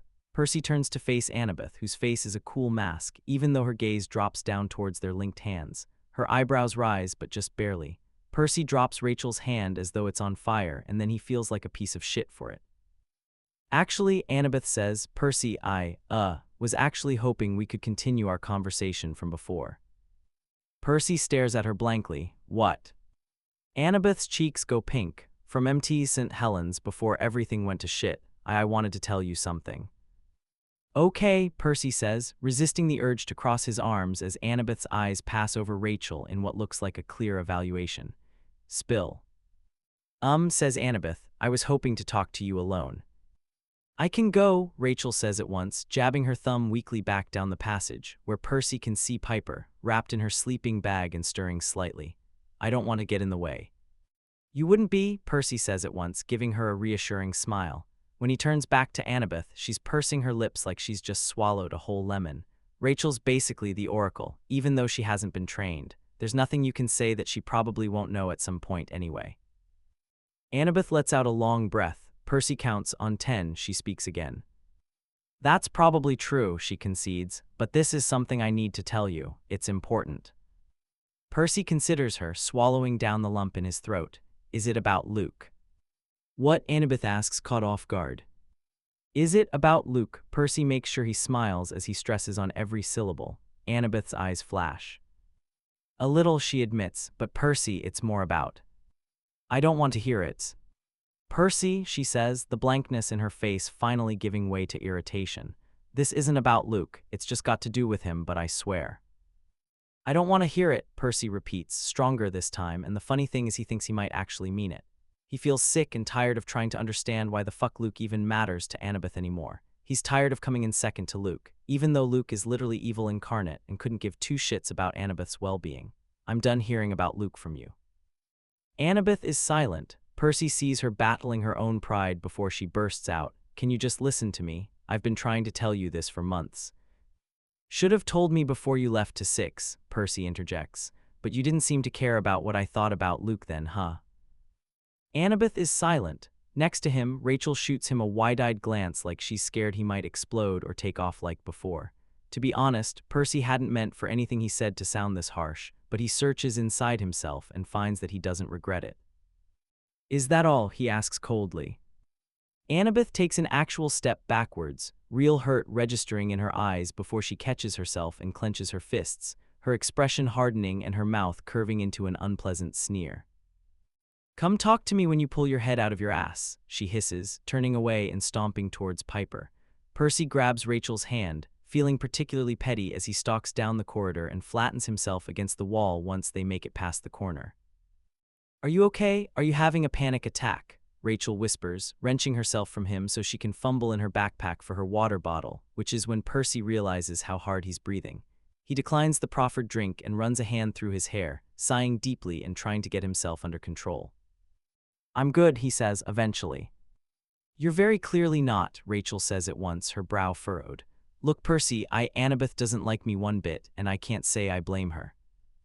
"Don't be like that," Percy says, frowning. "Don't excuse her behavior." "I'm not," she replies. Then she pauses and amends. "Well, I'm not entirely doing that. It's just she's the one who got captured, right? If that happened to me, I wouldn't know who to trust, and I sure as heck wouldn't trust a random mortal who popped up out of nowhere." She shrugs half-heartedly. "I'm not saying it's nice being on the receiving end of it, but she's clearly been through a lot, and she's got some trauma about who's in her inner circle." She huffs when Percy doesn't reply, touching his shoulder lightly, and she really did seem like she had something important to say. Shame seeps through him and he winces. "Yeah. You should probably go talk to her." "I probably should." She smiles, jabbing him lightly in the stomach. "Now say thank you, Rachel." "Thank you, Rachel," Percy echoes with a light chuckle. "No, really, thank you. Me and Annabeth haven't been on the same page for a while now. It's good to have someone neutral to talk to." "I'm not quite neutral if I'm being honest," Rachel disagrees with a smile. "I mean, I've known you longer and you've been way nicer to me. I'd say I'm pretty firmly on your side." "If I were a better person, I'd say there aren't sides in this," Percy laughs, "but that's good to hear." They smile at each other. "That reminds me," he remembers, "you wanted to talk about your dreams." "I dream of one day being an environmental activist," Rachel says pompously. Percy shoves her and she laughs. "Okay, hey, I take offense to that. That's actually true." "But not what I meant," Percy counters, filing away this tidbit of information and making a note in his head to introduce her to Grover. "It's just weird things, recurring things. I keep seeing New York, but it's totally silent, which is so weird, you know?" She stares at her shoes. "It's nothing concrete, really. Don't stress too much about it." "I'll tell Will when we get back to 9, Percy says, shrugging in defeat, "but I really can't help you with your visions or tell you what they might mean. I'm sorry." "It's all right," she smiles at him. Her eyes are like super fucking green man. Percy blinks, stepping away when he realizes just how close they've been standing. Rachel mimics him, her cheeks darkening slightly. I'm gonna go to sleep," she says quickly. "Yeah," Percy says, clearing his throat. "Yeah, I'll keep watch like I'm supposed to." "Good night." "Night," he waves at her as she scurries back to their campsite, then slides down the labyrinth wall to the ground when she's vanished from sight. His heart's doing some weird shit, and oddly enough he feels guilty, which makes no sense. Nothing had happened, not really. And yet, it's just weird. Rachel's smart and cute and he's attracted to her, he supposes, if he thinks about it enough. Rachel makes him feel normal, like a regular all-human and not a demigod with a bounty on his head. She makes him smile and laugh and even makes his stomach stir a little sometimes. But really the intensity of his feelings doesn't hold a candle to the way a whole butterfly conservatory seems to erupt in his gut whenever Annabeth so much as glances in his general direction. Even when he's trying to hate her. He looks up quickly at the sound of footsteps. Annabeth's walking down the path towards him, and he struggles to find something to say to her, but to his surprise, she passes him by with barely a sideways glance at his hunched form. "Where are you going?" he calls out, desperate for some kind of reaction. She turns, brows rising a little like she's only just noticed him. His nerves flare as she looks at him, gaze luminous and alert like a panther waiting to pounce. Gods, this is the part about her that drives Percy genuinely insane. Because he's petty, he can admit that much, but Annabeth can be 100 times worse when she wants to be. "Gotta pee," she says, and the smile she plasters on her face is just about the fakest thing he's ever seen. "Your friend said there's an exit in a couple of minutes down this way, and I've been holding it in for a while, and I can't sleep now." Okay, he says, confused. "Why didn't you just go before, though?" "I kinda tried to, actually," she says brightly, "but you and Rachel were talking here, looking all cozy and stuff, and I didn't want to interrupt anything, you know." "Cozy?" Percy blurts out, unable to stand it anymore. "We were just talking." "That's some really close-range talking you were doing, but okay, if you say so." Annabeth raises both hands, still wearing that too-wide smile. "You don't need to explain yourself to me." "There's nothing to explain." Okay, I believe you," she says, in a tone that suggests the contrary. "I don't know what you saw," Percy snaps, "but you've got the wrong idea. Rachel and I were just talking. She was telling me about this recurring dream she's been having. which actually you should be interested in, but you're too busy finding fault with her to care about what's actually important, right? I'm sure her dream is great and all, Annabeth says, the faux brightness in her smile finally beginning to crack, but maybe we can wait a little while to discuss it. Since you know our friend Jason is on the way to his death right now. But hey, this is good actually. I'm glad you're taking such an interest in prophecies, Percy. Oh my God, he says, almost incredulous. It's just impossible to reason with you when you're being like this. Like what? Annabeth's lost all the peppiness in her voice and now every word comes out laced with frost. I was just going to pee, Percy. I'm sorry I interrupted the what did you call it conversation you and Rachel were having. I'm sure you'll get the chance to continue it later, you guys are close after all. She walks away, her gait rigid, before Percy can respond. He watches angrily as her ponytail swishes round the next corner and resists the urge to throw something. How'd it get this bad between them? There had been a time where Annabeth was the only one who could get his spirits up, the only one who could make him feel okay again.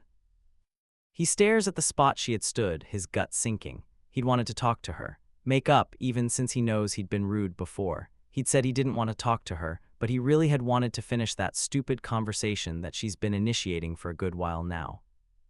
He wants to talk about the hurt he feels. He wants to talk about Calypso, the guilt he feels for having to leave her behind. He wants to talk about himself and her and everything they seem to be missing in each other's lives. He misses being able to look at her and know what she was probably thinking. Now, she's foreign, alien, a whole unknown. He hates it. He hates it. He doesn't think he'll get another chance now. And well, he doesn't think he wants to give her the chance. Not anymore. This whole thing with Luke and Annabeth he's done. He doesn't want to feel the way he does, all this bottled up rage at Annabeth's love and attention and everything being directed at someone so unworthy. He's going to focus on Jason and get him out of Authries. With Annabeth he's tired. He's done trying. He's just done. There's only so many times Jason can retie his shoelaces and check his pack to see if he's forgotten anything before it's time to leave. It's early in the morning and the sun hasn't quite risen yet. Jason shudders, rubbing at the goosebumps that have prickled to life on both arms, shouldering his bag with a final sigh that mists around his face. Nico stands by a tree just behind him, hand on its trunk and expression carefully placid. Jason can tell he doesn't know quite what to say, he doesn't either. What do you say to a kind of sort of maybe friend? Jason's only known Nico for like just over a week probably. He doesn't even know him, but also he does. They both know each other's tragic backstories and have saved each other's lives. That would definitely rank Nico as more than just an acquaintance, which means they're friends, right? Well, Jason says awkwardly, I guess this is it. Guess so, Nico mumbles. He nods at Jason's backpack. You sure you have everything? It's probably more than a day's journey. I've got it all. Sleeping bag, water bottle, something to eat, Nico presses. He flushes when Jason laughs. I'm all set, Mom, he jokes. Really, thank you for everything. I nearly got you killed, Nico says, stepping forward. Well, you got me here in the end, didn't you? He shrugs. You kept your end of the deal, so thanks. He holds out his hand. After a brief moment of hesitation, Nico shakes it. It was really nice to meet you, he says quietly, meeting his eyes, and although they're dark and kind of scary, the smile that blooms on his face is sincere. I meant what I said yesterday. I hope you don't have to die doing this. But you're really brave, Jason. Good luck. Thank you, Jason says, touched, and I hope you find peace, Nico, with just everything. Nico smiles a little sadly. I appreciate it. Just one more thing. Jason takes a breath. If you run into anyone, Piper or Annabeth or Percy, he ignores how Nico flinches at the name. Don't tell them you met me. Don't tell them where I am. Just do it for me, please. Jason, Nico says, quirking a brow, I'm probably never going to see them. Ever. I had to make sure, he shrugs.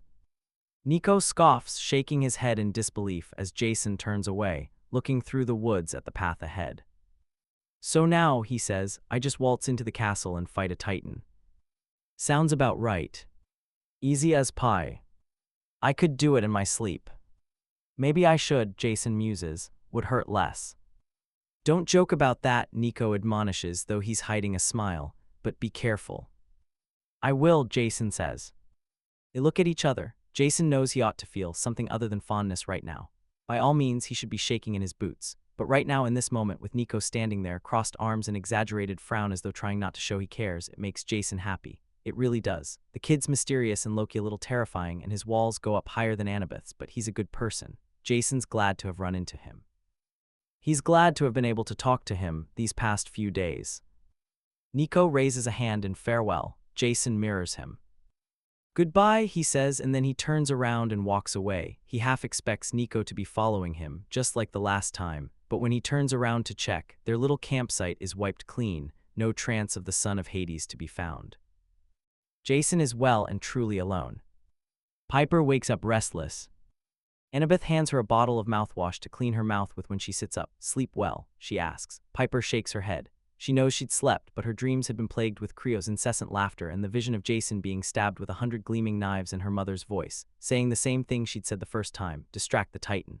This is your destiny, over and over again, until she'd woken up from sheer exhaustion at hearing it. Piper gargles and spits into the ground, wiping her mouth with her sleeve and standing up. Where are Percy and Rachel? She asks, noticing she and Annabeth are alone. Annabeth's mouth twists into something quietly seething. They both went on ahead to scout the path, or so they said. I'm guessing you didn't manage to talk to Percy then, Piper guesses, tying her hair back in deft movements and bending to pick up her bag. About whatever it is that you wanted to tell him at MT St. Helens. No, Annabeth grunts. Annabeth. It was his fault this time, Annabeth explodes quietly. I went to him to ask him to talk, but nope, talking to his precious little mortal friend was more important. Hey, stop that, Piper admonishes quietly, taking a sip of water. You do know he had no choice in calling her, and she did lead him back to us. I know, Annabeth closes her eyes, he's just so frustrating. Sounds like someone else I know, Piper laughs and bumps her shoulder. It'll be all right, but let's go, we've wasted too much time already. Yeah, of course. They both make their way down the path, the sounds from Percy and Rachel's murmured conversation leading them forward. Annabeth scowls when their voices blend together in a laugh, and her frown does not disappear when they come into view, standing in front of a crossroads. Hey, Piper greets, a little cautious of Percy's mood, but Rachel's presence seems to have done wonders. He responds with a little smile that lets her know that while she might not be completely forgiven, he understands, or is at least trying to, at least for now, for which she is immeasurably grateful. Hey, Rachel chirps, hope you slept well. I slept fine, Piper lies smoothly. Annabeth nudges her gently with her elbow. So, is there a reason we're gathered here? She glances curiously at Rachel. I remember you saying you could kind of see the path. Is there an issue? Says Rachel, hesitating as she glances at Annabeth, who's making use of her most intimidating stare. Percy places a comforting hand on her shoulder. It's a light touch, but Annabeth flinches as though he's grabbed Rachel by the face and kissed her right on the lips. And Rachel, mostly in response to Annabeth's reaction, jerks a little as well, sending her stumbling a little and leaning against Percy's torso. If Jason's life hadn't been on the line, Piper would be lapping this shit up. It's like a movie, but she hasn't got that kind of time. Not now. You can be honest, she says, trying hard to keep her smile on. It's okay. So the way it seems to work is that I need to think of where I need to go. Rachel nods at Annabeth. That's what I did when I led these guys to you, and I did the same thing when Percy and I were looking for you. There's always just one path to follow, just the one. A clear route, Annabeth says, nodding, but that's not the case here. Rachel points at the path leading left, then the other.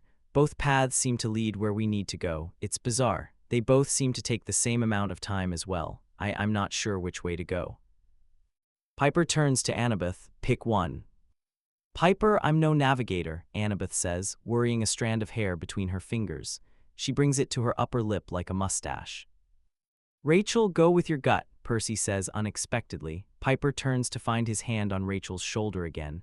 Annabeth glares at the limb like it's done her a personal injustice. He glances at Piper and Annabeth almost in challenge. It hasn't led us astray yet. You should start trusting it. Piper, who can't find any argument against this, nods in agreement, and Annabeth, who spends a longer trying to find a flaw in this statement, gives her assent shortly after. Okay, Rachel says. She points to the right. This way feels like there's something waiting for us down there. In the good way or the bad? Annabeth asks, brows raised. I'm not sure, Rachel admits, but I feel like we should go down that way. Usually things lying in wait for us don't bode well, Annabeth says, distrusting, but Percy just nods his assent. Let's go, he says authoritatively. We've got a friend to save. His eyes slide to Annabeth, unless you've forgotten. No, Annabeth says tightly, not meeting his eyes. She glances at Rachel. All right, lead the way. Okay, Rachel says shakily. Okay, here I go. Piper, more out of desperation than anything, steps behind her quickly to follow. Behind her, she hears Percy whisper to Annabeth heatedly, "Would it kill you to show a little faith?" "I've got enough faith, Percy," Annabeth hisses back, "but when it all goes wrong, I'm going to blame you." They run into a pack of monsters not 10 minutes later. Unfortunately, they're completely caught off guard by it. Percy had been an idiot to let Rachel lead. He'd somehow allowed himself to be drawn into Annabeth's orbit, and he'd forgotten to break out of it. He reacts slowly to Rachel's sharp cry from up ahead, and by the time he's moving to help, there's the feel of a weapon poking into his back. Annabeth whirls around, stricken at his inaction, but a large, lizard-like creature slams into her from above. Above, he hadn't even thought to look upwards to check if they were being ambushed. Piper's got Rachel behind her, holding onto her wrist in a death grip, Annabeth struggling underneath the lizard thing, but Percy knows she can break free. She's got the dexterity of an eel when she tries hard enough. As for him, well, there's no way he can reach for Riptide without having an arm sliced off, but he can summon some water to get them out of this. "No," Annabeth hisses, and with a start Percy looks at her, meeting her eyes and noticing that even while she holds the monster off, she's gazing steadily at him. He feels caught underneath a spotlight. He remembers her hiss of "I'm going to blame you" and wonders if that's what she's doing at the moment. He quickly surveys the tunnel they're in, dimly light with dark patches on the floor. Blood, maybe demigod blood, since some of the weapons the monsters are brandishing are a magnificent gold, distinctly Roman. Percy gulps, mapping Annabeth's gaze to where it's fixed behind him. She appears to be thinking hard. Percy squirms, trying to turn around, get a look at whatever's caught her attention, but he can't see much more than the shadows lingering on the walls. He growls as the weapon digs further into him, just shy of drawing blood as Annabeth comes to a decision. "We'll come quietly," she yells out, kicking out at the monster right in the gut. The moment she has room to break herself free, she rolls away, coming up to her feet, but to everyone's surprise, she raises both hands in the air in surrender. "Annabeth, what the fuck?" Percy grunts, chancing a glance behind him and noting that there's 3 impausi behind him, fangs bared and hair lit with deep red flames. "They killed the last group," Annabeth says, as though heartbroken, gesturing to the browning patch of blood on the ground. Her gaze quickly flits to the side, then back to him. She's trying to tell him something, but for the life of him, he can't figure out what it is, and this fact more than anything frustrates him beyond belief, angers him to the point where he wants to scream. He lifts his shoulders. She clenches her jaw, looks behind him with a certain significance in her gaze, and then nods at him almost imperceptibly. "Annabeth," Piper says, "we can take 'em." "We can't." Annabeth nods at the monster bearing down upon Rachel and Piper, a cyclops with a particularly evil look in his eye. "There are more of them up there who can tear us apart if we move, am I right?" "Well done, daughter of Athena," the cyclops rumbles. "You're far from home and much too close to ours, as I'm sure you know. Come to find your friends." He gestures at the dampness on the ground. Percy feels sick. "Just scouting the area," Annabeth says cheerfully, as though they're merely a couple of meters from Bunker 9. "What's your issue here exactly? We said we'd come quietly." "You did," the Cyclops glances at Percy. "They didn't." Percy puts his hands up on cue. Piper follows immediately after. Rachel looks at them like they've lost their heads, and maybe they have, but Annabeth's sure to be scheming something, and the look in Percy's eyes must convey something along that line, because Rachel gulps audibly and puts her hands up too. The sword at Percy's back digs in. He grits his teeth as a voice behind him snarls. "Who said anything about capturing you, though? We've been given orders to kill on sight." Rachel pales considerably. Piper shifts as though readying herself for a fight. She and Percy lock eyes as Annabeth sighs and says, "I was hoping it wouldn't come to this." That's got to be the signal, Percy thinks, and waits, almost in elation, for her to make her move, put on her cap and take the enemies down, or something, anything, but she just steps forward, head hung in defeat. "I just have one request," she says, voice dull and sad and most frighteningly genuine. "If you're going to kill all of us, then." She points her finger. Percy flinches, but she isn't pointing at him. Her finger gestures in the opposite direction, and all the monsters turn, gazing beyond Piper and right into Rachel's white, horror-struck face. "Kill her first," Annabeth says. "Are you crazy?" Percy shouts, betrayal spiking in his tone. He surges ahead, but with a threatening growl, another of those lizard creatures lands in front of him, stopping his path and blocking the rest from view. Maybe he's acting out of emotion, out of panic, because even though Annabeth hadn't made it a secret that she didn't like Rachel, this seems to be a bit extreme. "Annabeth, what the fuck are you doing?" Percy, this is how it has to be. Annabeth sounds tearful, but there's an undercurrent of frustration there that stops him in his tracks. He raises his hands again. The lizard slithers away to reveal Annabeth glaring at him with the force of 1,000 suns. Whatever plan she's got, he's ruining it, he realizes with a pang. We're all going to die, she says lowly. Rachel's the newest. I'd rather her die quickly than have her go through whatever torture they'll put the rest of us through. She turns to address the Cyclops. I'm a child of Athena, like you said, and I know when I've been beaten. She nods at Rachel, who's gone white as a ghost. She's the youngest out of all of us. I brought her with us. All I ask is that you kill her quickly. After that, you can do whatever you want to the rest. Piper says, teeth gritted. Annabeth, what? Piper, I know she's your sister, Annabeth interrupts, and I'm sorry. I don't expect you to ever forgive me. She lifts her gaze, and whatever Piper sees there must make sense to her, because her eyes widen, and she nods in understanding, playing along. Rachel, I'm so sorry I couldn't protect you, she says, voice catching expertly on the last word. I'm so sorry. There's a flurry of movement, and the monsters around them snarl and cage them in further, but Piper's just giving her a hug, running her arms up and down her back, cradling her face tenderly, grasping at both arms tightly. Give her here, the Cyclops grunts, and a Dracena from the circle steps forward, ripping Rachel from Piper's arms and shoving her towards the Cyclops, who grabs her easily by the neck and lifts her, kicking and screaming, into the air. Rachel gasps and wheezes, her screams cut off into desperate little choking sounds. Percy's heart aches, but he stays put, frozen into place by the severe glance Annabeth levels at him. Piper makes a show of struggling against the impulsi that's restraining her arms. Annabeth keeps her hands crossed behind her head. Percy itches to move, now understanding what's about to happen. The Cyclops withdraws his sword and, as Annabeth had evidently assumed correctly, it's celestial bronze. He hefts it in his right hand, adjusting the angle so that it will be sure to go through Rachel's heart, and sneers at Annabeth, who watches on almost impassively, a cool, detached air about her. Say goodbye, he sneers, and then jabs with his spear. It passes right through Rachel, and in that moment, Annabeth ducks, withdrawing her cap from her pocket and vanishing from sight. There's a slash at the Cyclops' wrists, and he drops Rachel. Percy summons enough water to form a bubble around her, which may or not have been a mistake since every single monster turns towards him, incredulous at just who they've managed to capture. Percy kicks out behind him, drawing some more water from the air, just enough to put out the impulsi's hair, and brings out Riptide just as Piper says, loudly, impressively, "Stop." Everyone obeys at once. Percy finds he can't move a muscle. The impulsi he'd been about to kill still has her fangs bared, even as her eyes widen in shock.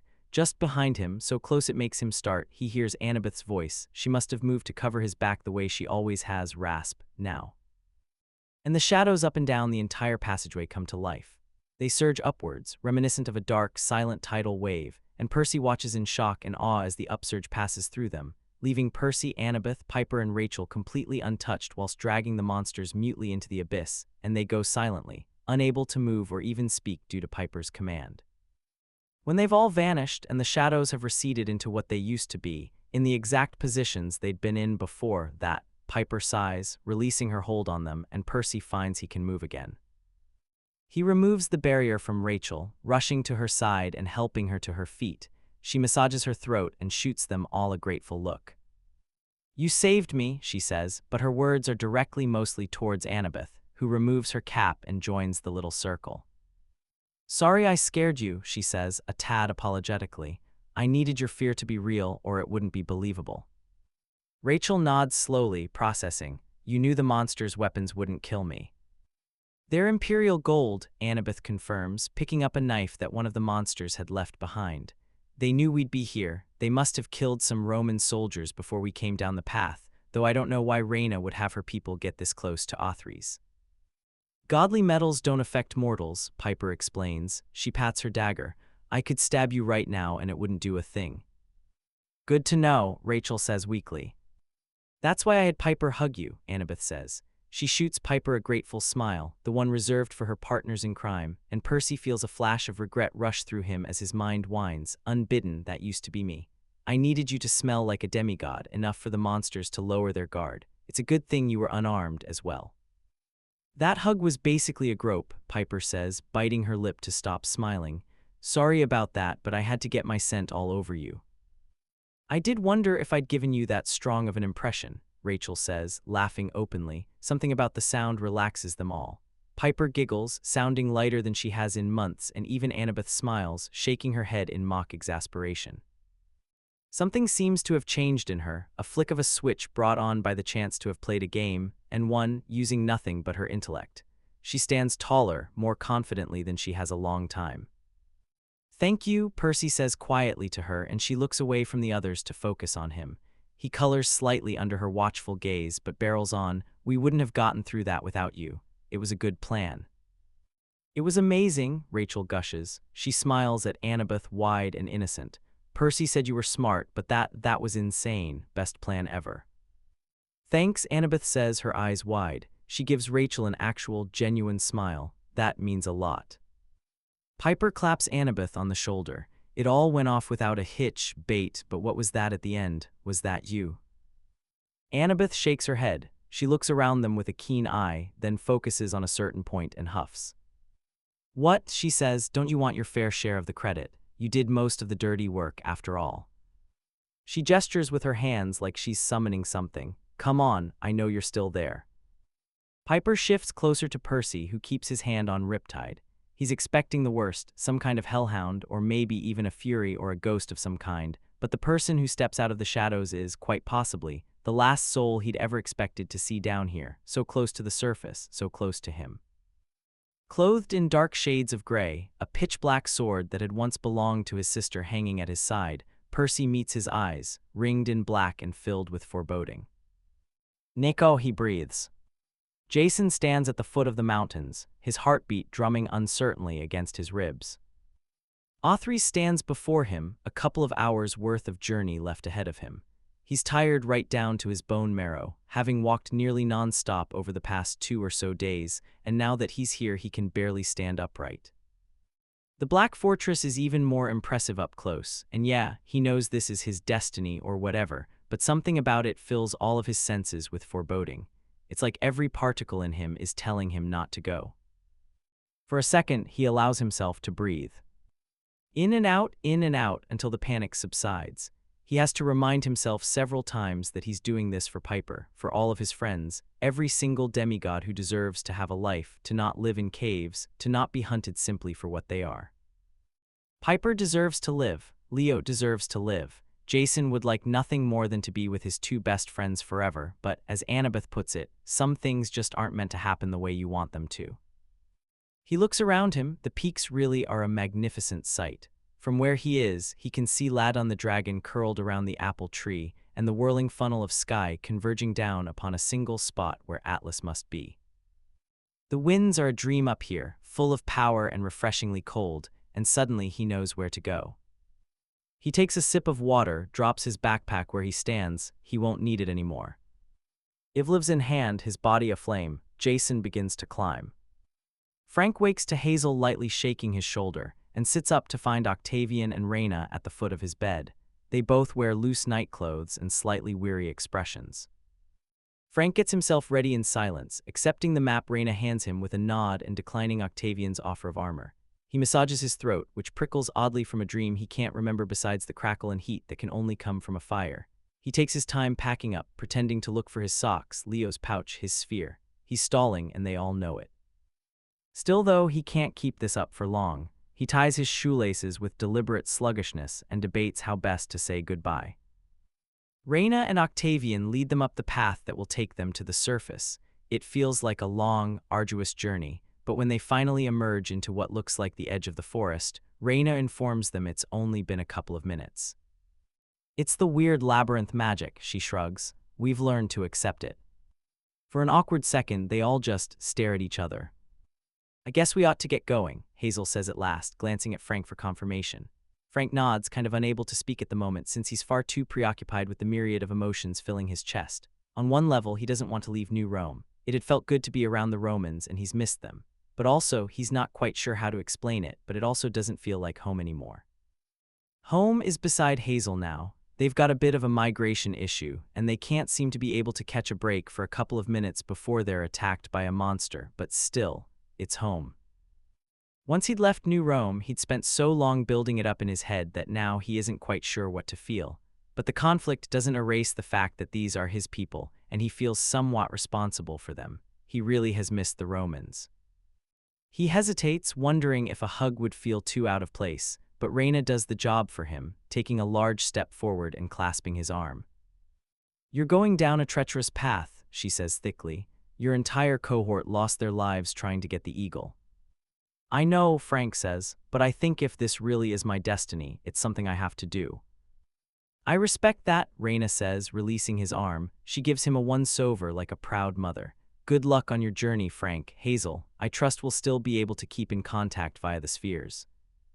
"For sure," Hazel says, holding up theirs and pocketing it. "Annabeth will be in touch." "She's a lot like you," Frank assures her. "You'll like her." "I look forward to meeting her then," Reyna hums. She tilts her head towards the gray sky. "You really should get going." "Yeah," Frank hands Hazel his backpack, which she straps to her front, so she kind of looks like a turtle chilling in its shell. She gives him a thumbs up. Frank transforms into a giant eagle, exhaling slowly and letting the change take place. There's a split second of something off before his body finally begins to shift the way he wants it to. His nose curves into a beak, his arms extend outwards and grows patches of downy brown feathers. Reyna, who's seen him do this before, merely steps back to avoid getting slapped in the face with his wing, but Octavian lets out a tiny gasp before scurrying out of the way just in time. Hazel clambers onto his back with ease. There's a second of minor discomfort as she settles herself, but then she shifts a little and it's all good again. Frank extends his neck just a bit, looking closely at the skies. They seem clear for now, perfect for takeoff. He flaps his wings experimentally, causing a minor gust that has Reyna brushing the hair from her face, and turns around just slightly to meet Hazel's eyes. She nods. "Be safe," Reyna says, raising a hand in farewell. Octavian doesn't move. Frank hadn't expected anything from him, really, but at the very last second he darts forward into Frank's line of vision and bows, so low that Frank can scarcely believe it. "I still don't quite like you, son of Mars," he says, "but you brought the Sibylline books back. It might have been your Greek friends that found it, but you returned it to its rightful home, and you did so in person when you didn't have to. As a Roman, I respect that." He raises his head and holds his gaze. "You have great things ahead of you should you survive, and I hope you do. Be safe, Frank." Frank's so stunned he can barely let out a squawk of acknowledgement before Octavian steps back to Reyna's side, his face carefully emotionless once more. Reyna's eyes are wide, but she's smiling as she sees them off. Hazel nods a thank you and waves goodbye in response. Frank takes his as his cue to lift off and away. Hazel waves at Reyna and Octavian until they're high enough that she can't see them. Then she places both hands at his neck and lets out a happy little sigh. "That went well," she hums as they tear through the air, rising higher and faster by the minute. Frank nods in response, his eyes trained on the trees dotted below him. Already he can't tell where they emerged from the ground and feels a pang of longing. They travel in silence for maybe 10 minutes before Hazel rubs her arm against his side.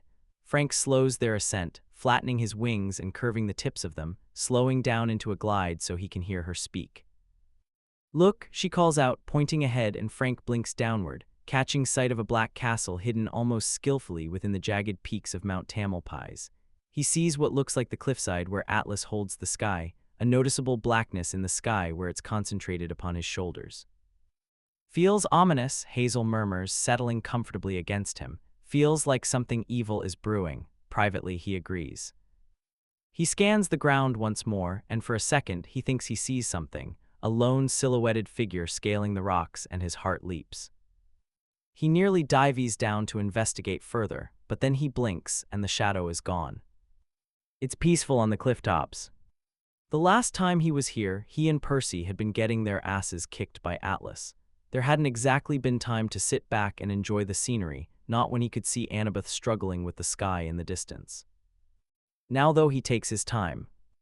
The landscape is colored in various shades of dull blue, green, brown, and gray. Mountains and smaller hillocks extend as far as his rather poor vision can manage. He can see the black bricks of Othry's palace nestled away snugly in the valley between two mountains, and he can even see Atlas holding up the sky several peaks away. Jason stands nearly at the edge of the cliffside, staring down into the frigid waters surging and pounding against the rocks, too far down. If he fell, there is no way he would survive the impact. In fact, if Percy had been the son of any other god or goddess, he wouldn't have lived either in their final bid to save Annabeth. The winds are strong here, cutting into his skin, giving his goosebumps and turning his hair into a certified mess. He feels the air laughing around him, glad at his arrival, trying to lift his off his feet, which he might have allowed in a lighter moment. For now, though, he lets the winds batter him from all sides, learning them, understanding how they flow. He takes a slow, deep breath, letting the fresh, cold air fill his lungs. He feels a sense of solemn finality now that he's here. He's trained to be a warrior since the moment he landed in New Rome nearly 16 years ago, and now it's his moment to prove himself. There's no more practice matches to be had, no more friendly spars, no more hiding behind the maybes that come with every prophecy. On this day, he will fight to the death. There's only two outcomes of this battle. Either Jason dies and Creo's lives, or Jason dies and Creo's dies too. He senses more than sees when the Titan spears before him. A slight shift in the wind currents to accommodate another body alerts him to Creo's presence, and Jason blinks his eyes open, turning a little to face him fully. Creo stands several feet away in full armor, shining a resplendent gold in the slowly pinking sky. The sun glows behind him, casting his face in shadow, but Jason can still make out the grin that overtakes his face at the sight of him, the incredulous, hungry gleam in his eyes. "I knew you would know to come," he says after a brief pause. "I knew you wouldn't keep me waiting. I did wonder, when months passed by since our last meeting and you still did not arrive." "You said you awaited me," Jason responds quietly, but Creos nods like he can hear him. "You've been saying it every night in my dreams. There's no need to act surprised." Creos lifts his head and grins, the horns on his helmet glinting. "Do you blame me for questioning, for doubting you? You took your sweet time getting here, son of Jupiter. And besides, your prophecy." Jason scoffs. "We both know that prophecy isn't mine." The Titan looks interested. "Oh, but you talk of a different prophecy, one whose existence you have confirmed just now." He inclines his head. "Thank you for that."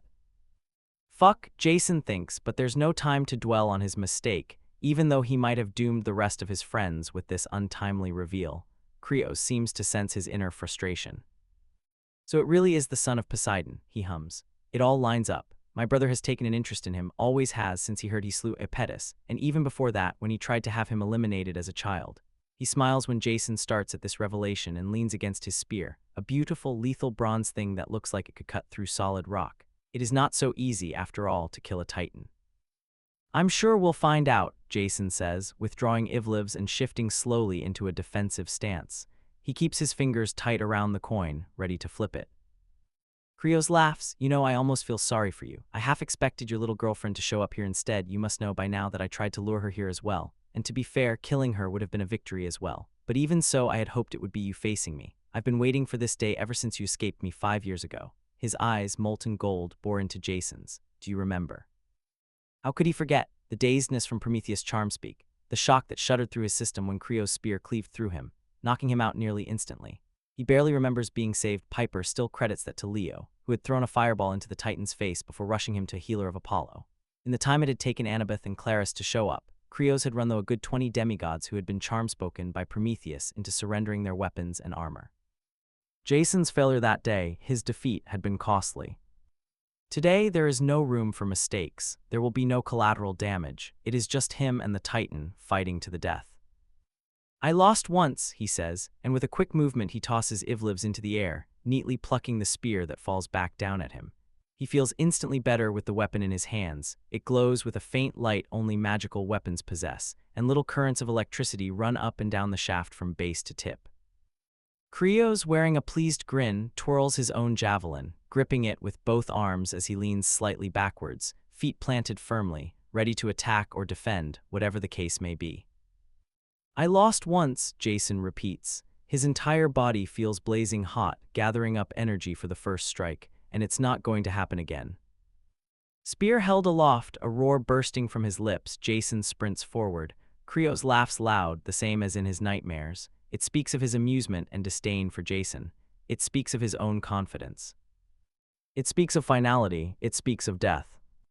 Piper supposes she ought to be surprised that there's a son of Hades apparently roaming around now, but she's genuinely too fucked in the head to process it all. She listens, half in a daze, as the kid Nico, Percy had called him, recounts his misadventures with Jason before dropping Jason on the outskirts of Othries. "He said he would make his way there," Nico says, dropping his gaze as though fearing hers. "He told me not to tell anyone, to not tell you if I ever ran into you." He nods at Percy. "But it felt wrong. He'd helped me, and although I fulfilled my end of the bargain, it felt wrong, so I looked for you." He glances at Percy, shudders, then adds, Jason was nice to me when he didn't have to be. To let him go to his death like that, it didn't feel right. And yet you dropped him at their doorstep, Piper says tightly. She probably ought to feel grateful that she's being told this kind of information at all, from the only person who's had an actual interaction with Jason in person in fucking months, no less. But she's furious.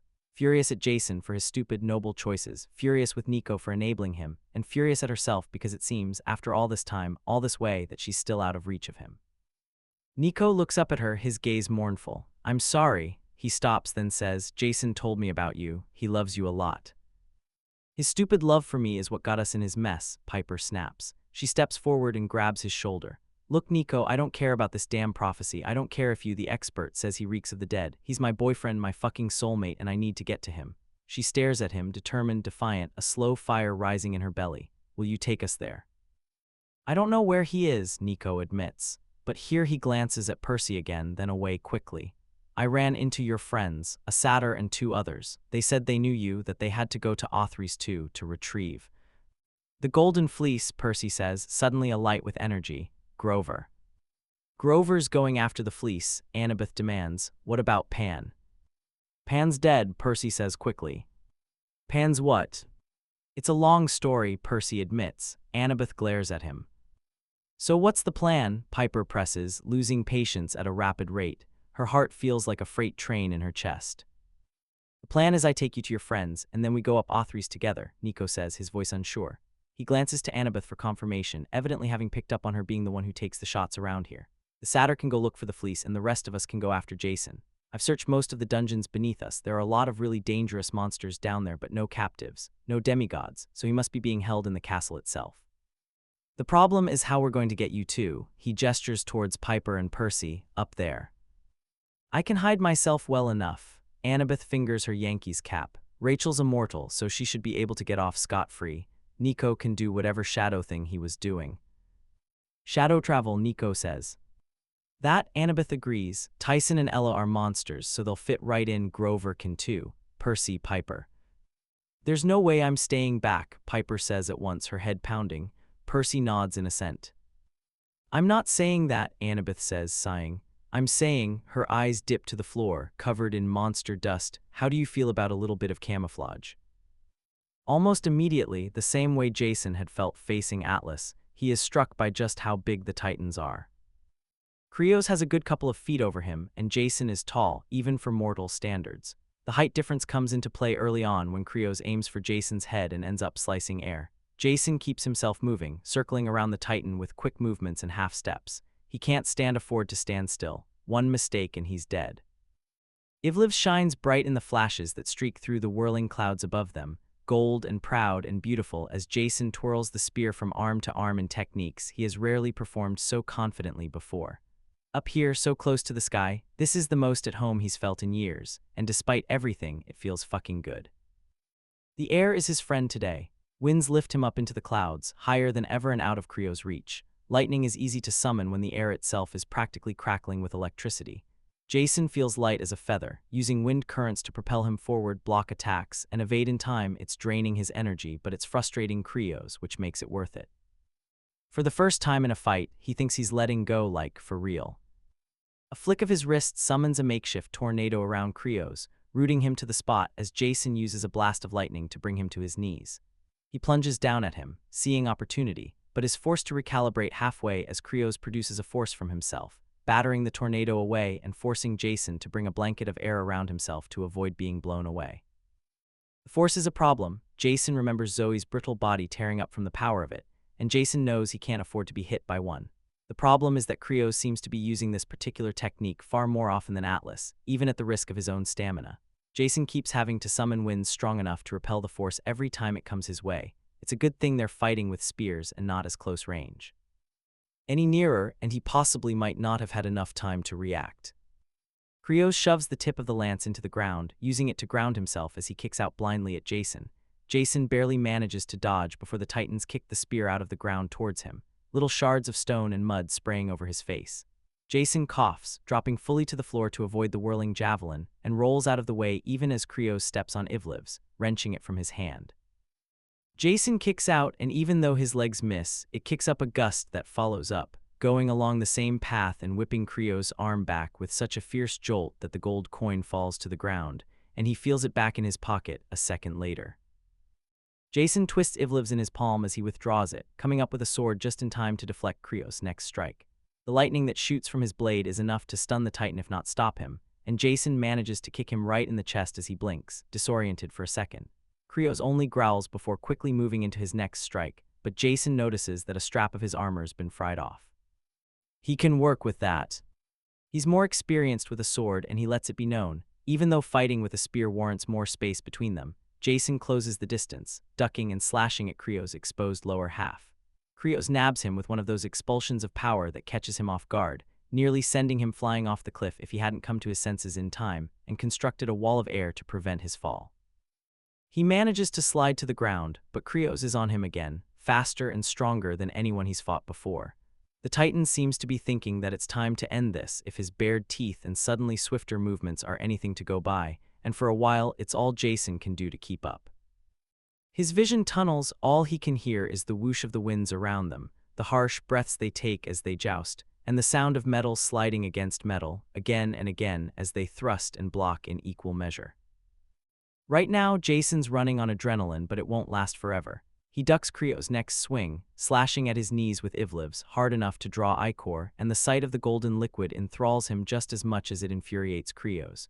It's proof that Titans can be killed, that Jason has a chance, that he can succeed this time. But it's a testament to the Titan's strength that he stands up to his full height again, even though his knees are one blow from buckling entirely. The tip of his spear is streaked with Jason's blood. He has the wounds to prove it, a gash in his pants that had grazed his calf, a gaping cut in his upper arm, and a couple of cuts on his face that he knows are still bleeding because he keeps having to spit the dripping blood from his lips.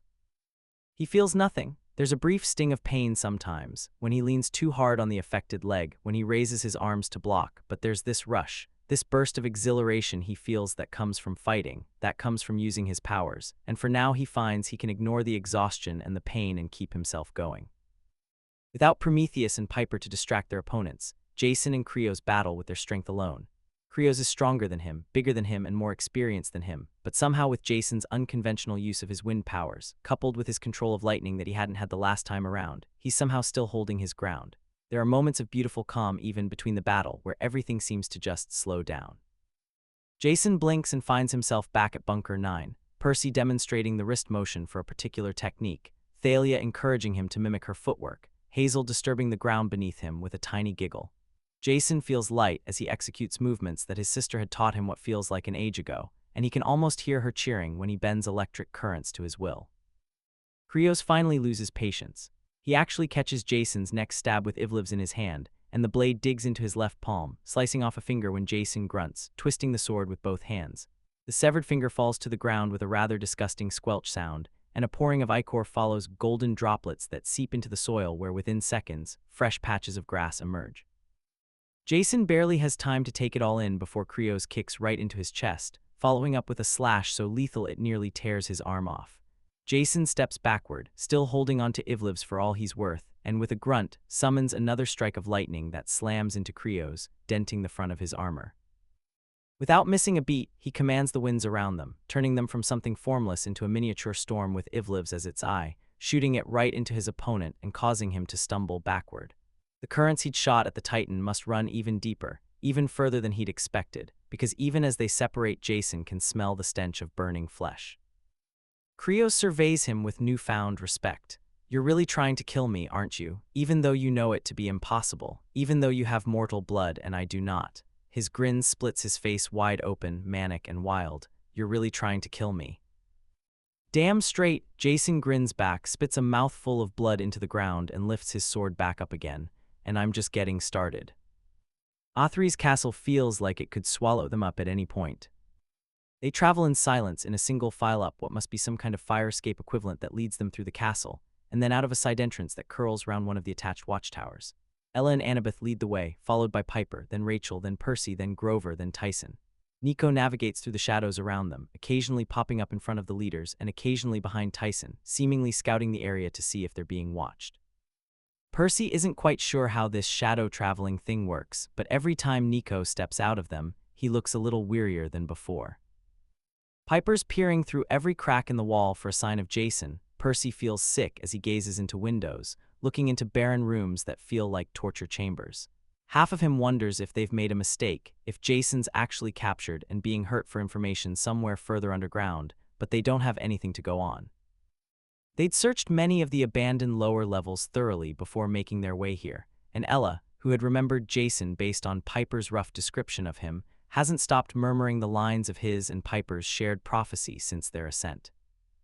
With every flight of stairs they cross, her whispered child of lightning, the choice is yours, the South's revenge. The dove is lured to prevail. One must withstand the blow unleashed by one's own hand, drives Percy batshit crazy, and he doesn't blame Piper for snapping at her to stop it after a couple of minutes. Grover's a reassuring presence at Percy's back. Percy feels like he hasn't seen him in ages, but there hadn't even been time for a hug, let alone a long, happy reunion before Annabeth had been explaining the plan and Nico had led them to the entrance he'd found. Percy can hear Grover sniffing the air occasionally, hoping for signs of the fleece in the air, but they don't seem to be close enough to it, at least not yet. Percy's half ready for something to go wrong, and it does when Nico materializes in front of Ella with a quick warning of incoming, before vanishing again. Annabeth vanishes from sight, and Percy feels her skin brush against his as she moves to cover Tyson. Percy, Rachel, and Piper duck into a window, balancing precariously on its ledge, and Tyson moves to shield them with his body. Ella and Grover move closer to him. Adricina slithers down the stairs, stopping short when she sees the trio of them. They should look the part. Tyson and Ella are monsters, after all, and Grover wears one of the helmets of the Fallen from the earlier skirmish, but still she frowns at them, eyes narrowing. Percy holds his breath. Rachel slips her hand into his. Her palms are sweating. "What are you doing here?" the monster hisses, annoyed. "And without your armor." She sniffs the air and hisses again like an infuriated cat. "You smell of demigod." "Killed one?" Tyson rumbles, in a low, dark tone that Percy's never heard from him before. His heart is beating hard and fast in his chest as he meets Piper's frantic eyes. They'd coated their skin in monster dust, which has seemed to work so far, but maybe here in the open, it's easier to smell the godly blood in them. "Roman," Tyson grunts, skulking around the labyrinth. "We've sent one unit down there already," the Dracena responds angrily. "Do we have to send another?" "Best to," Tyson grunts. Ella nods frantically next to him. "All right," the Dracena says. She nods for them to carry on, but then hesitates when Tyson doesn't budge. "What are you waiting for?" she says, clearly suspecting something.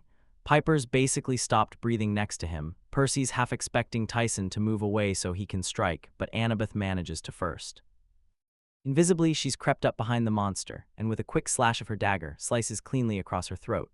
The monster barely has enough time to attempt to yell before she's crumbled into dust. Everyone stands still at the harsh, almost clinical killing stroke. Percy'd forgotten just how lethal she could be. The children of the Big Three are forces of nature who fight like wild things, but she is swift and precise in a way Percy never could be.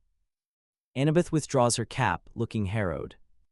"Go, go, go," she whispers, pushing everyone up the stairs, bending to swipe the Dracena's weapons. They'll notice something's off soon. Grover takes the lead this time, steering them up the stairs essentially using his nose. Percy keeps a tight hold on Rachel's hand as he clambers up behind him as fast as he can.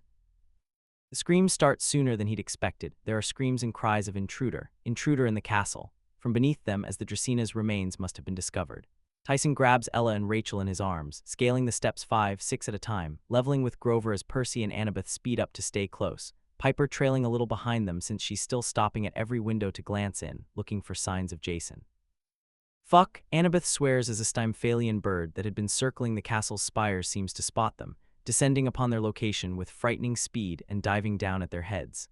Annabeth takes it down with a knife strapped at her thigh, but it's too late. There's clamoring from below, followed by the thundering footsteps of what must be at least 20 of the enemy. "Here," Grover gasps, pointing at a window just within jumping reach from where they stand. Annabeth makes the jump to the sill first, reaching out her hand to bring Rachel and Piper to her side. Piper uses Catoptris to smash through the glass.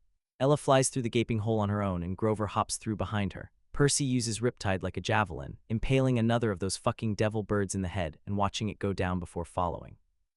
He just manages a glimpse at the open door of the room they're in before Annabeth and Tyson, who'd clambered in behind him, slam it shut, but it's too late. Alarm bells are blaring. Metal bars slide over the open window, effectively shutting them in. Percy groans and hacks at them with Riptide, tearing them down inch by inch. Nico steps out from a shadow of a pillar, murmuring a sarcastic, "That went well," before going to help Annabeth board the door. "Well, Percy Pants, where's the fleece?" Next to him, Piper is motionless, staring at something in the middle of the room. Grover, shaking from head to toe, points in the direction she's looking. Percy turns. Right in the center of the chamber, standing as tall as his waist, carved from white marble inlaid with fine lines of the most brilliant, beautiful gold, stands a coffin. Jason is nearing the end. His body hurts, his brain has been off for a while, and he's not sure what he's holding on to anymore. Possibly the chance of him taking the Titan own with him, though the chances grow slimmer by the minute. The good news is that the Titan is, slowly but surely, running out of steam as well. There's a golden nick on his cheek from when Jason managed to blast enough air in his face to knock off his helmet, and there are a couple of other cuts up and down his arms that have actually drawn ichor too.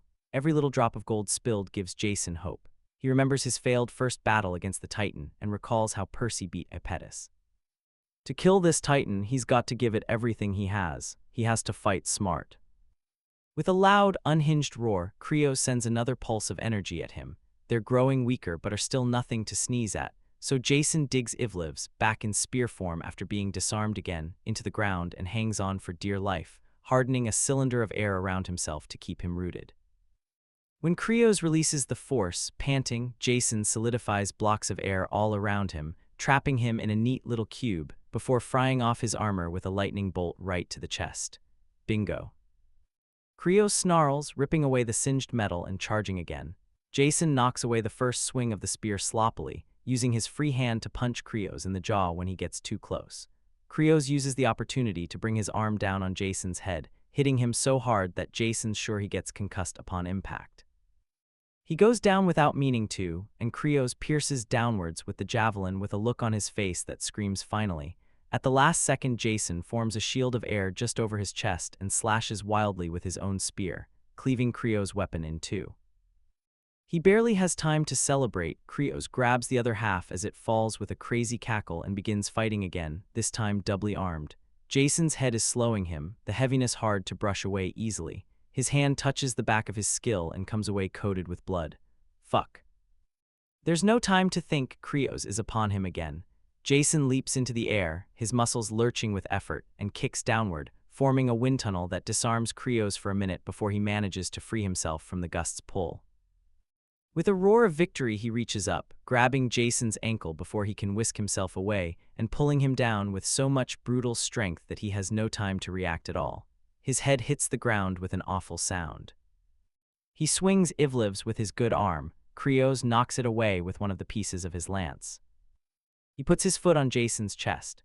Ivlev's drops down to the mud, just out of his reach, but only just. Jason wriggles for all he's worth, gasping blood. Creos looks at him with something like grim pity. He brings both shards of his weapon into one hand, putting it together in his fist and clenching, twisting until somehow it's a single pull again, just as deadly if not as durable as before. Jason's heart sinks.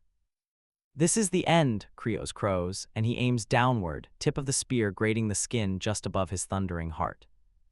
Is she too late? Has she traveled all this way just to see her boyfriend's body laid neatly in this coffin, placed strategically just for her eyes to see?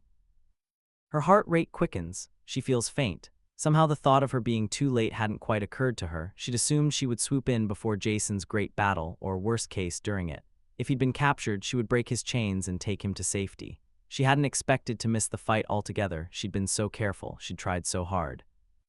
Breathe, Piper, breathe, Annabeth saying from across the room, back braced against the enormous door. He's not dead, listen. Piper can't hear anything past the blood rushing through her ears. She drops to her knees. Grover's finally found the motivation to move. He's at the coffin, yanking at the top of it. Piper's breath turns shallow. She doesn't want to see it confirmed. She's not ready. She can live in denial for these last few moments. She's not ready to see Jason. She doesn't want to see Jason. Piper, listen, Annabeth screams. Hear that thunder. Thunder's thunder. Thunder like lightning, lightning like. Jason, Percy breathes, pulling her to her feet and pointing out the window. Another massive, earth-shaking clap of thunder brings Piper back. She spins round, pushing Percy aside and peers outside. She can't see much, but there appears to be a great storm gathering on the mountains, a storm with an abnormal level of lightning. Jason, it has to be Jason. He's not in the castle at all, she thinks, with the barest amount of relief. He's out there, still fighting somehow, which means he's still alive, which means she can still save him. He's out there so close and yet so damn far. How the fuck am I supposed to get there? She says in despair. Percy leans out the window and whistles loudly. A Pegasus will be here soon, he says tightly, throwing Riptide like a javelin at another monster bird that dives towards the open window. Looking back into the room, he calls, Jason's near the cliffs. Fuck, Annabeth swears, pushing her shoulder into the door. Piper, grab the Pegasus when it gets here, don't wait for us. Any luck with? Percy trails off when he sees Grover still struggling with the lid of the coffin, jogging over to help. After a second of indecision, Piper follows. Tyson, Ella and Annabeth barricade the rattling door and Rachel checks on Nico, who's fallen to his knees and is coughing. Upon Tyson's insistence, Annabeth joins Percy, Grover, and Piper in heaving the lid off of the coffin. It's heavy enough that even the four of them struggle with the task. Annabeth digs her dagger into the hinge, trying to loosen it somewhat, and something must work, because with a great groan they manage to push the lid away. At once she wards away the brilliant light from within the coffin with both her hands. There are shouts of surprise from behind them. Percy swears under his breath and Annabeth gasps as, with a crow of victory, Grover makes a grab for the glowing golden fleece, cradling it to his chest with a happy sigh as the blinding light finally begins to fade. Now that she knows that it's not Jason in there, out of sheer curiosity, Piper peers into the coffin and immediately steps back, feeling sick to her stomach. No way, she hears Grover gasp. Percy's knuckles are white as he takes in the sight, grabbing Riptide from his pocket. Piper keeps her eyes on Annabeth. Annabeth had taken several steps backward to shield her eyes from the light, but now she approaches the coffin with something like innocent, almost childlike inquisitiveness. She pushes past Grover, who attempts to grab her hand and keep her from looking, and Percy, who watches her go, something like grim pity settling over his features. Annabeth takes one look inside the coffin and plummets to the stone floor. Piper and Grover rush to her at once. Percy looks back at her, the neutrality in his lips flickering into something more sorrowful, but he catches himself and with a flourish, he uncaps Riptide and steps right up to the side of the coffin, taking in the sight. Does he see what Piper saw, what Annabeth probably didn't allow herself enough time to see? The wound leaking a few drops of ichor just beneath the left armpit. Regeneration ceased with the fleece no longer in immediate proximity. The narrow face, the scar down the cheek, the sandy blonde hair, thin and wispy from lack of care. It's a face Piper knows. She'd known this face for a time, had admired it from afar the way so many other demigods had, even though its smile had rarely been aimed at her. No, that was saved solely for Thalia and Annabeth. Piper chances a glance at him again as Percy takes a breath, positioning himself, his eyes fixed upon the slowly repairing gash in the body's side. The eyes are shut as though in deep sleep, but Piper knows that they are blue. "Oh, Luke," Annabeth whispers, "what have you done?" Percy doesn't even need to think about it. Riptide is up in the air in seconds, hilt clutched tightly in his hands. He allows himself for a single, deep breath as he stares down into Luke's sleeping face. Now is the moment, he knows. If he doesn't strike now, something tells him he might never get the chance again. There's movement behind him. Percy doesn't turn. The sound of the scuffling tells him it's Annabeth, probably being restrained by Grover. "Percy, what are you doing?" she gasps out. Don't be careless, this is clearly a trap." "I don't care," Percy says. It's hard to ignore the sound of Annabeth in pain, but he does it anyway. He has to do this. He wouldn't be able to live with himself if he didn't at least try. "Percy, just do it," Piper adds. "Don't," Annabeth yells. "It could be a trap, Percy, no." Percy brings down his sword. Jason's vision swims, fingers of his left hand grasping weakly at the ground, reaching for his weapon. Krios looks down at him and his smile says it all. They both know he's won. "Come on," Jason tells himself. "Come on. Just a few more seconds and Ivliv's will have returned to him." He's all out of strength. His body hitting the ground seems to have been the final straw. "You have fought well, son of Jupiter," the Titan says, "as one befitting of your title. But alas, all things must come to an end." He lifts his spear with both hands. He's so confident that he won't be interrupted, so careless about his stance. If Jason had the strength, he could summon a wind strong enough to push Krios into the tip of his blade, but he doesn't have it yet. Krios glances quickly at the ground, at the coin as though making sure it's there, and then kicks it away. He glances back at Jason, golden eyes unfathomable. He doesn't notice that Ivliv's had vanished halfway in its trajectory, but Jason does. The weapon returns to his pocket. Jason thrusts his hand inside, breathing hard. Creo's eyes widen. He lifts the spear. Jason grabs the coin. Creo's is full of openings. Jason curls his fist, calling on his father's blood for this one. Final summons, eyes fixed beyond the Titan, into the squall directly above him. He can hit him. He can hit him. This is his final chance, but he just needs time. Luke's eyes open. Percy has just enough time to think, oh, fuck, before his sword ricochets off of Luke's chest with enough force to dislocate his shoulder. With a cry, he stumbles backward into Grover and Annabeth, sending them all careening onto the floor. Rachel cries out his name. Percy stifles a groan as he clutches at his shoulder. Grover dives for the fleece, which has fallen a few feet away, effectively separating him from the rest of them. Annabeth sits down and stares, motionless in her despair. Luke, she whispers, aghast. Luke, who stands up in the coffin, glowing with a power so cold and evil that even Tyson and Ella shrink back in horror. Luke, who surveys them all with a distant cruelty, a smug little smile growing across his lips. Luke, whose eyes are gold. How lovely, Luke says, and his voice is somehow multiplied, deeper than what should be possible. Percy's never heard the man speak, but even he instinctively knows that this is unnatural, to have woken up to such a warm welcome. His eyes fixate on Percy, and it takes everything in him to not look away. Every cell in his body is screaming for him to run as far away and as fast as he can. Luke, Annabeth whispers again, what have you done? And Luke laughs at her, a sound that grates against Percy's ears, and has his hands desperately clawing at the ground for something to hold onto. He's so full of fear and apprehension that he's paralyzed. He needs to get them out of there. He doesn't know what's happening. Nico grasps his arm. The room suddenly grows darker.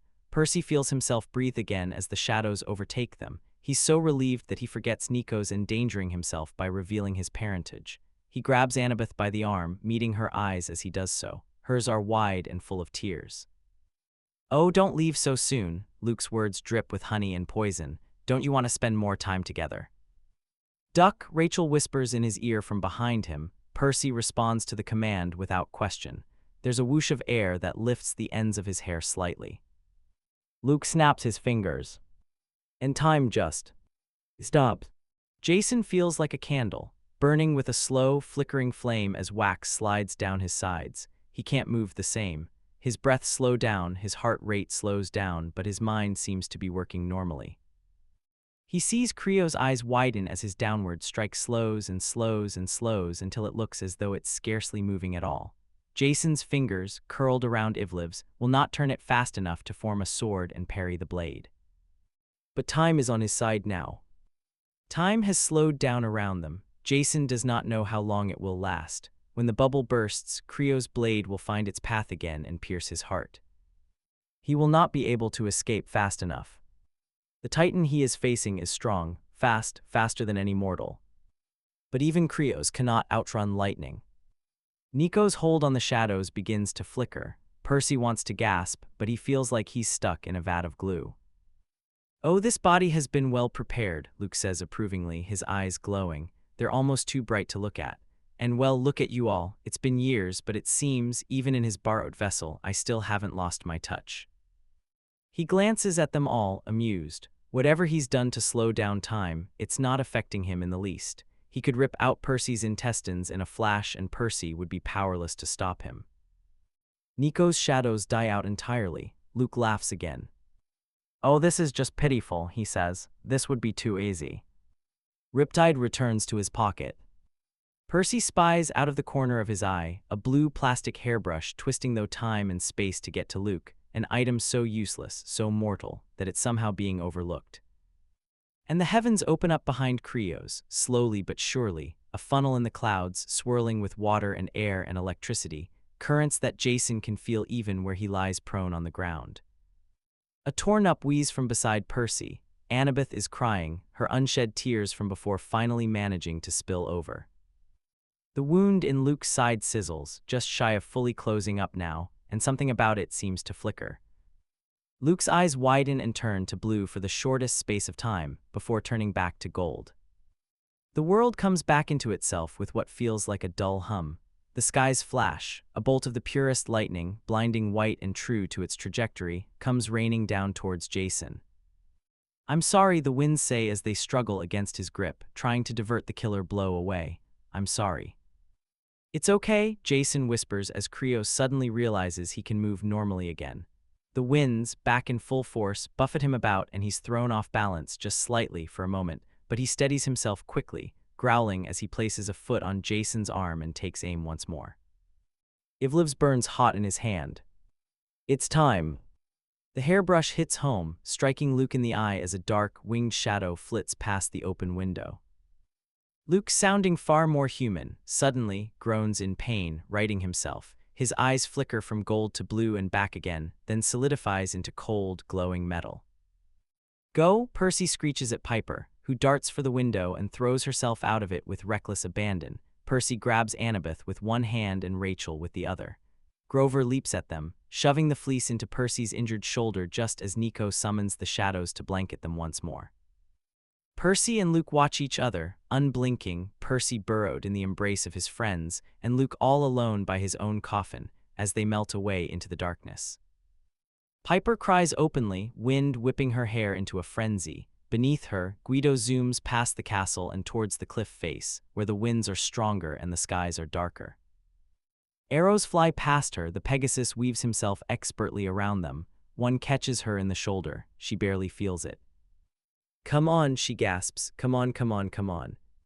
If she squints, she thinks she can see two figures on the mountaintop. And Creos lifts his spear. "No," Piper sobs, urging the Pegasus to go faster. "No, no, Jason." Creo's lance hits home, piercing through his body, shattering his ribs, ripping through his flesh and lungs and cutting through him whole, stopping only when it hits the stone beneath him. At the same time, Jason uses his final shred of strength to flip Ivliv's in his palm and shove the sword straight through Creo's abdomen. The sword hisses with power, with energy that he hasn't let go of yet, not yet. It's too much for his body to handle at once. Jason gasps, blood spurting from every open crevice in him. Creos breathes hard in his face, shock writ all over his scarred face as though he can't quite believe that it's over, that he did it. He looks down at the sword sticking in his stomach, barely registering it. Ichor drips onto Jason's shoes. And with a filthy crackle, Ivliv's begins to glow. Electric current strong enough to bring down an elephant run up Jason's arms and into the sword, passing through the both of them with such speed that he feels as though every limb, every nerve, every cell in his body comes undone. He looks at the sky. "Thalia," he thinks with a terrible ache that blooms deep in him, "I hope this makes you proud." "Jason," Piper screams, her voice so powerful it could crack stone. And right before the lightning hits, Jason smiles. Is this heaven? Because he thinks he can hear Piper calling his name. Being in the air as she is, Piper can see everything, hear everything.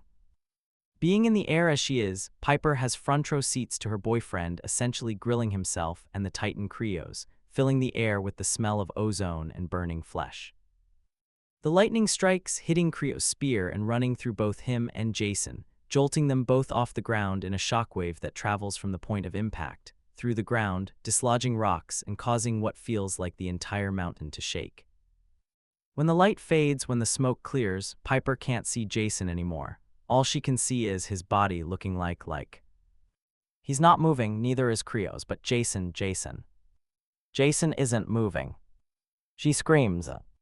Percy stumbles out of the blackness and into a tree. There's an enormous crackle of thunder, followed by a scream. Piper's voice. His heart falling to his shoes, he turns to Annabeth, whose gaze is fixed upon the clouds. She's crying. She turns to face him, trembling fingers lifting up to cover her mouth. There's no time to grieve what might be. There's no time to cower, to lose their minds over what they've just seen. Nico, Percy says, physically digging his nails into his palms so that the pain might jolt him out of the fog his brain's been trapped in. Can you manage another jump? Nico nods. He's weak, but he nods. Already having the fleece so close to him seems to be doing him some good. The tiredness is fading from his eyes, little scars and nicks peppered over his hands fading. I need you to take everyone somewhere safe. Percy grasps his shoulder. Somewhere, anywhere, as long as it's away from here. Pan's cave, Grover says. He holds the fleece in his hands. We'll be safe there, at least for a while. Okay, good. Percy takes a breath. Rest there for however long you think is best. Grover, Tyson, Ella, keep everyone safe. Make sure they don't get to Nico. And when you go above the surface again, Rachel, you have to go home. I'll take her, Tyson says, subdued. What? Rachel is stirred from inaction and she fixes him with a glare. Percy, no. It's too dangerous. You said they can't hurt me, she argues, eyes blazing. She shakes her head so vigorously her scarlet curls go flying. I know they can't hurt me with the weapons you all use. I can help, Percy. Did you not see what I did back in there? That was great, Percy agrees, and when he steps forward to give her a hug he notices she's shivering. But this has just gotten way beyond us right now, and I need to know you'll be safe. Rachel, he says, and his voice nearly cracks. Please. She deflates, biting her lower lip as she stares at him, taking in just how close he is to splitting in two. Her eyes are shining with frustrated tears. Fine, but the moment you need me. I'll call you, he taps his now blank arm where her phone number had once been. I remember. Okay. Grover summons Blackjack and Pork Pie with a single whistle. The two Pegasi alight several feet away and whinny at him for further instructions. What about you guys?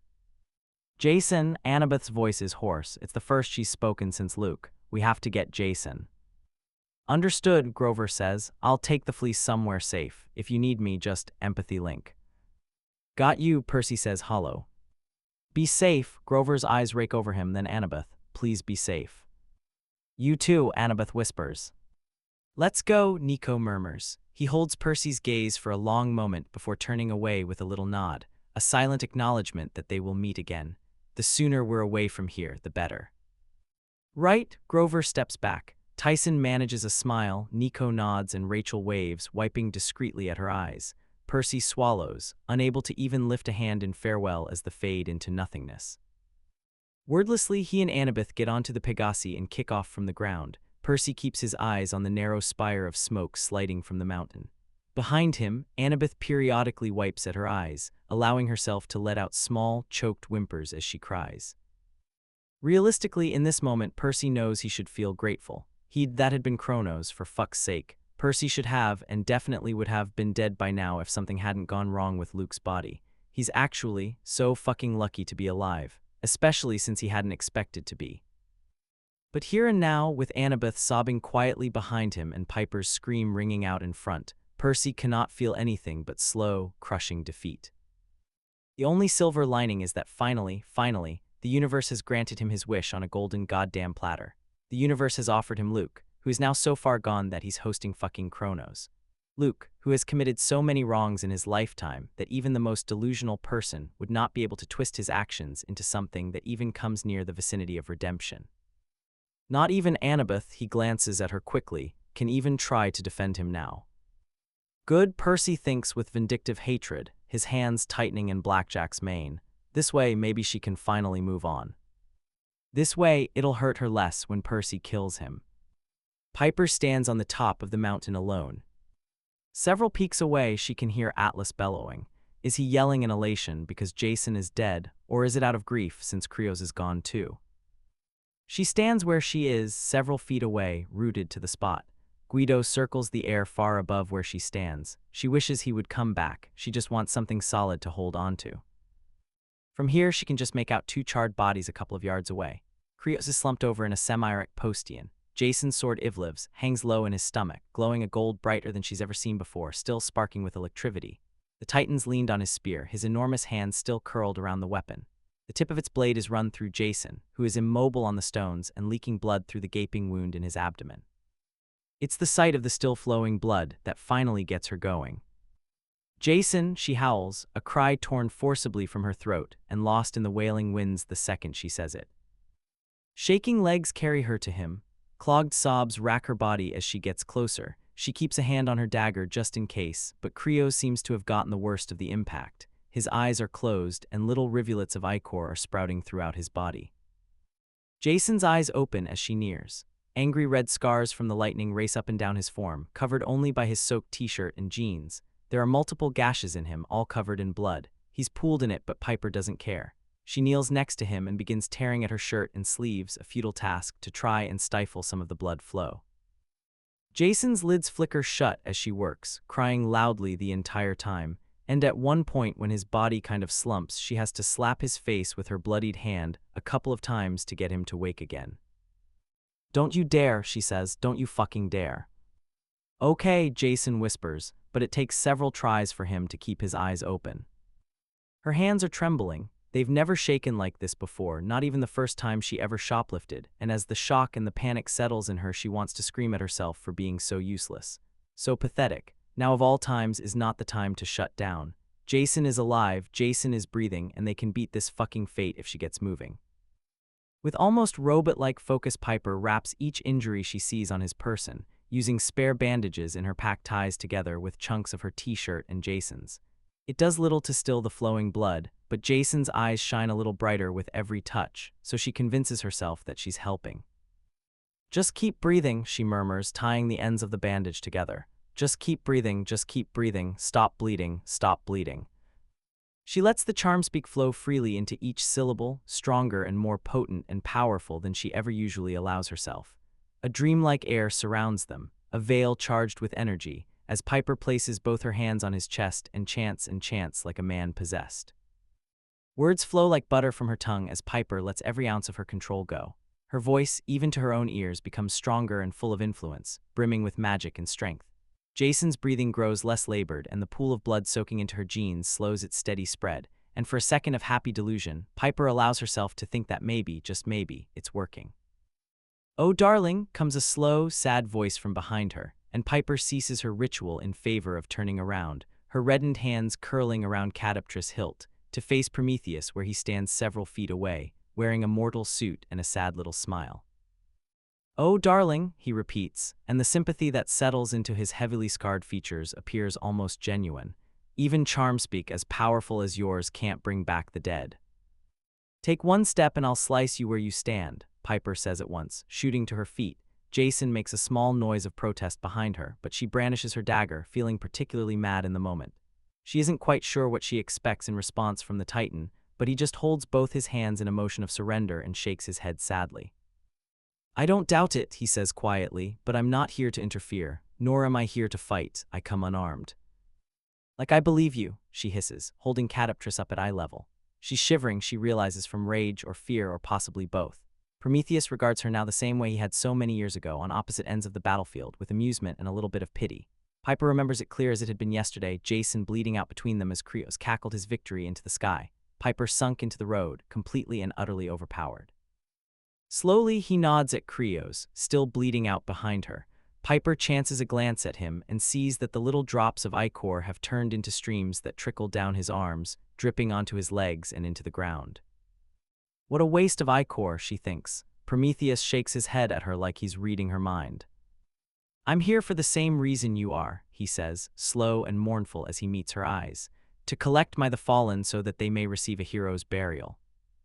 "The fallen," Piper spits. "Jason's alive." "Not for long," Prometheus notes. Piper grits her teeth. "No amount of baring your teeth will change that, daughter of Aphrodite, and you know it. The same way you're unwilling to accept that your charm speak will stop him from dying either." He stops, silently disappointed. Piper hates how the tears are prickling at her eyes and does her best to blink them away. "You don't know shit about me," she says. "I'm not so sure about that," the Titan counters easily, his dark eyes round and pitying. "You have grown stronger, Piper McLean, but no amount of magic our voices hold can raise the dead." His eyes pass over Jason, mock concerned. "So what will you do now?" he asks her. "Will you allow me to retrieve my uncle's body, or will you, as you said, slice me to pieces?" Piper wants to. Oh, she wants to. There's nothing in this moment that she hates more than the Titans, than Kronos, than Krios, than Prometheus and his stupid, fake, silken voice, so much more adept than hers at manipulating a poor suspect to his will. Again, she flits her gaze to Krios, to Jason, gazing at her with a surprisingly strong focus even though he's so weak, pleading with her to do the right thing. She clenches her jaw. Krios casts a sorry figure as he is, still leaned over the weapon he'd used to impale Jason. She shouldn't let him be buried according to all the Greek rites. She should be kicking him over the cliff and watching with satisfaction as his body splits itself apart, bouncing over all the rocks on the way down. She makes a decision. Go, she says, sheathing her dagger and kneeling beside Jason once more, hating herself for her weakness, her goodness. But if she was a good person, if she really, truly cared about avenging Jason, she would bury her knife in Prometheus's gut and dispose of Creo's body in a manner meant for a murderer. Go, she repeats when Prometheus is still motionless, before I change my fucking mind. Footsteps crunch behind her. Prometheus lifts his uncle's swollen, leaking body off the spear and leans him against his chest. He withdraws Ivlev's from his gut and it clatters to the ground, just out Jason's reach. His fingers twitch to hold it. Thank you, he says. Get the fuck out of my sight, Piper whispers, choking on nothing. Prometheus complies at once, moving away so that they're no longer cast in the shadow of the dead Titan and taking a few steps away. Right before he teleports away, he looks back at her. Thank you, he says. I will remember your kindness when we meet again in the final battle. His lips curve upwards, a strange melancholy playing across his features. You have grown strong, daughter of Aphrodite. I know your fate, and I know you will only grow stronger. Leave, Piper says, and though she'd meant it to be a whisper, the word comes out stronger. So strong that both she and the Titan are shocked at it, and almost against his will Prometheus teleports away in a flash of golden light. Alone on the mountaintop, Piper watches the place Prometheus had vanished. A sob builds its way up her throat, and as she tries to swallow it down, it just ends up coming back stronger. She feels lost, unsure of what to do, unsure of how to comprehend the situation she's in. Disgust fills her, disgust and deep, hot shame at herself descending into her for not killing the Titan where he had stood, for not doing anything to punish Prometheus the way Creos had wounded Jason. For not honing her charm speak to such an extent that she could defy the laws of their world and bring Jason back. For not seeing that very first night she had told Jason about the prophecy Cadaptress had shown her in May Castellan's dingy old home, that she was sentencing the one person she loved the most to his death.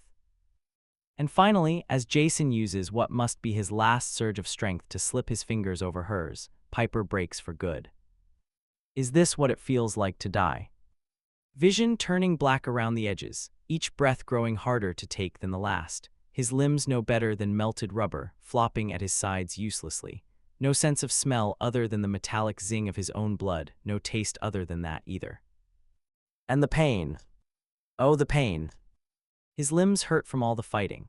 His chest hurts from where he'd been speared. His entire being throbs because of the lightning, but every bit of the pain he feels is magnified by 100, no, 1,000, with the way Piper cries into his shoulder behind him, using her arms to press against his open wound the best she can, Guido the Pegasus gliding them away from Othries as gently as he can. Jason isn't sure quite when, but at some point Percy and Annabeth join them atop their own Pegasi, and the painful gasp from Annabeth that she can't quite manage to stifle makes him grimace. He knows he probably is far from a pretty sight. From what he can see, his arms have turned angry and streaked from the impact of the lightning, and he supposes the blood gushing from him can't be helping, but for Annabeth to make a sound like that for him, it must really be dire.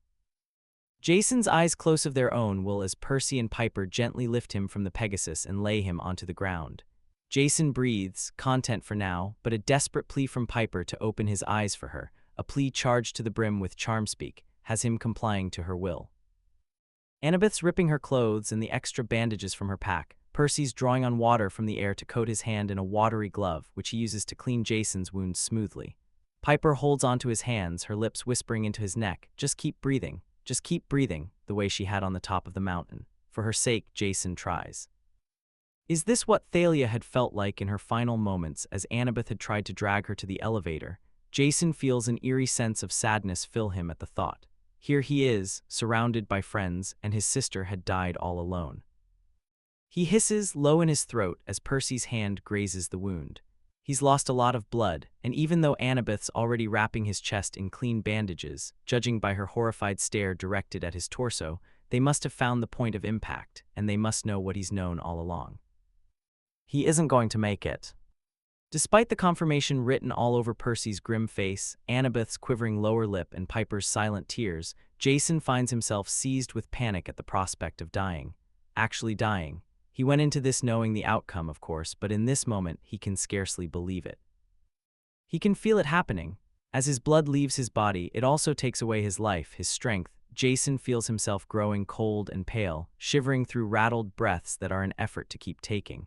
He can feel his consciousness slipping, itching at Piper, holding on to her in these last moments. This is it, in a couple of minutes or hours, for surely he won't last a day longer, he will be dead. There's so much more he has to say, to do, so much left. Stop, he says in response to Annabeth tightening the bandages around him. Stop, stop, it's no use. Percy doesn't even respond. He's using another water glove to wipe Jason's limbs clean, and when he moves to his face, running his hand down a cheek with a touch that reminds Jason of being rubbed down with a moist cloth, he sees his eyes are full of tears. Annabeth looks at Piper and clenches her jaw before shaking her head no at Jason and continuing to circle the binding around him. Jason manages a look downwards and sees that he's nearly soaked them through already. He sighs, feeling a dangerous rattle in his chest as he does so. Please, he whispers, and maybe it's the ache in his voice that makes them all pause. Please, it's useless. The weapon went right through me. I felt it. Don't say that it's useless, Annabeth says harshly, scrubbing at her eyes, though she sits back against her haunches, the picture of dejected defeat. Jason, she can't finish whatever she'd been meaning to say. There are tears falling down her face now in earnest, and she turns away.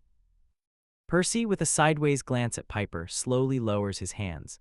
The water from them falls away into the grass and he clenches his fists, head lowered and his whole body trembling with rage or sadness. Jason doesn't know. He just hopes his friend isn't blaming himself for all this, for Jason's choice. None of them should. Please don't blame yourself, he says quietly, the words an effort to say. Percy lifts his head, eyes rimmed with red, and Annabeth buries her face in her hands and cries harder. Piper, who hasn't said a word in a long time, shifts slightly against him and fists her hand in his torn-up t-shirt. This was all me, he says, and despite his best efforts his eyes begin to well up too. If you're going to blame someone, blame me. How the fuck are we supposed to blame you when you're bleeding out in front of us? Annabeth snaps, half sobbing, and Jason coughs out a laugh, feeling blood dribble down his chin. Jason, you didn't have to do this. You could have told us. We could have done something. Painfully, he shakes his head, focusing on Percy. I'm sorry for letting you think that it was me who was the hero of the prophecy.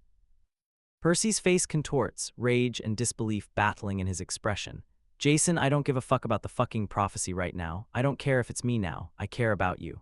He scoots forward, staining his jeans red, and takes Jason's shoulder. You've been there for me through all my ups and downs. I wish I could have been there for you. You have, Jason disagrees, swallowing a mouthful of blood. You guys and Leo, he glances at Annabeth, who scrunched up her face again. You've been the greatest friends I could have ever asked for. Don't, Annabeth whispers, don't. She curses roughly around a broken sob. I told Thalia I would take care of you. I wanted to keep you safe. You're like my brother and I just let, she gestures at him, I just let it happen. I wish you hadn't done it, Percy says, almost in a daze. Why, Jason, just why? Because the alternative, Jason whispers. He can't finish because it's unthinkable. What? Piper whispers finally. She leans away from him at last so he can get a good look at her face. It's tear-streaked, pink and puffy from crying. Jason's heart thumps painfully against his battered ribs. All his life, he just wanted her to be happy. Seeing her cry like this forces the tears from him too, and his arm jerks as though trying to lift itself to touch her, to wipe her face and hold her to him and promise that it's all going to be okay again. He understands that what he's done here is break her. Nobody deserves to see someone they love die in front of them the way Piper has. And Jason hates himself so much for hurting her the way he has, but here's the thing, and the thing is that he would do it all again in a heartbeat if it meant Piper got to live. The alternative, Piper says lowly, her voice catches but continues on strongly, me dying. He shakes his head, unable to stand the thought. Her face twists painfully. I'm furious at you, she whispers. You took both our fates in the palm of your hand and chose deliberately not to give me the whole picture. You took away my choice, Jason. This fate, our fates, they were intertwined since the start, and you shouldered it yourself without telling me, burdened yourself without letting me help. She lets out an enormous sob that she cuts off with a hand to her mouth. Jason, we could have done something, together the way we always do. Tears fall again, pearly and glistening in the orange light. Do you really trust me that little? He shakes his head no, he trusts her the most in this world. Well then why didn't you tell me? Piper cries, burying her face in his chest, her back hunched over into something painful and sad. Jason's heart twists. Why did you have to do this? Why did you leave me alone? Why did you keep all these secrets? Why didn't you trust me? Why do you have to die? She's crying so loudly and unabashedly, so emotional and heart-rending and raw, that Jason's eyes begin to water once more. Her voice, thick from tears and phlegm and coarse from all the charm-speaking, rings strong and true around them, echoing in his ears even though there's not an ounce of magic in it. Piper, he says quietly, you have to live. No, I don't, she screams furiously, shaking her head. No, I don't, and I don't want to. I don't want to live without you. I was miserable before I met you. No, you weren't, he reminds gently. I was never fucking happy before you and you know it. She snaps back, voice high. I was never happy the way I was when I met you. I never trusted anyone the way I trusted you. And I know I made you happy too. And now you're leaving me behind and I don't want you to.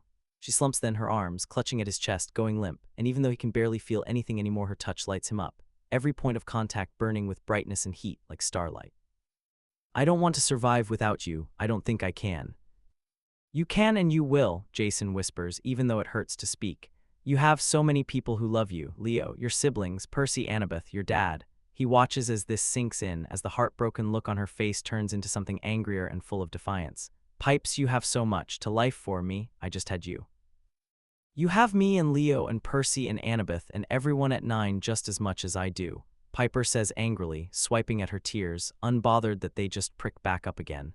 How could you even say that? You have so much love in you, he says, and with a surge of strength he lifts his arm to place across her thigh. After the war, you're going to find someone, a boy or girl you'll want to settle down with.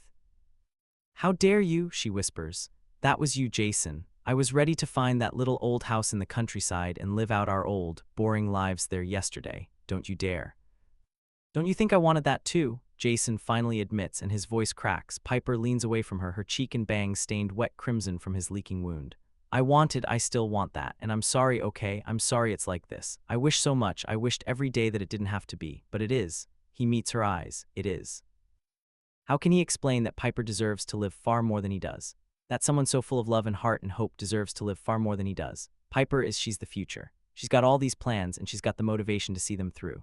She's strong and smart, and she's got this way about her, this light that makes everyone happy and hopeful, too. Everyone feels better when Piper's around. She's the glue, the rock, the pillar that keeps everyone standing, and Jason, he's not that.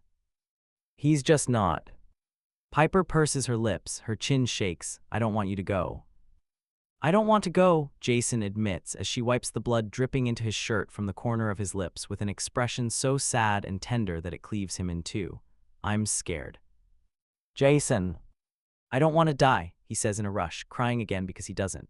He wants to stay alive and go meet Leo and give him a hug and steal his tacos. He wants to train with Percy until he sweats from exhilaration, and he wants to meet his eyes from where their swords have met, both of them grinning in elation at finally having met their match. He wants to sit with Annabeth in the wee hours of the night, handing her drawing utensils as she sketches little temples onto the dream wall.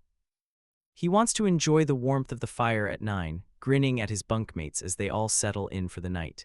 He wants to fight and laugh and love and live. He doesn't want to die.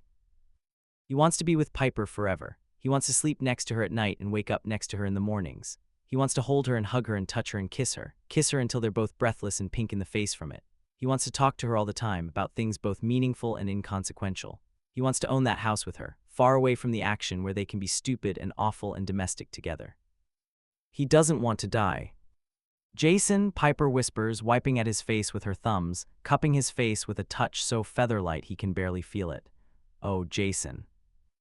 He begins, only he kind of chokes on the word, and it comes out as a pathetic little blubber. I'm sorry, Piper babbles, crying too. I'm sorry. I'm still mad at you, but I'm sorry. This isn't fair to you, not now. She leans towards him, her eyes fluttering shut as she kisses him, slow and chaste. It's not even close to their most passionate kiss. It's simple, just a press of her lips to his. And yet Jason's body sings from it and the pain feels lighter. His heart does like a full stutter, rebooting and beating harder for her. There's a buzz building underneath his skin, better than any shot of adrenaline he's ever felt in his life. And even though there's technically an audience, Jason doesn't see them. He can only see Piper, feel her lips against his, the lightest graze of her teeth, and he knows that this moment will be theirs alone.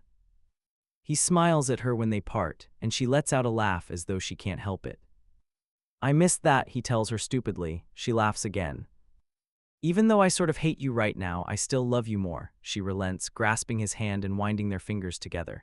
Jason feels dopey, slow. He'd thought that the day he left camp was the last day he'd ever be able to see her smile, hold her hand, kiss her. He feels so grateful. With a pang, he notes that his breathing's slowing. The pain comes and goes in flashes, and he feels floaty, like he's dissociating from his own body. I want you to tell Leo, he says, that I'm sorry it has to be this way, that he's my best friend, that I'll miss him, and that I'm sorry. Sorry that I didn't tell him, sorry that I couldn't say goodbye, that I love him. Okay, Piper says, her eyes on his, soft. Okay. He turns to Annabeth. You're like my sister, even more than Thalia. I wish I could have learned more from you both. I'm sorry, I love you. Oh, Jason, Annabeth shifts around Percy so she can kiss his forehead, wipe away the hair plastered to his forehead. I love you, you idiot. Will you tell Raina that I'm sorry and that I missed her, and New Rome, that I didn't want to leave her alone? Of course, Annabeth murmurs. Percy, he says, panicking a little when he finds that he can't quite see him. The darkness he'd held at bay for so long finally seems to be closing in. Percy, you there? I'm here, Percy leans forward into his line of vision. I'm here, Jason. I'm sorry I made you make a promise, Jason tells him. He remembers Nico and winces. I know why now, but I'm going to make you promise me something else. It's a lot to ask for, but I can't ask anyone else.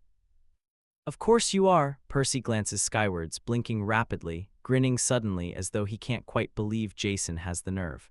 As if I could deny you anything now, asshole. Jason splutters a laugh but sobers quickly. He can't afford to get distracted, not when he can feel that his time is running out fast. I want you to promise me you'll win, he whispers. Percy stills. Annabeth stops stroking Jason's hair and looks at him, at his green eyes grown wide in shock. You're the hero, Percy. You have been since the day you stepped foot in 9. Annabeth resumes her petting. Jason, we thought that about you too, she says quietly, and now with Hazel and Nico to consider. No, Percy says, his voice is strong. Jason's mouth quirks because Percy's always risen to a challenge. I'm not going to let anyone else bear what Jason had to. He nods at Jason, lips pressed in a firm, thin line. I promise, Jason, I choose the prophecy. It will be about me, and we're not going to lose again. It's all he'd wanted to hear. Thank you. I got you, man. And he says despite himself, the other promise. Percy laughs, leaning across him to place an arm on Piper's shaking shoulder, and she pretends to shake it away with a scoff. Of course, man, as if you even have to ask. Thank you, Percy, I'm sorry, I love you. I love you, his tears spill over. I'll miss you. Finally, he turns to Piper. She smiles at him. He can tell she's doing her best to keep it on her face, best for last. Always, he smiles at her. Piper, I'm sorry. I know, she says quietly. I really want you to understand, he says. None of what I told you is ever a lie. I want everything with you, always have, always will. He pauses, taking a deep, shuddering breath. I love you the most out of everyone, and I want you to be happy. I want you to be happy more than anything else in the whole world. He gazes up at her, searching. Will you try? She squeezes his hand. Jason. Promise me, he begs as his eyes flutter shut. Promise me you'll try. I promise, she says. God's Jason, only you could, I promise. He nods, satisfied. I wanted to do everything with you, he whispers. Me too, she murmurs back. The suburban house, your whole plan with putting up the temples all over the country, going from the bunkers to New Rome and back again. I would have done anything as long as you were there with me. I know, he says, I'm sorry. I wish, she trails off, I wish so many things. More time. More time, she agrees, more time and more freedom and more of our lives to live. I wish I had met you sooner. I wish it all the time. He smiles even though he can't see her face. It hurts to breathe. Finally, he says, pocket. Obediently, her hand reaches into it, withdrawing the golden coin that had served him so well. It's yours, he says. I want you to have it. Jason, she says, and he can tell by her voice she's crying again. Annabeth's fingers, buried in his hair, are trembling. Jason, I can't. Please, he says, please. For you, her fingers trace his jaw. I'll keep it safe for you. Thank you, I love you. He can't stop saying it. He doesn't want to. He wants it to be the last thing he says, just so she doesn't forget. I love you, her hands squeeze his. Are you still scared? No, he replies honestly. I'm just tired. Okay, she whispers closer, and he feels her lips again, pressing against his forehead, his cheeks, and then finally his lips, where they linger for a long time. Jason cracks his eyes open to get one last look at her, sees her eyes clenched shut, leaking salt water, her hair wild and messy, her hands grazing his jawline. She opens her eyes and they crinkle, shining like the most beautiful diamond he's ever seen, a million colors, and all of them speak of love. Rest, she says, breathing the words into him, her touch soft, her smile perfect. You've worked so hard, you've been so brave, you've saved so many lives today. Nobody will ever forget you, and I'll love you forever, Jason. I want to rest, he tells her. He feels light and happy. I love you. I love you, Jason, she whispers. Thank you for making me happy. Thank you for making us all happy. You've done so well. You've been such a hero, and I'm so proud of you. You've done so well, and you can rest now. Leave the rest to us. We'll do you proud this time. There are affirmative sounds from Percy and Annabeth, but he keeps his eyes on her. He wants the last thing he sees to be Piper's face, the memory of it smiling at him now, the same way she'd smiled at him after their very first kiss in Bunker 9. He can see it now, he thinks. The stars twinkling around them as they'd spun in the air and kissed like they'd never get the chance again, giddy and smiling against each other's mouths as they'd broken apart. Go to sleep, Piper says. She kisses him again like she doesn't want to stop. I'll be waiting for you when you wake up. Promise, he whispers. He can see her laughing at Bunker 9, threading their fingers together, humming silently to him whenever he woke with a nightmare, saying over and over and over, I love you. I promise, she says. Sounds like a plan. The vision changes. Leo's laughter spilling into his head, the smell of fresh rain in the crops, the crackle of the hearth on cold winter nights. Annabeth ruffling his hair with a fond little smile. Piper making herself a home within his arms, nuzzling into his chest and aligning their chests so their hearts beat as one. Annabeth approved. She looks away, smiling through her tears at Annabeth before focusing back on him. Jason thinks he can pick out the magic in her voice as she lulls him to sleep again, and his heart aches with longing as he feels the pain fade away. He doesn't deserve this. He doesn't deserve her. He never has. Jason's lived a good life. He wishes it lasted longer. It feels as though tendrils of sleep are yanking at him, convincing him in a gentle voice to close his eyes. He sees Percy laughing as Jason pulled off a successful disarming technique as they spar. Leo draping himself over Jason's back, complaining about something or the other. Annabeth hiding behind him, laughing, dodging Silena and the bottle of fancy shampoo she carries. Raina rolling her eyes at him, shoving at him playfully during training. The view of New Rome and the sunset golden-tinged buildings blending into the purple skies. Thalia's smile when Jason had agreed to come with her to the bunkers, the sensation of electricity running under her skin every time they hugged. The entirety of Bunker 9 stealing him a cake and singing him happy birthday at midnight the first year after the war. The feel of Ivlev settling in his hand, made for him and him alone. Piper smiling at him, running at him, throwing herself into his arms, wrapping her legs around his waist and pulling him closer. Piper rolling her eyes and sassing him when they fought. Piper tweaking his nose while scrunching her own, circling her arms around his neck, draping extra blankets over him when it got too cold. Piper getting him his favorite candy flavor on supply runs. Eating together and sleeping together and training together and just being together. Piper cupping his jaw as they kiss, kissing slow and fast and every speed in between. Piper smiling at him, eyes crinkled and lips curved wide, and Jason responding because that was what they did, make each other happy. Piper, he thinks, Piper. The last thing he sees is her face, shadowed against the sun, eyes gleaming with tears. The last thing he hears as he slips away is the sound of his name on her lips. Is this heaven? Because he thinks he can see Piper saying his name, smile curved around the words, I love you, Jason. Piper stays where she is for a long time, Jason's scorched hand still tightly clenched in hers. His head rests in her lap, eyes still fixed on her, blue and terribly, horribly blank. Her body feels hollow now, devoid of emotion. She doesn't even have any tears left to spare. Next to her, Annabeth's hand lightly skims over Jason's heart as though too scared to properly confirm what they already know, that he's gone for real, that he's dead. Percy stands a couple of feet away, eyes clenched shut, fists clenched at his sides, entire body vibrating like he's trying to hold on to something. Anything. Piper looks at him and remembers again that he is now the hero of the prophecy, not Jason, because Jason is dead and a wave of bile comes flying up her throat.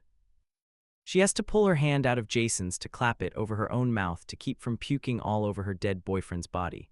When she withdraws her hand, something begins to smell funny, and then she realizes it's Jason's blood. His blood, now printed all over her lips, and the very thought of it is enough to send her spiraling. She flies to her feet, Jason's head hitting the ground with a dull, lifeless thunk that makes her feel even more sick, and retches into a bush as far as she can manage to get. She doesn't realize she's crying until Annabeth joins her, pulling her hair back and wiping the tears from the side of her face with a gentle touch. Somehow this makes her cry harder, blood and vomit rising up and out of her throat again and again, until she's finally hollow for real. Wordlessly, Annabeth presses a bottle of water in her hands, waiting until Piper's drank something before she hugs her, and Piper bursts into tears again, wishing fervently that Annabeth's arms, sharp at the elbows and lined with lean muscle, were Jason's. Her sobs come out scratchy and hoarse and utterly pitiful, her voice utterly spent after all the charm-speaking she'd done. It's been a while since she'd pushed herself, her limits, like this, and it had all been useless in the end anyway. Over Annabeth's shoulder, Percy approaches her, looking so sad and lost, and Piper breaks out of Annabeth's arms so she can fold herself into his. Percy cries into her hair, saying repeatedly, I'm sorry, as though Jason's death has been his doing.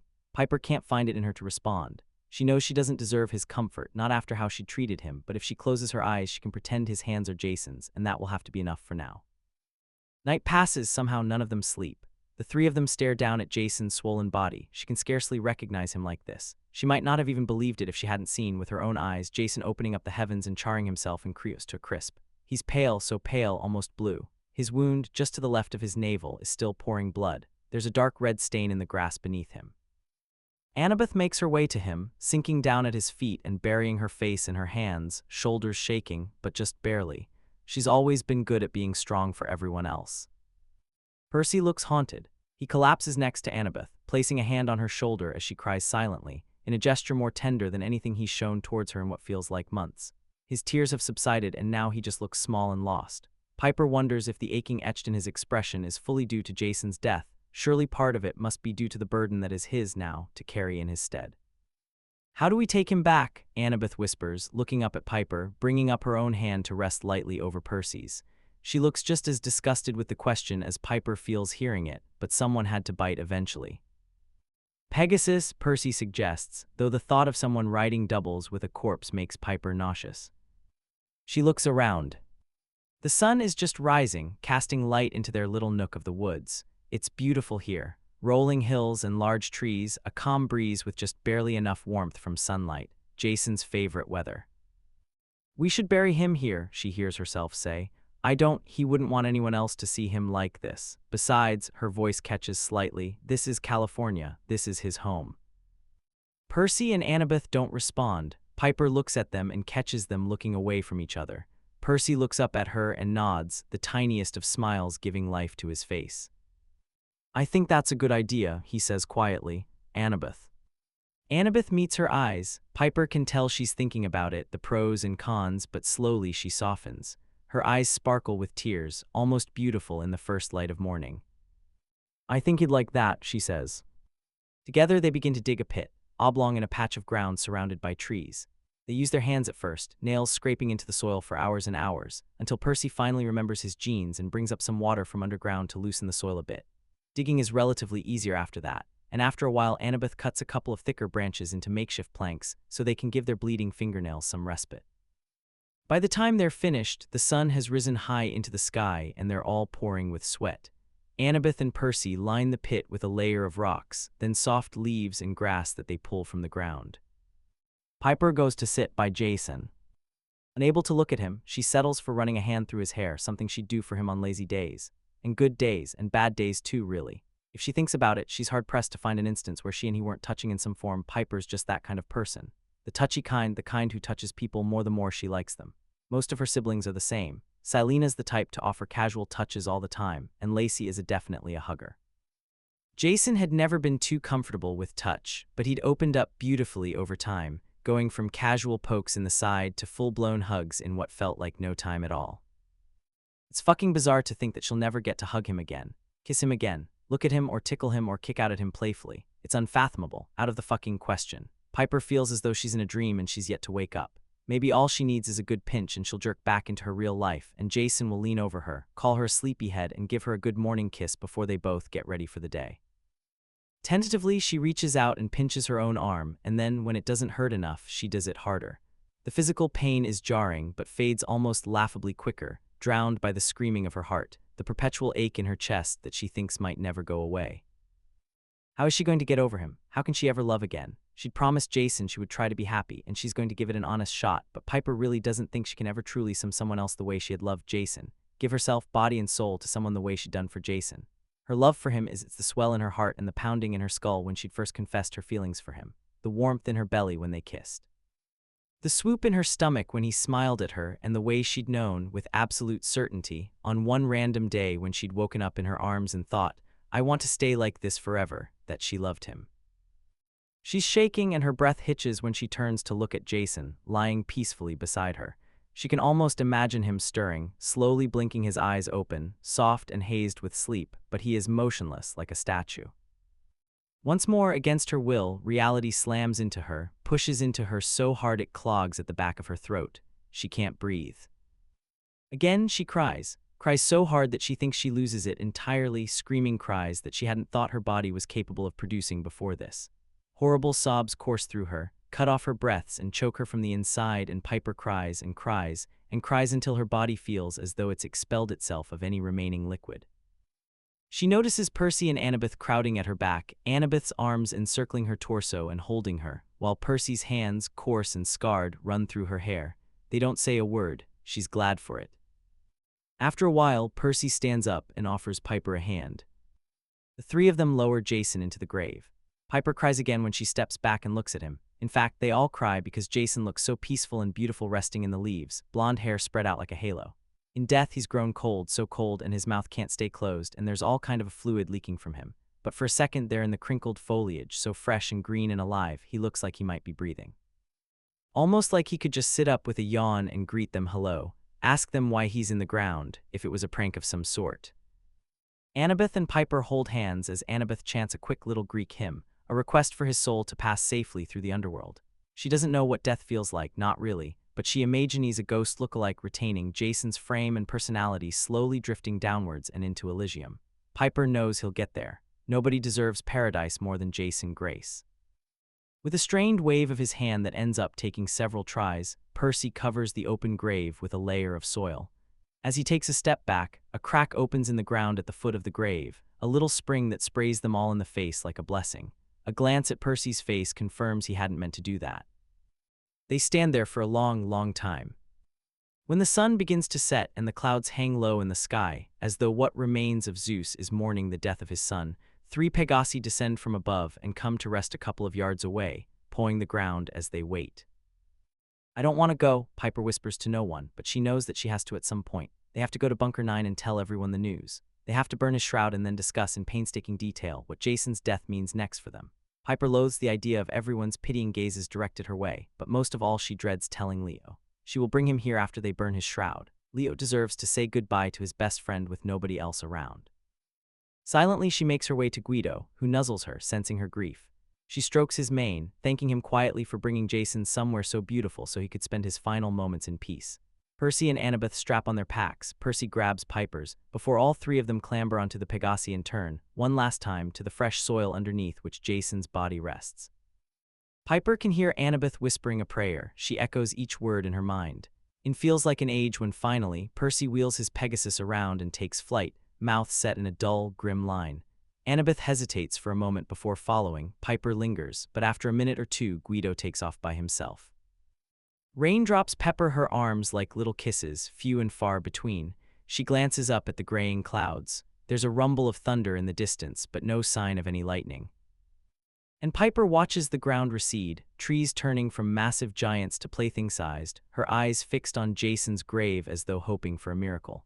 The little spring at the bottom of his grave doesn't stop flowing. In fact, it feels strong and magical, even from the distance Piper is at.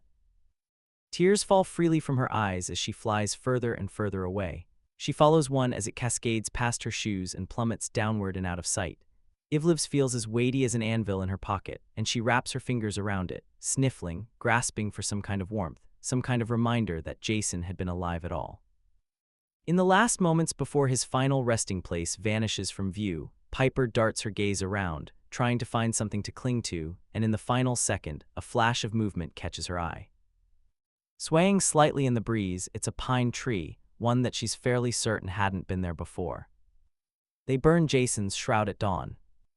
The fire catches just as the sun begins to peek over the treetops, turning the tops of the trees around them to solid gold. The sky turns from a dull gray to a brilliant blue, the same color as the woven cloth, stitched almost entirely by Annabeth's shaking hand. Her siblings had pitched in for the more complicated embroidery that Annabeth couldn't find the strength to do alone, a bolt of lightning held in a clenched fist, with Jason's name etched neatly above it in both Greek and Latin, a nice touch that Percy is sure Jason would have appreciated. All over the borders, Percy can see tiny words in Latin. His own is rusty, but he can get the gist of it. He died a noble death, protecting his friends and family to the very end. He died a hero. Percy stands next to Piper, his arm gently touching her lower back. She seems all cried out. She'd cried on the Pegasus the entire way to Bunker 1, and now she seems numb and in shock, like she can't quite believe what she's seeing. The only time her frighteningly calm exterior had cracked was when she'd had to step forward to light the shroud. In the end, Leo had accompanied her, both of their hands clutching the torch that had set their best friend's veil alight. Now Leo standing quietly on Piper's other side with a clenched jaw, tears streaming silently down his cheeks. Next to him, Annabeth shakes as she cries, her eyes clenches shut. She'd made it through the final rites with her voice barely shaking, but now she seems unable to speak. Percy knows that Thalia had been like her own sister, and that, after the initial little hiccup, Annabeth had come to see Jason as something like a little brother. Another member of her family lost, another promise broken. Part of Percy wants to comfort her. Part of him wants to grab her shoulders and shake. He has so much he wants to tell her, but he doesn't quite know how to begin. After the final strings of the shroud burn to nothing, and the ashes have been lifted into the sky by a gentle breeze, Piper turns away and gets on her Pegasus, followed shortly by Leo on Festus. They don't tell anyone where they're going and nobody asks, but the other senior members all stir uneasily. Percy can see various degrees of grief painted all over their faces, but there's curiosity and genuine questions behind it. They're all sad, of course, but now that Jason is gone, what happens next? What does it mean for them? In a trembling voice, Annabeth calls for a meeting in a couple of days, giving them enough time to process everything and come up with their next plan of action. Luckily, nobody disputes this, but as they take their leave, Percy can sense a lot of eyes trained all over his retreating back. The journey to 9 goes slower than usual. Connor leads the way, eyes blank. Annabeth is still crying, Selena is too, and Beckendorf is comforting her in a low tone. Percy walks behind Annabeth, watching the line of her shoulders shake almost imperceptibly.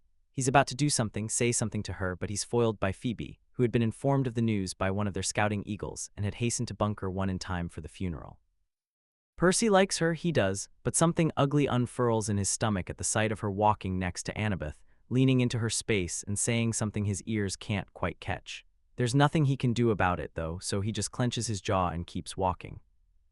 The mood in 9 is bleak. Everyone's shell-shocked. Nyssa is comforting the little kids with tears in her eyes, and the rest just look horrified. Nobody really speaks much. It kind of feels like nobody knows what to do with this news. Even the fire is low, burning just barely in a shade of dull gray. Percy makes his way to the bathrooms, washing off the dirt on his face and staring at his reflection in the dirty old mirror. He feels hollow, almost. He's devastated, of course, but now that the tears are gone and the anger hasn't quite rooted itself in his system yet, he just feels kind of empty. He walks back outside, where a cursory glance of the place shows him that Leo and Piper are still absent. Beckendorf and Selena and huddled up by the beds, and everyone else is kind of gathering around them in a haphazard ring like they're not sure if they're allowed in. Percy debates on whether or not to join them, but Annabeth's nowhere in sight, so he slips past the crowd and makes his way to the doors. Feet scraping against the stone and gravel, Percy remembers the first time he'd walked up this path with Jason and Piper, what seems a lifetime ago, and suddenly his eyes are prickling with unshed tears. Even back then, when Annabeth had hated him, Piper was at best tolerating him, and Grover, seemingly his only real ally, was always dashing in and out of 9. Jason had been the first one to accept him as one of them. They'd been companions of a sort, brothers in arms, sharing the common burden of being one of the big 3 kids, someone who was too powerful to be left alive. Jason had been a friend, a brother, family, and now he's gone. Overwhelmed, Percy leans against the passage wall, breathing heavily as he slides to his haunches. He feels useless, worthless. He could have and should have done something. Jason had been, in retrospect, so blatantly obvious in his behavior. Percy could have caught the signs at any time, and now Jason is dead. His need for air brings him to his feet again, but the sound of voices holds him back. Annabeth and Phoebe he recognizes, and a quick glance around the wall confirms it. The 2 girls are standing side by side at the open mouth of the entrance, speaking in dulcet tones.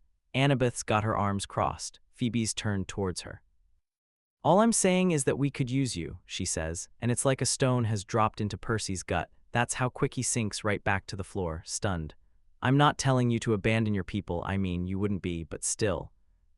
"Phoebe?" Annabeth sounds firm, if slightly amused. "I declined Zoe way back then, and my answer remains the same. My place is here at 9, or wherever I'm needed at the bunkers. I can't just up and leave, especially not now." "I don't mean now," Phoebe presses. "After the war is done, when we've won and..." You're so confident of our victory. You're so confident of our loss. Annabeth huffs. Percy can imagine her face, scowling the way she always does when someone sasses her. Of course not, but forgive me if I'm not feeling too optimistic right now. Look, Annabeth, Phoebe steps forward, then turns to face her fully. I'm being honest here. You're strong, skilled, and resourceful. Zoe knew it then, and I see it now. You'd be a great asset to the hunters. I'll respect your decision, whatever it may be after the war, but until then, give it a thought. Annabeth sighs. I'm not going to change my mind. Just consider it, Phoebe insists. That's all I'm asking. Fine, Annabeth sighs. I'll give it a thought. Percy's back hits the wall. His throat feels dry. Annabeth continues. We'll keep in touch. You have your sphere. I do. All right then, they clasp hands. See you, Phoebe. Stay safe. See you, Phoebe says. She whistles thrice, a clear sound that cuts through the air, and there's several short barks in response. Annabeth watches her sprint through the forest, and Percy watches her.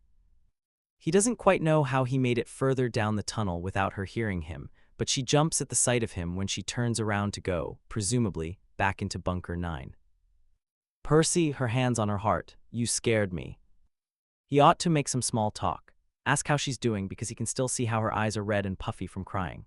But that's all really hard to do when he takes note that it seems as though he's getting angry, for all kinds of reasons. Reasons that blend in with his pre-existing rage to do with the unfairness of their lives and how Jason has been taken from them too soon. It all swirls up inside him, egging him on, persuading him to pick a fight. He needs to breathe. He needs some kind of outlet for all this fury that feels like it's been simmering beneath the surface for what feels like fucking ages. And Annabeth, well. You're going to join the hunters. His voice barely sounds like his own. It sounds cold, detached, almost robotic. It would scare him if he weren't feeling so full of emotions that he's too overcome to dissect at the moment, emotions that rise up in him, some more prominent than most. Confusion and hurt and betrayal and anger. A lot of anger. What? Annabeth says, incredulous. No, how much of that did you hear? Because I think you're taking what I said way out of context. I heard enough, Percy says, cutting her off. Her face grows tight. So what? Luke turns into Kronos and you decide we're not worth sticking around for. When did I say that? She demands, jerking her head back so her ponytail swishes behind her, gray streaks catching the fair light from outside. The weather here seems to have worsened. The clouds are hanging low. Stop putting words in my mouth, Percy. I told her I wouldn't leave the bunkers. You said you'd consider joining after the war. I said that to shut her up, Percy gods. Her eyes narrow. You should know this. I stuck by the bunkers, by my people, for longer than you've even known you were a demigod, Percy.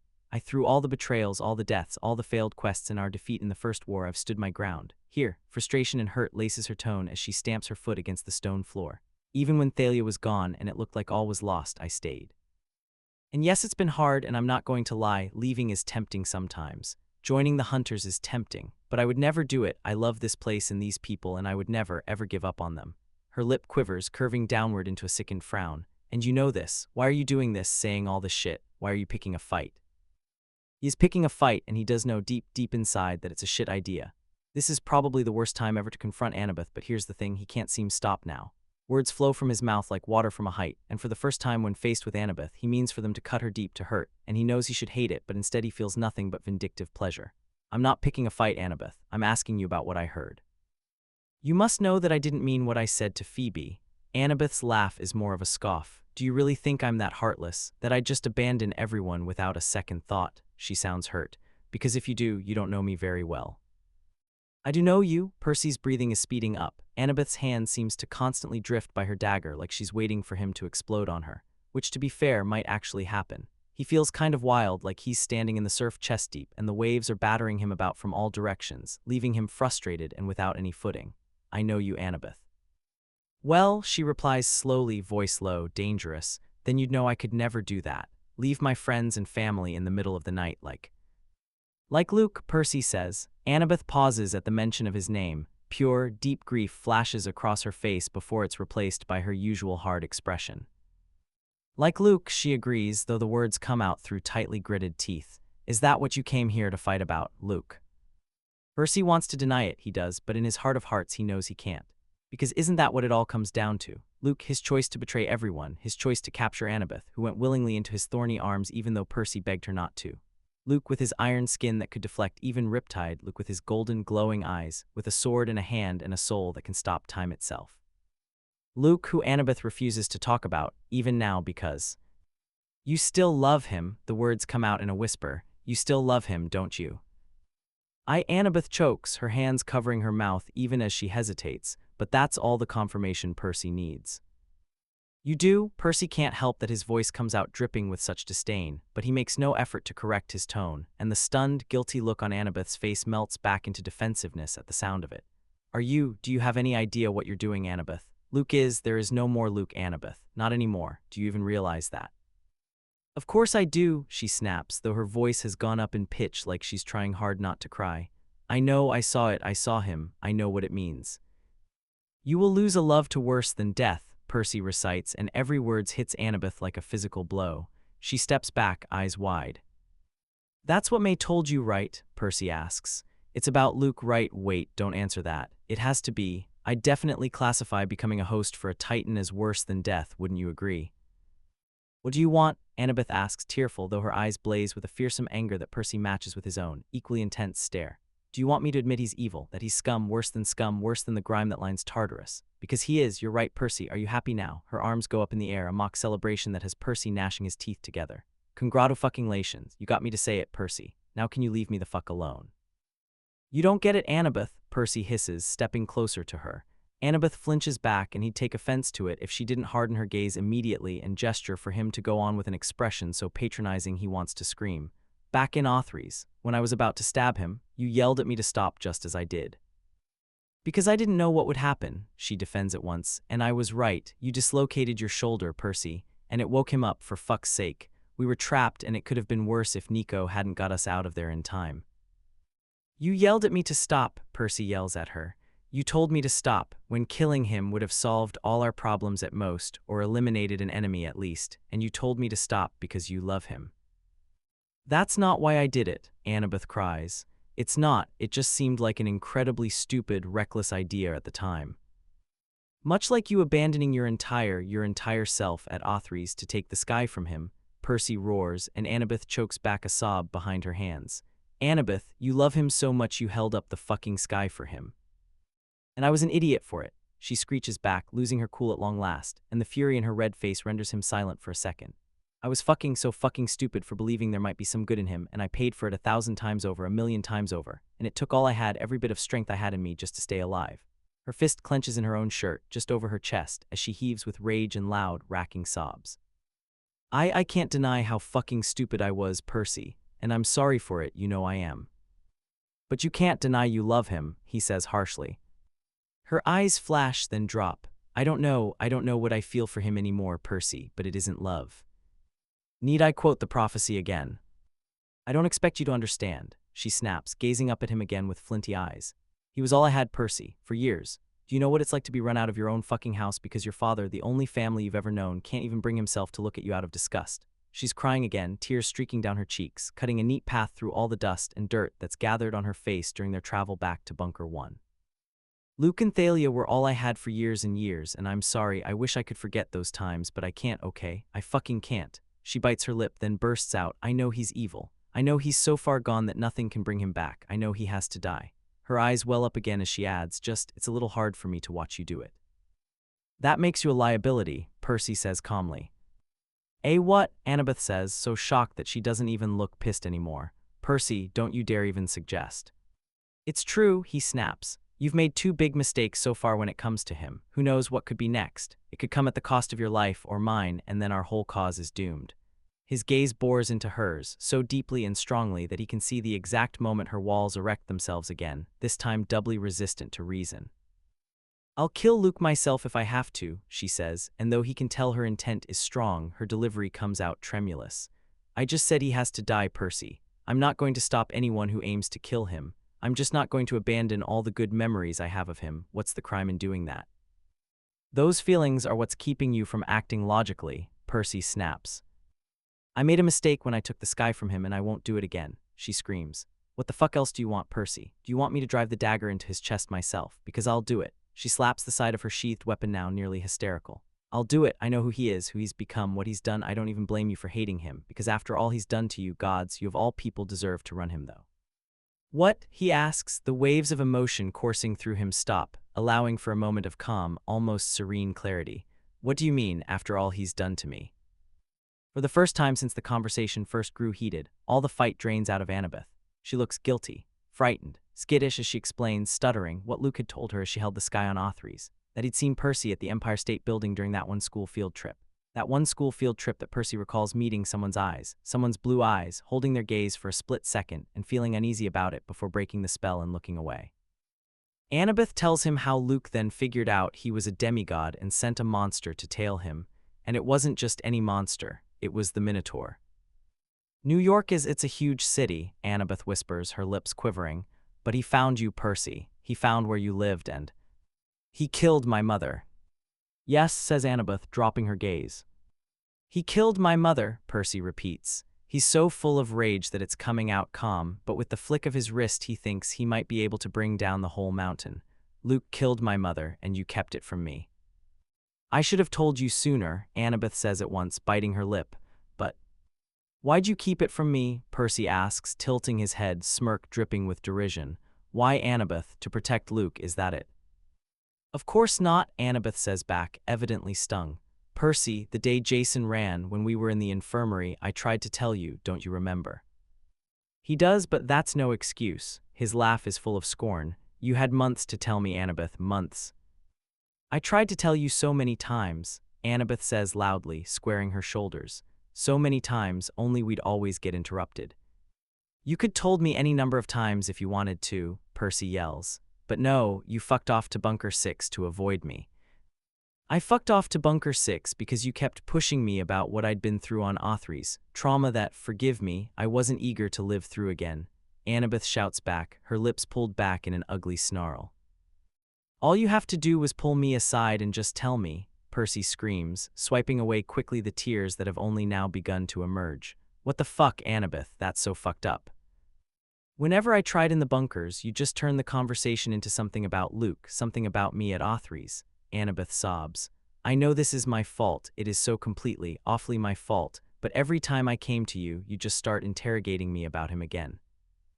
And you didn't think that was a good enough segue, Percy shouts. He killed him, why mother?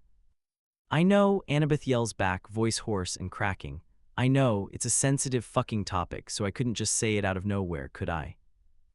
You could have said something, anything at all, Annabeth.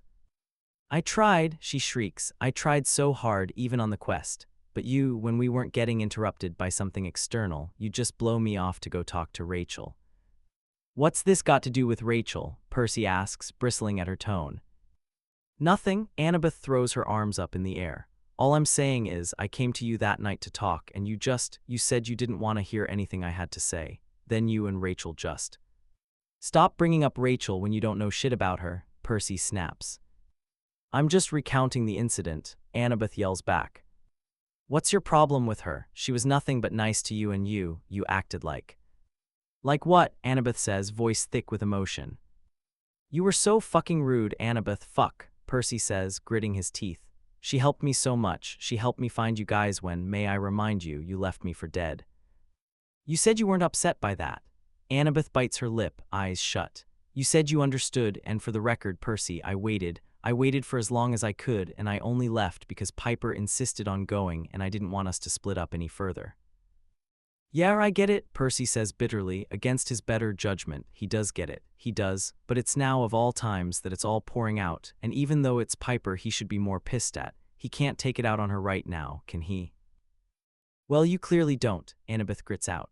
Look, I get why you're mad about that, I'd be the same, but that situation was one that wasn't in my control and I still fucking waited, Percy.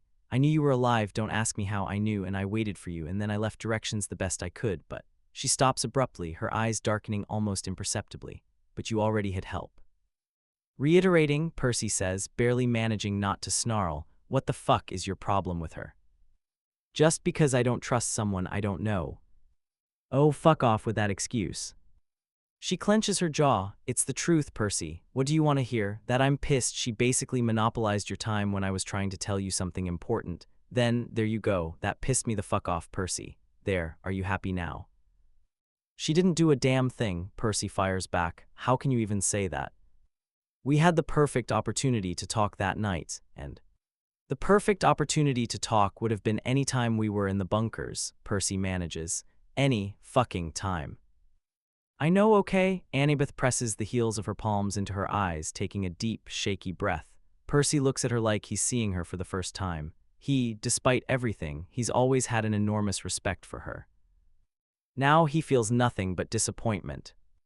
I fucked up, she says quietly. I know I did, and even though I was uncomfortable with the conversations you wanted us to have back then, it's no excuse. I'm accepting all the blame in that.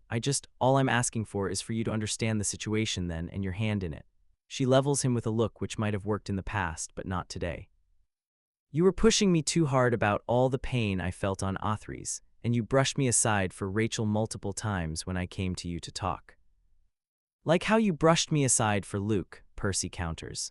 Piper and I told you not to go. The night before, you promised me you wouldn't put yourself in danger like that. We've established that I'm not befitting the whole Daughter of Athena title, Annabeth says, clenching her fists. If you just listen to me. I'm not going to listen to you defend the man who killed my mother, Annabeth, Percy says, his voice rising again. You must really love him if you're still defending him, huh? I'm not defending him. I thought children of Athena were supposed to be wise, but I guess it skipped a generation.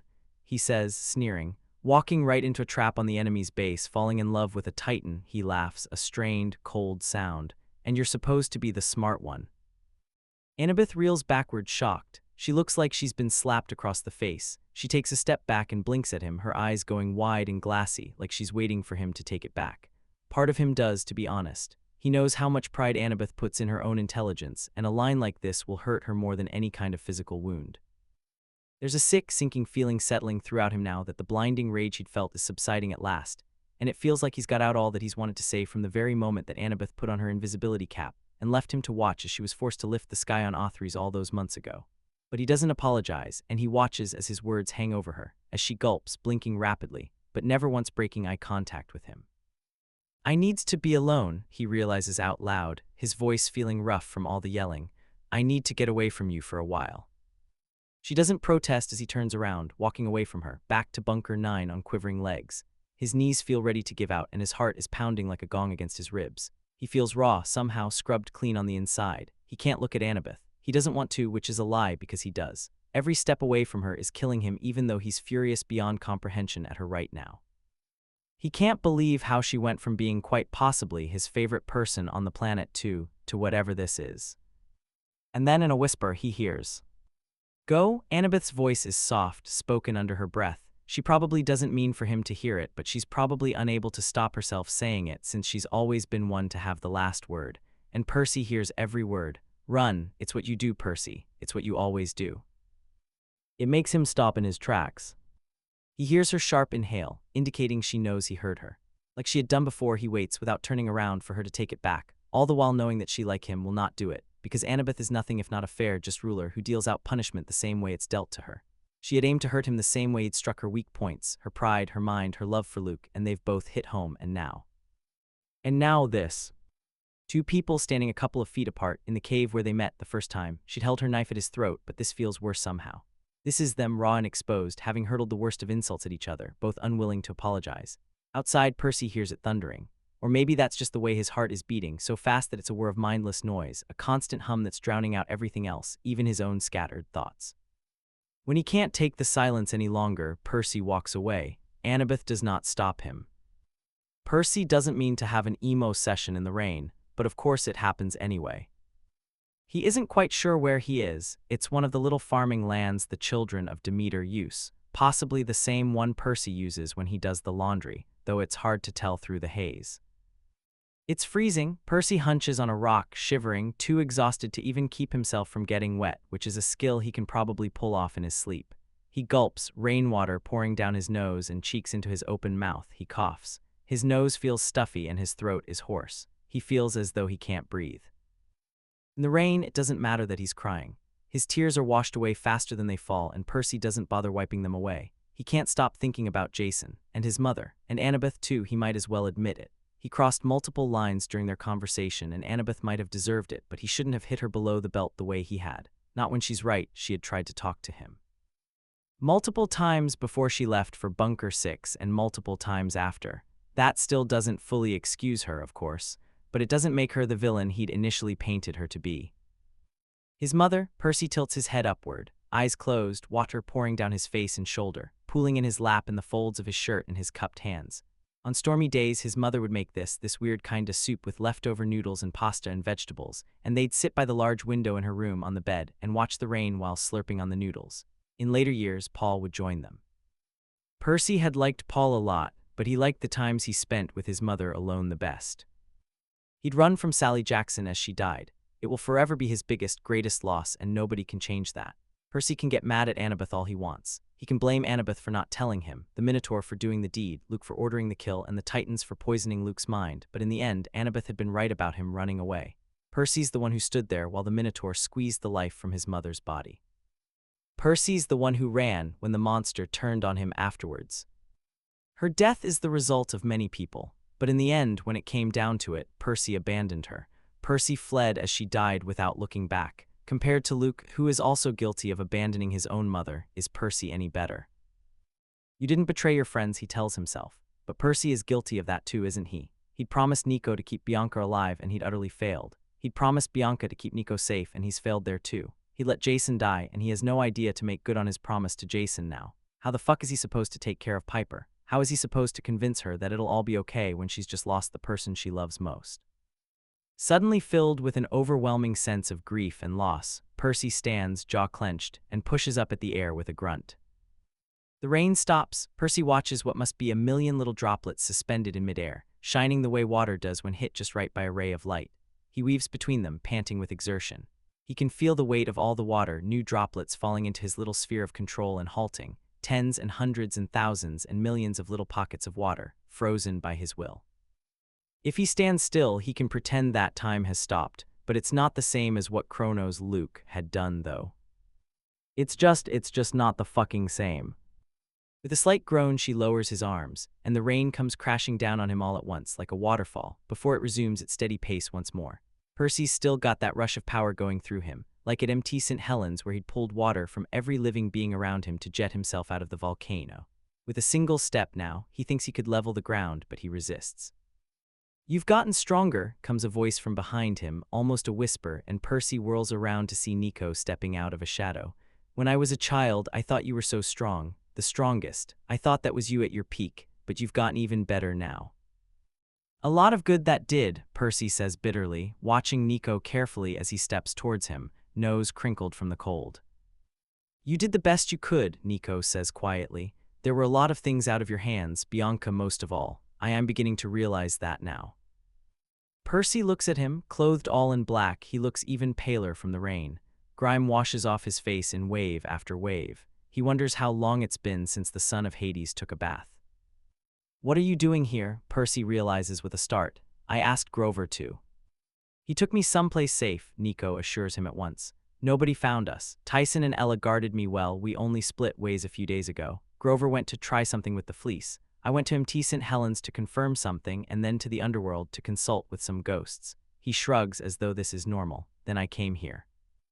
"If you need to talk to someone else," Percy can't bring himself to say Annabeth's name.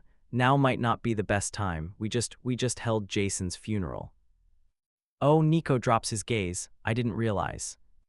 "Yeah," drained, Percy makes his way over to an outcropping of boulders and sits at the foot of one. Nico follows, sitting across from him on the mud. It squelches under him, but he doesn't seem to mind. Percy glances at him. "You could have come, you know. Jason would have." A wash of grief passes over him, like a thin veil descending upon him. His throat catches and he dispels the sudden dryness with a cough. "He would have liked to have you there, I think." Nico shakes his head, but his eyes are clouded over. "I didn't even know him that well. When we first met, I was mostly just using him to get back, well, this." He draws his sword, laying it across his lap, and gazing at it with an unspeakable sorrow. Percy leans forward, touching the hilt of the blade lightly. It's a long blade made of black metal, with intricate patterns etched into the gleaming metal. "Bianca's," Percy whispers, biting his lip, "from when she first defeated those goddamn skeletons even you couldn't seem to kill," Nico offers. Percy nods and they share a private little smile. It's all I have left of her, Nico says, running a finger down the length of the sword. Percy half expects him to start bleeding, but nothing happens, and he looks away. I'm sorry, he says after a pause. I never really got to tell you that. I promised you both I'd keep you safe from harm, and I failed you both, but I'm so sorry that I let her die. I should have been next to her the entire way, I got caught up, and there's no excuse for it. I should have been there. He hangs his head. I know I don't deserve your forgiveness, but I hope you can understand that I never, ever meant for things to turn out like this. You and Bianca were my family, and so my responsibility. I should have done better. Nico surveys him for a long moment, dark eyes fixed on his own. Thank you, he says, for that. I knew even back then that it wasn't your fault, just she was. All you had, Percy finishes. Nico's eyes are wet. Percy is pretty sure it isn't from the rain. Yeah. They're both quiet for a while. Nico periodically wipes his sword dry with the hem of his shirt. Percy traces patterns in the loose mud. I came here, Nico says at last, to find you. Me, he asks, why? After I split from the rest of your friends, I went to confirm a couple of theories, Nico says, sitting up a little straighter and brushing the wetness from his eyes. The first was at MT St. Helens. We know what happened there. Jason struck the ground with lightning, and then I collapsed a good chunk of the place. He stops, and then you blew it up. I didn't mean to, Percy says at once, almost petulantly. Nico's lips twitch. I know, but with every release of energy, didn't you feel something? That presence beneath the earth. Yeah, Percy agrees with a sinking feeling. Yeah, it was like something was trapped under there. Well, you're right, Nico says. There was something under there, or to be more accurate, someone. There was a giant trapped under there, Typhon. I have no idea how he got under there, and I couldn't get a good reading of him before, but thanks to the three of us, he's stirring in his sleep. The forges have been abandoned completely. I suspect they're building a new one somewhere else. I don't think even the Titans predicted he would wake, but now that he's going to, there's no way it's going to look good for our side. A giant, Percy says, dread seeping through his bloodstream. A fucking giant, what are we supposed to do about that? I was hoping you guys could come up with something. Nico flicks his eyes briefly to the cave entrance. But I have an idea, something that could make you stronger. When you say you, Percy begins. I mean you, Nico points at his chest. You individually, not you as in everyone here, because the idea is a little risky, but I'm pretty sure it's what Luke did to make himself invincible. Invincible, Percy lets the word roll off his tongue slowly, trying to ignore the stitch of interest that blooms in his chest. You didn't wonder about it? Nico asks, his expression serious and a little disbelieving. I did. By all means, when you struck him as he lay in that coffin, he should have died. You're a powerful demigod aiming to kill with a magical weapon, and you didn't miss. If you had hit him with a lesser weapon, it would have shattered, and you would have hurt far more than just your shoulder. I was speculating about that too, Percy admits. Beyond that, there's also the fact that he's essentially hosting a Titan, Nico agrees. No way his body could take the power if he hadn't done something to be able to withstand it. He's been like this for a while, Percy remembers, recalling his brief run-in with Luke at Authry's. What is it? Some kind of magic that's giving him invincibility. Of a sort, Nico taps his sword, and invincible isn't the word exactly, not really. Think of him as invulnerable.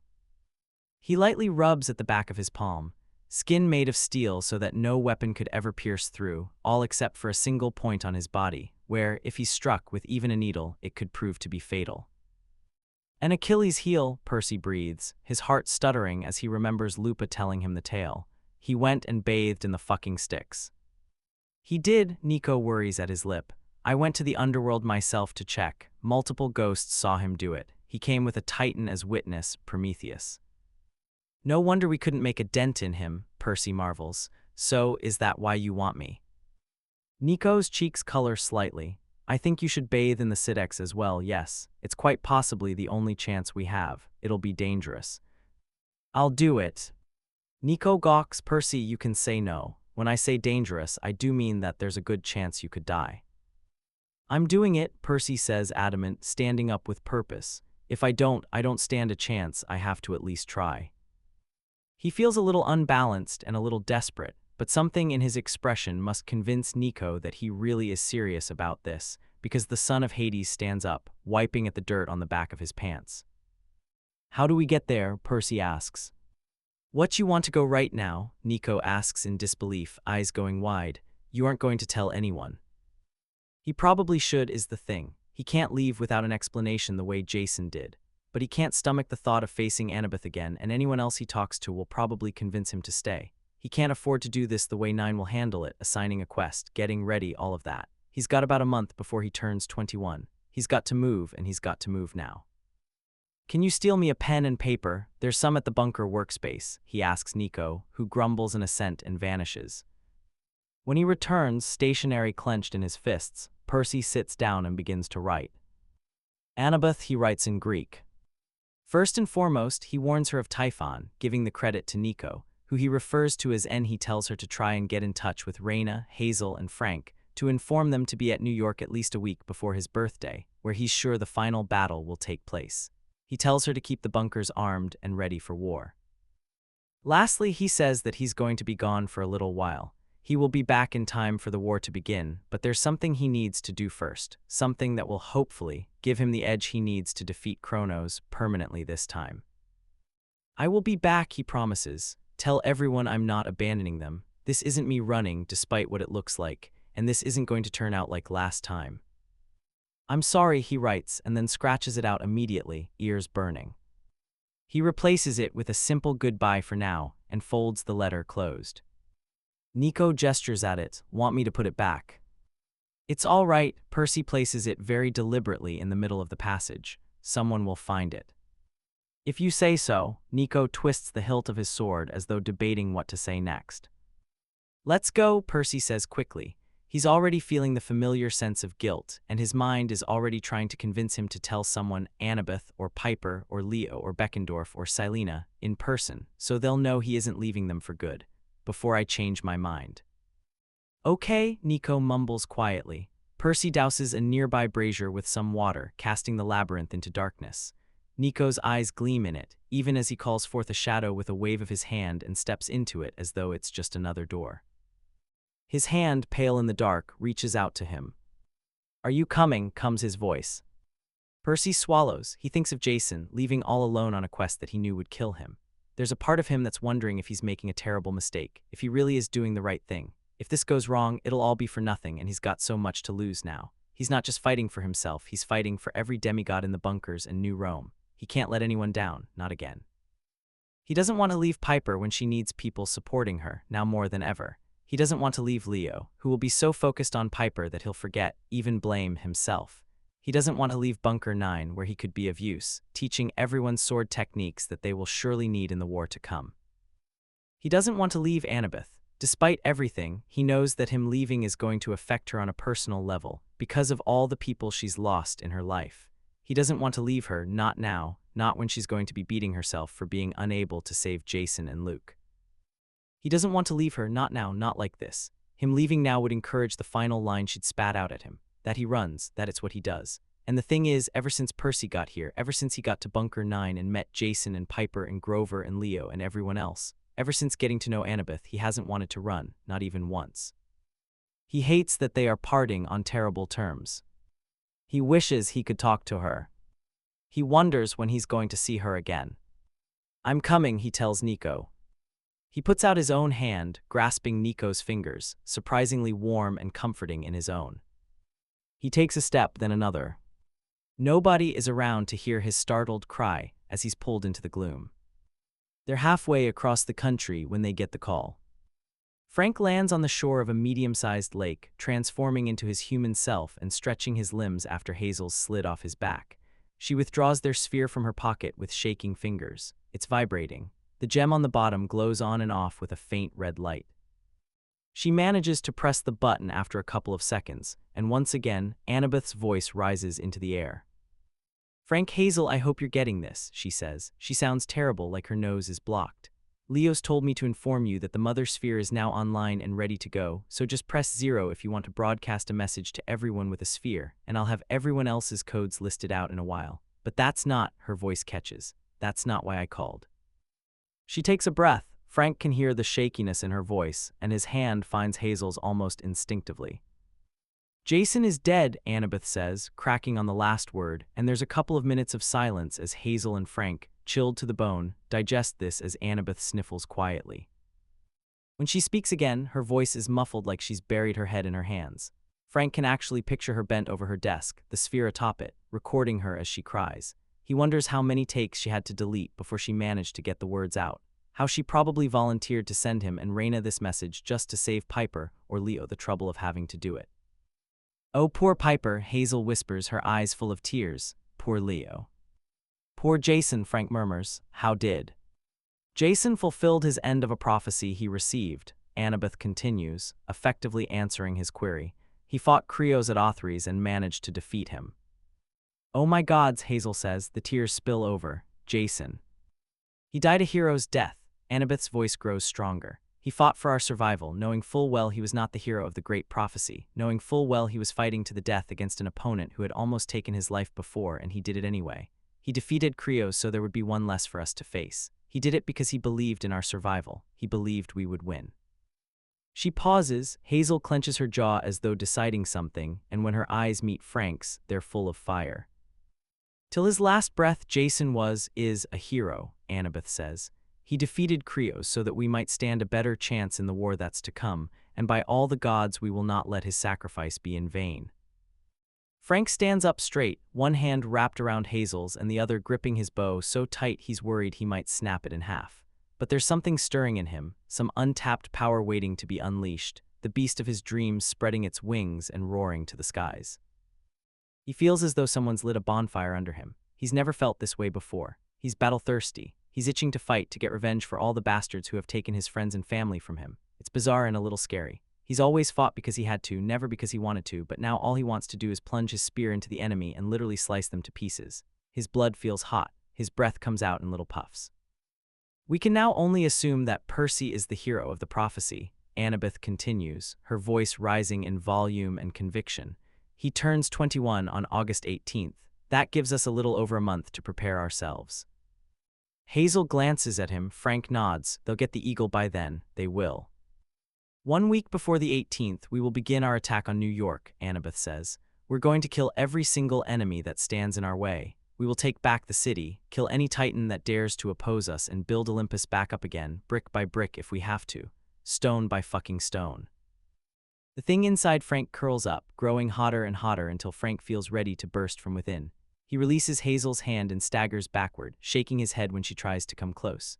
He feels like a supernova ready to fucking blow. He feels powerful and strong and ferocious for victory, his heart pumping the rest of him full of adrenaline, a desire for battle. "This is war," Annabeth says. There's a crashing noise like she's driven her fist into the wall, "and we're going to fucking win." And the beast lets loose at long last. Frank opens his mouth, his exposed arms hardening over and his neck elongating and igniting as he faces the setting sun and fills the open sky with flames. Hello. Chapter 8, I Have Come by the Highway Home 1. It is midnight. The crisp August breeze wafts gently over her where she sits by the training arena, lifting the ends of her sleeves and pulling her hair loose of its ponytail. The leaves rustle, a calming shhh noise that reminds her oddly of the ocean.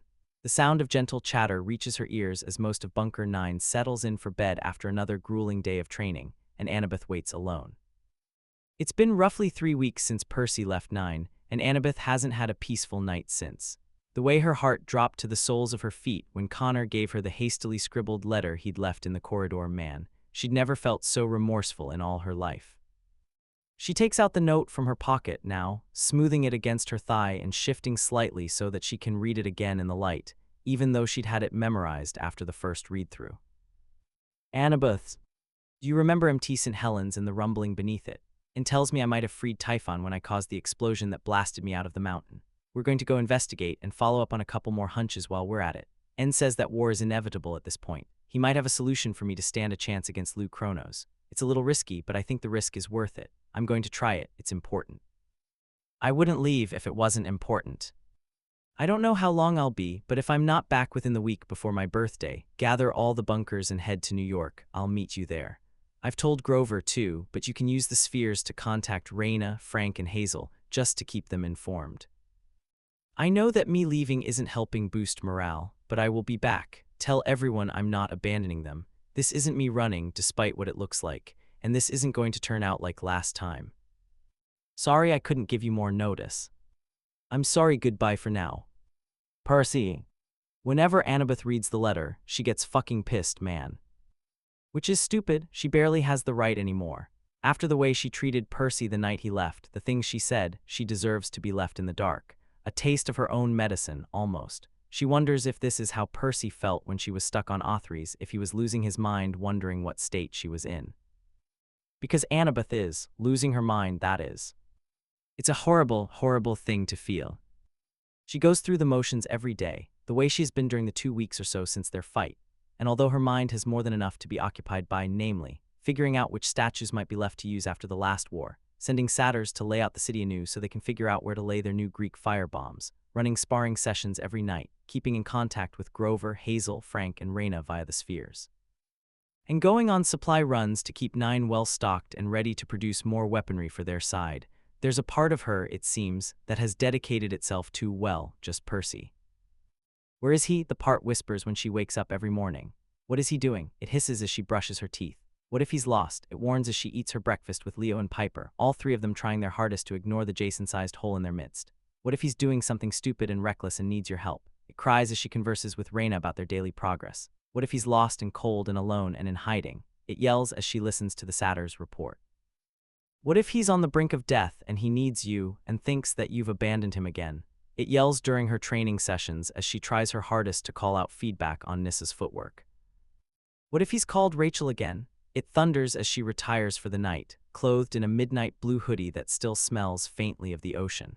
What if he decided he couldn't rely on you anymore and so now he's calling Rachel, confiding in her, telling her everything that he knows he can't trust you with anymore? Always, at this point, Annabeth ends up snapping her book shut and taking Grover's sleeping draft before heading to her bed, if only for some peace. Peace lasts for 4 hours until the potion wears off, and then, well, her day begins all over again. She knows deep down that she's being unfair. Percy knows how to take care of himself. He'd done it without her, after all, for years, and he'd been just fine. There's a part of her that wonders if he's better off without her, but that's probably just her feeling sorry for herself.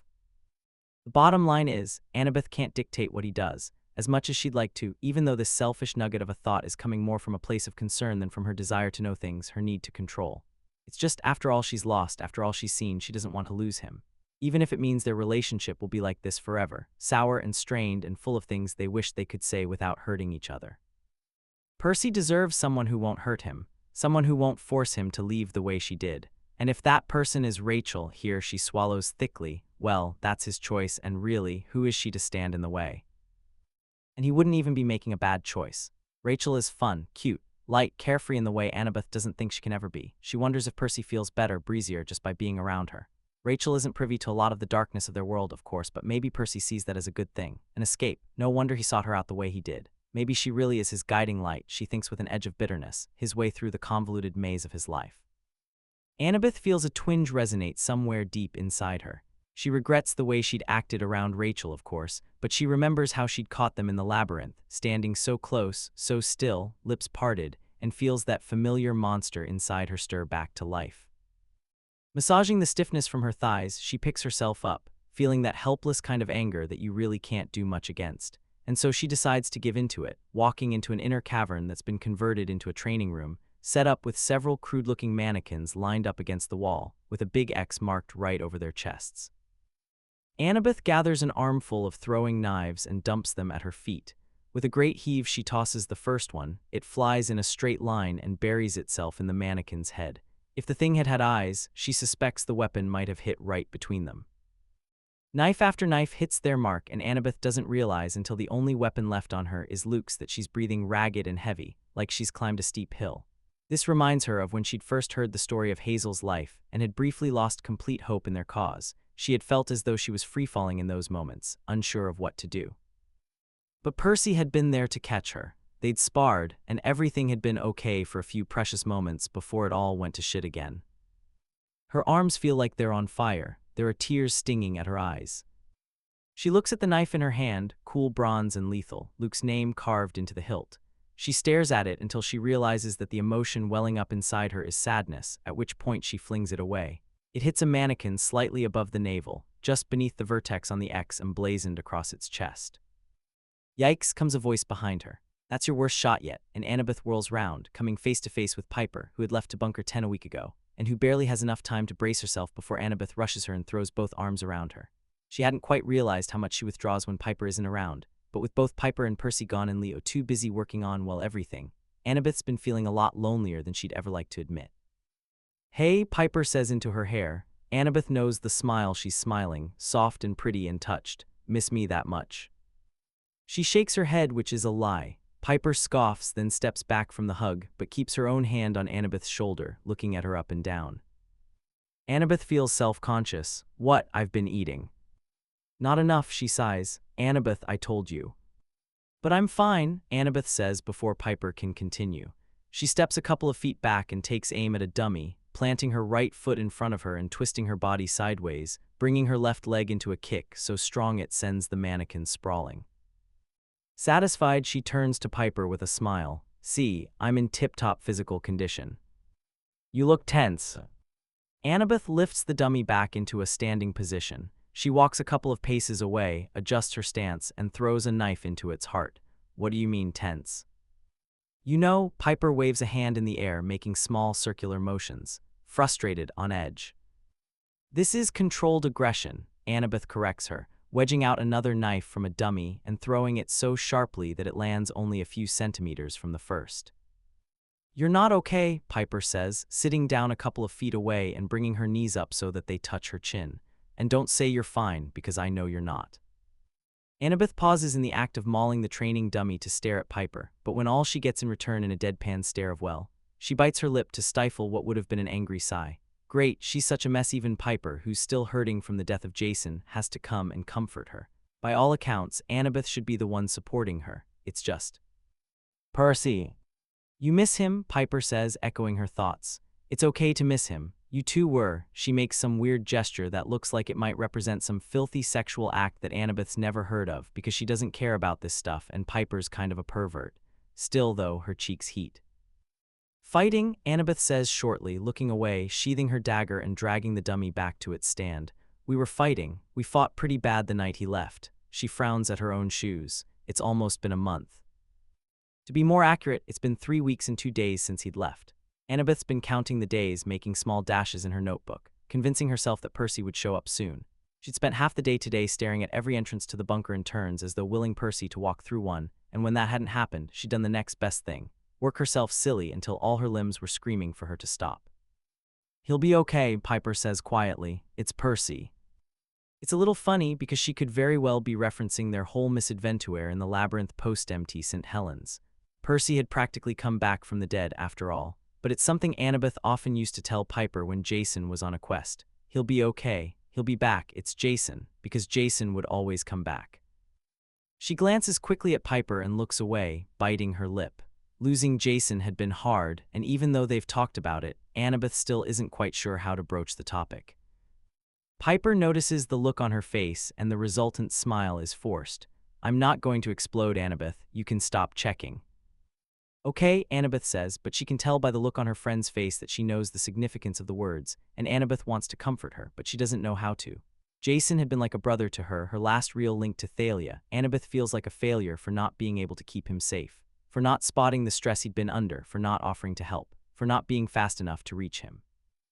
Piper seems to be living in a haze of numbness, and she only occasionally talks to Leo and Annabeth about Jason by choice. She seems rather like an automaton, functioning on a schedule. She eats a little when someone prompts her to, talks the right amount, but she doesn't smile anymore, not really, and Annabeth's afraid she's lost the will to live. Annabeth, on the other hand, has found herself bored almost, which is kind of insane because there's so much to do. There's all the weapons that need distributing, new battle plans to come up with, armies to ready, automatons to build. Bunker 9 is right at the center of the wartime developments. The forges are always running, and the demigod children of Hephaestus practically eat, breathe, and sleep celestial bronze these days. Travis, Connor, and a couple of their brothers and sisters spend their whole days transporting weapons from 9 to each of the other bunkers, and groups of demigods are always heading out to bunkers 5 and 6 for combat training. There are satyrs already scouting out the best routes to New York from Bunker 1, mapping out the changes in the city, figuring out which automatons still remain from their activation of Daedalus Plan 23 from the last war. Leo and his little team have refined the spheres to near perfection and are now working on the development of new weapon technology. Mitchell and his siblings, now that they have Grover's vial of nectar from Pan, are brewing Greek fire to tremendous results. And she's overseeing all of this madness. Annabeth is neck-deep in responsibilities to fulfill, and yet every night she finds herself digging Percy's shitty note from her pocket, where it practically resides now, and revising it, trying to read in between the lines he's written. It's barely a note, it's written hastily and the parchment is torn on one side and she hates it. She hates every single word, especially the whole "sorry I couldn't give you more notice" thing, because she knows full well why he couldn't give her any notice. It has to do with Annabeth's last words to him: "Run, it's what you're best at, isn't it?" And the subsequent coward she'd sneeringly thought viciously in his general direction right after. She can't help wondering, though, if they hadn't fought that night, would Percy have told her his plans? Would he have asked for her advice? Would he have suggested she come along? It would definitely save her a lot of stress. Not knowing how he is or where he's at is getting on her every last nerve. "You're in love," Piper tells her, with the resolute tone of a matchmaker. Annabeth, stricken midway through taking off her shoes, throws a sock at her with frightening accuracy, but Piper only dodges it with a practiced ease. She's smiling a little, and that more than anything makes her feel better. "Shut up," she grunts.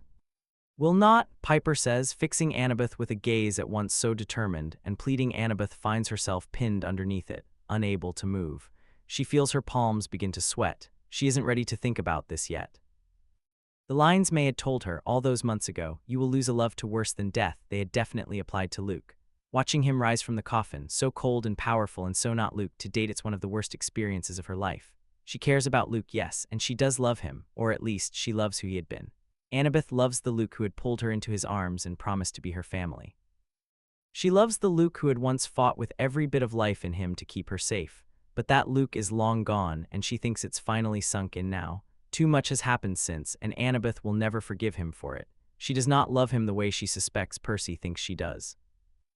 Annabeth has been resolutely trying not to think of Luke in the days since his disappearance, which means she's been dreaming of him every single fucking night. Golden eyes sneering at her uselessness, at how she's all alone, deservedly so. "No wonder Percy left you," his voice hisses in her ears, reverberating like a ceaseless echo in her skull. "You drove him away, too."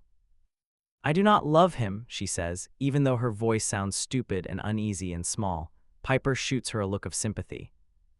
If it's a question of right now, at this very moment, her answer is easy. She's not feeling anything like love. She's furious at him for all the things he said that night, for how unfair he was being, because Annabeth knows that while she had fucked up, he was being fairly ridiculous too. She's furious at him for going away and leaving her alone. She's furious that he might be facing his death alone, and she's furious that he took this decision without even thinking of how much she'd be affected if he left. But then again, he'd left thinking Annabeth was in love with Luke, a statement she hadn't bothered to refute at the time. At least, not properly, even though she suspects that nothing she said would have convinced him at the time, given the way he'd thrown the line from her prophecy in her face.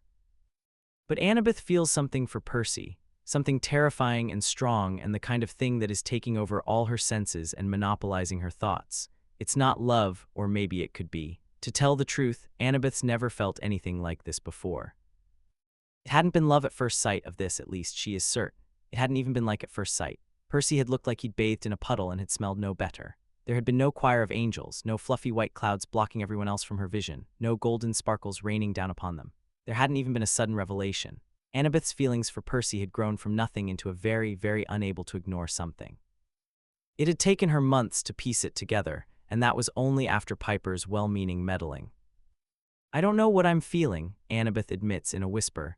It's so much, but I'd like to think I'd know if I loved him, if I do love him." The words make her flush, heat rising upwards to her cheeks and prompting her hands to rub at them self-consciously. "It's not always all black and white," Piper says when Annabeth doesn't continue. "You said you loved Luke, what do you mean?" "Gods, and then there's Luke to think about, and Rachel, who really maybe isn't quite as insufferable as Annabeth had painted her to be. It's messed up with her head and she doesn't know what's what anymore. All she knows is she wants Percy back. She almost hates him for worming his way into her life and shaking it up so thoroughly, hates him for how easily he'd formed a friendship with her before ripping it away. Before this, the thought of him leaving had been unfathomable. Annabeth had been unable to picture her life without Percy's irritating presence next to her, and now here she is, pining. If it hadn't been obvious enough before, when he had taken her into his arms and kinda kissed her and promised to keep her safe, it is clear as day to her now, Percy had become even more than a friend. He had become indispensable.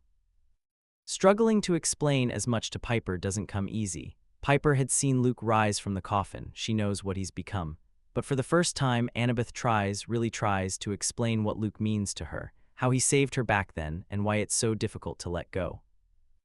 Because it's so hard. How can Annabeth let go of someone who she loved so purely, so deeply? Luke and Thalia had been all she had, and maybe this is naive of her, but she feels somehow that she has a duty to save Luke the same way he saved her. Maybe before she'd have tried to reason with him somehow. But today, in this moment, she knows there's no going back. She will kill him, if only for his release. When you say love, Piper presses after a long silence, is that romantic? Gods no, says Annabeth, recoiling. You've never thought of him like that. Never, she goggles at Piper at how surprised she looks. He was my family, nothing more than that. I thought I told you this. I mean, you said it yourself when we were waiting for Percy after St. Helens. What are you so shocked about? Your prophecy from May I assumed, Piper clears her throat, so you've never thought about him in a romantic sense at all. No, Annabeth says, borderline disgusted. He's so many years older than me, too. That's like super inappropriate. And besides, here she hesitates. Besides. I dunno, Annabeth shrugs, trying to be blasé about it. I've never really had those kind of thoughts, about anyone mostly. She racks her brain for a minute, trying to think. But yeah, Annabeth hasn't really thought about anyone in that regard, save for Percy maybe. It's just not something she had really thought of for herself. Romance and relationships are for people who have time, and Annabeth has never seemed to have any. The more she thinks about it, the more of a freak she feels, because what the heck? Annabeth's a teenage girl and she's found people attractive, yes, but is it weird that she's never once felt any kind of urge to have sex? Be in a relationship. She knows that there are people out there who go out with the sole intent of getting laid, and good for them, but with all due respect, Annabeth doesn't think she could ever do that. With anyone. Well, mostly anyone. Somewhere in the months and months since she's got to know Percy, she's become so accustomed to him that it's now insanely worrisome how much she's struggling now that he's gone. Their friendship had turned from tentative to incredibly intense in a heartbeat, and now it's turned into something akin to I don't think I can live without you, but I don't know how to put it into words, so I'm not going to try. She's opened up more to him about herself than she has for anyone else, maybe even including Piper. She had grown used to expecting him there, smiling a stupid, dopey smile at her, and now she spends most of her time wondering if he's directing that very smile towards someone else. She's found herself thinking, increasingly, that she doesn't dread the thought of spending the rest of her life with Percy at her side, and when he comes back, she will cling to him like a fucking leech. Like, for real, she will never let him go again. But what the fuck does that mean? Is that love? It feels more like something deep and dark and toxic, this carnal desire to just grab Percy with both hands and tuck him somewhere safe, somewhere only she knows, so that he doesn't have to be hurt by the rest of the world. She wants him to smile at her and only her. She wants to hug him and feel his warmth and know that they have each other. She wants. Love comes in all kinds of shades, bait, Piper soothes, her smooth, warm fingers coming out of nowhere to clasp her own. What you feel for Luke isn't the same as what you feel for Percy, and that's okay. It's nothing like that, Annabeth bursts out, unable to stand it anymore. She feels like there are ants crawling up her throat. I haven't felt like this with anyone. Can you imagine holding his hand? Piper asks. Reluctantly she nods. She's done it before. Percy has nice hands. You said before you didn't think of Luke romantically, Piper continues. So you can't imagine yourself kissing him, right? Annabeth shakes her head emphatically. Okay, gotcha. Well, what about Percy then? What about Percy what? Can you imagine yourself kissing him? Piper gives her a look that says she isn't putting up with Annabeth's stalling game, not one bit. Come on, Annabeth, do you find him attractive? Yes, she says, and then she buries her head in her hands. Piper snorts, rubbing her back. Okay, Miss Drama Queen, it's okay to think a cute boy is cute, it's not like it's news. She pauses. So, can you see yourself kissing him? Annabeth is silent. She doesn't see it, not really, but she feels it. Their breaths mingling, the sound of waves gurgling against the rocks. A thick gray sky and Atlas screaming atop his peak, and Percy, filling all her senses and leaning in, their lips brushing, and then him pulling away, telling her to rest, and her clutching at him for all she was worth. She doesn't remember feeling anything more than relief that they were together again. This time she takes that little memory and extends it. And this time when their lips brush, they linger. Annabeth's hand stays pressed in his, and his other hand brushes at her hair, so soft and careful, like she's something beautiful and delicate. Their mouths stay pressed together, a soft, if slightly chapped, kiss that is still damp from their time underwater, but fills her with fire that begins right from the tips of her toes. It spreads through her, igniting a path in every blood cell, setting it aflame with a fierce desire. Annabeth gasps as it consumes her, and her eyes fly open as she stares at Piper, breathing harshly, trying to quell the need for more. "Oh," she says, "I want to kiss Percy." Piper throws her hands in the air. "How fucking luja," she says. "No," Annabeth snaps, unnerved somewhat by Piper's victorious stance. "Me figuring out I'd occasionally like to kiss Percy or hug him or hold his hand or ride off together into the sunset on blackjack over a city that I designed is not a good thing." Says Piper, trying and failing to contain a smile. "Okay, you've thought about this before." "I'm ignoring you, I didn't say any of that, but the point is that this hasn't solved anything. It's just made everything worse." She thinks about it for a second. "Infinitely worse." "Why?" Piper asks. "Because," Annabeth hisses, holding up her fingers in turn. "One, it's Percy, and in case you forgot, he holds a grudge worse than fucking Nemesis, probably. We just had the biggest, most shitty, terrible, horrible fight you can ever have." "I'm sure it wasn't that bad," Piper cajoles. "It was worse," Annabeth says grimly. "Oh," Piper says. "He's never going to forgive me for the things I said," she laments, "and I wouldn't blame him for it. I'll be surprised if he even talks to me if we ever cross paths again." "That's a tad dramatic." "Reason 2, Annabeth interrupts. "He's got Rachel." "Annabeth," Piper says seriously, "you're joking, right?" "You didn't see them that day in the labyrinth," she replies darkly. "She likes him because of course she does, why wouldn't she? And Percy, he's definitely got a thing for her too, which again, how can I blame him for that? Rachel's all easy breezy and I'm just a mess." "How are you so smart and yet so stupid?" Piper marvels. "Annabeth, have you seen how Percy looks at you?"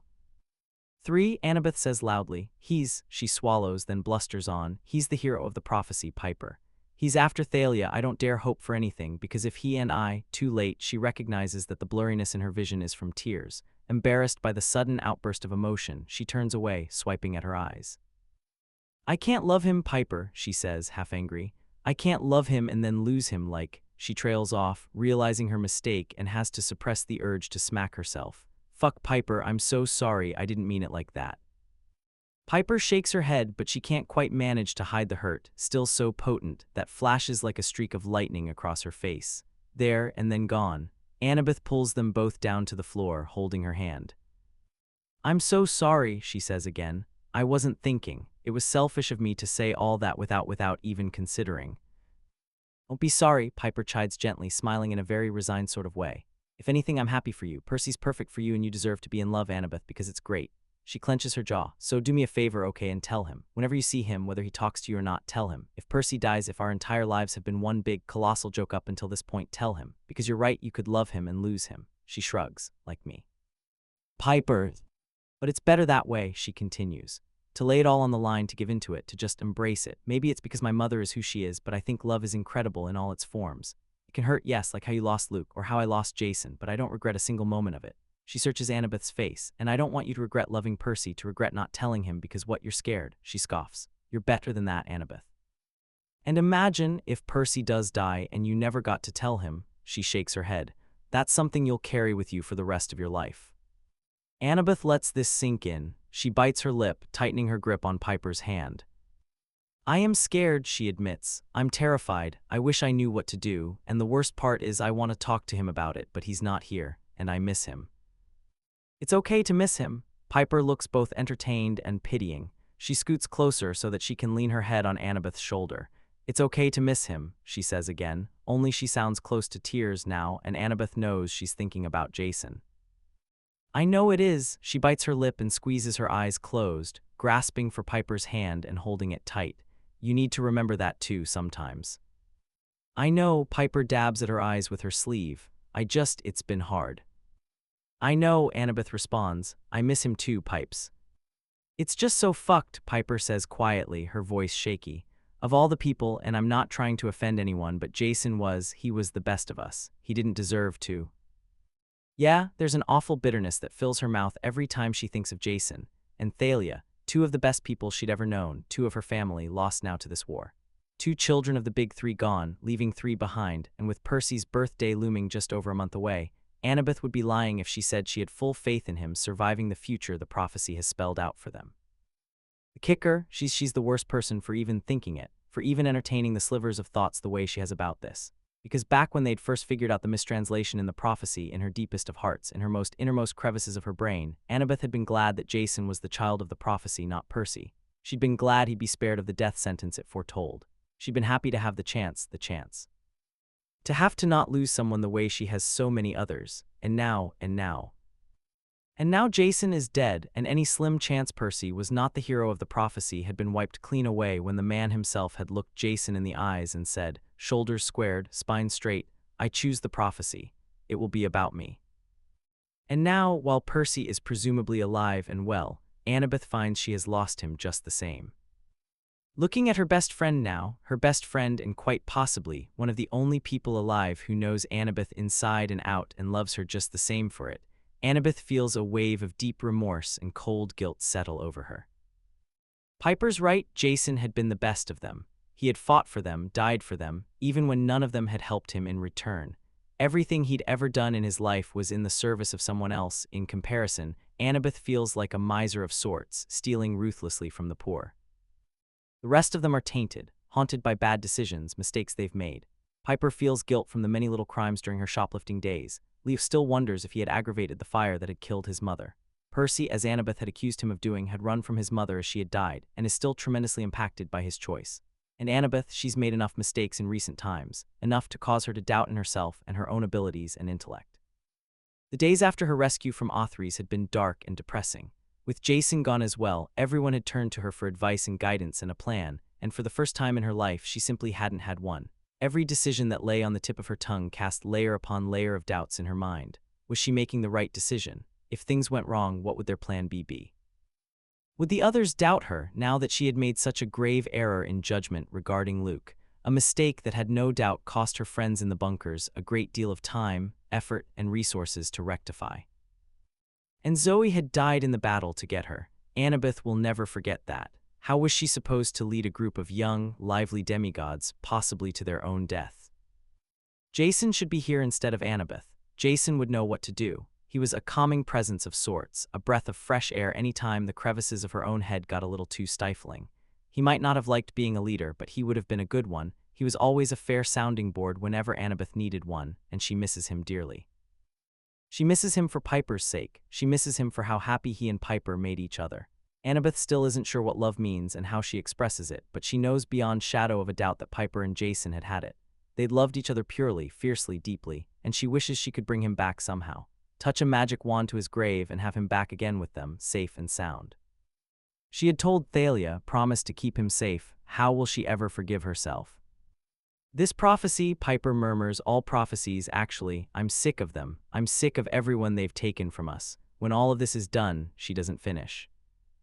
Annabeth links their arms together. We'll retire, she suggests. At the ripe age of 21, Piper says. Can't wait, Annabeth agrees with a laugh. It's a deal, Piper replies, and they both smile at each other. Piper goes back to leaning her head against her shoulder. Annabeth traces patterns into her knee. It's peaceful. Something about their last, light exchange has lifted something in Annabeth's heart. Her thoughts, which had a certain dispiriting quality to them, lift now, leaving her marveling at how the tiniest sliver of hope for a future beyond the war, hope where a stupid old prophecy will not dictate their lives, can make her this happy. Maybe she thinks she might heed Piper's advice and actually tell Percy how she feels about it. It's all a mess, that's for certain. If strings were emotions, Annabeth would be a tangled ball of yarn, with knots, but she's determined to sort it out maybe, she thinks, for the first time in her life. And if the intensity of what she feels for Percy means she's in love, then maybe she is. The silence is broken when Travis runs into the room, seemingly out of breath. Annabeth sits up at once, her mind immediately jumping to the worst-case scenario. He'd been on a monster raid with Silena. Something must have gone wrong, but Piper, who had been out of touch since being at Bunker 10, just raises her head grumpily and informs him, "You're ruining the moment." "Sorry," says Travis without looking at her. His eyes are fixed on Annabeth. "Annabeth, it's..." "What is it?" Annabeth asks. "It's Silena," he says finally. "She's been taken." Alaska is cold. It shouldn't be a surprise. Hazel had been ready for it, but somehow, even though she's wearing every single piece of clothing she owns, the biting chill in the air manages to permeate through each layer and freeze her right down to the bone. Frank's doing his best, she can tell. At night, he curls up next to her, arms wrapped tight around her middle in their shared sleeping bag as the little pile of twigs and brambles burns merrily at their feet. She can tell that it still scares him a little despite Leo's best efforts to be this close to a fire pit, but he does it anyway for her. What neither of them mention is that Frank's blood is, perhaps, made of more fire than either of them could have ever suspected. The creature, the beast, that Frank had partially turned into as they'd stopped to listen to Annabeth's message hasn't resurfaced since that day, and it shows no signs of emerging even now, despite all the triggers she'd tried their hardest to set off. After all that trying, Frank had abandoned all efforts to get the beast to appear in frustration, and now he doesn't talk about it, even though she's sure he remembers what it had felt like. He appears almost scared of what he had become for those few seconds, and even though she hadn't quite been able to catch all the details, she has a few guesses of that the creature could have been, and she imagines he does too. Hazel supposes that the entire ordeal seems rather like a cosmic joke. Why would Frank, of all people, with all his reservations about fire, turn into that? She can't push him on it, she won't. Frank's allowed to keep his secrets as long as it means she can keep hers. Because something's going on with her, something, not necessarily weird but definitely ominous at the very least. Her flashbacks have reached what she hopes is the peak of just being the worst, most humanly inconvenient experience ever. Hazel keeps having to keep herself in a state of constant physical pain, like biting her tongue or her lips or pinching herself just to stay awake. The result is creases in her tongue, so it hurts to eat, and a half-dozen or so tiny little moon-shaped marks embedded permanently into her palm. Also, she's tired, like all the time, and it's getting out of hand. She's now at the point where it's a struggle to stay awake. Even the shortest sleep brings a flashback, and they're getting so tough to break out of that she can't risk slipping into one for fear of leaving Frank alone if a monster ends up attacking. The nado of her flashbacks have always been a little off-putting and eerie, but the ones she slips into these days are nothing short of oppressive. They trap her in a vision, keep her there until she's screaming for breath. It's akin to being shoved in a teeny tiny little box, and whenever she wakes up she's in tears. She can't stand to live like this much longer. Sometimes, though, when she manages to catch a couple of minutes of sleep, she is blessed with dreams instead of flashbacks. In them, she's standing in the forest in her house in the underworld before a pale man in a suit, with a cold, distantly poignant expression. She asks him questions each time she sees him. Who am I? Where am I? Who are you? What are we doing here? The works. But nothing matters because the man always fixes her with his dark gaze and croaks out in Ella's voice, what comes from the earth will always return to it. And then whatever surface she's standing on twists and turns to form 100 mud-streaked hands, all reaching for her, grabbing her around the ankles and yanking her down, down, down, and Hazel wakes up gasping for breath. She doesn't have a clue what the dream means or who the mysterious man is, but the words he speaks, Ella's words, do not stop ringing in her head. She'd thought, and she still thinks, she knows what it means, right? Hazel isn't an idiot. She knows the laws of life and death, the laws that govern the earth. She isn't breaking them, she thinks. She knows Frank has noticed the nightmares. Of course he does, but he's stopped asking recently, probably since he knows she's going to lie about being okay anyway, which it hurts, both that he stopped questioning her and also because she has to lie to him. She's not even sure why she's doing it, but maybe it's because Frank can't help her. He can comfort her and kiss her and rock her to sleep, but nothing he can do will take the flashbacks away. He doesn't know what they mean, and heck, neither does she. Besides, the cold isn't helping, and pardon her French, but screw the cold. She's so cold she can barely feel her fingers, even though they'd stolen into one of those adventure-type store one night and basically raided it from top to bottom.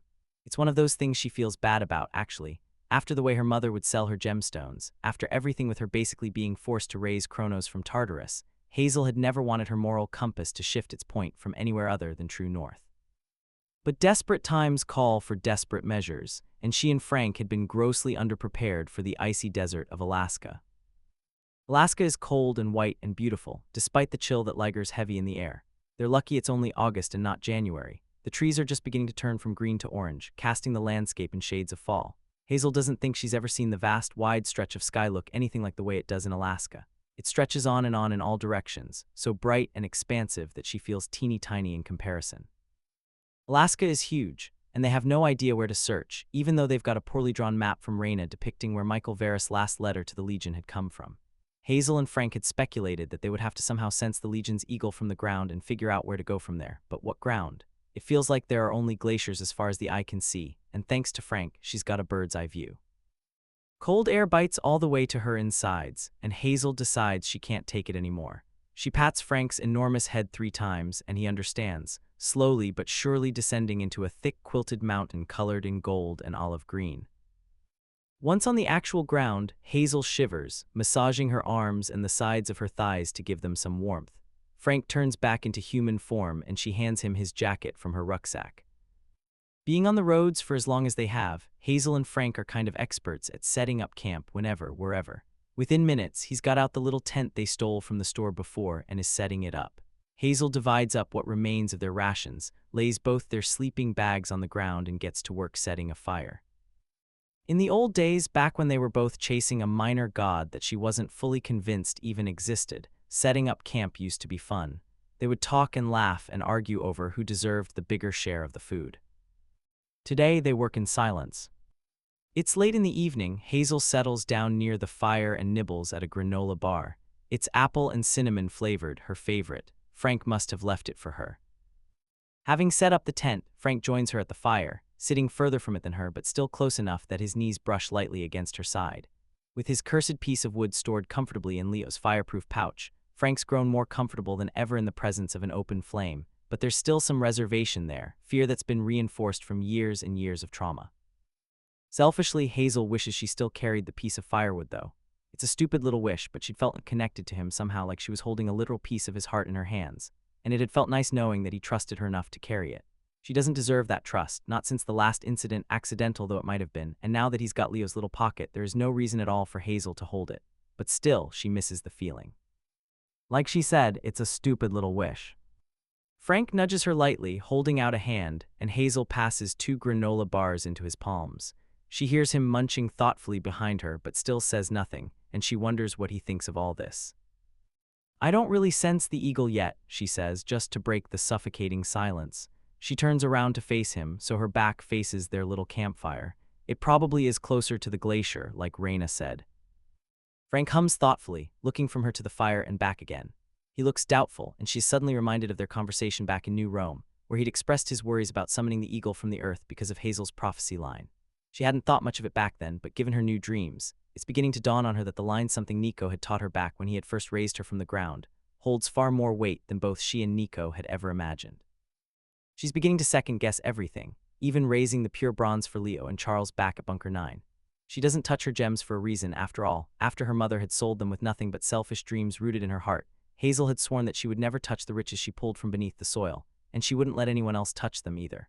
But she knows from a flashback that Sammy had touched a diamond and lived, so what did that mean? Was he the outlier, or was her mother the break in the curve? Intent seems to somehow be the key. Her mother had used her wealth for her own personal gain. Sammy had not. Hazel knows that Leo has nothing but good intentions with respect to his use of her bronze. He's building tech that is being used for nothing but good. Without the spheres, she and Frank would be in the dark about the movements of both the Greek and Roman armies. They would still be in the dark about Jason. But the spheres are also weapons, and so she still worries for Leo, and for Charles too. What comes from the earth will always return to it, she recalls, and as though on cue the ground seems to twist beneath her. Hazel thinks she sees a hand try to push up through the layer of freezing earth, and a choked-off gasp is caught in her throat at the thought of it pulling her down with it. "Hazel," Frank's voice says, and she glances up at him, startled. She'd zoned out. She glances fleetingly at the patch of earth where she'd seen the hand, but it remains as unmoving and unremarkable as ever. She gulps back a scream that had been building in her throat. "Sorry, was just thinking." She can see in his eyes that he doesn't believe a word she's saying, and she wonders with a sinking heart how things deteriorated between them so. Only 2 months or so ago they were in a similar forest, giggling and kissing with Leo and Chiron and Arian only a short walk away, huddled in that little cave. Hazel remembers it like it was yesterday, the way Frank's eyes glinted prettily in the golden-orange sunlight, the way he held her like she was too precious to lose. Which, oh yeah, here's another thing to feel guilty about. He'd told her he loved her, and she had basically snubbed him for baring his heart to her. It's just that everyone she's loved, they die, or she dies. And maybe it doesn't make sense, but Hazel is so scared. She is someone who is not supposed to be alive right now, and that is a fact. Frank is living with a sliver of his life in his hands, which is another fact, and it scares her out of her mind. There is a war coming up, and she knows firsthand just how easy it is to have the breath ripped from your body, to have your soul torn from your being. It is so easy for someone to die, and she and Frank skirt closer to death than most. Hazel she has loved and lost, and she doesn't want to do that again. She won't be able to handle it. She loves Frank, that's not the issue here, of course it's not. She loves Frank. He is good and kind and sweet and brave, and the wonder of all wonders is that he loves her too. Hazel is so fortunate to have him, but sometimes she looks at him and remembers just how brittle both their lives are. and she cannot bring herself to say the words back. She would rather say them when they both get out of this war safe and sound. When she's in a place to say she loves him without her all-encompassing fear of death hanging over each thought like a dark shadow, and Frank is in a place to receive her declaration. Because she wants to declare it, like really do a whole shout from the rooftop kind of spectacle. She loves him, and she wishes she could just throw away her insecurities and tell him like he deserves, but she can't. She's been trying to show him she loves him in any possible way she can. Sometimes she looks at him and thinks I love you so fiercely that she's sure he must hear it. Stealing his favorite foods whenever they raid a store, saving him the biggest bites of whatever treats they can afford to have, giving him the thicker blankets and the sleeping bag that doesn't have the tear in it, checking on him constantly to see if he needs food or water or just a hug, kissing him until she's breathless, dizzy on loving him. She's worried she's smothering him, but she doesn't know what else to do. They'd talked about it is the thing. Back in New Rome, with nobody but Octavian's impaled teddy bear as witness, they'd talked about it, and she had thought he understood. They'd lain in bed together and promised to not keep any more secrets, but now, so much is happening, and she doesn't know what to do anymore. Now he looks on the verge of touching her, but holds himself back like he's scared, and she hates how terrified she is. She isn't afraid for herself, no, it's him she's scared for. What with all the talk of the prophecy, she can't seem to shake her own, and it has her feeling polluted, just like the diamonds that gather beneath the surface at her feet. Beautiful, sharp, and cursed to the touch. Anyway, she says bracingly, we're getting closer to the glacier, right? Right, Frank looks unsure, and we're not spending more than a day looking right. Right, they decided early on that if they couldn't find the eagle, they'd just ditch it entirely, prophecy be damned. They know from Annabeth's periodic messages that on the Greek front, preparations for the war are going with all guns blazing, even though Percy is still mysteriously absent. Annabeth had asked them to keep an eye out for him, a rather ironic little order, since they had started their whole journey together in the hopes of finding Percy nearly a year ago, but there's been no sign of him so far. There's no reason for him to be in Alaska, of all places, and besides, if he really is with Nico like Annabeth says, Hazel doubts they'll be found unless they want to be. Nico knows how to keep himself hidden. It's practically written into his DNA. Still, she can't help wondering where he is and what he's doing. It's not like Nico had told her anything about Percy. The only time he'd let his name slip was when he expressed his intent to literally avoid him forever. She wonders what had changed his mind. She's glad for it, of course, but she still wonders. She gazes at a dark patch of shadow that flickers with the sun and half hopes Nico will pop out of it. He's more gifted than anyone she knows, she thinks, except possibly Percy. And even though she hasn't even known him long, she wishes he were here. There's a connect between them that only siblings can share, and she wants to talk to him. Ask him about her flashbacks and what they mean, if they will ever go away, if she should stop trying altogether. She closes her eyes for a brief second. It's a mistake. And the shadows intensify behind her lids, morphing into thick smoke that crawls like burning acid up her throat. Hazel chokes, her hands flying to massage her neck, watching helplessly as the smoke forms the vague shape of the same man from her dreams. His face is pale, his hair is thin, but his eyes, ringed with purple patches, deep-set and sad, are just like hers. At first glance, they are black as the suit he wears and appear to be nothing special, but if she looks close enough, they flash a bright, swirling gold like a magical potion. What do you want from me? She chokes out pathetically, and her voice shivers and cracks. Why won't you leave me alone? And though the man's eyes sink further into sorrow, he lifts his hand to shoulder level, palm faced upwards as though expecting something to drop it in. What comes from the earth will always return to it, he whispers, and with a start Hazel realizes that this is the first time she's heard his actual voice. Before she can comment, the ground opens up beneath her. Hazel doesn't have even a second to react before she falls, and as she does she feels all the hands from her dreams trying to grab a hold of her. She's dropping so fast, though, that they all miss her, and still she descends, faster than a sinking stone, faster than a roller coaster. Her eyes fly open. Frank's got both his hands around her shoulders and is shaking hard. He stops when he sees her looking at him, really looking, and then wraps both arms around her with a strangled little cry. Hazel cannot move, cannot breathe. There are a million things running through her mind. I'm sorry, she manages. Frank pushes her back, expression wounded. You're sorry? Why are you sorry, Hazel? You were gasping, grabbing your throat. He swallows, shaking. Please don't say you're sorry again. His voice is broken, breaking, fragmenting like something made of glass dangling precariously over a high mantelpiece. Hazel, you've never had a flashback like this before, not in the middle of a conversation.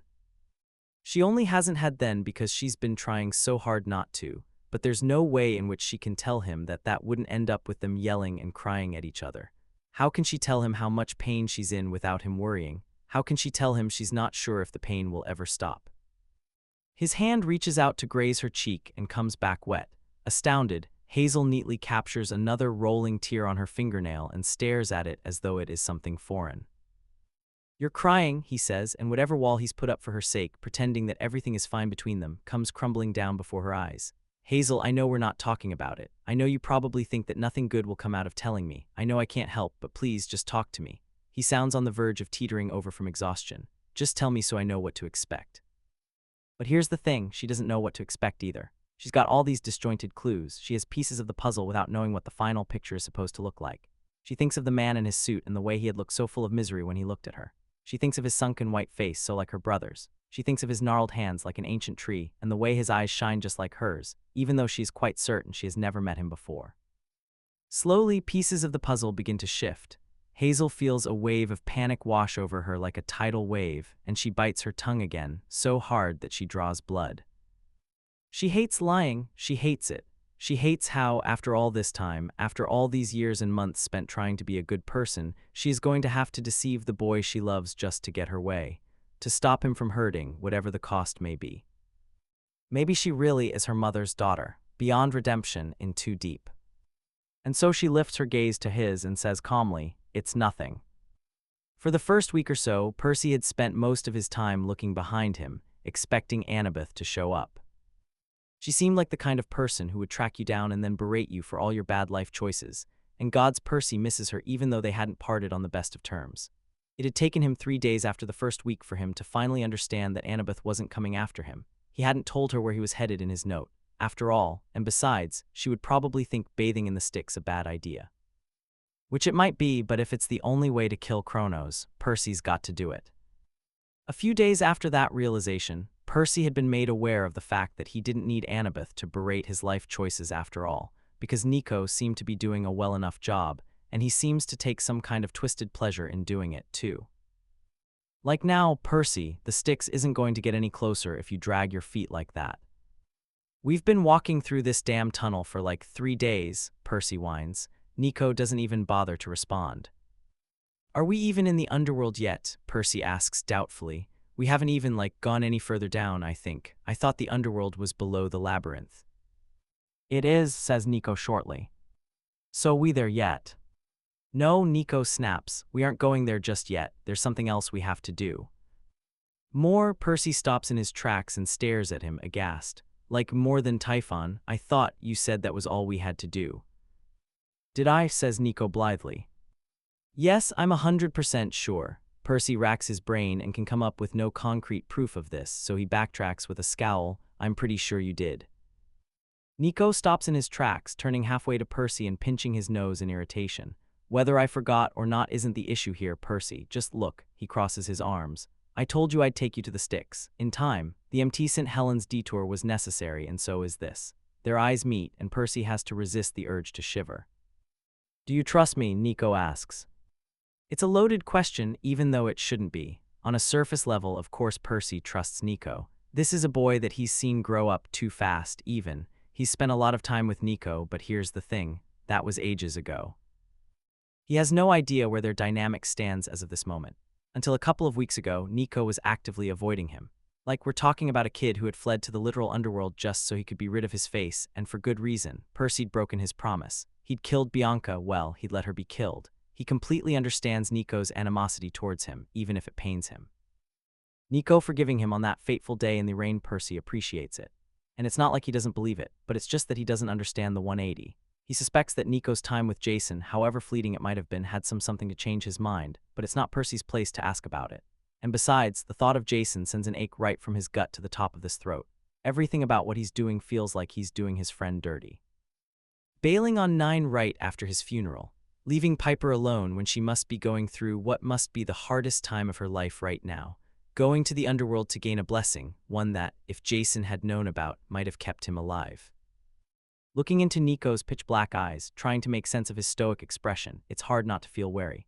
The son of Hades strikes Percy as someone who plays his cards close to his chest, and even though they've been traveling together for 3 weeks or so, investigating MT St. Helens, stealing bronze weapons that they intend to deposit back at the bunkers, and realizing with some degree of horror that Typhon's been released from his prison.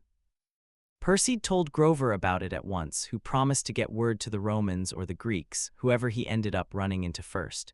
He wishes there was a better, quicker way, but without a sphere on hand, there's nothing he can do about it. He does trust Nico, even though Nico's clearly going through some kind of trauma right now. He rarely sleeps, staying away through sheer resolve alone it seems, and on the off day when he does not off, he seems to lapse into an almost trance-like state that takes Percy ages to snap him out of. He's no expert, but he's seen this before. More specifically, he's seen Hazel struggle through these very episodes, but he can't figure out why Nico seems to be having them too.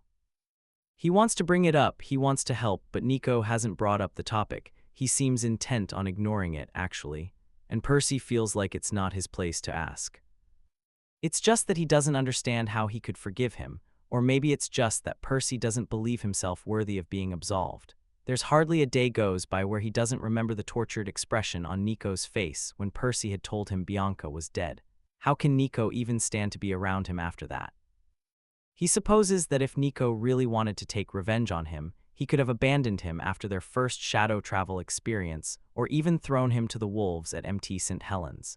And Nico's evidently been through some shit. If he's decided to forgive Percy on his own, who is he to question that? He nods at Nico, whose jaw unclenches slightly. "I'll tell you when we get there," he promises. "We're not far." "All right," Percy says grudgingly, "but is there a reason we're not shadow traveling there?" Nico's eyes bore into him like very dark lasers. "Can't you tell I just wanted to spend more time with you?"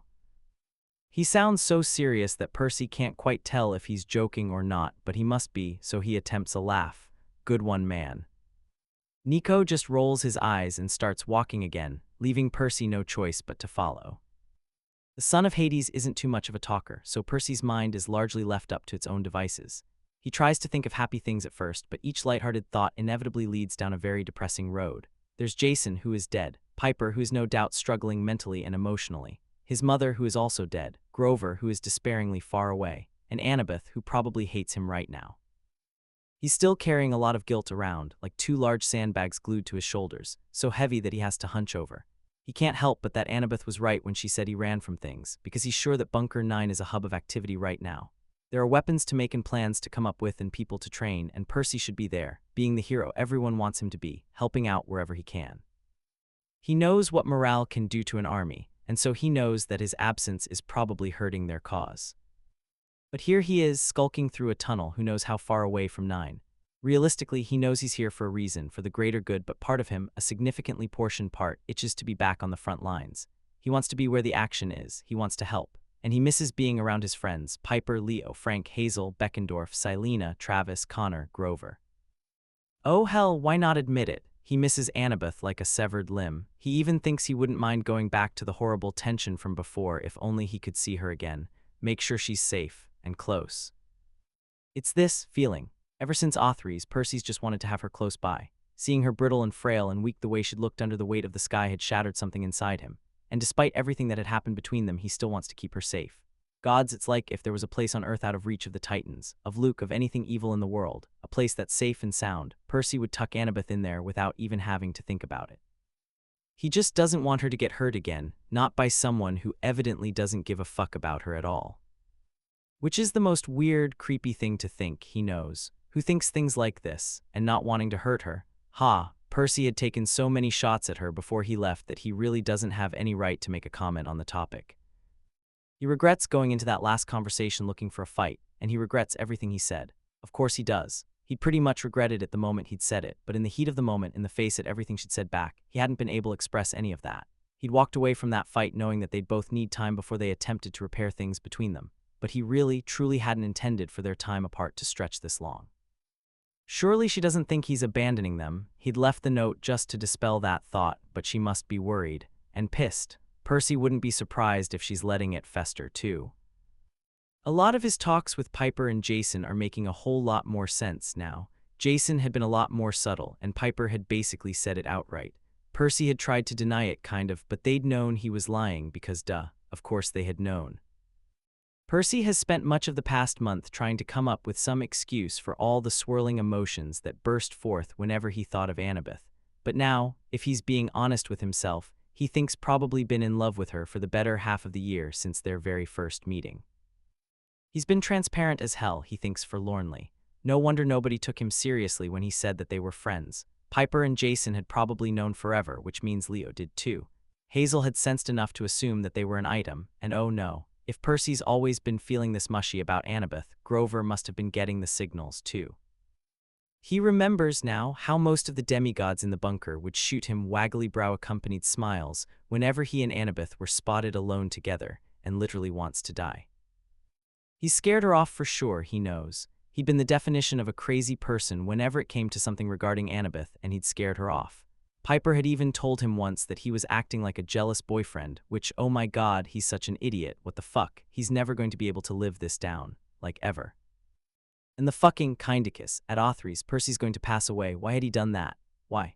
Annabeth had pulled away from him shortly after. He knows now it's partly because he kept bringing up Luke, but what if she'd felt uncomfortable because of him? Because of how much he blurred the lines between them. He'd never intended for that to happen. The thought of her actually feeling uncomfortable because of how far he'd pushed her, it makes him sick.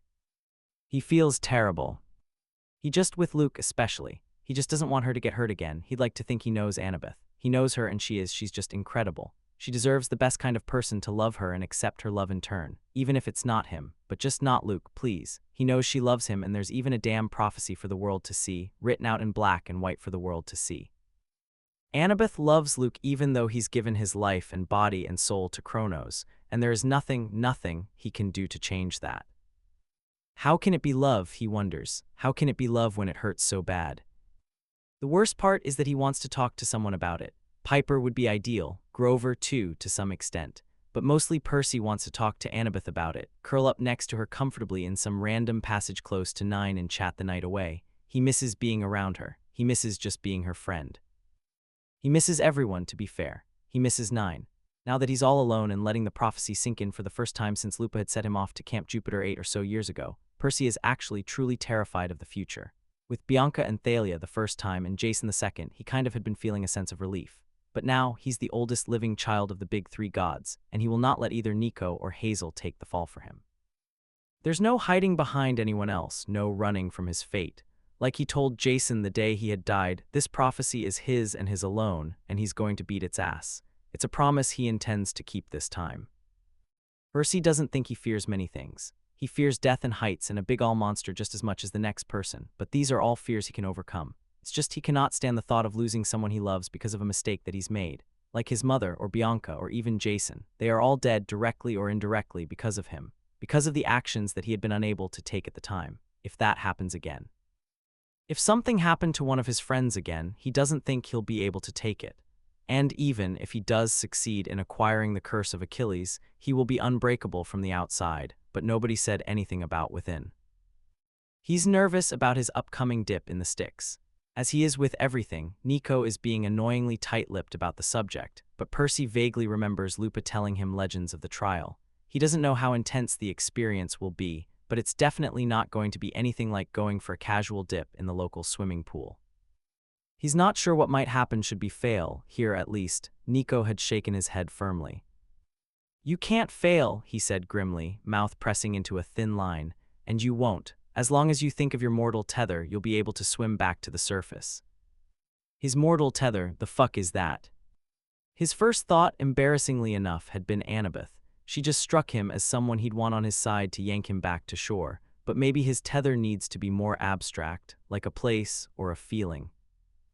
He's not sure. All he knows is that he's no more close to figuring out what his tether is than he is to actually getting to the Styx, which is looking like it might take another week. At least until Nico stops so abruptly Percy runs into him and holds out an arm. "We're here," he says, brows furrowed, "I think." "Where?" Percy demands, looking around them. This section of the labyrinth is boring as can be, just plain gray walls of cement, lit up by dull yellow bulbs, but Nico gazes upwards like he's trying to will the ceiling to collapse. "There are monsters patrolling her house," Nico says tightly, ignoring him entirely. It's something he tends to do a lot, Percy's noticed. "We couldn't go overland, and I couldn't risk shadow traveling from afar in case I missed the mark. One misstep, even if we'd landed on her porch, we would have been killed in an instant. What are you talking about? I told you I needed to confirm something, Nico says, like this explains everything. If I'm right, you'll benefit from this too. Benefit from what? Percy asks, exasperated. You'll see, Nico grunts, before he latches his fingers tightly around Percy's wrist.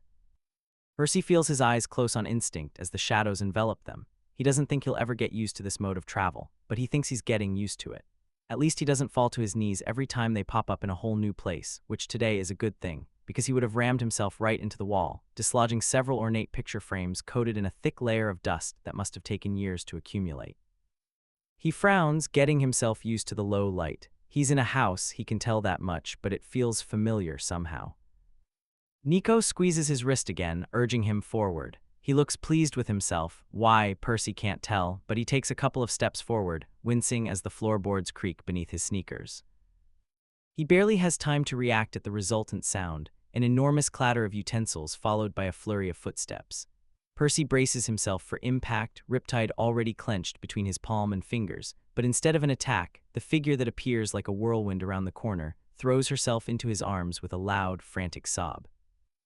Percy stumbles back in surprise, managing not to yell only because Nico widens his eyes and makes frenzied shushing motions that only a blind man would be unable to decipher. You came back, the woman sobs. Percy looks away from Nico to focus back on her, bringing an arm up to pat her dazedly on the back. He tries to lift his other arm too, but Nico's still holding it. Percy raises an eyebrow and he releases his hand, stepping back and looking flustered. I told you I would, he says, noting how she seems to have gotten even thinner, how her hair is all clumped together, how she shakes like the last leaf left on a tree in the winter. She's weak, even more than the last time he saw her nearly a year ago, when he had come with Annabeth, Piper, and Grover to receive a prophecy that would set the course of the rest of their lives thus far. Oh, Luke, May Castellan whispers into his shoulder, breath ragged, eyes wet. I knew you would come back to me. They told me you wouldn't, that you barely existed anymore, but you came back home to me, you came back for your mother. And just like it did the last time, it hurts. His gut floods with pity. Percy chances a glance at Nico and finds him looking resolutely away, jaw clenched. For the first time, he wonders about Nico's mother. He wonders what he remembers of her, if he does so at all. It reminds him of his own memories of Sally Jackson. Of all the little things about her, he probably doesn't even remember anymore. It sends the worst pang of pain through him at the sight of this poor old woman, so far descended into madness that she cannot differentiate between her son and the man who is going to kill him. But Percy, he's many things. He's many things, but he is not cruel. And so he hugs May back tight, letting his own head drop to her shoulder. Of course, Mom, he says quietly, I'll always come back to you. It's a beautiful night, Leo thinks belatedly as Festus cuts through the clouds with a powerful flap of his massive bronze wings. Too beautiful for him to feel this miserable. It's not something he can quite prevent, though, especially given the climate of the times. Selena's been taken at the very best, being held hostage somewhere as Beckendorf tears up the countryside looking for her. Percy's gone off to God knows where doing God knows what. Annabeth's hanging on by what looks like the thinnest, most frayed section of thread known to mankind. Piper disappears for days at a time, returning from the woods or Bunker 10 looking forlorn, broken, and Leo's best friend, Jason, is dead. To say Leo doesn't know what to feel is an understatement. He's gone through all the stages of grief at this point, several times over, denial and anger and acceptance and all that jazz. He goes through the cycle every day he wakes up in the morning. Every day feels the same. Wake up from nightmares of smoke and flash fire. Work on the spheres, have breakfast, spar. Work on the new shield prototypes with Tyson. Work on the spheres, have lunch. Work with Annabeth on new attack automatons. Spar with her because she insists on it. Take his shift on watch duty. Work on the spheres, have dinner. Work on the spheres till he passes out at his workbench. He's never pegged himself to be a workaholic. Okay, yeah, that's a damn lie. Work's always just been his safe place to some extent, his happy place. Work means that he can work with tools that make sense on something mechanical, which also makes sense. Leo gets this stuff far more than he understands humans. He barely even understands himself, if he's being honest. He's just full of all these feelings these days, so many that he has no clue how to even begin dealing with them. Dealing with grief from everyone he's lost, the pressure that comes from being on the front lines in a war, the nagging worry for himself and his family, and if they'll make it out alive after all this, and the guilt at having not been there for Jason. Nah, man, work is easier. Festus creaks lightly as he lifts them higher to dodge a flock of birds. Leo pats the side of his long bronze neck with a little exhale that puffs out in the cold night air, then uses the same hand to secure his jacket a little tighter around him. The thing is, on cool, cloudless nights like these, it's hard not to think of Jason.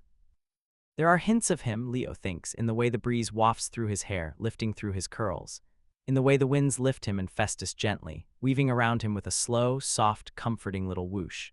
If Leo closes his eyes and imagines really hard, he can pretend he's on a sailboat somewhere, drifting aimlessly in the sea. It's hard to describe exactly just how much Jason means to Leo.